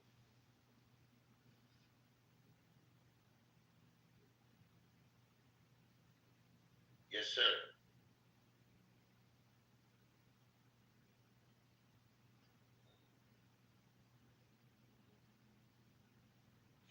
Moreover, all these curses shall come upon thee, and shall pursue thee, and overtake thee.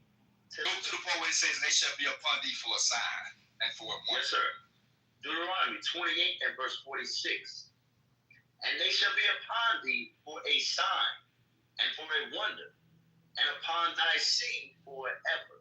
All right, so my brother, let me ask you this question. What is a sign? What is the importance of a sign? Let me ask that. A sign? A sign like S-I-G-N. For a warning. A warning? Okay, I got you. What else do a sign? Just say, for instance, if you going down the road, how do you know you at Whataburger or Burger King? Because of what? Oh, you look for the sign. Right. So the sign is the identification, correct? Yes. There you go. So there in the scriptures, he said, these curses shall be upon thee for a sign and for a wonder. Meaning, guess what? You can be able to look at these curses and see who it fits, and that would identify who the children of Israel is. You understand? Now watch this. You get it? I'll watch this. We're going to go into some heavy points. Give me verse 48. The book of Deuteronomy, chapter 28 and verse 48. Therefore shalt thou serve thine enemies. Oh! Do blacks, Hispanics, and so-called Native Americans serve their enemies today? You best believe we do. Matter of fact, water fall free from the sky. Why are you paying for water? Hey, if the so-called white man, because that's not his biblical name. His biblical name is Esau. If he decides to cut the water off, what can you do about it?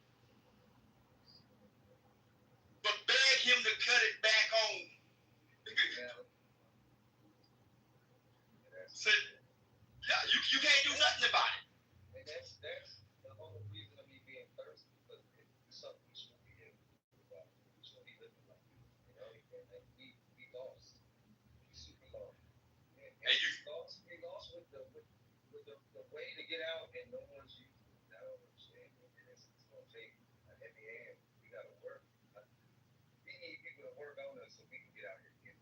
That's all I'm asking myself. I got you. Watch this. The first steps you must take is understanding that you're an Israelite. That's your strength and keeping the commandments and the faith of Jesus Christ. That's why it's so important to understand that. Believe it or not, brother, you was never meant to be the tail. We was always meant to be the head. But since our disobedience to God, he allowed these nations to rule over us. So that's your first steps. If you want to change your situations, remember, keep the commandments, and that you're an Israelite. And then things will start to change. You understand that? Yes, sir. Watch this. We're not even through with it, man. We just skimming the ice on top of the iceberg, bro. Watch this. Let me ask you some questions. You know any biblical histories? Any biblical history, you know? I'm gonna just keep you on it again. Okay. All the biblical that I know, I have collected along life. All right, it's cool. That's cool. Something strikes a nerve with me, I'll bring it up, and it may Right. sound like I'm Right. but I got you. I'm really trying to get information about what I've got. I got you. Watch this. All right, this history most people know. I know in Sunday school people go over biblical history somewhat. So the Israelites, right, when they was in Egypt under Pharaoh, what was their status under Pharaoh? When they was building the pyramids, the Israelites during that time was slaves.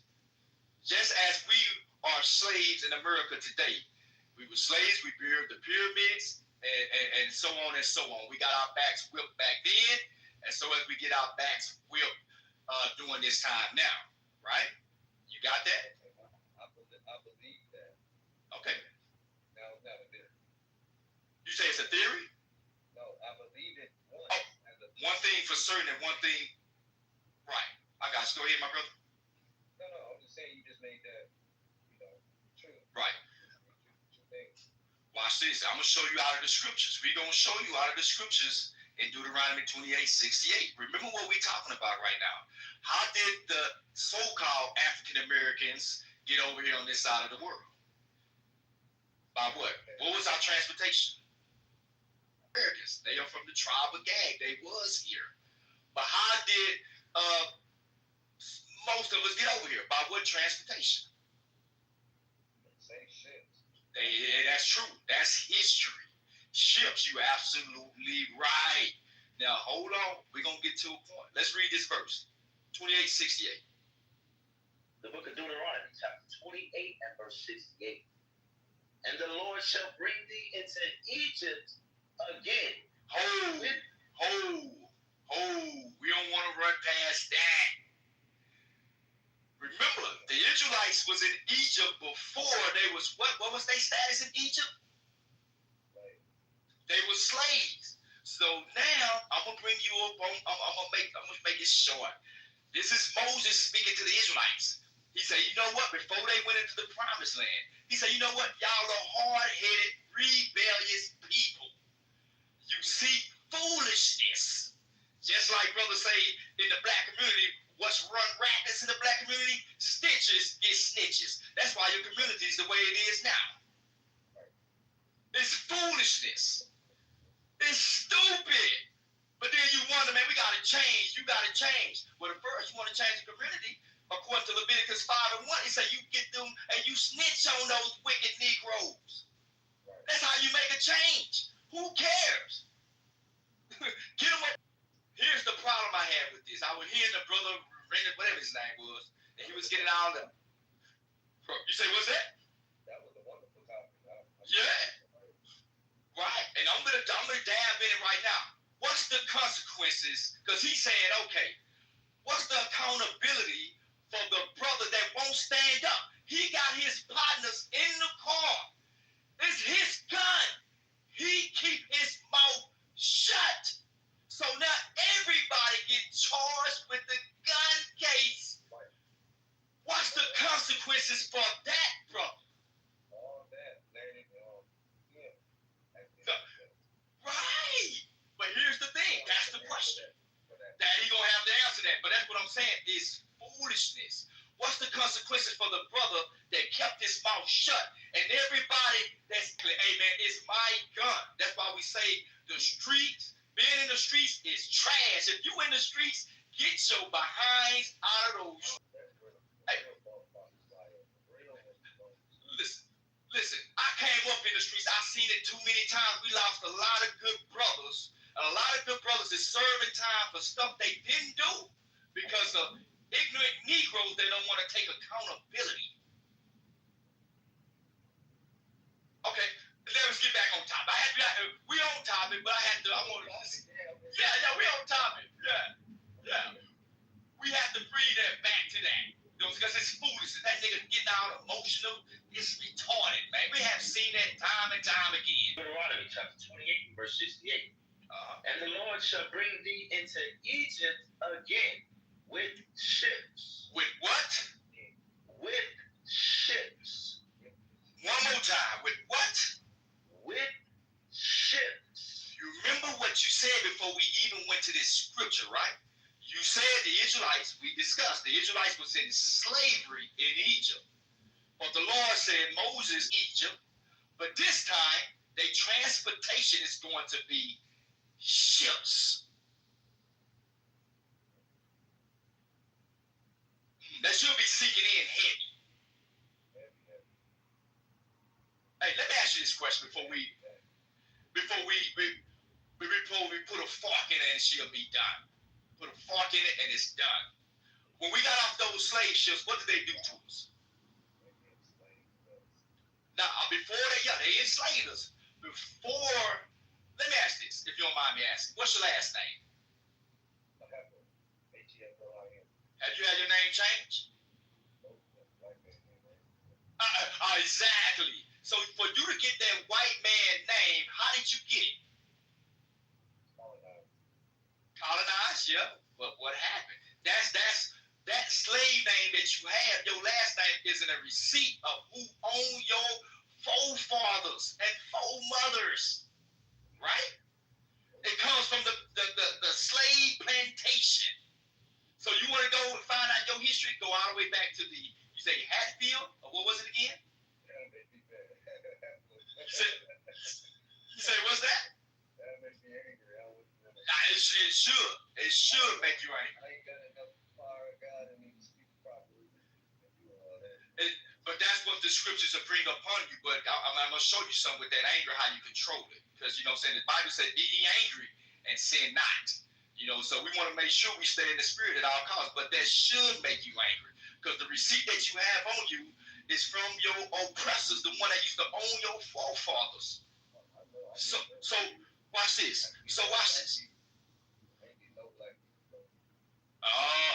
Watch this, Watch this, my brother. $500 deal going for the nigga right here. 525.50 sold to Mr. Johnson's plantation. To this plantation. You understand? So what am I saying? Finish it off. Deuteronomy 28, verse 68. And the Lord shall bring thee into Egypt again with ships. Hey, my brother, we're going to go back slow. When he say Egypt, I want you to say slavery. All right? So when you get to the part Egypt, he's going to say slavery, and then you're going to continue on. Let's go. Yes, sir. The book of Deuteronomy, chapter 28 and verse 68. And the Lord shall bring thee into slavery again with ships.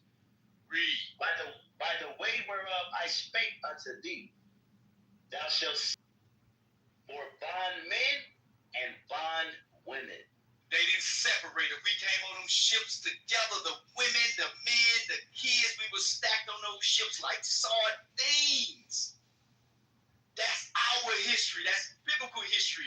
Moses was prophesying to the children of Israel and saying, this is what's going to happen to you in the last days. Do this fit the so-called Jewish man in Israel today? No, it do not. Remember what we read in the beginning. These shall be upon thee for signs. What's going to be upon thee for signs? The curses. The curses, my brother. That's how come we know that we are Israel. And you are Israel also, now that you know. You understand now, brother? How did it make you feel? More wanting to do how they want to do what I want to learn. You say you've been wanting to say, I'm sorry, say it again. It makes me want to do more of what I want to do in the first place. That's why you should make haste. It's more than just knowing that you are Israel, my brother. Yeah, Israel is good because keep in mind the scriptures prophesy that Israel gonna get put to death too. Because a lot of people, yes sir, please go ahead. This might be our conversation. This is coming from my brain. Once we conquered at one time, as people, we was conquered. Like our God, our Lord at one time, like but we colonized at once from all black. I know we did. We had to. How did we get conquered? Say that one more time. How did we get conquered when we was already citizens of the nation? Great question. And that's what I'm getting into. You gotta understand okay, watch this. Go ahead. I know we're not really supposed to come up with our own understanding, but that just keeps coming in my head. Like, how did this happen? How?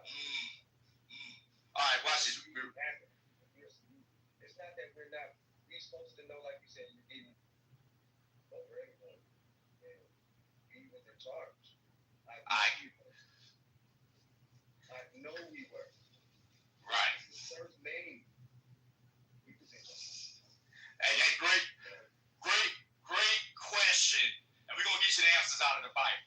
That question you asked, I'm gonna get to the point, but I'm gonna make it quick.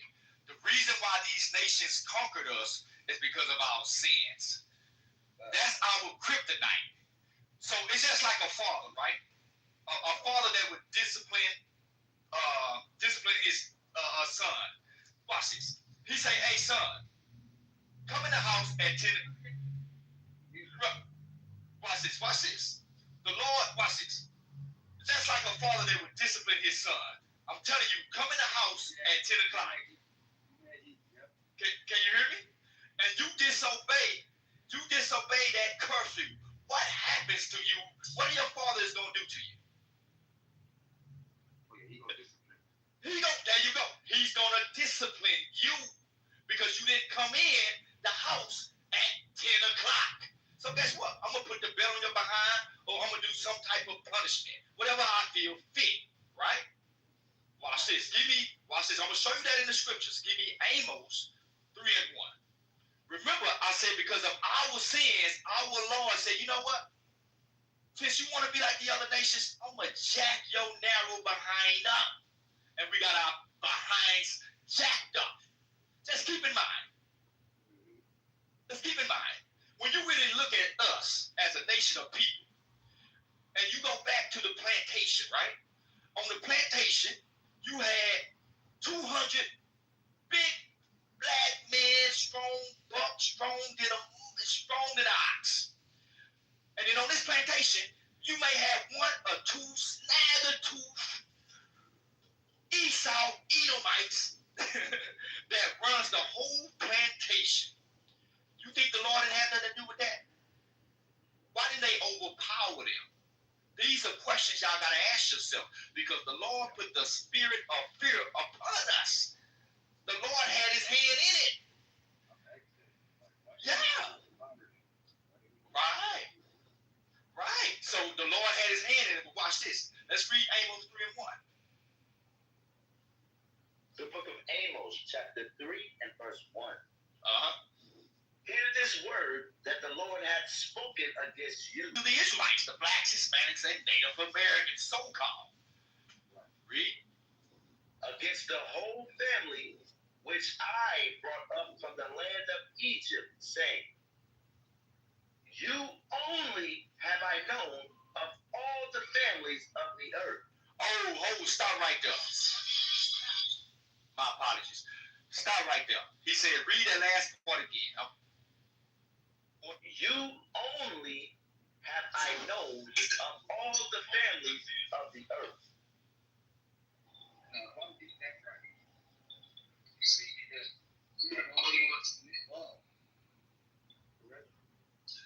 Right. Give me one. Like we're just clarify.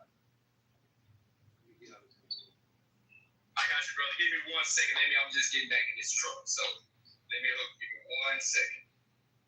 And I'm going to clarify it for you. Can you hear me? Yes. Okay. 1 second. Watch this. He's speaking, saying that we are the only ones who like the terms. Like You're the first that I know outside of these other people. That hey, he only knows Israel. Remember this. Go back to the scenario that I was saying about the parents, right? What are they gonna say? Worry about yourself. Hey, I ain't worried about JoJo. I ain't worried about Sarah down the street. You bring your narrow behind in the house. That's how the Lord feel about us. Right. I gave you my laws, my statutes, and commandments to keep. So since you disobeyed it, guess what? You are going to get punished. You understand? Watch this. Let's finish that out. Therefore, I will punish you for all your iniquities. And did you hear that point? He said, Definitely did. Like, all your iniquities. You get that, my brother? He said, since I gave you my laws, my commandments, my statutes to keep out of all nations, because he wasn't dealing with all nations. Guess what? You gonna feel the wrath of God. That's why you went on cargo slave ships. That's why your names was changed. That's why you got right now. You go to the Tarrant plantation, and the so-called white man take your taxes before you even get it, and put it in whatever neighborhood he wants. we was actually saved.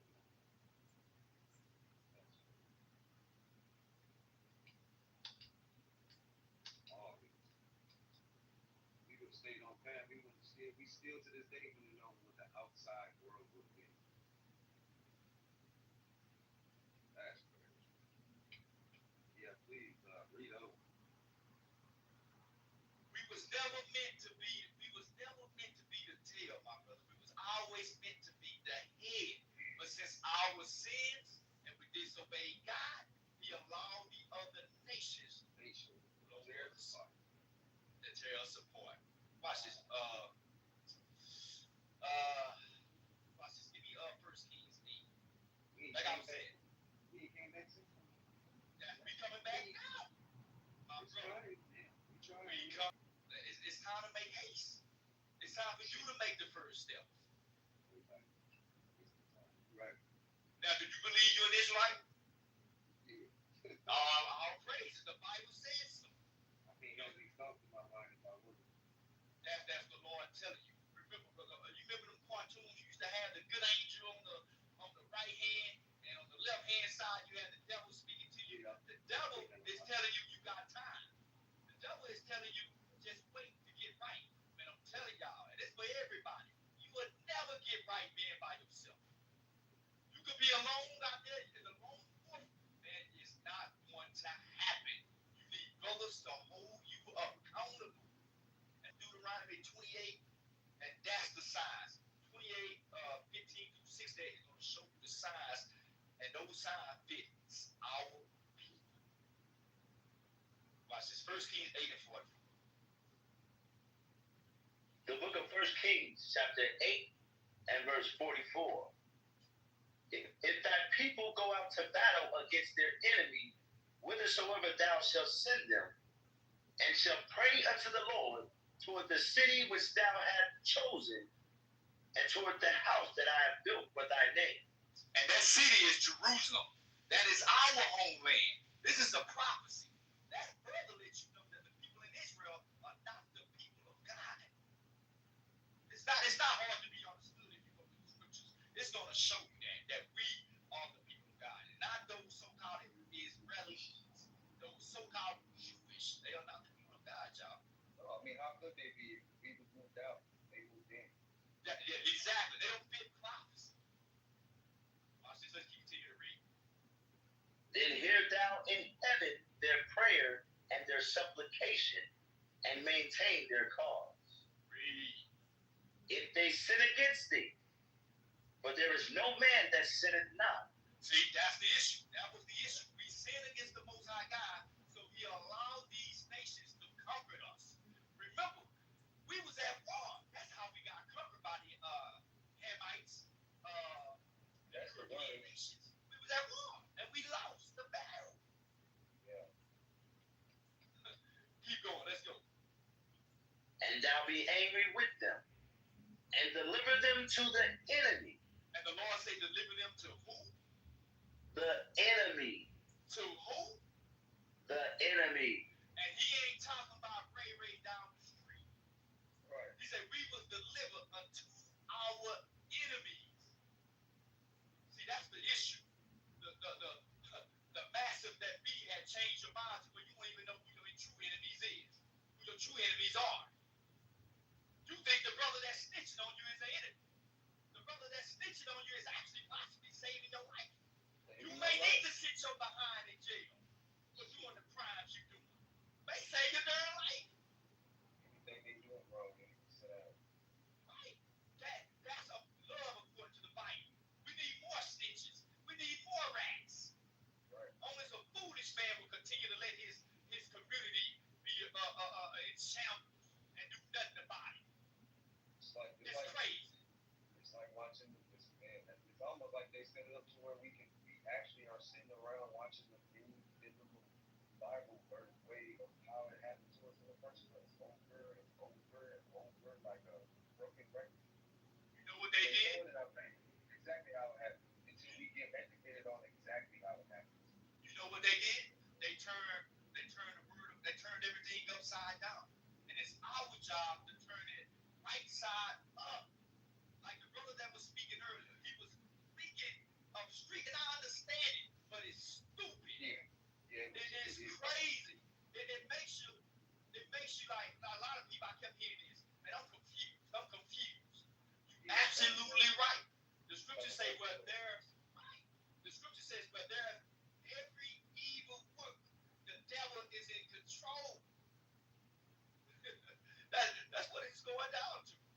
You know, so that's the things we gotta change. But let's get back to the scripture. Go ahead. So that they carried them away captives unto the land of the enemy, far or near. Did you hear that? How did they carry us to the land of our enemies, far or near? What was our transportation again? There you go, my brother. You listening? There you go. You got it. That's how and we just didn't come over into the Americas. You find us in South America, Australia, the islands. We all know the Lord scattered his people all over. And you're absolutely right. I'll thank the Lord. You paying attention. Let's keep going.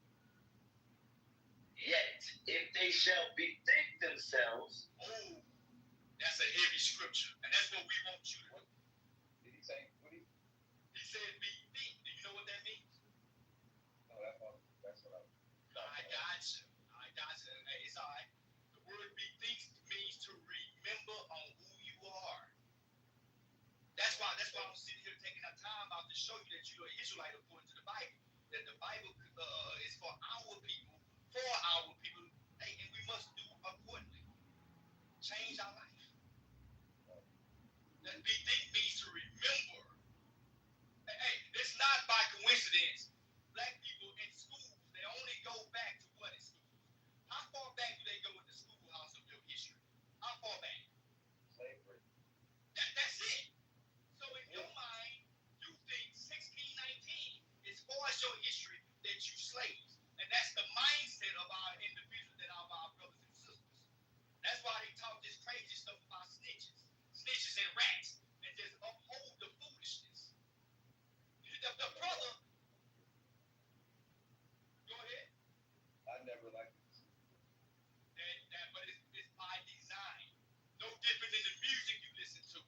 That's why it's okay. The brother can get on here and talk about rats. You a rat. You a snitch. And talk this crazy stuff because that's what he been taught. He been taught about this mind is tainted. Yeah. Hey, no other nations of people do that. But have these serial killers in our neighborhood. In the black neighborhood, you got serial killers with bodies on them, and people know who is doing it, and they don't say nothing. And you want to know why? Because the snitches. You a snitch. You a rat. Yeah, you a snitch. You a rat. I'll be a snitch and a rat. But guess what? I'm gonna be sleeping in peace. I'm gonna be sleeping in peace. Yeah. I'm telling you. You hear that stuff, dude? Right. We gotta change that. And you know what? They don't believe that. Get out of it, man. Right. I might even get better. Hey, let me tell y'all something. You know what? I'm gonna tell you this right here. Let me give you a little secret. All of them snitching. They talk that about somebody. Hey man, I'm telling you, they all snitching. So the brother running that tough talk, talking about, oh yeah, man, you're a snitch, you're a rat. Yeah, nigga, I'm a snitch. I'm okay with it. I tell on your ass. I mean, excuse me, I'm gonna tell on you behind. I gave you an example. I accept the man. Right. But won't he admit, Negro, you a snitch too? You just don't want to admit it. That was my next question, but another man, he's like, bro, I've seen it. Brother, I've seen it. They start giving them brothers 40 years, 50 years, 40, 50 years. David was with me too. Yeah, give me a score. Go ask her. Go ask Ann. She was there. She saw it. You're absolutely right. They're going to say, hey, man, give me a Coke and a burger, and I'll tell you everything you need to know. You say, I'm going to be home tonight? They're going to tell you. Hey, they start getting on first 48. We see first 48. You have seen it. You see this talk, man. That's why I say, that stuff, man, is retarded, man. They on 48 telling everything. They tell it all, man. Give us a cold pop, a sweater. 48 been out for a long time. You know what? Even if they, I don't get No, because I would. Like, I wouldn't even make it to the room. We're going to be talking at the car door. We're going to be talking at the house, at my crib, right there and there. I'm going to be at the door pointing like, that's him. Let me see him. Let me walk up there and see that. That's him. A lot of times these brothers get in there, they may not snitch at the opening gate in the door, but once they start sitting in that jail cell, and 4 years get to going down, 5 years get to going down, 7 years get to going down, guess what they gonna do? What I gotta do to get up out of here? Hey, they gonna snitch. They gonna get up out of there one reason or another. They gonna snitch on somebody in there that's doing something, because their time don't pass. And the system don't care. Hey, long as another man locked up for the crime is off the books, they gonna keep cooking. Hey, all they had to do, all of them had to do what they had to do. That's what I had to say. And it shouldn't have to take them to do what they did to get right. But if you hanging around, hey, the gangsters say they real. The gangsters say they real. They say they real, but none of them will take accountability for the gun in the darn car. You rather go down and take your brothers with you. Come on, it doesn't make sense, y'all. It doesn't make sense. Yo, I'm pointing at the nigga right there. That's not mine, sir. I didn't have no gun when I got in the car. And rightfully so. But wait. There's no honor amongst thieves at the end of the day. Ain't that what the golden saying is? She knows the end goal in their life. You either gonna go to prison or you're gonna be in a grave. Why seek that? It's just like you said about the scripture. It's a choice we gotta make. Are we gonna be disciplined for it? No matter what. You're absolutely right. So watch this, my brothers. I don't want to forget the point. Let's finish that out in 1 Kings 8. The book of 1 Kings, chapter 8 and verse 47. Yet, if they shall bethink themselves in the land whither they were carried captives, and repent, that's an important and make word. That's an important word right there. And repent. What does repent mean? Pretty much understanding the wrong and all they've done that wasn't righteous. And bringing it to the light. I got you. See, but that's what we heart, though. But with a pure heart, though. With a pure heart.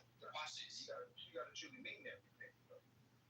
Or you just speaking out of content, because you're gonna continue to do it.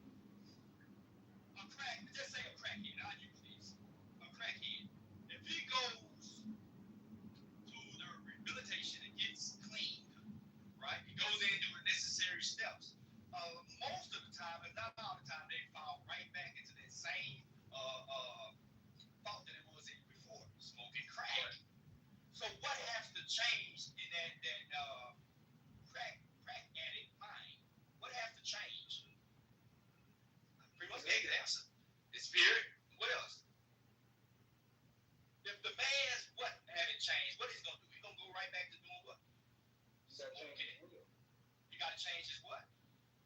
Will. Not his will, but his what? His mind. His mind has to be changed. A lot of our brothers and sisters go get clean, but they missing one thing that they need, and that's the laws of God. It's the point of knowing that you are an Israelite, that you must keep God's commandments. That's the sauce that they be missing.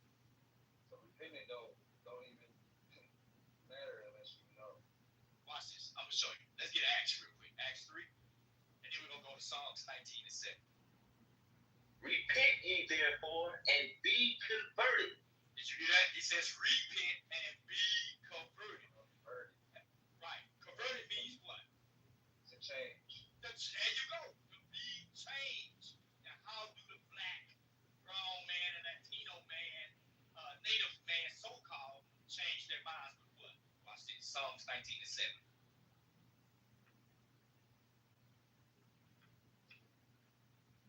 The book of Psalms, chapter 19 and verse 7.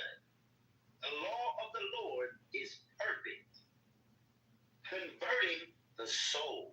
Did you read that? Yes, sir. Repeat what he just said.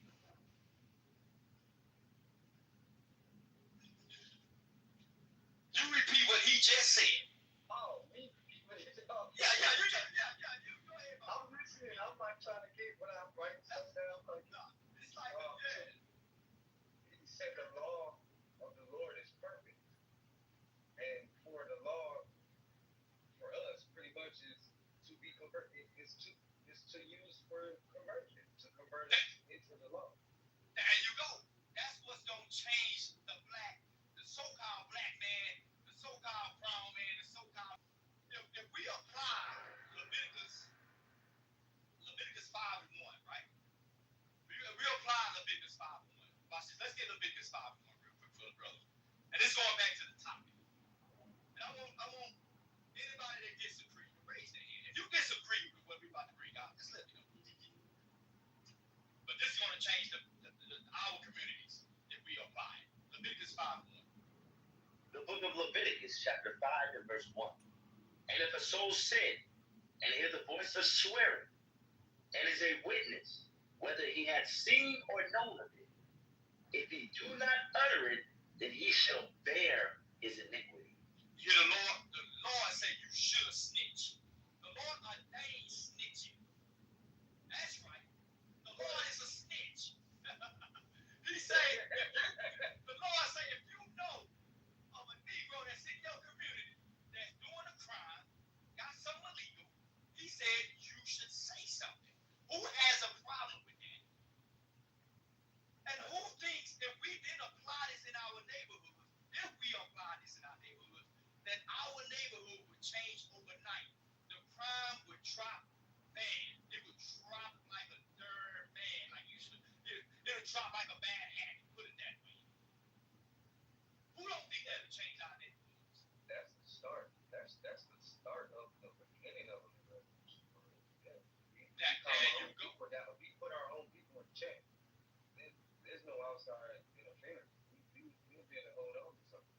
We'll be able to hold ourselves accountable, and that's the problem. Black folks don't hold other black folks accountable. We have this mindset, it's not my problem, it's not my issue, until it be. You in a car, a brother got a gun in his car, right? Watch this. I'm going to give y'all this scenario. You got a brother, you got 5 brothers in the car. One brother got his gun underneath the seat, his gun. Nobody else knows the gun is even in the car. He gets pulled over. A brother look underneath the seat, he sees the gun, he tells on the brother. All right. He tells on the brother, that one individual goes to jail. The rest of the brother goes home.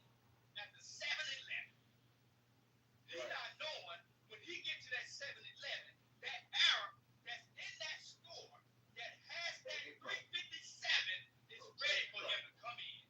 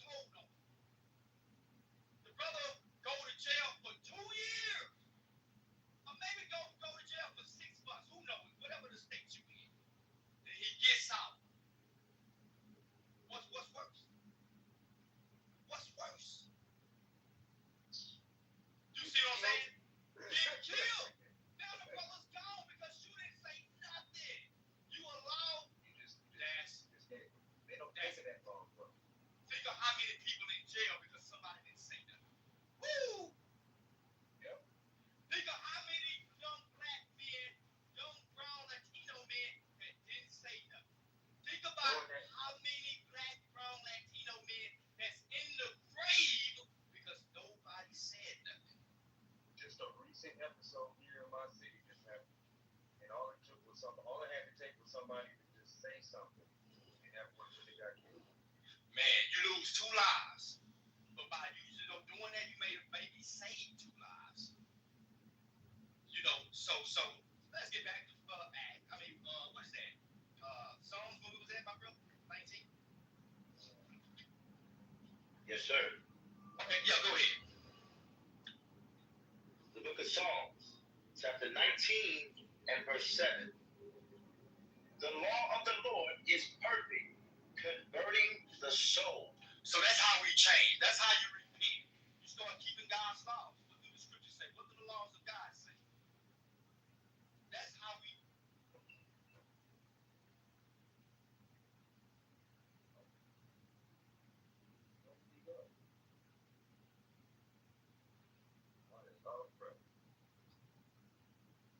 They should be back.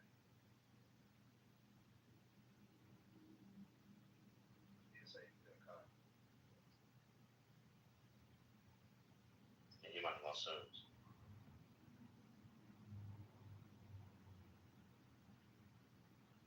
Amen, man. You there?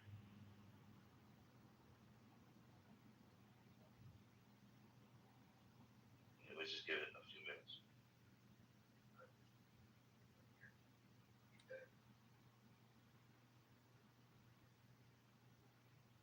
So I know how to work in steering wheel. That was proud over here on this network. Good morning. Oh, sorry. Yes, sir.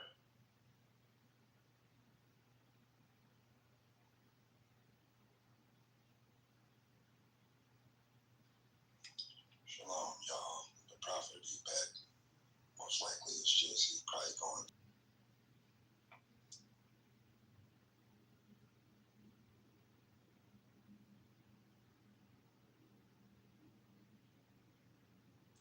Hello.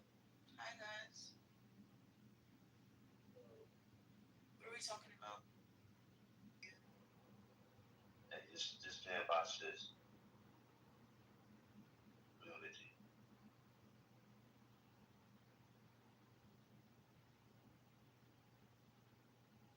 Sis, go ahead. What you got going on? Oh, me? Just laying down, not doing anything. Let me read what you guys talking about. Oh, we're still talking about the film that they filmed like a stingy. Yeah. Which just came back. Huh? I don't know. But what are you guys talking about? I don't know what you guys are talking about.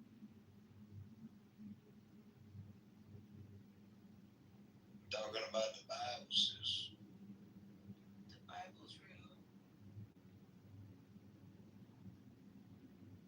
Okay, I can tell you definitely that in time, when you look at the time, you get scripture by scripture. Whenever you see time, whenever you see 222, or if you see 717, it's in the Bible. What the hell? I'm not joking. If you look it up, if you look up the angel numbers, if you look at time, Can I chime in on the topic? it would tell you. Why are you putting thumbs down? Good. Not stupid. Got to be trolling. Why would you think I'm trolling? If you look it up, look at time right now. Look up 717. Fast that. Just hold tight. All right, don't be upset. Okay. Joe, what you got? Just wanted to chime in on the topic right quick. This whole talk of snitching, like that whole realm, that whole lifestyle. Just the history of it is nonsense. Like the mob snitched on each other. You got the guy, Whitey Bulger, out of Boston. This dude was an informant for the FBI against the Italian mob in Boston. Just telling you, he's snitching on everybody. And left and right. He was an informant for the FBI. Like, and the FBI was allowing him to move throughout the city and do what he was doing in the city, and at the same time giving him and feeding him information about the Italian mob in Boston. You know what I'm saying?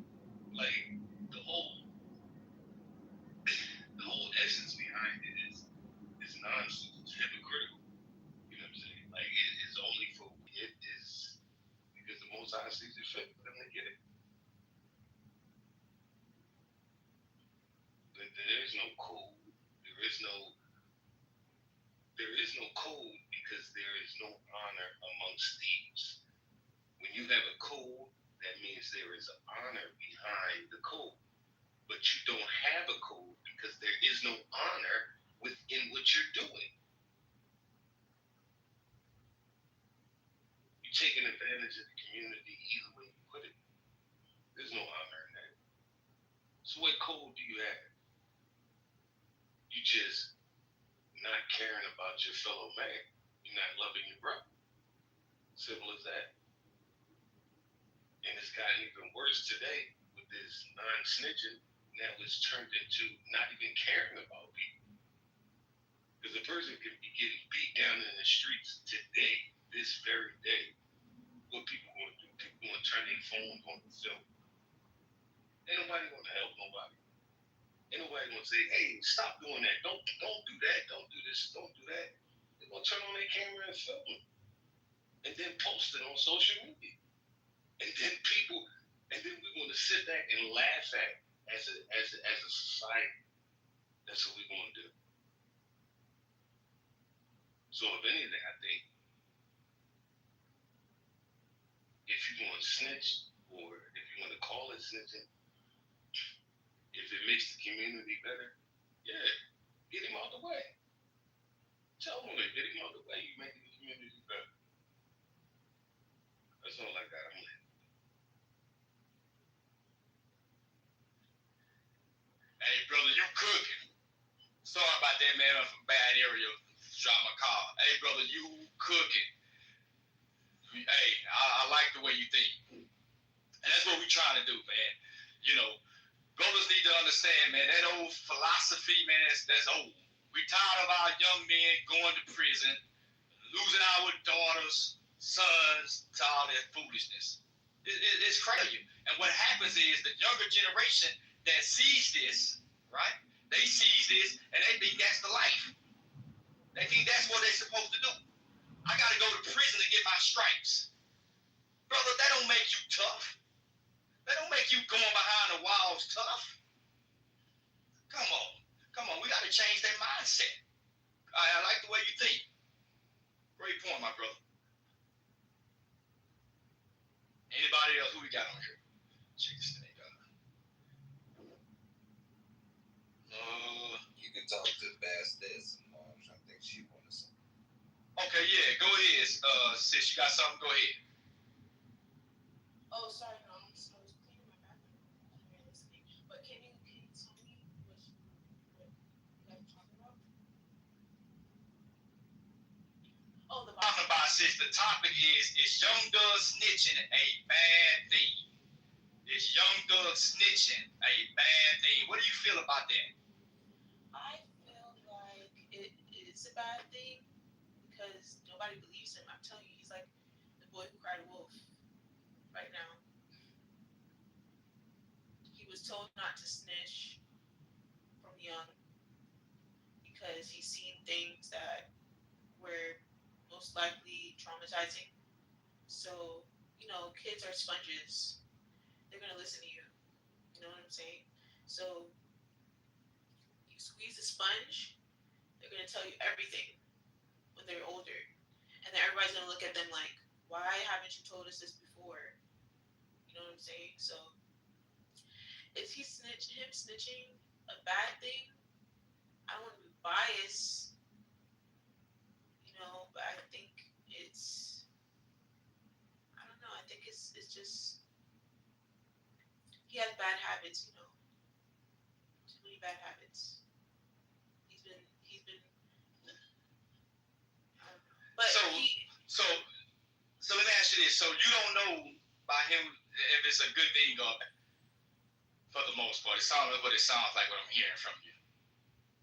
Wait. Yeah, I don't know if it's a good thing or a bad thing. All right. So let me give you this scenario. All right. A young kid in school, come to school. He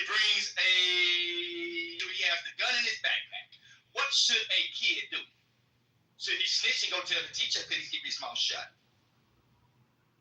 He should should snitch. Okay. See, that's what we're talking about amongst the black people. It should be cut and dry. Is it okay or not? Yes, they should snitch because now we changed the roles, right? We changed the roles. You know, a kid going to school, and he's got a gun, and he's talking about going in here and shooting up the school. Yes, you should say something because guess what? You're gonna save some kids' life. Everybody is okay with that. Now, let's switch the roles. Let's switch roles. Because some say, well, what about a street dude? What if a street dude, two street dudes? What we, well, let me not use that. Let me not use that. Not so long ago, how do the Lord feel about it? What do the Lord feel about snitching? What do you say? Because this is biblical smoke. Yeah, the law says tell the truth. If somebody do something to you, tell the truth and tell them right there and then. Call them as soon as possible. That's what 911 is made for. All right. But remember the question. Are they just your mouth talking? Well, I believe that there are demons, spiritual warfare, taking over and talking in people's ear that are close to God. Whenever they say, "Oh, I'm close to God," a demon's gonna attack you and try to make you do something that's deplorable, like argue with your mom or just make you do reckless things. Like when we were younger, I believe that we were we had an angel on our shoulders. If you listen to the angel, him being close to God when he was probably younger, he listened to the wrong type of people. He listened to, birds of feathers flock together. He's the problem. It's nobody else. So, but him snitching is just him snitching too late. To a point where people are judging him for what he's doing. But he's affiliated to the crime, so I mean, nothing you can do about that. He just has to serve his his judgment from God. All right, watch this. Remember, the question at hand was, what do God feel about snitching, right? I'm going to show you. We're going to go back to Leviticus 5 and 1. Oh, God is hard. Right. It's hard to believe. God doesn't, he's not going to believe you. You have to look into his eyes and tell the truth. If you don't, then he's not going to believe you. How can you look in God's eyes? Watch this. I'm going to show you. I'm going to show you out of the Bible, right? Because this is biblical smoke. I'm going to give you the solution. Because a lot of times we parakeet what we heard other people say, just like you just stated. And I asked the question back to you. You said, look in God's eyes. Well, how can you look? You know what I'm saying? So, let me show you. Leviticus 5 and 1. This is how you're going to know God's words and his intent for us as Israelites. Go ahead. Leviticus chapter 5 and verse 1. And if a soul sin and hear the voice of swearing and is a witness, whether he have seen or known of it, if he do not utter it, then he shall bear his iniquity. Did you hear that? So the Lord is saying, if you know about murder, because murder is sin. If you know about thievery is sin. If you know about these type of things that's in your community, you should open your mouth. That's the law of God. That's the law of us, keeping our communities crime-free. This is the first neighborhood watch. God say, hey, you should say something. So you're absolutely right when you say call 911 or call whatever hotline number to where you may not want to, be found out. So you can keep it on the DL if you wanted to. But you must say something. Because if you don't say something, God is going to hold you accountable. So that's how the Lord feels about it. Yes, you should say something. Right? According to the Bible. You see that? So I do believe that that's what you're supposed to do. I think that this is something that is biblically correct. Everything that's happening right now is happening because the Bible is a future. It's it shows everything in the future. Yeah, I like that this topic is helping people understand. Oh, I just had deja vu. I like that this topic is something that is being held. Oh my God, dude! I want to talk about deja vu because Hey, I know sis. I don't want to change the topic. This is your topic, but I'm gonna Watch this, sis. Watch this, sis.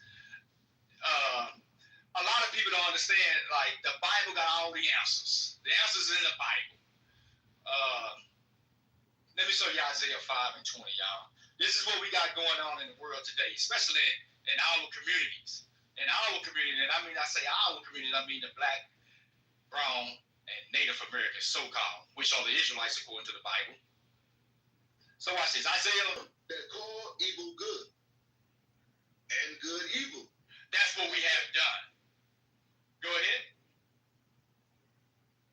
And good evil. That put darkness for light and light for darkness. Is that not the blow to good? That's what we have done. We got to change that. God said, woe be unto, should say something. Who told you it's okay? Hey, who said that? Who said it wasn't okay to snitch in your community? Who said that? What do they go back to? Because it sure wasn't God. Sure wasn't God.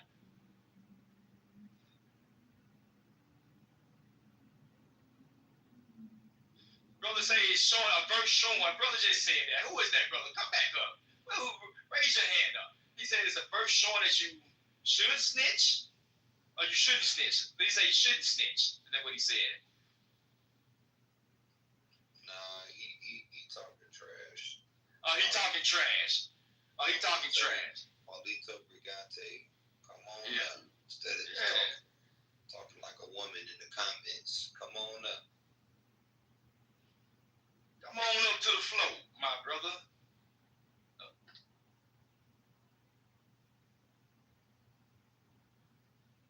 Yep, woman text and not come on stage. Come on, Paulito. Yeah. Be a brave soul and come on up to the floor. Come on down. You ain't got to hide behind the comments no more, my brother. Come on up to the floor.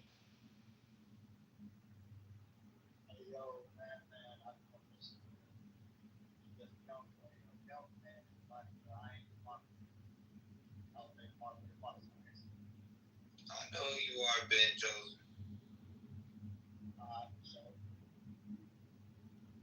Thank you.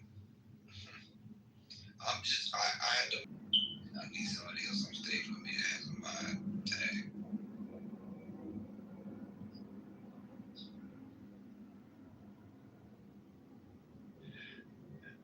Hey, my brother, like that, young thug. So, for what I'm getting from this, because I did come in late on this topic. So he's in the car with a bunch of brothers or whatever. So he ended up telling them who had the gun inside in the car with him. I don't know. I've had other people tell me what's going on. I've had people try and explain their version of street justice. I've had brothers try and tell me their version of street rules. It's kind of like, different denominations in Christianity. They all kind of believe something a little bit different, and it's all stupid. Oh, dang. Hey, Paulito's online. What you got, Paulito? This man said he up, he got mic issues. Oh, Lord have mercy.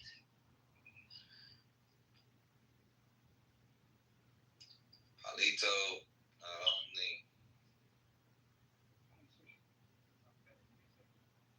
you coming in real low. What you saying?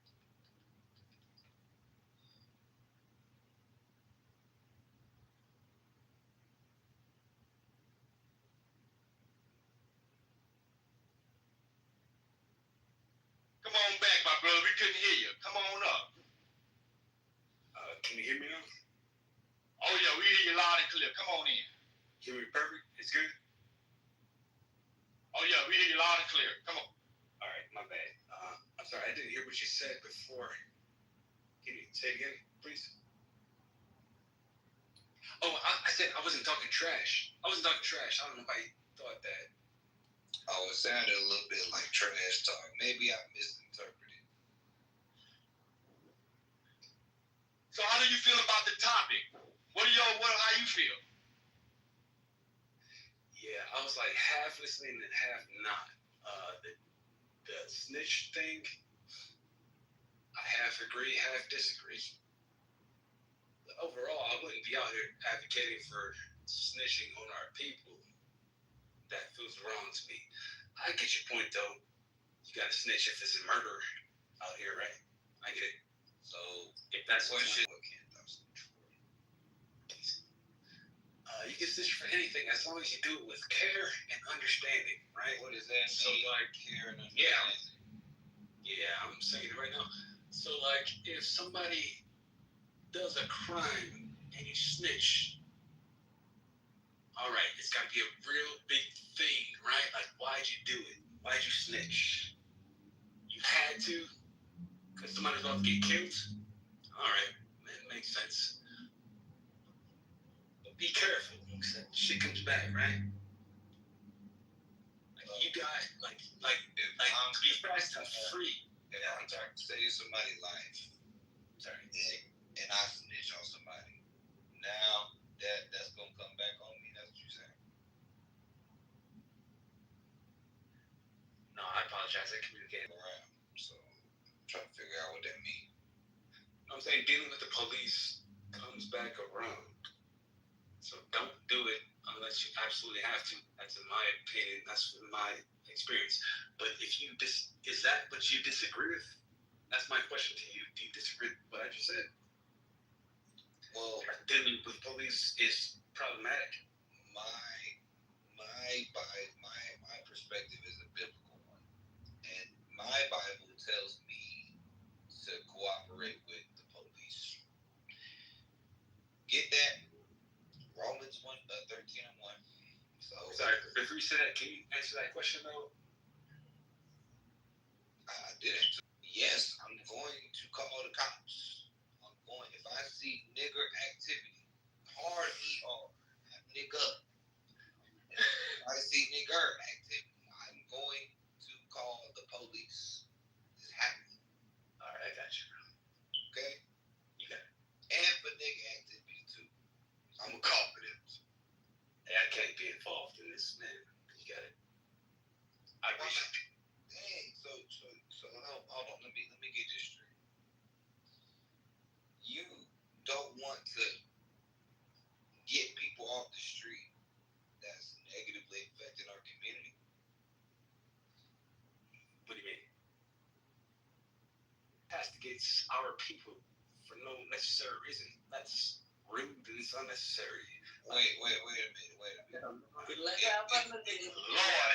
Oh, hold on. We got it infiltrated. Hold on. Give me 1 second. Alrighty. Okay. So now, you're saying that if I can't do that, that's not a good thing? No, I wasn't commenting on that at all. I was commenting on your dismissive attitude for this conversation, for you and me talking. I wasn't talking about that. What you mean? How am I being dismissive? I'm having a direct conversation with you. Yeah, it's just the way that you use that word leads me to feel offended.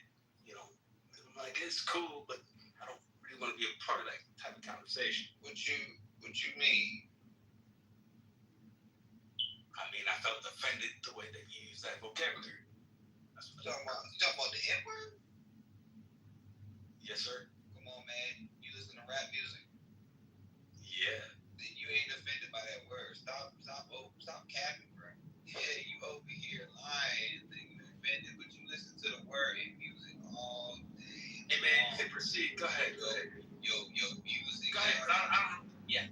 Movies. Rap music doesn't talk to me. It's fine. Stand up. It's got it all in there. So now all of a sudden it gets said and you offended. Come on, stop. We gotta be honest with each doesn't talk to me directly. You are talking to me directly. Oh, now we're making a separation. Did I call you one? Nope. And it's cool. Let's proceed. Let's move on. Go ahead. No, I'm addressing your point. You're saying that I showed a willful disregard for the conversation by saying I didn't say that.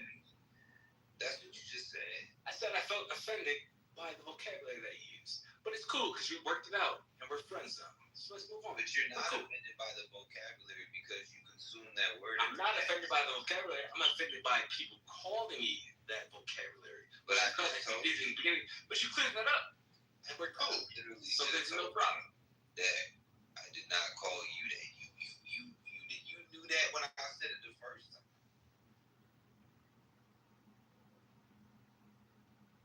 All right, go ahead.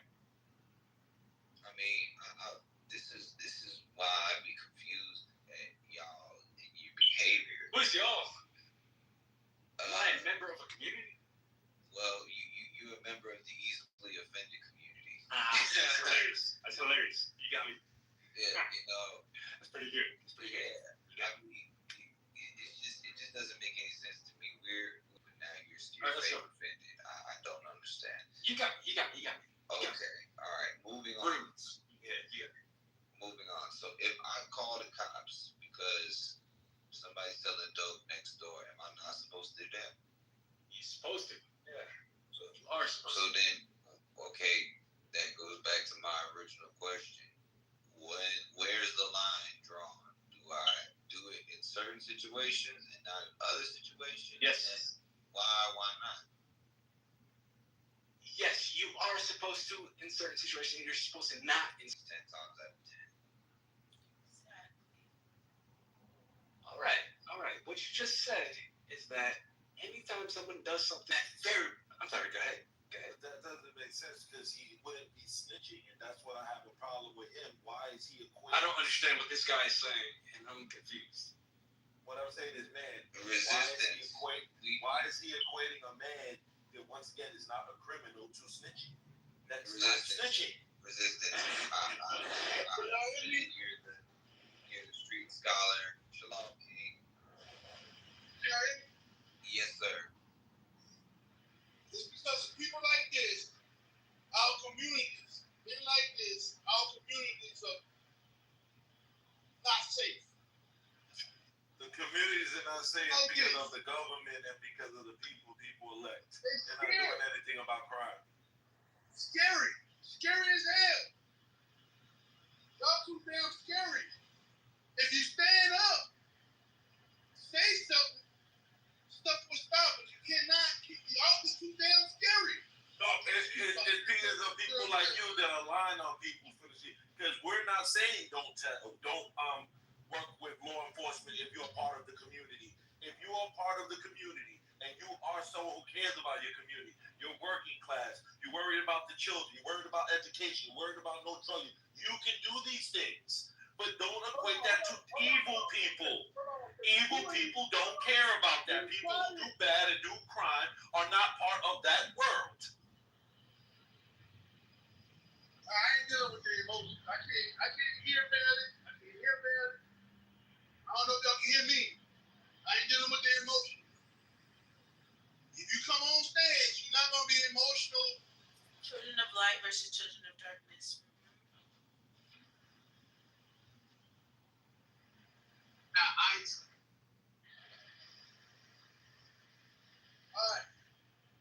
all right. You niggas are too damn scared. Give me Matthew 10. Hey, King, did you come to save my life? I'm trying, bro. I can't really. Where I'm at, I can't really help. I can't really hear. I'm in a bad position right now. I got you. I got you. Let me jump in here. I got you. I'll hold it down. I got you. See, here's the issue. That's what, we asking. Like, when is it? Okay, I got you. Go ahead. I got you. Matthew 10. I think it's 27. 28. Look at that. You got a reader? Yes, sir. The book of Matthew, chapter 10 and verse 28. And fear not them which kill the body, but are not able to kill the soul, but rather fear him which is able to destroy both soul and body in hell. Why nobody scared of that thing? Why you old, a 60-year-old with a clock? That's what you're scared of. But you're supposed to be scared of the man who made everything. What's wrong with you niggas? What's wrong with y'all? Where y'all backbones at? You let little dudes, 60-year-old, 50-year-old, 30-year-old, I wish the nigga would. And on my block, selling crack, shooting up. I ain't calling the police, they going to jail. And if everybody had that mindset, stop being scared, because we need a majority. Everybody not doing that in the neighborhood. It's only a selective few. And y'all letting the selective few run the neighborhood because you scary. You scary. You need to be scared of you women. You need to be scared of wearing pants. That's what you need to be scared of. You need to be scared of eating pork, shrimp, lobster. You need to be that scared. That's what you need to be scared of. But watch this. Give me Revelation 21 and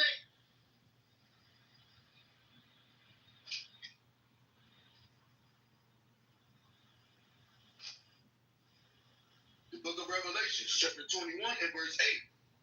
But the fearful. Wait. Hold on. You got Ben chosen as a moderator? What the world what is happening right now? Oh, no. All right, bro. Well, y'all can move me though. I ain't asked for that. No, I know. I'm just, that don't have nothing to do with you, bro. All right.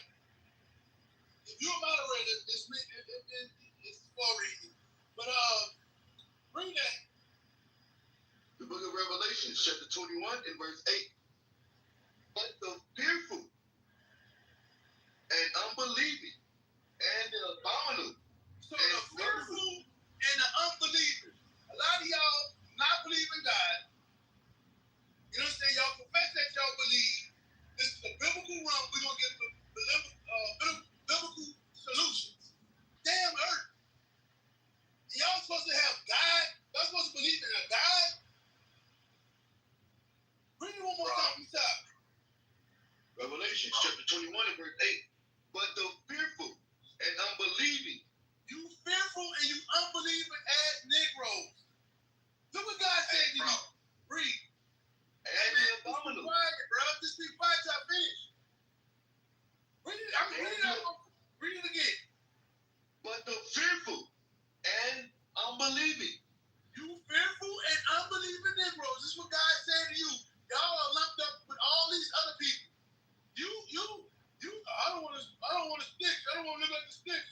Well, you lumped up with the murderer. You a murderer too. You hate your brother. You a murderer just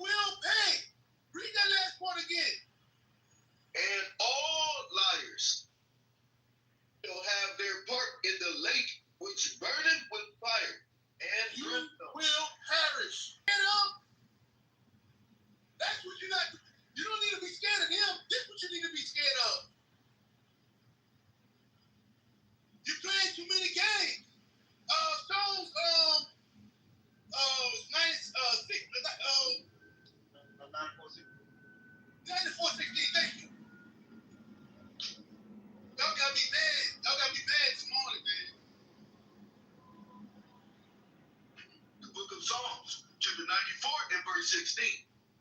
Who will rise up for me? Who's going to stand up? Who's going to stop being scared? Who's going to rise up for the Lord? That's it. Who's going to rise up? Stop being afraid. Against the evildoers? Or who will stand up for me against the workers of iniquity? Who's going to do it, y'all? We can't stop. We can't keep on being scary. Who's going to rise up for the Lord against the evildoers? Somebody got to do it. Yo, I can't talk. I can't do that, man. I can't say that. I'm gonna get killed. I'm gonna say, go.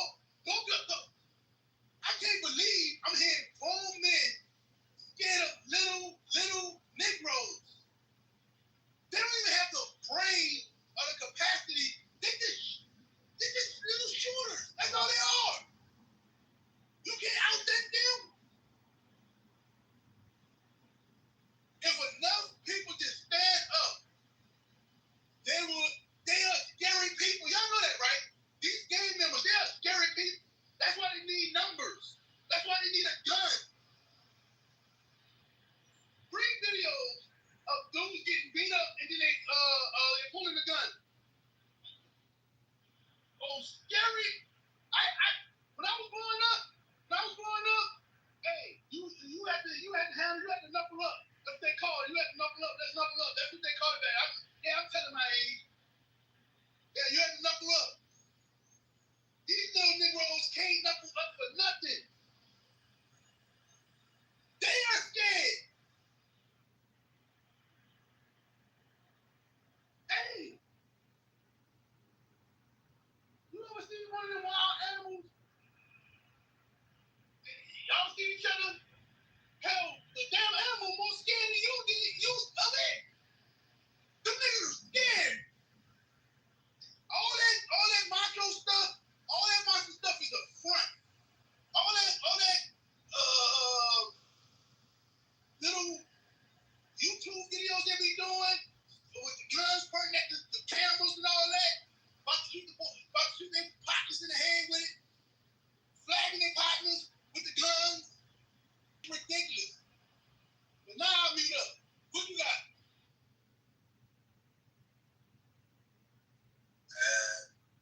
You said it, but you gotta understand, like, a lot of people, this is just my personal opinion. A lot of people are raised to not be militant. So it's like when we was running our studio before we moved into where we moved now. One of my older cousins used to call me like, "Hey, man, you got some guns over there, cuz you be having young niggas over here, man. Man, you better keep a pistol, cuz the young niggas." I said, "Bro, yeah, these little young niggas bring guns. They be having their gun in the streets, go start some LLCs, and now they not going to jail as much." So it be kind of like, you know, you gotta put the work in. I just always hear a lot of talk, and it be like, I understand why people are fearful because these dudes do got bad attitudes, and you can't just necessarily go approach them. You have to build rapport. You cannot talk down. You have to talk to them, and you have to listen to them. Half the time, if you just listen to them talk, just like we listen to bro, like literally, if you just sit there and be quiet and let them young niggas talk, they'll talk, and then they'll listen. But if all you're doing is talking to them and not trying to like understand the why and the method to the madness, them little niggas gonna ignore you, and then it's gonna be like a waste of time. So it kind of be like, you know, you gotta get out there. Now I'm about to finish. I ain't about to do one more. You kind of gotta like, you gotta just take. No, man, no. I want to chime in. Y'all been talking for a long. I'm gonna chime in. No, I'm gonna chime in. I'm just chiming in. I don't care what you say. You be scared of me like you scared of Negroes. Be timid around me when I talk, just like you timid around them. You ain't my big see, see. You like you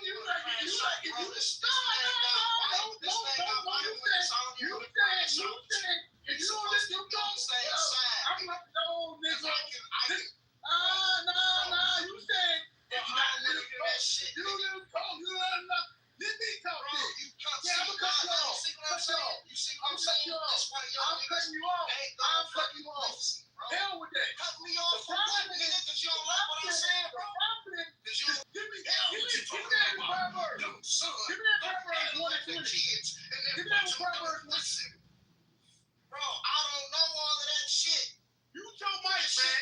That shit ain't gonna be. That shit ain't about to mean nothing. You your mic, you scary ass nigga. You your mic. You your mic. You your mic, bro. Like I pray a lot every day. Do I motherfucking like know every scripture in the Bible? Hell no, bro. You your mic. The book of Proverbs, chapter 1. Nigga, have some fucking respect, nigga. That's why niggas don't listen. Because a simple ass shit like that, a grown ass man can't control his own emotions and shut the fuck up for a second. Shouldn't happen. Alright. Read the scripture. The book of Proverbs, chapter 1 and verse 3. To receive the instruction of wisdom. No. Proverbs, what I said? Proverbs 1 and 3, sir. The book of Proverbs, chapter 1 and verse 2. Wisdom crieth out without. She uttereth her voice in the streets. She crieth in the chief place. The point is this is the point. I'm tired of hearing that. What he's saying, like, everybody, we've been, listen, these are kids. Like I said before, we out there in the streets, we out there teaching our people, we all teaching them. They won't listen. This is going to happen. Read on. Read that. She crieth in the chief place of concourse, in the openings of the gates. In the city she uttereth her word, saying, how long, ye simple ones, will you love simplicity? Yeah, guys, you know what simple ones is? How long you stupid ones would love to be stupid? That's what the Bible says. Yo, you trying to say something? Hello? If you tell the truth on one of them street, y'all, why niggas, they gonna pistol whip you. Hold on 1 second. Was Dale trying to speak? He came to us like something to talk.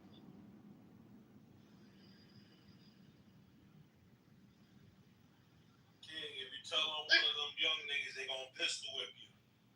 Listen, I get that. That's why I read Matthew 10:28. I've been beat up before. I've been shot at before. Listen, bro, I ain't know that. Bro, I've been on this earth longer than these damn Negroes. I've been through the it don't matter, bro. It don't matter. I don't care about my life like that. But when it comes to standing for the Lord, I don't care, bro. I don't care. But guess what? They're gonna pay if they touch me. They will pay. God said don't touch this anointing. And you commit sin and you have fault just like anyone else, and you're gonna pay just like they're gonna pay for their crimes. Watch this. You don't even know what you're talking about right now. I know what I'm talking about. You're not perfect. You're a human being and commit sin like everyone else. You don't even know what you're talking about right now. Mute your mic. You don't even know what I'm saying. You're not a prophet. I'm not talking about me doing something. Read the scripture you found it, brother. I'm looking for it, sir. All right, when you find it, let me know. Cause y'all think I'm not threatening nobody. I don't kill people. I don't do that. You understand? I don't go around making the neighborhoods unsafe. I have it for you, sir. What you said? I have it. Oh, man, I can't hear. What you said? Say it again? I got the scripture, sir. All right, go ahead, read. The book of Psalms, chapter 105, verse 15, saying, touch not my anointing. Go ahead, and verse do 4. my prophets Go ahead, verse 4. Start at verse what, sir? 4. Yes, sir. The book of Psalms, chapter 105, verse 4. Seek the Lord in his strength. So that's what we're telling the people. To seek the Lord in his strength.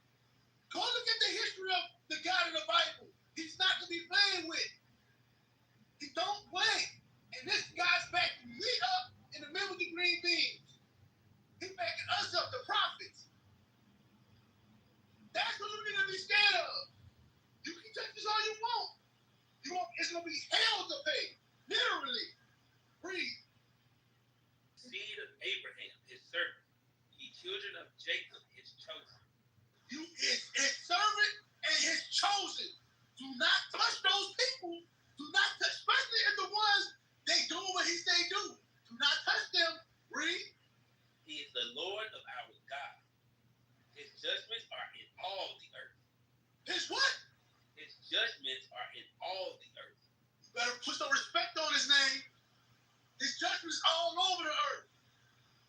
Keep playing with God. Keep playing with our God. Keep playing with the prophets. We back and we ain't playing.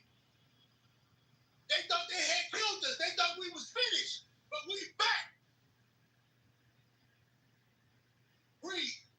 He hath remembered his covenant forever. The word which he commanded to the same unto Jacob for a law, and to Israel for an everlasting covenant, saying, unto thee will I give the land of Canaan, the lot of your inheritance. When they were but a few. What verse you at? I'm almost at verse 15 again, so I'm in verse 12. I see an alien. I see an alien. Hi, alien. Read. Verse 12. When they were but a few in number, yea, very few, and strangers in it, when they went from one nation to another, from one kingdom to another people, he suffered no man to do wrong. Yea, he reproved kings for their sakes. He did what? He reproved kings for their sakes. He corrected kings. He had corrected men with armies. They don't even own a block they sell drugs on. They don't even own the draws. They don't have a pot to piss in the window to draw it out of. That's the old folks used to say. Boy, sit down. Sit down. You stink. They don't even take baths. Breathe. Say, touch not my anointed, and do my prophets no harm. You hear that? He told it to kings. You better not touch my prophet. You're not anointed of anything. You're not a prophet of anything. Stop it. Okay, hold on. Let's see who keep coming off the mic. That's resistance. That's resistance. Yeah, that's me combating his nonsense. There you go. There you go. Yeah. I don't understand. They show. See, this is the thing is. Get that Matthews 10:28 again. I want to show y'all something. Yes, sir. This is the thing. Who y'all need to be scared of, y'all not scared of. That's the problem. That's the problem. That's the problem. Read again. The book of Matthew, chapter 10, verse 28. And fear not them which kill the body. We are not scared. We are not afraid of getting killed. We are not afraid of that. You better go ask somebody. I don't know if you know us or you don't know us. You better go ask somebody about us. Ask the audience. We got videos. We in the projects. We went to O Block. We went over there as well. We don't care. We gonna do what God say do because He say stand up for Him. Now if y'all won't touch us in that process, that's you. That's your problem. That's your problem. If you want to touch us and us while we doing the Lord's work, that's your problem. That ain't my problem. That's your problem. So don't come up here with that scary talk to me. You ain't gonna put no fear in me. I don't care what you talk. That's why I'm gonna cut you off. You like this? You got. We know what. Hey, we're the prophets. We know what to do. We know how to talk to these little niggas. We know how to talk.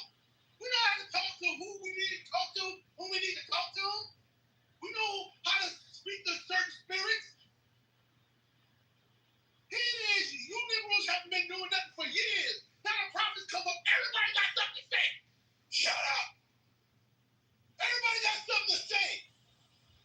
Shut up.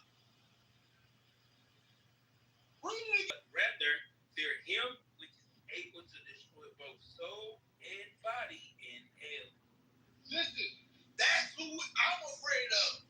That's who you need to be afraid of. That's who you need to be afraid of. That's who you need to be afraid of. The man who can destroy your spirit and soul. Not the man who can just kill your body. And this scripture right here is saying a hell of a lot. This scripture is one of the scariest scriptures. Because a lot of us, well, none of us, well, the prophets know, we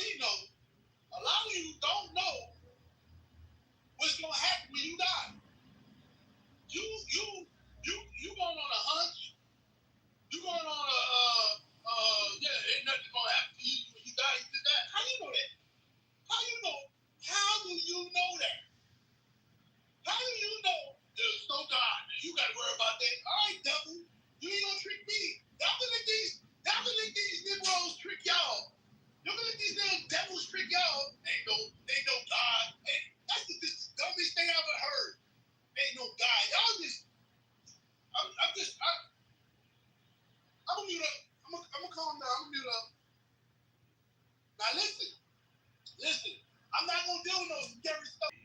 I was here earlier, but I never actually got to speak. All right, you speaking now, sir. Well, I just wanted to ask permission if I have permission to. What? I can't. Okay. My bad. Okay. Well, I'm sorry. Do I have permission, sir, to speak? Do I have permission?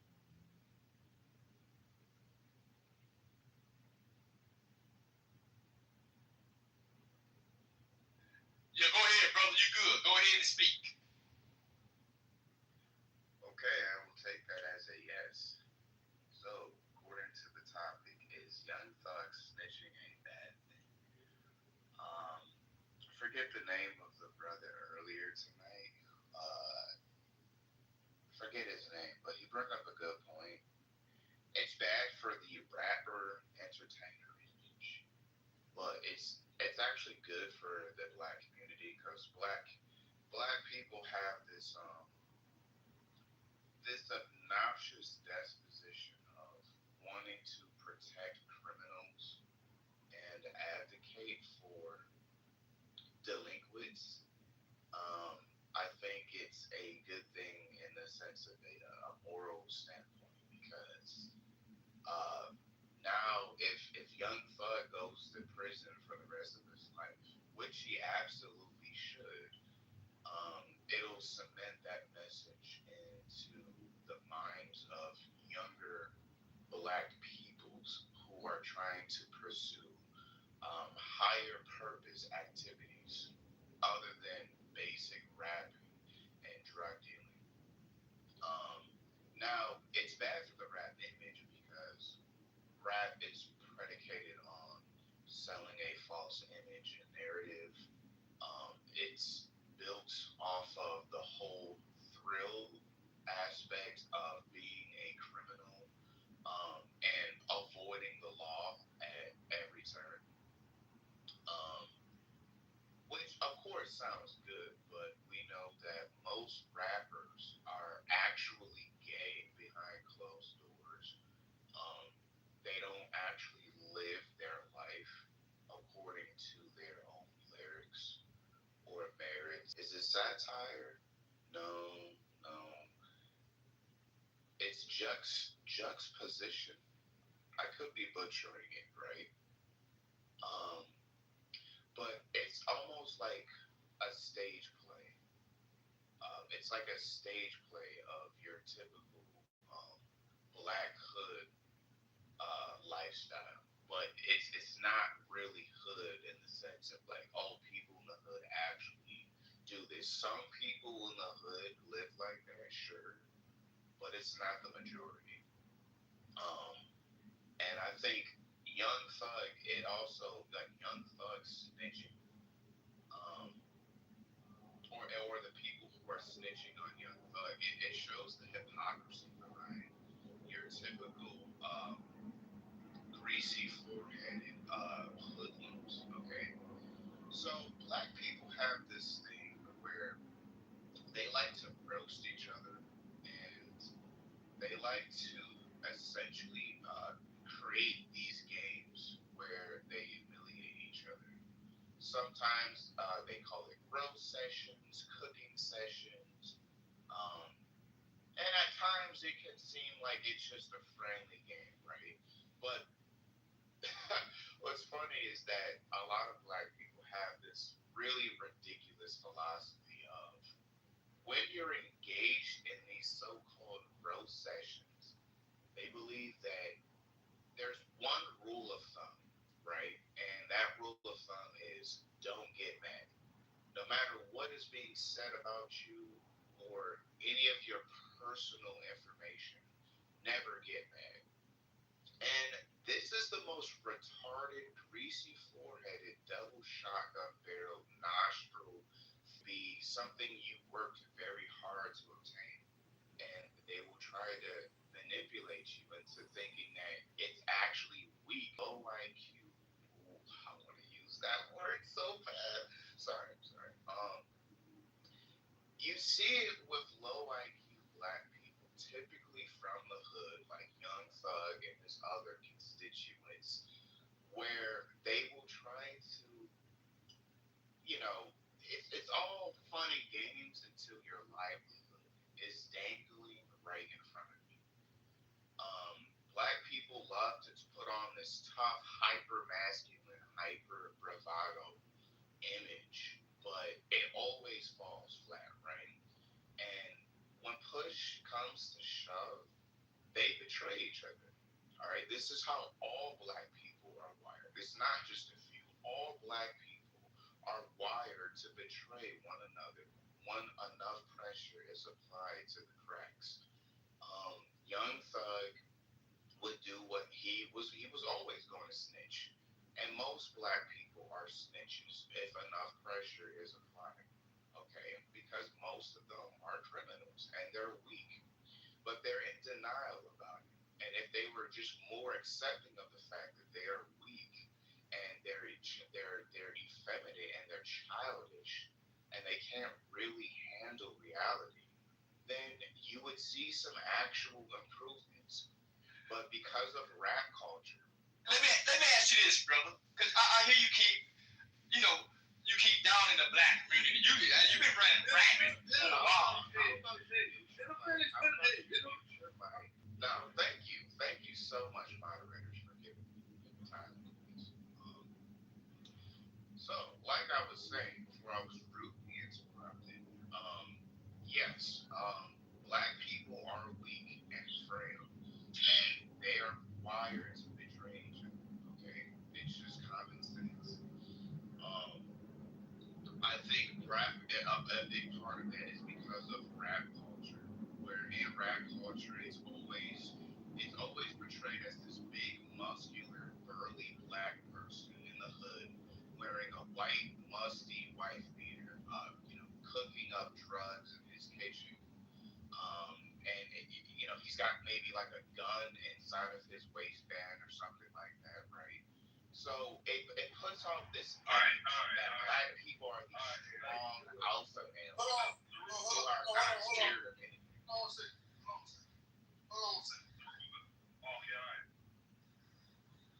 Hold on a second. Hold on. Now we gotta keep some order. When people are talking on the mic, let them speak. Let them get out. Let them get out. Now go ahead and finish. Go ahead and wrap it up, brother. Go ahead. Because I think one of the moderators want to say something. Oh, okay. Was this something I said? I've been pretty quiet for a month. Okay, let me just get to the end. All right. Yeah. So basically, rap culture. Your rap music videos like to portray this false hyper masculine or hyper bravado, amongst young black men, right? You're not tough unless you're, unless you know how to fight or beat someone up, or you can disrespect someone, unless you know how to put on you wear a gun inside of your waistband. You're not considered a real alpha male, right? Like strength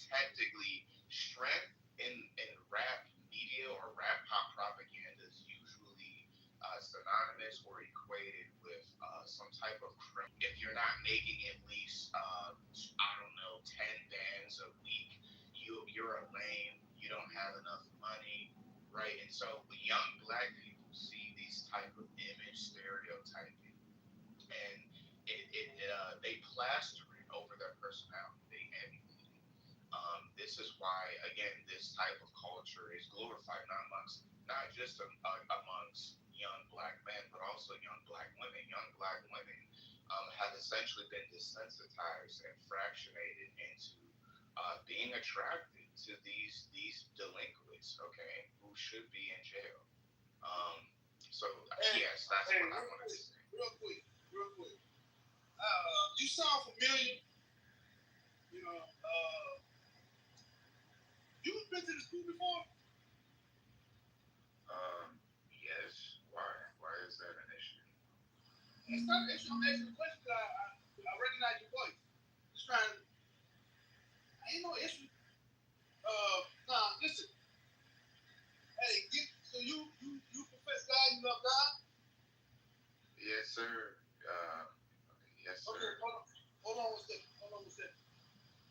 Scripture talk about the abundance of the heart, a man speaks, right? Right? Might be butchering it a little bit, but you know what I'm talking about, right? I believe so. Okay. Give me John, I think First John, 4:20.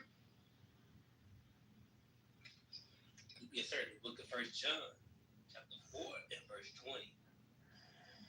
If a man say, I love God, and hateth his brother, he is a liar. So I'm gonna tell you something.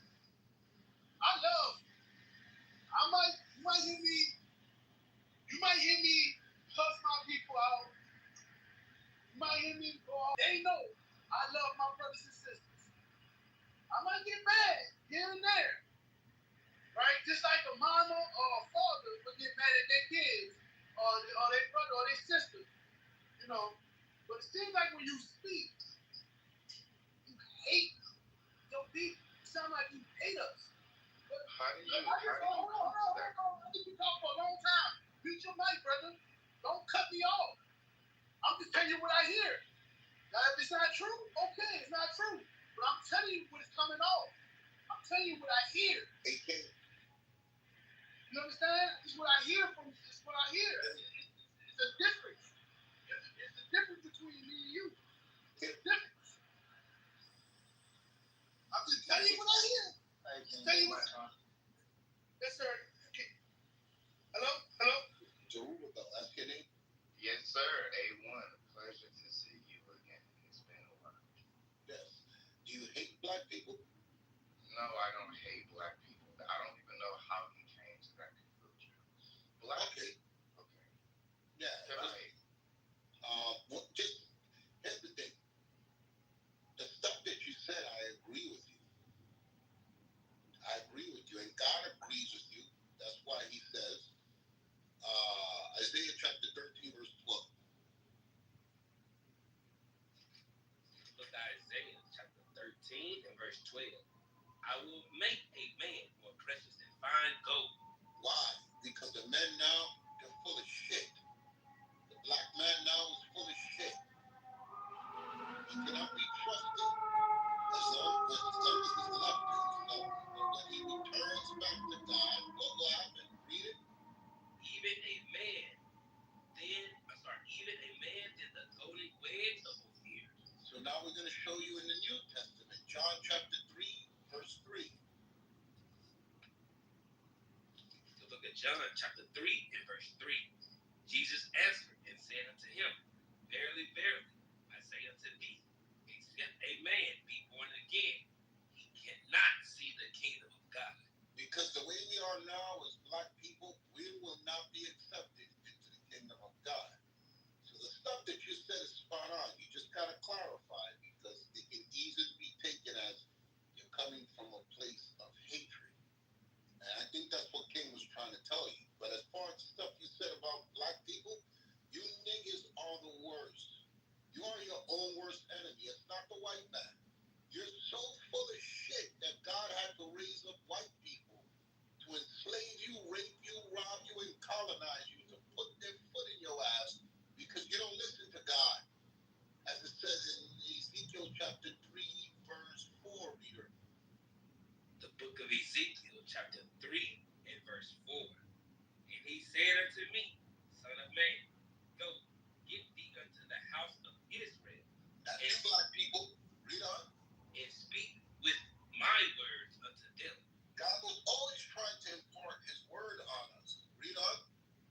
For thou art not sent to a people of a strange speech and of a hard language, but to the house of Israel. Well, look what God says Himself. Read on. Not too many people of a strange speech and of a hard language, whose words thou canst not understand. Surely, had I sent thee to them, they would not hearken unto thee, for they would not hearken unto me.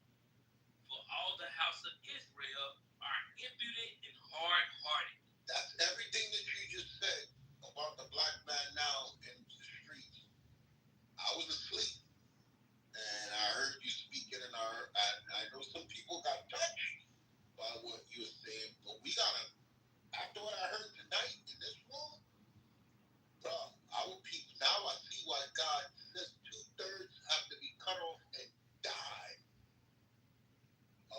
Sure. You black men, the only thing that awaits you is death. There's no reforming you. You're reprobate. You can't discern between right and wrong. I heard men say in this room that if someone is selling drugs and there's a long line of people waiting to buy drugs and it's heroin, that they said, I will not call the police. I will just leave them to sell the heroin. It's not my place. You're talking about selling. Death. You have to die. A person that thinks that way, you have to die. There's no hope for you. You cannot bring forth unity in your community thinking like that. The only thing for you is death. So like I said, you got to clarify yourself because people can take what you're saying as you're coming from a place of hatred. All right? So just be mindful. Moderate, I'll mute my mic. Well, A1, can I ask you a question? Go ahead. I don't understand how what I stated could be perceived as hatred when I was here for a second. I was here when he tried to justify the drug dealers destroying their own communities. However, I'm being heard, but I ended up going to sleep shortly after. But I don't see how what anything I said could be perceived as hatred. I just don't see it. Hold on. This is in the Bible. Yes, sir. Yeah, it was detailed, bad detail. It was. Hold on a second. Hold on. I'm the one who perceived it that way, and I'm gonna tell you why. I'm gonna tell you why I said what I said. Give me what that is. Second Esdras. This is 14:13. I'm saying it might be saying backwards. Because I now know who you are. Now, because I recognize your voice. And I came from this place because what I'm about to say. Watch this. The book of 2 Esdras, chapter 14 and verse 13. Now therefore, set thine house in order. Prove thy people. So you know the truth, but I know you have issues with what's up with the congregation? Can you congregate? What happened with that? I don't see how that's relevant, but it's relevant. Hold on, it's relevant. Hold on. Give me that Matthews. Give me that because we say things, but we live in a certain way.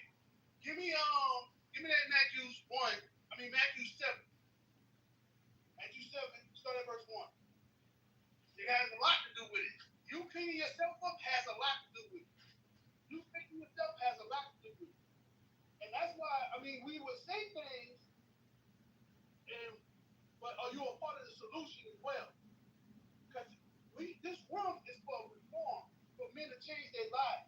Not just to rant and yell at the top. No. And one, he don't just talk. He walked the walk. Remember the green beans? Don't just talk and walk the walk. That's what I'm talking. If you're just saying stuff, you just obviously not. If I have. Okay, so let me finish. So I know what I'm talking about. Read on. The book of Matthew, chapter 7. The only way. Hold on one second.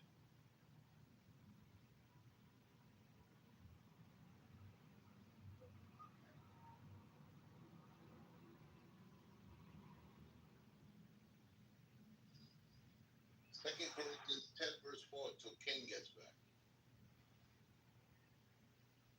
My bad, y'all. Y'all got it down at work. So just give me a second. Oh, go ahead, Ayo. My bad. Go ahead, King. Go ahead. Nah. So the reason, listen, brother, you my brother. I gotta tell you the truth. Don't get mad at the truth. I'm just telling you what I see, what I hear. You understand? And I recognize your voice, and I know you're supposed to be a repentant brother, but you have issues. And the reason why I started with 1 John 4:20, because this is what it happened. If you ain't doing Leviticus 19, 17, you ain't doing that. And listen, you can't just say, hey, y'all messing up when you're not doing right, when you're not doing what God did do. I'm doing That's why like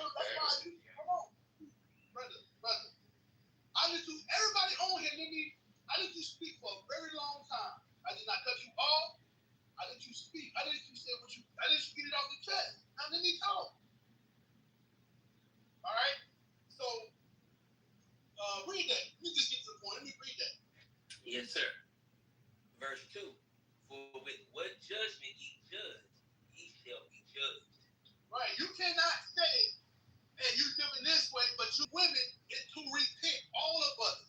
We have to repent. I'm not saying I'm better than you, Zerubbabel, but I'm in the fight. You need to get in the fight, Zerubbabel. That's what I'm saying. That's all I'm saying. That's all I'm saying. You need to get in the fight. You need to be on the boots on the ground in the streets with us. All right? That's what I'm talking about. Read on. And with what measure ye meet, it shall be measured to you again. The same judgment you want for them, it's going to be measured back to you. Read. And why beholdest thou the mote that is in thy brother's? You could be saying anything right now. That's the problem with our people too. Not just the low IQs, all the stuff you were saying, and all the nigga black wide nose and all that stuff. Yeah, okay. We all got issues with our big noses. Yes, you're right. We got issues, but you have them too, and you got to fix it. The issues you have with brothers, you have to fix. The problems you have dealing with each other, you have to know how to deal with each other. You have to learn. All messed up, but we pointing the finger and we not right. We not right. Read. Or how wilt thou say to thy brother, let me put out the mote out of thine eye, and behold, a beam is in thine own eye? Thou hypocrite, first cast out the beam out of thine own eye, and then shalt thou see clearly to cast out the mote out of thy brother's eye. Just like A1 said, I hear you and I agree with you. Just like I told you before he came on, I was like, yeah, I get mad too. I get upset and I say some things myself. And people get mad at the things I say. So I understand that. But when it comes from a brother or a sister and they're not doing what God said do, I have a problem with that. I have a problem with that. At least try your best to do what God said do. You understand? You're the same like them. You're the same. They don't want to put themselves under no structure. They don't want to put themselves under. Give me 1 Peter 5. 1 Peter 5 and start at I think it's 4. I'm not sure. Just read it. The book of 1 Peter, chapter 5 and verse 4. And when the chief shepherd shall appear, ye shall receive a crown of glory that fadeth not away. That's who we want. That's what we should all want. We want that crown. But you got to work for it. You got to work for it. You got to work for the crown. Read. Likewise, ye younger, submit yourselves unto the elder. That's the problem. Black people hate submitting to other black folks. Try to get a Jamaican, West Indian, what they call themselves, whatever, to submit. Our people are hard-headed. Black folks are hard-headed. They don't want to submit. They hate their own people. And they got a problem with authority. They got a problem with authority. Well, I have an issue with what you say. But brother, was it sin? We have to come back together as a nation. And we have to have order. Right? Things need to be placed in order. If someone say, hey, brother, I need you to take this from point A to point B. Well, who the hell you think you are to tell me to take this from point A to B? I'm over you, sir. I'm telling you this because I'm over you. So you're not, you just nobody. I'm having this, I ain't coming back to this damn school. What? How we gonna get together? Do y'all understand what the white man did? That even though they hated each other, even to this day, they will come together to keep you in the gutters and the slums. And yes, they will get over that hatred real quick to fight against you. That's what they'll do. But we don't got that same energy. We don't have that same energy. What is wrong with us? If I'm telling you, and you know I'm a spiritual man, you know I've been here, you know I'm not telling you that wrong, I'm not telling you to sin. Read on. Yea, all of you, be subject one to another. It says, all of you be subject one to another. Subject one to another. Be subject one to another. You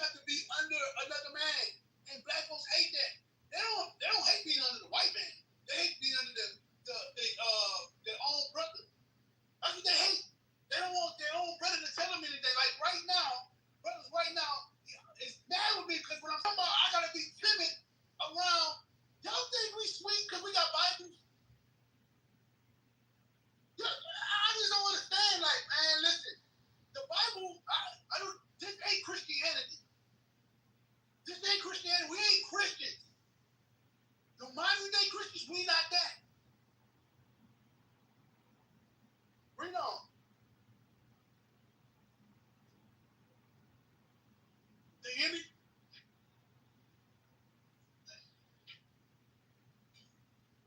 Hello?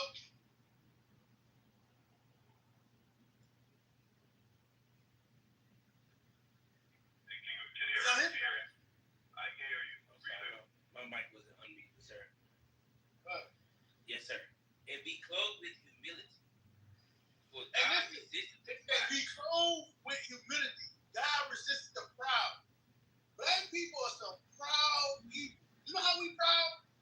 We don't got nothing. We don't got anything. We don't own no land. We don't got no military. We don't know who our God is, but we speak like we the big dogs in the room. We speak like we own stuff. That's prideful. God said he hate a prideful man. We don't have nothing. We don't own nothing. And you talking like you run stuff. As soon as the man who really wants stuff step on it, then that's when you shut up. Oh, don't shut up now, Mr. Big Dog. Just like the little Negroes, come on. It can be one police officer pull up. And we'll try to ponder on this. Just think for a second. They soldiers right in the streets. They killing each other. They ain't scared of the bullets. You know what I'm saying? They big dog. Whoop, whoop, whoop, whoop, whoop, whoop. They big old dogs, right? They running around, talking big and bad, ducking bullets. They shooting bullets. And they not scared of bullets, right? But for some reason, when the white man comes, it's like God showed up and they be running their butts off. But the police bullets ain't no different from the bullets they've been shooting and ducking the whole time. Why they running? I don't get it. But the police bullets got some type of, I don't know, I'm gonna make them laugh or tickle them. I don't know what's the difference. You still getting killed. So why you scared of the police? I don't get it. Why you tough in the streets and you not scared of bullets then, but when the police come, it's the same bullet. I don't get it. Somebody make me understand this. Please. But read on. For God resisteth the proud and giveth grace to the humble. Humble yourselves, therefore, under the mighty hand of God.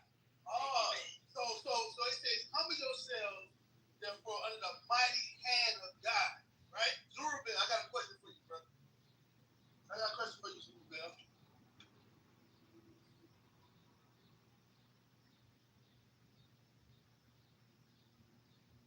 Go ahead, King. What is the mighty hand of God? His laws. In this verse right here, what we read? I don't know the precept. You can break it down. Okay. We ain't got to go to another precept. It's the nation. That's his hand. I'm gonna show you that. Read it again. What verse you at? It's verse 5, sir. Likewise, you younger. No. Start at verse 4. Yes, sir. Verse 4. Look, 1 Peter chapter 5, verse 4. Younger, submit yourselves unto the elder. You see that? It says, submit yourselves under the elder.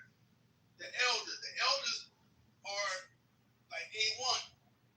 The men that shut up. Right? Read. Yea, all of ye be subject one to another. It be subject one to another because the men like AO put men in position. Hey, I need you. You're going to be over 10 men. You're going to be over 50 men. I need y'all to do this and do that. Right?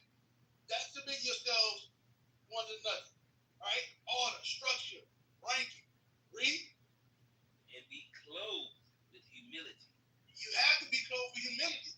Because we got to understand, like, okay, I don't know everything. Let me be quiet. Let me listen. Read. And give grace to the humble. He give grace because the grace that he gonna give you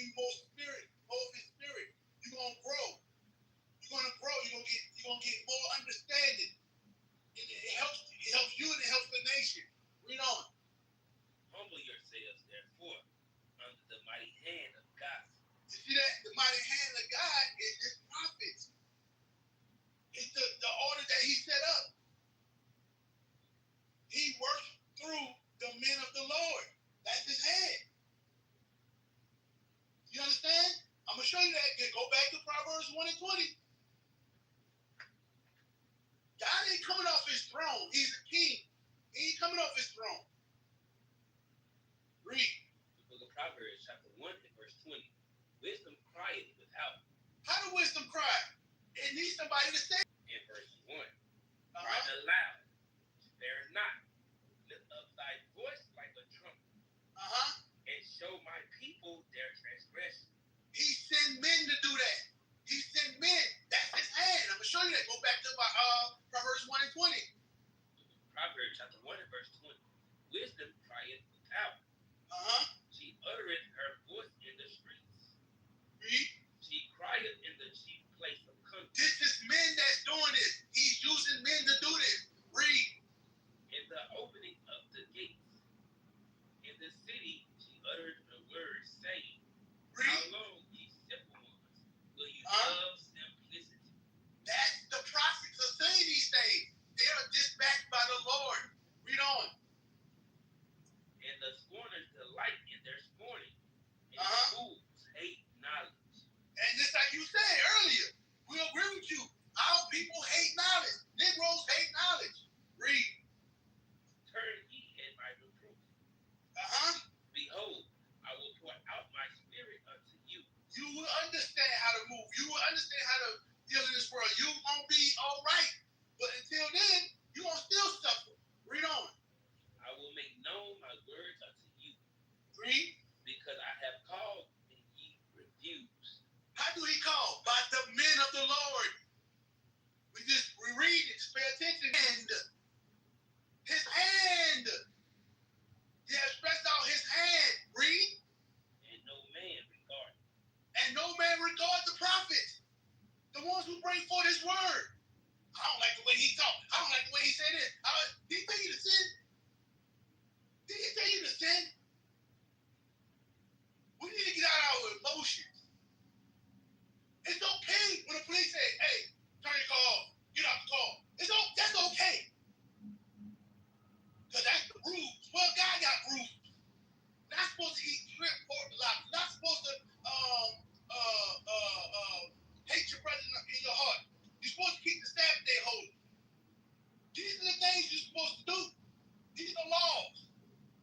But we obey every other law, but when it comes to God, oh, hell with that law. He said, I have stretched out my hand and no man regarded. Y'all don't regard the prophets. Y'all don't regard the prophets. You just getting your feelings about things, and then now, but then, what's the call in that? He did here 3 weeks or 4 weeks or a year or whatever.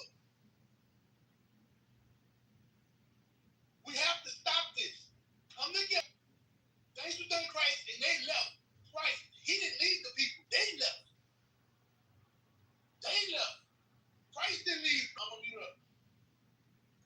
Yes, sir. You want me to start at verse 4 again, sir? Yeah.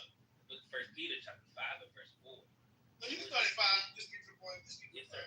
Verse 5. Likewise, ye younger, submit yourselves unto the elder.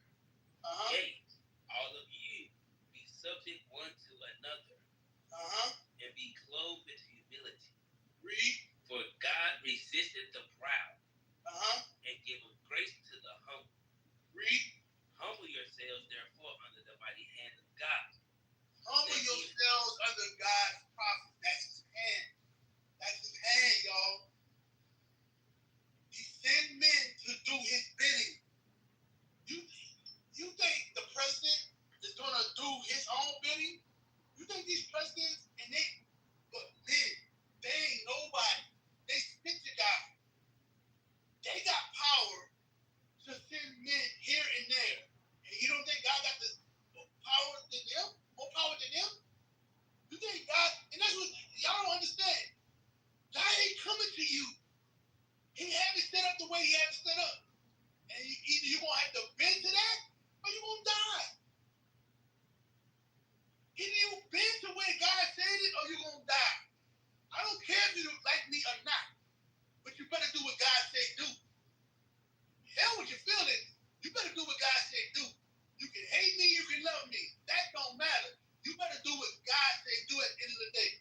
my mic.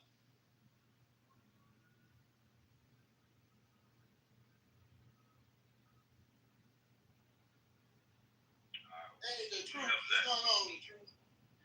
Shalom. Okay, shalom. So shalom. Most like great place. Jesse, you speak on topic. Oh, wait. I think AO was trying to say something earlier. AO. He told me to go ahead and go. AO, you good? Yeah, he good. But all right. Hey, shalom, the truth. I was just letting you know, Jesse did speak. You got a red tick down at the bottom, beige, right? I was in here last night. Y'all ain't good. I'm just listening, man. Alright, so who's up? Who's next on the queue? Hey, I just want to say this because I'm tired of people just scared of these little Negroes, man. Then they just get to do what they want to do, man, with no repercussions, man. That just upset me. And I just apologize for that, man. I kind of like, but we too grown to be scared of little people. I don't care if they got guns.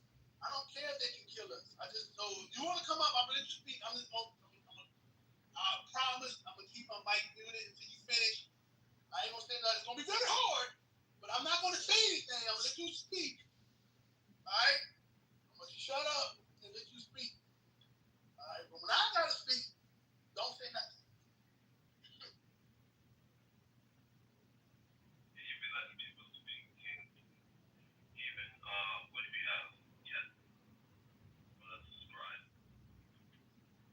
You got Joe and Pink, they haven't spoken on the topic yet. Alright, Joe. You up there? Joe, the bottom right-hand corner. Alright. Pink. Sister Pink. Okay. Hello. What's your thoughts on the topic? Okay. My thoughts on this topic is about Young Thug's snitching. The only reason why he's snitching is because if he don't snitch, they're gonna put him back in jail. So he's saying, what are you saying? Are you saying that the only reason why people in our community will tell it is you got dirt on them? Yeah. If it involves them going back to jail, that's the only reason why they will snitch. Only reason why he's snitching is because he's on probation, and if he don't, he's going back to jail. Other than that, he will be snitching because it's a street code where it's supposed to be a street collection. Is my opinion. Depends on that situation, whether it's good for them snitching out. So let me ask this question to you in the room. Is there ever a time when you're not supposed to tell? Because what you're sharing is that you are supposed to tell. You are supposed to clean. Is there ever a time when you're not supposed to? I would say if your life is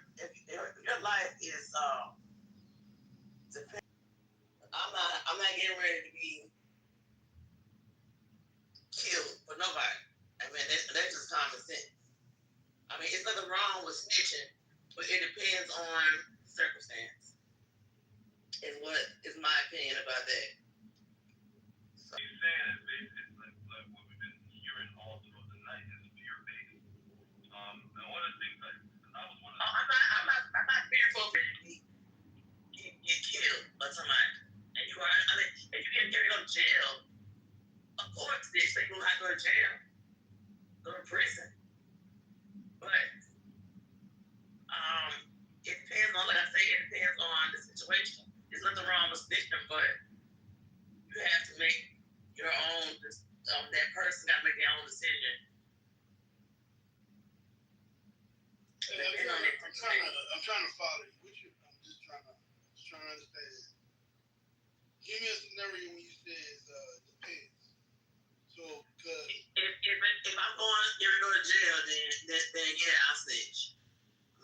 jail for nobody. But I see now what you're saying. So you're saying that if I'm ready to go to jail and they threaten to put me in jail, then yeah, I'm not going to jail. okay, I get it. So you'll put your life in danger if you're going to jail. That's what you say. Okay, that's when you put your life in danger. Yeah. If you, I don't care if they come kill me, because I'm gonna go to jail. I ain't going to jail. But if you see a crime and somebody getting killed and you don't have to face jail, then that's when you ain't gonna say nothing. Because they might come get you. That's what you're saying? Yeah. But I'm not scared of nobody coming and get me. I'm just saying if you are being threatened to go to jail, then yeah, snitching is all right. But I mean, you should, a person should want to let the truth be known. But it depends on the situation, because those situations are real out here in the world. In the world, in this world we live in, people threatening your life is a real thing. So I'm just saying, on my opinion, I think it depends on that person's situation. If their life is not being threatened, then yeah, go ahead and snitch all you want. But if somebody's getting ready to threaten to put me in jail or physically do harm or kill me, then no, I'm not snitching. Okay. And the police is not gonna protect you. And I know the Lord will protect you, but you still gotta use common sense. Even with the Lord, you gotta use common sense. Right. Okay. Gotcha. I just don't know. All right, cool, sis. I hear you. Let me say this. I'm still don't understand how we got here. Like, I remember when I was a kid. And if you did something, the time you got home, like, your parents know what you did in the street. Like, you got a whooping. I remember you got a whooping from. And this is like people used to care about, Now, I'm not saying we was right in mind, but we had some type of something, But what happened? I already know what happened. What happened where you got to the fact to where I remember this argument when I was growing up, and I don't know if y'all can remember this as well, or y'all had the same thing. When you had a woman, and it was always for women for some reason. You got to let the kids be kids.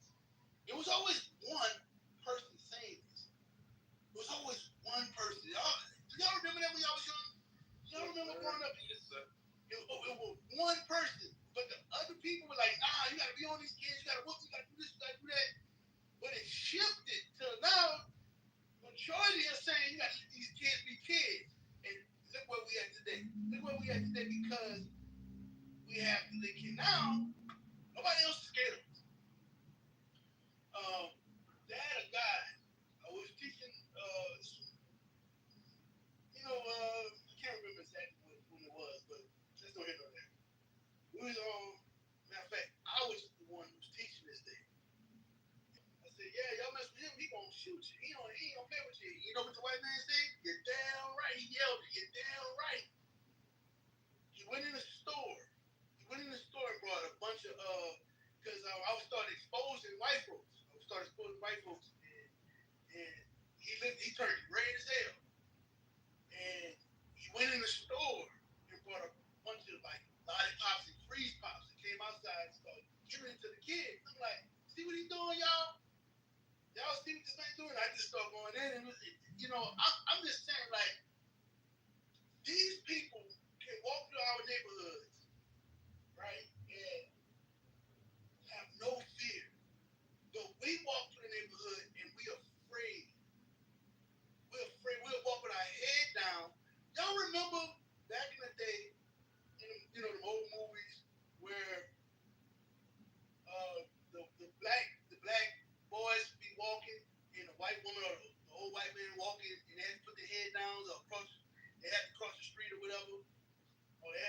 side, get off the sidewalk. That's how we are now. The new KKK is the little niggas in the street now. We got to bow our heads. We got to walk across the street. Man, you crazy as hell. Listen to yourself. I listen to yourselves. I ain't gonna tell, if it ain't me, if I go to jail, I ain't facing with jail time. Her mama gonna be all right. She can have another child. She'll be all right. That's what we're saying. That's what we're saying. Hell with her life, and hell with the next one life. No, it's not saying that. I mean, that's what you're saying. You're not saying it. You're not doing it on purpose. But that's what you're saying. It's just saying use common sense when dealing with that. Just saying using common sense. I mean, of course, people are concerned about other people. Of course, I'm concerned about other people. But that's the decision they chose to make. I mean, I'm not gonna put my life in danger. Nobody else. That's the little girl playing in her yard, her own yard. She playing hopscotch or whatever. You know what I'm saying? She playing in her own yard. It's her fault that she got shot? No, it's not her fault, but her parents should have been protecting her. Her parents should let her outside. If they knew to, her parents should have let her go outside. I mean, sometimes you have to make, like I said, make common sense. And of course, everybody's concerned, and nobody's really scared. Nobody's ever really scared of these moral things. What you say? I was saying, man, I have Being nosy is a problem too. Like being too nosy is a problem too. You can only do so much to help people anyway. Yeah, I was asking that's all. But that's my opinion. We'll come back to the plan. Okay. But yeah, I was just to kind of piggyback a little bit. Sadly, it's like my understanding, I didn't know snitching was like coming from a person that didn't commit crime perspective. So I mean, we talking in that aspect, like a person that's innocent, a person that don't commit crimes, go to work, you're a taxpaying citizen. I don't really, the streets don't look at that as snitching, right? Because when grandma tell on the person that shot up her street, and she tell the police who got the community in danger, nobody going to kill nobody, grandma, nobody going, because at the end of the day, she ain't got nothing to do with that. You know what I mean? So it's just kind of sad that if people ain't or not committing crimes, feel like, telling law enforcement, whoever the case may be, is snitching. How is this snitching? Whoever said that was snitching? Like, you know what I mean? I thought snitching was when you commit crimes and you tell the people that you did it with, or you tell, like she was explaining earlier, Till on the little girl got shot on the block. Yeah, that's not telling, because guess what? When the news come, they want to know. They knocking on doors. They want to pull ring cameras, all that. You saying you ain't gonna give them your, like, you know what I mean? That's just kind of like immoral in a way. Like, damn, it's a little girl. It's a kid. Like, and it happens a lot more than you think. I just hope and pray that we could kind of move that energy from our community. You know what I mean? Especially as black people. I agree with that. And you saying something that's heavy, like, you're right. But the thing is, a lot of people and rappers do it too. Just like I played that video last night with Cameron when he said, when the man asked him, you had a serial killer. He was like, would you let the police know it's a serial killer? He's like, no, I'll move. But what hell with everybody else? And that's what we have. We have a lot of hatred for one another. And it's more of people who are not in the mess than they are. And this is how you can defeat them. We are smarter than them because, number one, they're not smart enough. Because here it is. They want to tell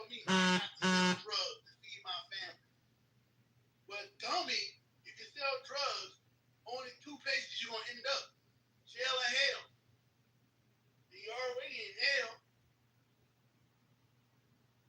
There's only two places you're gonna end up. Jail or hell. You won't die, you're gonna go to the grave. That's the only places. And like, I don't understand it. Like, you that smart that you don't understand, or you that dumb, one of the two. Because it don't take a genius to know if I go into be a gang member or be a crime, my life is gonna mentality, like the brother's saying, like people who, and I'm using this as loose terms, good people using that as loose terms. Supposed to be good people who don't do these things, but guess what? They're alive. And I said we should do this. Come back, God. Do what God say do. Right? Do what God say do. Come back to the Bible. Repent. And guess what? The scripture talks about Mark. Get that Mark them that called the bishop. Get that real quick. I'm gonna show you. I'm gonna show you what the Bible say about. And I'm gonna show you. And this is what we have to do. This is how we are smart. Y'all not smart. Watch this. Romans 16, verse 17. Right? Keeping God's commandments. We ought to mark that person. Right? Mark them that cause division. We don't associate with people who harm criminals. When we start doing that, she can't come into the churches no more. You understand? The church is hard. Even if the church, and I don't like the Christian church, whatever. But if they even do this, well, you can't come in really. Yeah, you got gang members in your house. You got gang members in your house. Cheryl. No, you can't come in our community no more. You go over there and stay by yourself. And I guarantee you things will change then. Sheridan, hey, I guarantee you, because she loves her bingo. She can't come to bingo. You can't come in here, Cheryl. Why? Tyrone shot that boy tonight. He stay in your house. You just gonna let him stay in your house? And he ain't gonna kill his mama. He ain't gonna do that. He ain't gonna kill Cheryl. Now you get what I'm saying? We are smarter than them. They get their mind right quick. They get a lot of drug dealers, y'all. Because I used to be one of them. They are poor. They're broke. They don't have anything. You know what check to check is? That's what they do. Rock to rock. They don't have no money. I'm telling you. They be struggling drug dealers. They don't have nothing, y'all. They got their grandma. And when their grandma stand up and stop being a damn demon herself, right? And start marking those who cause division in the community, that's why God's laws is another. We can turn this whole thing around, y'all. We can turn it all the way around. Y'all remember, I know it's a movie. You can laugh all you want, but it's so true. Y'all remember the movie? I think the movie called OG Gangsters. Oh, man. OG Gangsters or something like that. Somebody help me out. They had that rapper Forte in there. They had the rapper Forte. Y'all might not know who I'm talking about. It's called OGs or something like that. But anyway, it was the movie where when the community came together, right? They, I guess, they whooped the original gangsters. But that could be real life. You apply God's commandments. If you apply God's commandments,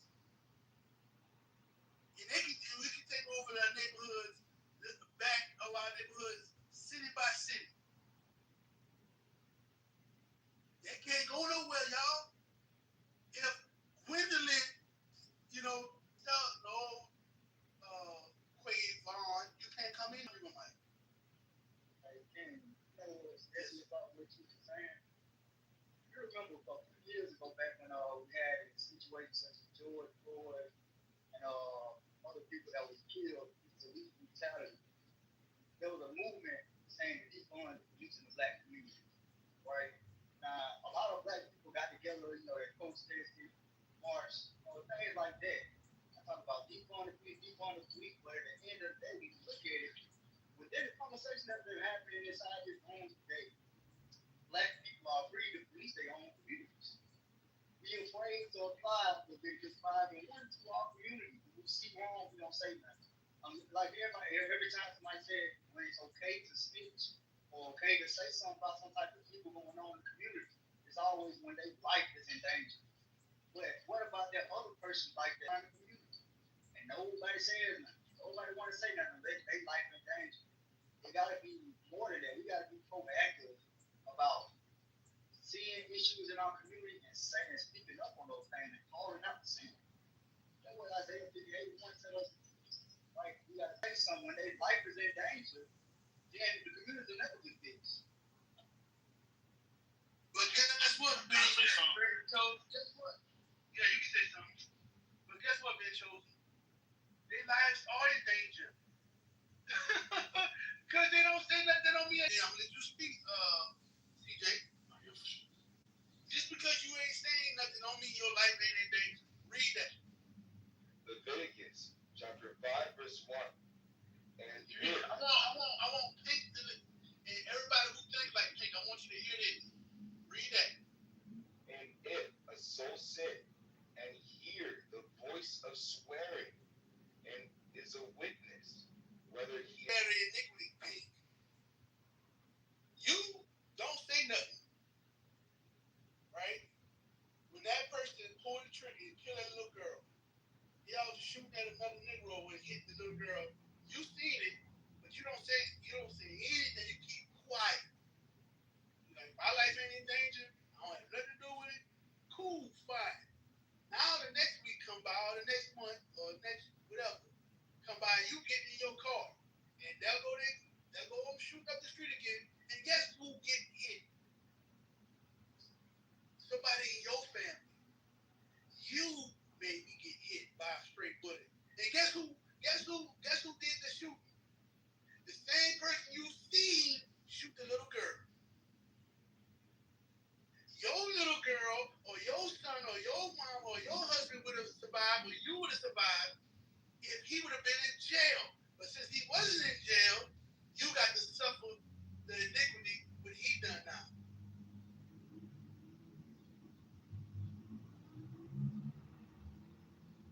So you're not getting away with nothing. And listen, I'm not just on the act saying this. I teach on the street.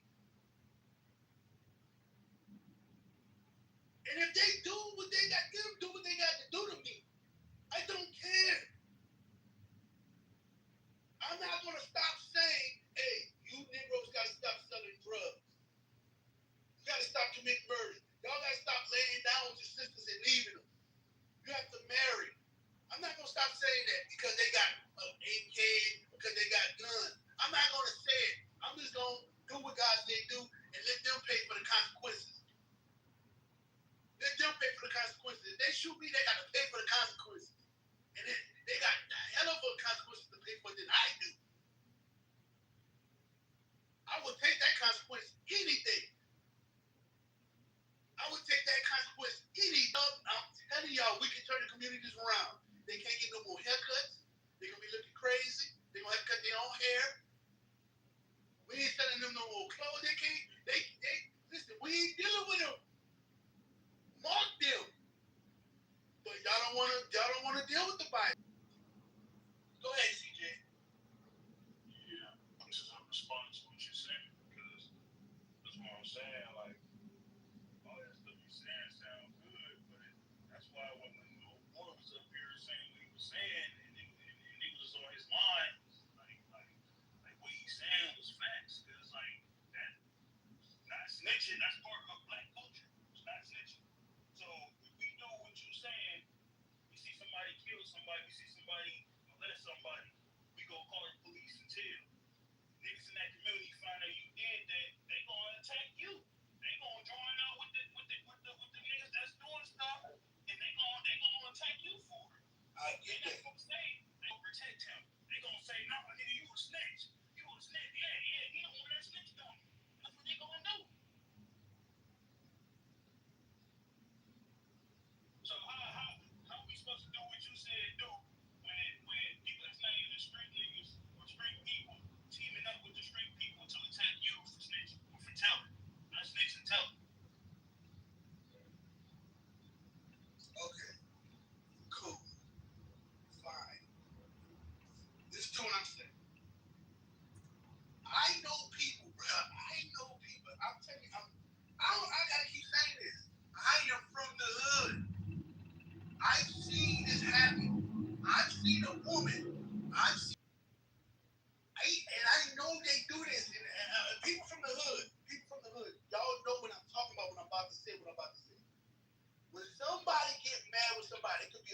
drug dealer. It could be another drug, your rival. I've seen them do this. I've seen them. They will set you up with the police.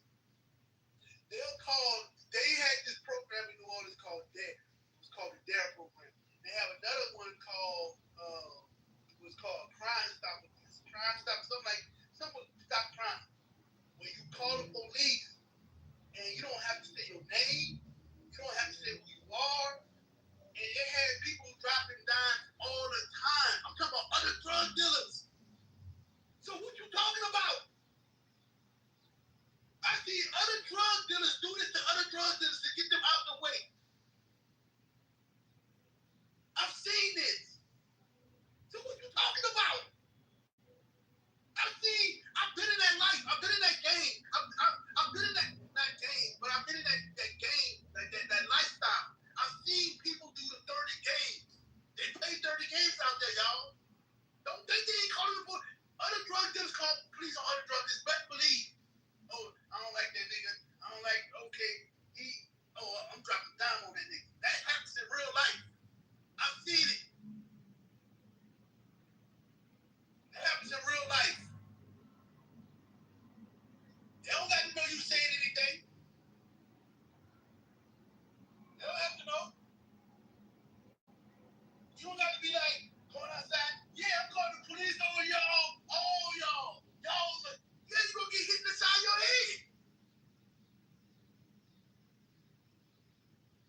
But if enough people, it's a big block out there. There's a lot of buildings in New York. There's a lot of buildings. How do you know the woman ain't saying anything? She on the 103rd floor.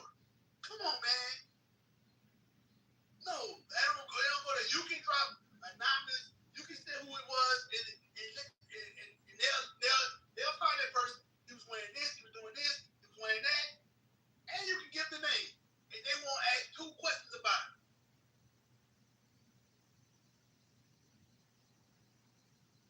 All they just need is you say something. That's all you need to say something. That's what God said. He ain't say go tell him. He ain't say go tell the killer, hey, I read it on you. I told on you. No. You can say, you can call the number, and they don't got to know it's you. I get what you're saying. Yeah, I'm just saying, like what you're saying, I ain't even think about that like this. I ain't never had to do that. But I'm just saying, like, the people who I even had experiences in real life where I'm not no street dude, but I grew up in the hood too. And I used to go to school, like in college. And it's this conference I used to go to every year in LA. It's like a man's conference. Now, everybody that's at that school is not obviously, like we at school, college. Nobody at that school is street people. Nobody should be following no street codes, none of that. But then you got people there, even there. Like I had experience, like 2 experiences where one experience was like you know the rapper named 6ix9ine? Yes.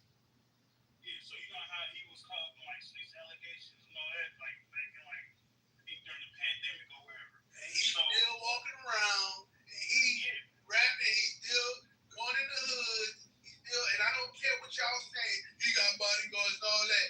That should not matter. Yeah. That should not matter. I see him with one bodyguard. One bodyguard, he going in the hoods. He be in the hoods.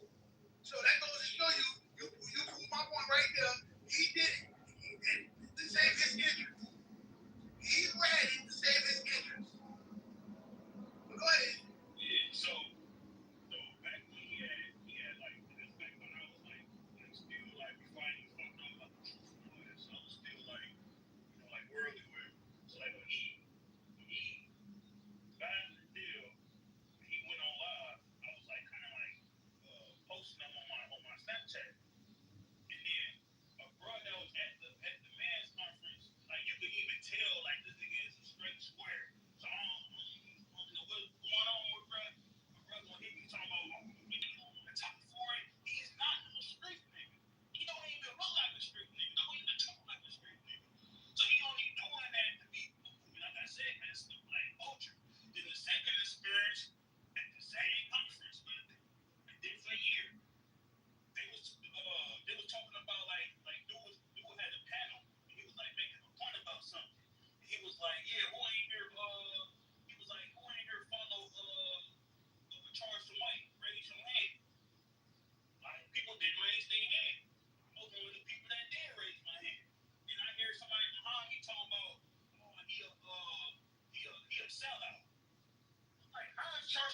sellout because he goes after rappers and he tell on rappers, so now he a sellout. And that's what I'm saying, bro. Like, bro, all niggas do, and that's what I'm saying. Back to what bro was saying earlier. People do is follow street mentality and street shit, bro. Now watch this. Watch this. You proving my point even more with Charleston White, right? Charleston White barely he probably have, some. He move around without a lot of security crowd. And he admits to telling, he talks. Listen, somebody got it. You mean to tell me that little skinny dude is not afraid to say something against gangsters? He don't come from no weak ass neighborhood, bro. That neighborhood he come from, they some killers. So he's saying something. I'm just saying, somebody got to stop being scared of these niggas, and they got to be safe. And like, I got to shame these Christians because these Christians is the one in their fault, because a lot of these drug dealers and killers, they staying in Christian homes. That's why a lot of people don't say they're Christians no more. They disassociate themselves with Christians. So that's why they be like, I'm spiritual. I don't do this. You belong to Christianity. You live like one, you talk like one, you act like one. What they say, the old people. 2-3 weeks ago, with a rapper, street rapper, make street music. He said he a Christian. Hey, so hey, listen, ain't no Christian bad about it, CJ. No Christian. Anybody can rap. 50 Cent, Lil Wayne, all of them. Shoot, you can name them. They get up there with an award, Jay-Z, all of them. I want to thank God, the Lord. What's that woman named Gorilla? How many times she thanked God? And won the gospel award. Y'all Christians ought to be ashamed of yourselves.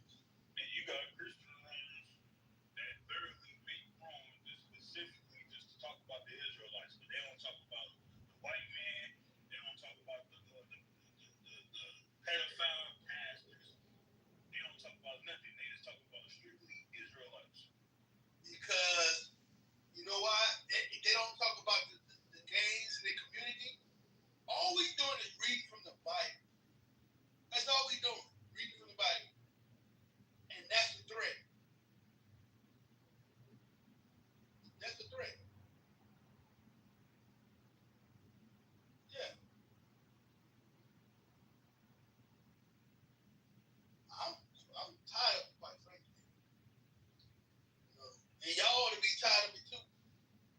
Y'all ought to be tired of it too. I'm tired of it. That's why, like, even before I got into this truth, like, I could say, like, I told my uncles and all that, like, my uncles had to, like, get on me, and I understand, like, where they was coming from.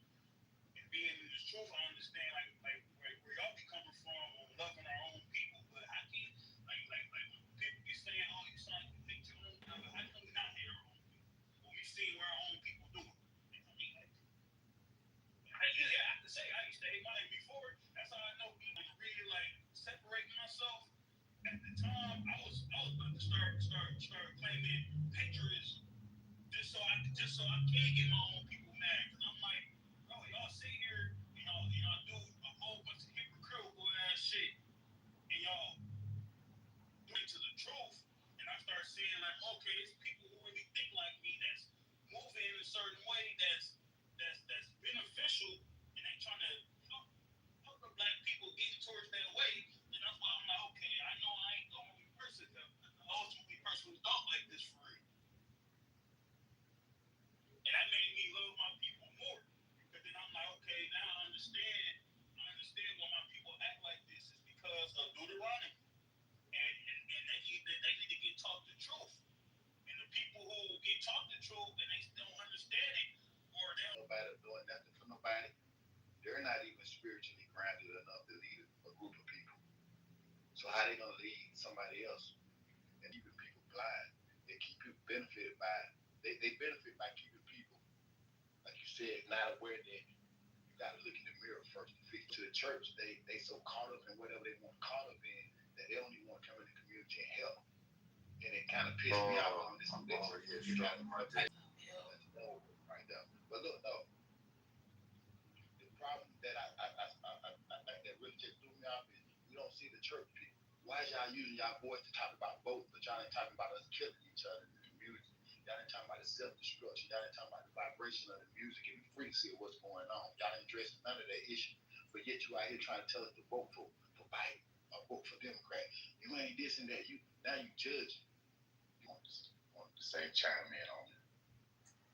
Yeah, bro. I agree. I agree. It's sad, man. And listen, we know we fighting the uphill battle. What I'm saying is like so far from like it just look impossible. What I'm saying. What look hard to God, what looks hard to men is easy to God, y'all. You understand? Like when maybe what it is tough for man, it's gonna be easy for the Lord. We just gotta believe. We just gotta come back to what God said do. And the reason why a lot of our people don't believe is because people that's holding the Bible, who've been holding the Bible for years, they ain't doing it when it say do. They ain't teaching it right, so people turned off. So I don't know what to tell y'all. Like people who don't understand the scriptures. I'm just telling you, you're gonna pay. You're gonna pay. If you don't listen to God, you're gonna pay. You're gonna pay for it. And this is the thing. I hear everybody saying that, yeah, this is gonna happen. You do this, you do that. It's happening to you anyway. We can't go to. I got kids. I got kids. They gotta go out in the world. They gotta go to the grocery store, and I worry about my kids because I know they got dumb Negroes can start an argument and start a shoot because they can't fight. So it's happening to us anyway. So why I'm going? No, man, I'm not gonna just shut up. No, I'm not shutting up no more. No, I'm not doing it. I'm not doing it, and because I hear what you're saying, CJ. I feel what you're saying, but guess what? We still, it don't matter because we still. If you say something, you're damn. If you don't say something, you're damn. Well, I'm gonna say something. Be damn. Then. The hell? I got the right to be on this planet. I got the right to be here. Not just you. Y'all act like y'all don't have the right to be here. I want to say something so bad, but I'm gonna keep my cool. I just want to go off. Right now. Say that shit. Say that shit. You just said it earlier, and I've been saying it before you said it, Keys. That's why that's street niggas. But people love street niggas, so they love the KKK. So the fact that we can say that, you need to go off. Yeah, I gotta keep going. I don't want to keep going no more, y'all. I love being here. I love doing this. You know what I'm saying? I love doing it. Y'all don't know what I was about to say. I was about to go way left. I'm staying right here. I ain't going nowhere. I love being on this app. You know what I'm saying? I love teaching. I love being in the street teaching. I just love doing this. And I'm not gonna let it trick me again. Hey, so you gonna talk about it or not? Talk about what? You said you was about to go left. You gonna go left or not? I'm not gonna do it, bro. Go ahead. You got. Why not? Why not though? You said you wanted to, so we listening. Tell us what's on your mind. You tell me what's on yours. See, that be the problem. See, you saying one thing, but you doing another, bro. We giving you the opportunity. Go ahead. Nah. Go left. Go We listening. Go left, bro. You scared to go left? Yep, I am scared. Why are you scared to go left, bro? Why are you scared to go left, bro? I'm not gonna do it. Why are you scared to go left, bro? Because I got listen. So why even bring it up? Because I slipped. I made mistakes. I'm a human. You slipped, well, you already fell, so you already down there now. You might as well just go left, bro. We want to hear what you got to say. No, I'm good. All right, hold on. I got you. I'm gonna say this. Give me Hosea 4. Start at verse 1. You're right. Hosea chapter 4, verse 1. Hear the word of the Lord, children of Israel. For the Lord hath a controversy with the inhabitants of the land, because there is no truth, nor mercy, nor knowledge of God in the land. By swearing and lying. I got kicked off. Go ahead. Read it again from the top. Yes, sir. Hosea chapter 4, verse 1. Hear the word of the Lord, ye children of Israel. For the Lord hath a controversy with the inhabitants of the land. So the Lord has a controversy with the people of the land, right? It's the people, right? We have an issue with you. Y'all have an issue, I have an issue, right? Read it again. Verse 1. Hear the word of the Lord, ye children of Israel. For the Lord hath a controversy with the inhabitants of the land, because there is no truth, nor mercy, nor knowledge of God in the land. And that's the problem right there. We have no mercy and no truth. We have no mercy for one another. Just like we was talking about earlier, just like we was talking just a second ago. We talking about a little girl or a little kid. Hey, who seen that video of that little kid who got shot? And he said, Mom, I can't feel my legs. A little kid. Could be like 8 years old. Who seen that video? Y'all know what I'm talking about?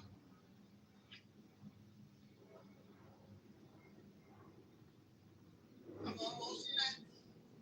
All right. I'm trying to find the video, huh? Yeah, I saw it. But I can't remember what you're talking about now. I'm gonna try to find that video. I'm gonna post it in the group. There was a little kid playing outside with his like sisters and stuff. And he got shot. And he's like yelling, I can't feel my legs, Mom. I can't feel my legs. He's screaming. That thing broke me right there. You see what I'm saying? Like nobody cares. Nobody has mercy for the kids. No one has mercy for no one. We don't care. We do not care. And that's a problem. You can't be safe. No kids can't be safe outside. When did we become like? How did we become like this, y'all? Psyops training. Huh? Psyops. Subliminal training. Subliminal training. They've been using it on us for a long time. And right now we don't understand the video games and the music and desensitizing people to certain things. Yeah. It's all programming. Yeah, it's programming. It's for some drill music. Yeah, you gotta realize we didn't have 15 years of drill music, 16 years. Well, think about this.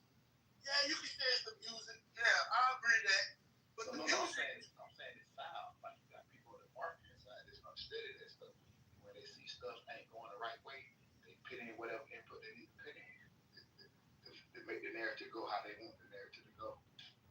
So they start showing commercials, jingles, and writing books and putting out movies about this and that. Yeah. You might not understand what they're doing, but it's so subliminal. It's so deep. Like they get this movie for one thing, but what it really is is a whole nother thing. And it's just crazy because everybody's brain ain't wired to decipher that. Okay. All right, read on.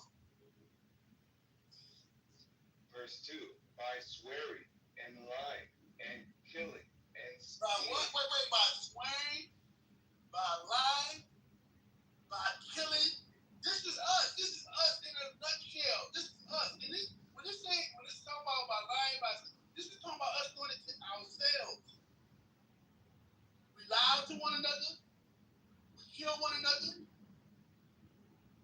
Oh God. Oh God. That's all we do. Read. By swearing and lying and killing and stealing and committing. And blood touches blood. Meaning they murder each other. They hate each other. They kill each other. God got a problem with us. God got a problem with those people. Read. People. Straight destroyed. A bunch of degenerates. Read. And everyone that dwelleth therein shall languish with the beasts of the field, and with the fowls of heaven. Yea, the fishes of the sea also shall be taken away. Come on. Yet let no man strive, nor reprove another, for thy people are as they that strive with the priest. Therefore shalt thou fall in the day, and the prophet also shall fall with thee in the night. Right, because our people strive with the people, and they listen. The prophets don't follow with the people do. All y'all going into captivity. All y'all gonna be punished. I'm sorry, what verse that was so I can mark. Read. Shall fall with thee in the night, and I will destroy thy mother. My people are destroyed for lack of knowledge. He said, I will destroy your mother. Right? And he says, my people are destroyed for the lack of knowledge. Right? It ain't talking about basketball. We have knowledge in basketball, football, tennis, boxing. You know what I'm saying? We can shoot. We can spit game. You know, we have knowledge in all kind of worldly. Whatever you put out there, we have knowledge in. You know, whatever our people are very talented and very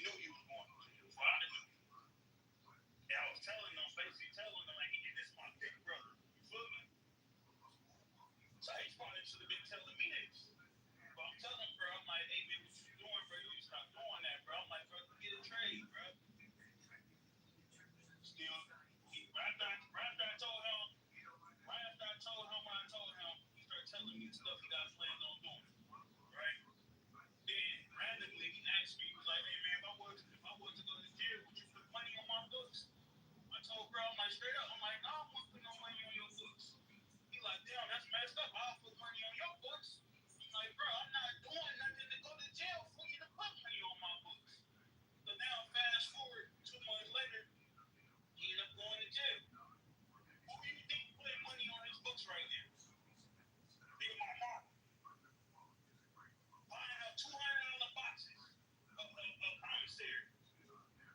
So I'm saying this story to say like what you just said. It's like motherfuckers see their sons drug dealing, going wherever, and they still support them. They're not saying like, hey, you need to get out of my house. They're not holding them accountable. But deep down, they love street. They love street shit. That's all I'm saying. They love. If you ain't no street nigga or no entertainer, they don't fuck with you. They don't love you. That's what they love. Street niggas and entertainers. And I'm talking about the whole black community. I ain't talking about women. You're right. You're absolutely right. That's what I'm talking about. That's what I'm saying. They support the madness. They be like, what's going on? What's going on? We retarded. We some retarded people. I'm just saying, how you know it ain't right? You know, I'm telling you right now. I'm just telling you right now. My son better keep God's commandments. My sons and my daughters better keep God's commandments. That's it. That's it. They better not go around killing nobody, shooting nobody, selling no drugs. Because I ain't calling for. I ain't saying something. They're gonna have an issue with me. It's gonna be a problem. Do I love my kids? Yes. Yes. But give me we're gonna come back to the verse right here. Give me what that is, Sirach 16:1.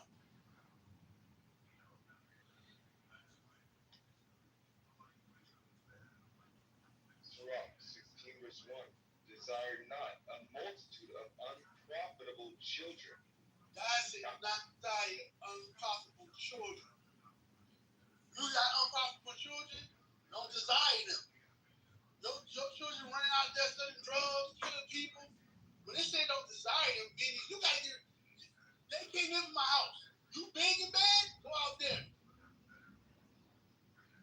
I'm telling you right now, I better not find out none of that. I know who you are, and I'm telling the police, you're going to jail. You're going to jail. Read.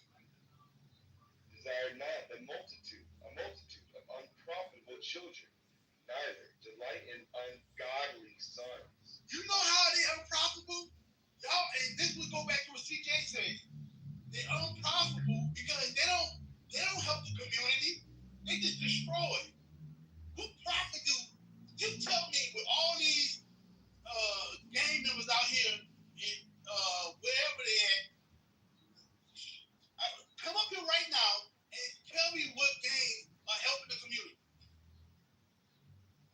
What gangs are starting programs and they cleaning up the community, they sweeping the streets, cleaning the streets where they at. They don't got no crack bottles, crack heads. They cleaning people up, stopping people from smoking crack. You know, helping single mothers. Show me this place where they doing this, where these drug dealers are doing this at, where these gang members are doing this. Please show me how they profitable, how these children are profitable. The guy said, do not, read that part again. Desire not a multitude of unprofitable children. And DJ said it right. They love these gang members. I love his swag. His swag.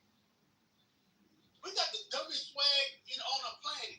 Well, a grown ass man showing his ass. A grown ass man showing his ass. Just the horrible. We just look like some clowns, man. I seen a grown man walk like a duck. And he had a belt on. Retarded. This retarded. Just pull your pants up, bro. Come on, man. You know it's uncomfortable, but you want the look. You want to look like you want that swag. You want that. You got to have the girls. And see, that's y'all problem too. You women, you desire stuff like that. You like stuff like that.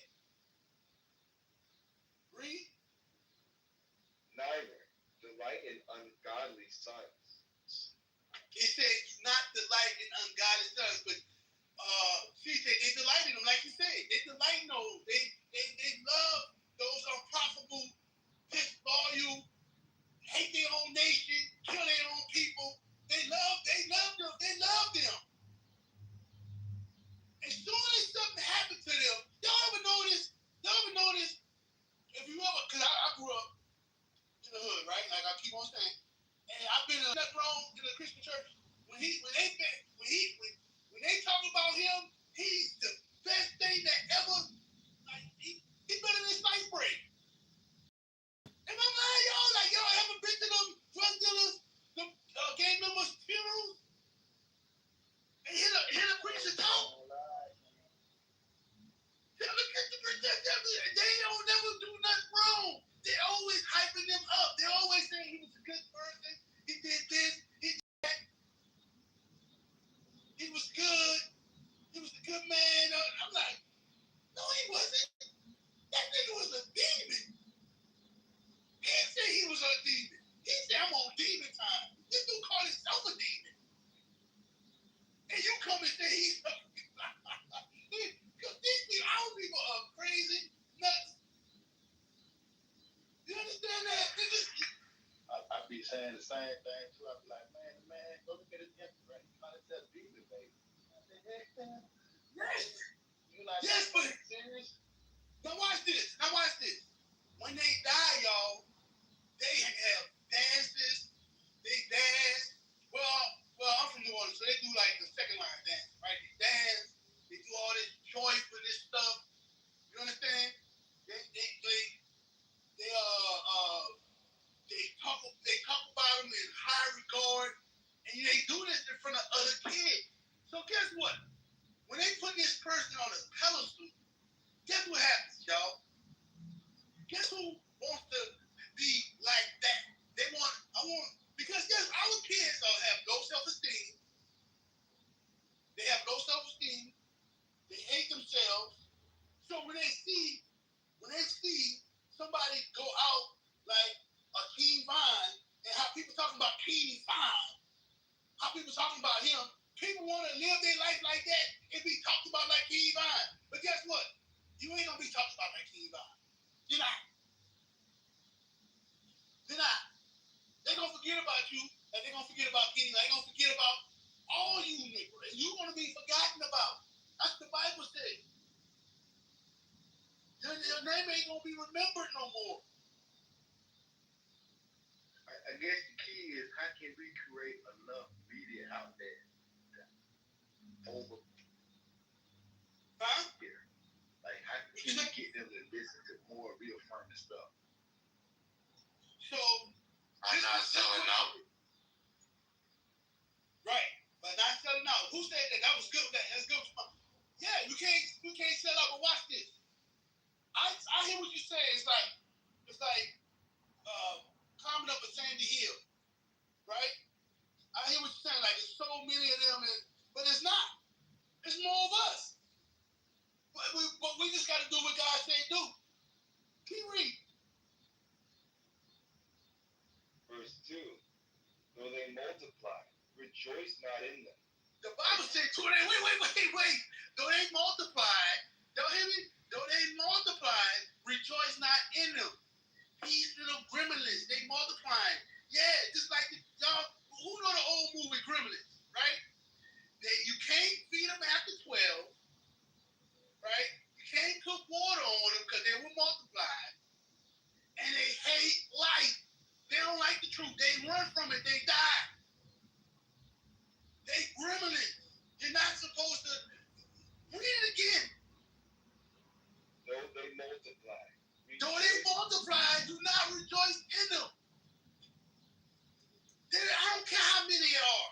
I'm not happy that they're there. I'm not rejoicing in it. I'm not scared of them. I don't care. You understand? Though they multiply, read it to be a part of the community. Kick them out of the community. Let them go. They want to be the KKK? Let them go live with the KKK. And see how the KKK deal with them. That's it. They want to be KKK. Go live with the KKK did.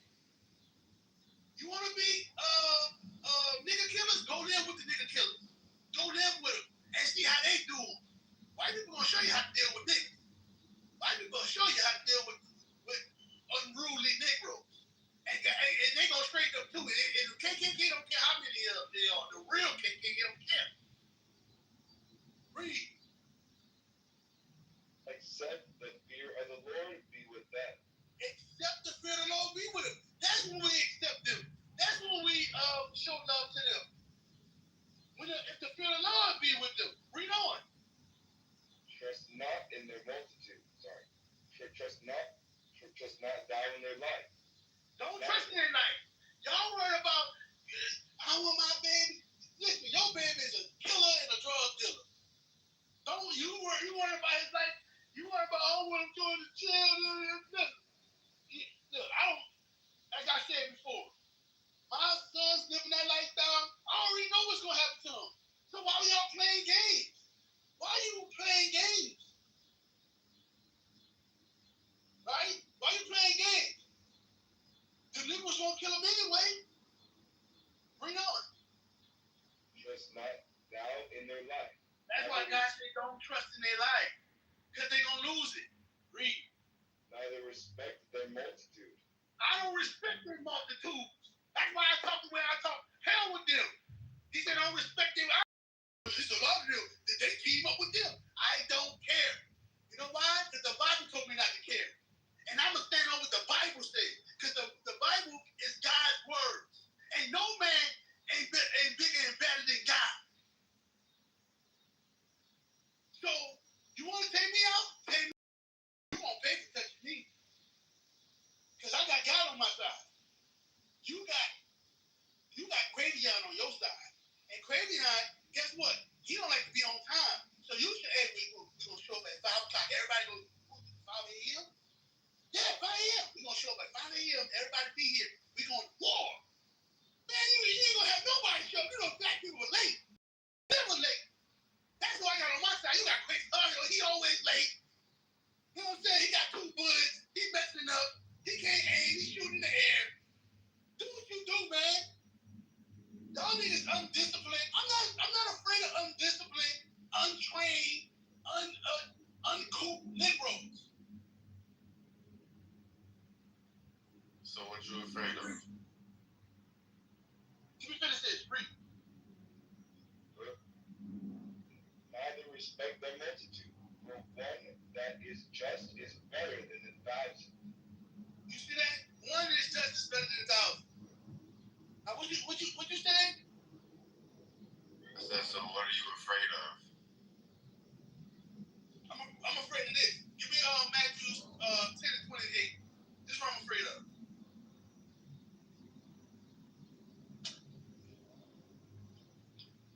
The book of Matthew, chapter 10, verse 28. And fear not them which kill the body, but are not able to kill the soul. This is another reader? Yes, sir. Okay. Y'all got a lot of readers, man. It's been like 5-10 readers in the last hour. We need moderators like y'all have readers, man. Dang. Yeesh. Kill the body. So I'm not scared of them that can kill me. I'm not afraid of them that kill me. Read. But are not able to kill the soul. You can't kill my soul, though. You might kill me, but you can't kill my soul. Now, I'm not stupid, y'all. I'm not stupid. I'm not going to go out there and be like, hey, I'm just jumping in the traffic. That's not what I'm talking about. But I'm going to say what God said do. I'm going to say what he said say. I'm going to say it. If it comes with consequences, hey, it came with the consequences that gonna give me a reward. Read. But are not able to kill the soul, but rather fear him which is able to kill. That's what I fear. That's who I fear. And I do fear. I do fear. Fear sleeping on my wife, sleeping around on my wife, because I catch disease. I can destroy my family. Yeah, I fear that. There's a lot of things I fear. I fear eating pork, shrimp, lobster because I can get gout in my knees and my joints, and I can get disease and die. Yeah, I fear that. There's a lot of things I fear. You understand? I'm not just gonna go on no block with some unruly Negroes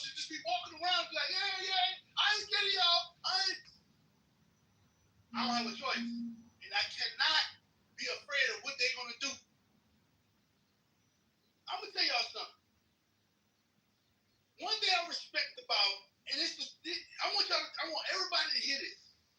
One thing I respect about Malcolm X, MLK, even though they was in the wrong thing, they believed what they believed and they died for it. They died for it. They died for it. And guess what? They probably had fear, certain levels of fear or whatever, but they love for their people. They love for their people. That's what they died for. They died for their people. They died for their people. And that's what I do. I die for my people. That's what it is. And if y'all won't lay it down, allowing this to happen, that's it. We just laying down. And I'm not gonna lay down no more. The prophets, we back, man. We back. And we ain't laying down. You know? So yeah, that's what I fear. I fear God. You know? That's understandable. But here's my thing. Like, you saying you're not gonna lay down no more, right? So what does getting up look like? What we doing now? What we doing now? Just reading scripture? No, we don't just read scripture. Obviously, you don't know who we are. We don't just read scriptures. We don't. We're an organization.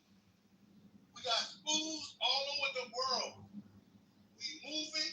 We clean up our community. We clean up men and women. We changing people's lives. We help people get jobs. We help people start their own businesses. You got more men with us that have their own businesses than ever. So we need this. The scriptures is part of changing your life. You have to obey what the scriptures say. So yes, you have to incorporate the scriptures. It's the way of life. Proverbs 6:23.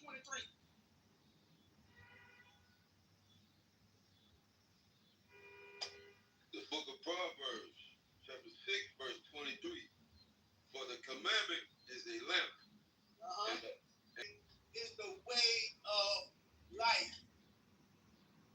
It's the way of life. When you instructed by the laws of God, it teaches you how to conduct yourself as a man and woman of God. You become productive. You're not destructive no more. When you hear the words of God and obey them, you become productive. Like right now, a lot of us are destructive. Because what? Let me give you an example. You don't have to be a drug dealer. You don't have to be a gang member to be destructive. You can just be how homeowner is destructive. He's destructive to the neighborhood because guess what? His action made the drug dealer, made the homeowner, or it made the gang member. Yeah, you know why? Because he laid all over the place. He sees all over the place. Ain't there to train him up as a man and lead these women to rule over who cannot control these men, who cannot control them, who cannot rule them. Women, I'm sorry, but I ain't sorry. Y'all don't know what y'all doing. Raising boys. Y'all can't raise women out, girls or boys. You can't do it. You need a man in the house. The only way a woman can raise a boy or a girl, right? The Lord got to be with her. And I'm talking about single. The Lord got to be with her. And it's going to be with the community. The community going to help her. But her by herself, outside of God's laws, hell no. Hell no. And we have this today. Give me Isaiah. You know what I want, Isaiah 3:12?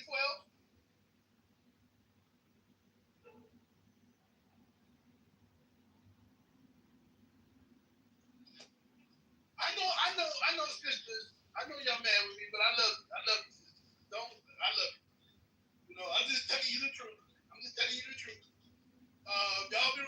You women, y'all been running the community for the last 45 to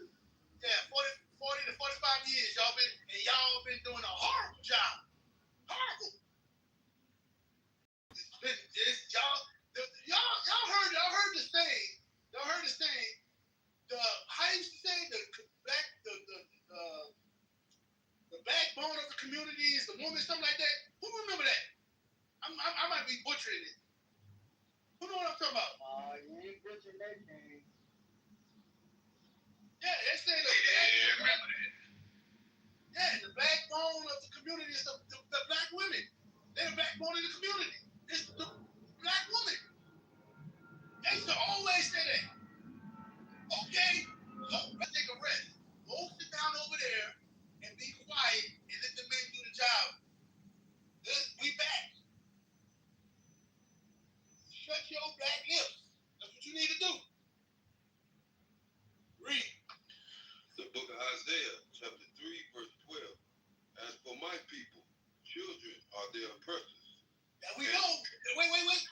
They say children are oppressors. They talking about you gang members. They talking about the gang members. They oppress the neighborhood. I'm supposed to not say stuff because they gonna get me. Read. And women rule over them. And what? And women rule over them. Read. O my people, they which lead thee cause thee to error. Yeah, those women that's leading you cause you to error. Because women lead with their emotions. They lead with their emotions. They don't lead with logic. They're not built that way. They're not designed that way. They wasn't designed to lead.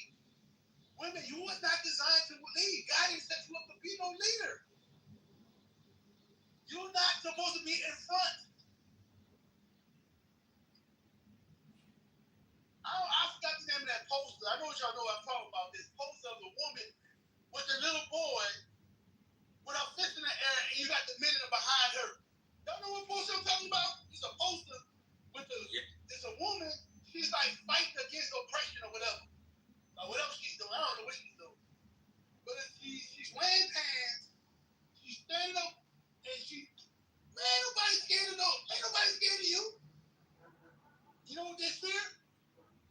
The men of God. That's what they. So, do you think that all of this can stop within our lifetime? I can't say that. Be honest, right. I can't say that. Right. So let's be honest. Let's be honest, right? So if we've been going through this kind of oppression and all these things, like we've been at the bottom for so long. I'm talking about centuries. It's like it just seems like maybe we're at a point of no return. So it's like, what do we do? Like, do we just keep waiting for the Bible, or never even got the chance or the time to see the day? What's gonna happen? Like, can I chime in on that question? And if we're cursed, and like, if God, you know what I'm saying, been putting our ancestors through all of this for, we have to suffer for what our ancestors did, and this is just what it is, and we just gotta pay the price, because it seems like no matter how many times we try to fix it, it's like we don't get nowhere. It's like we're just hamsters on a spinning wheel. First we talk about the white man and how the white man's oppressing us and holding us down, this, that, and the third, but we don't do nothing about the white man. We let the white man continue to do his thing. Then on the other hand, it's all the blacks, we gotta do this. And like I see that we've been trying to hold each other accountable, but then when it comes to us, we just say a whole bunch of self-hate shit. And then we start blaming it on the men, then we blame it on the generations, then we blame it on the YNs, then we blame it on the black women. And the black women ain't been raising us this way. It's just we just on a hamster wheel, and that's why I feel like nothing's getting done. Hey, brother, listen. Hold on, let me respond to the brother. Hey, brother, you ain't telling no lie. And I can't even be mad how you feel. I can't even be mad on the frustration I hear in your voice. You understand? And I feel that frustration. You understand? And what you're saying, it looks like we need to, it's like, damn, man. Like, it would cause someone to give up. It would cause someone to just, just leave their people like, look, I'm going over here. I'm tired of this. I get that. But look, God said this. We got to remember, we the ones who broke God's laws. We the one. He told us this was going to happen. He told us he was going to put us with a heart of despair, a heart of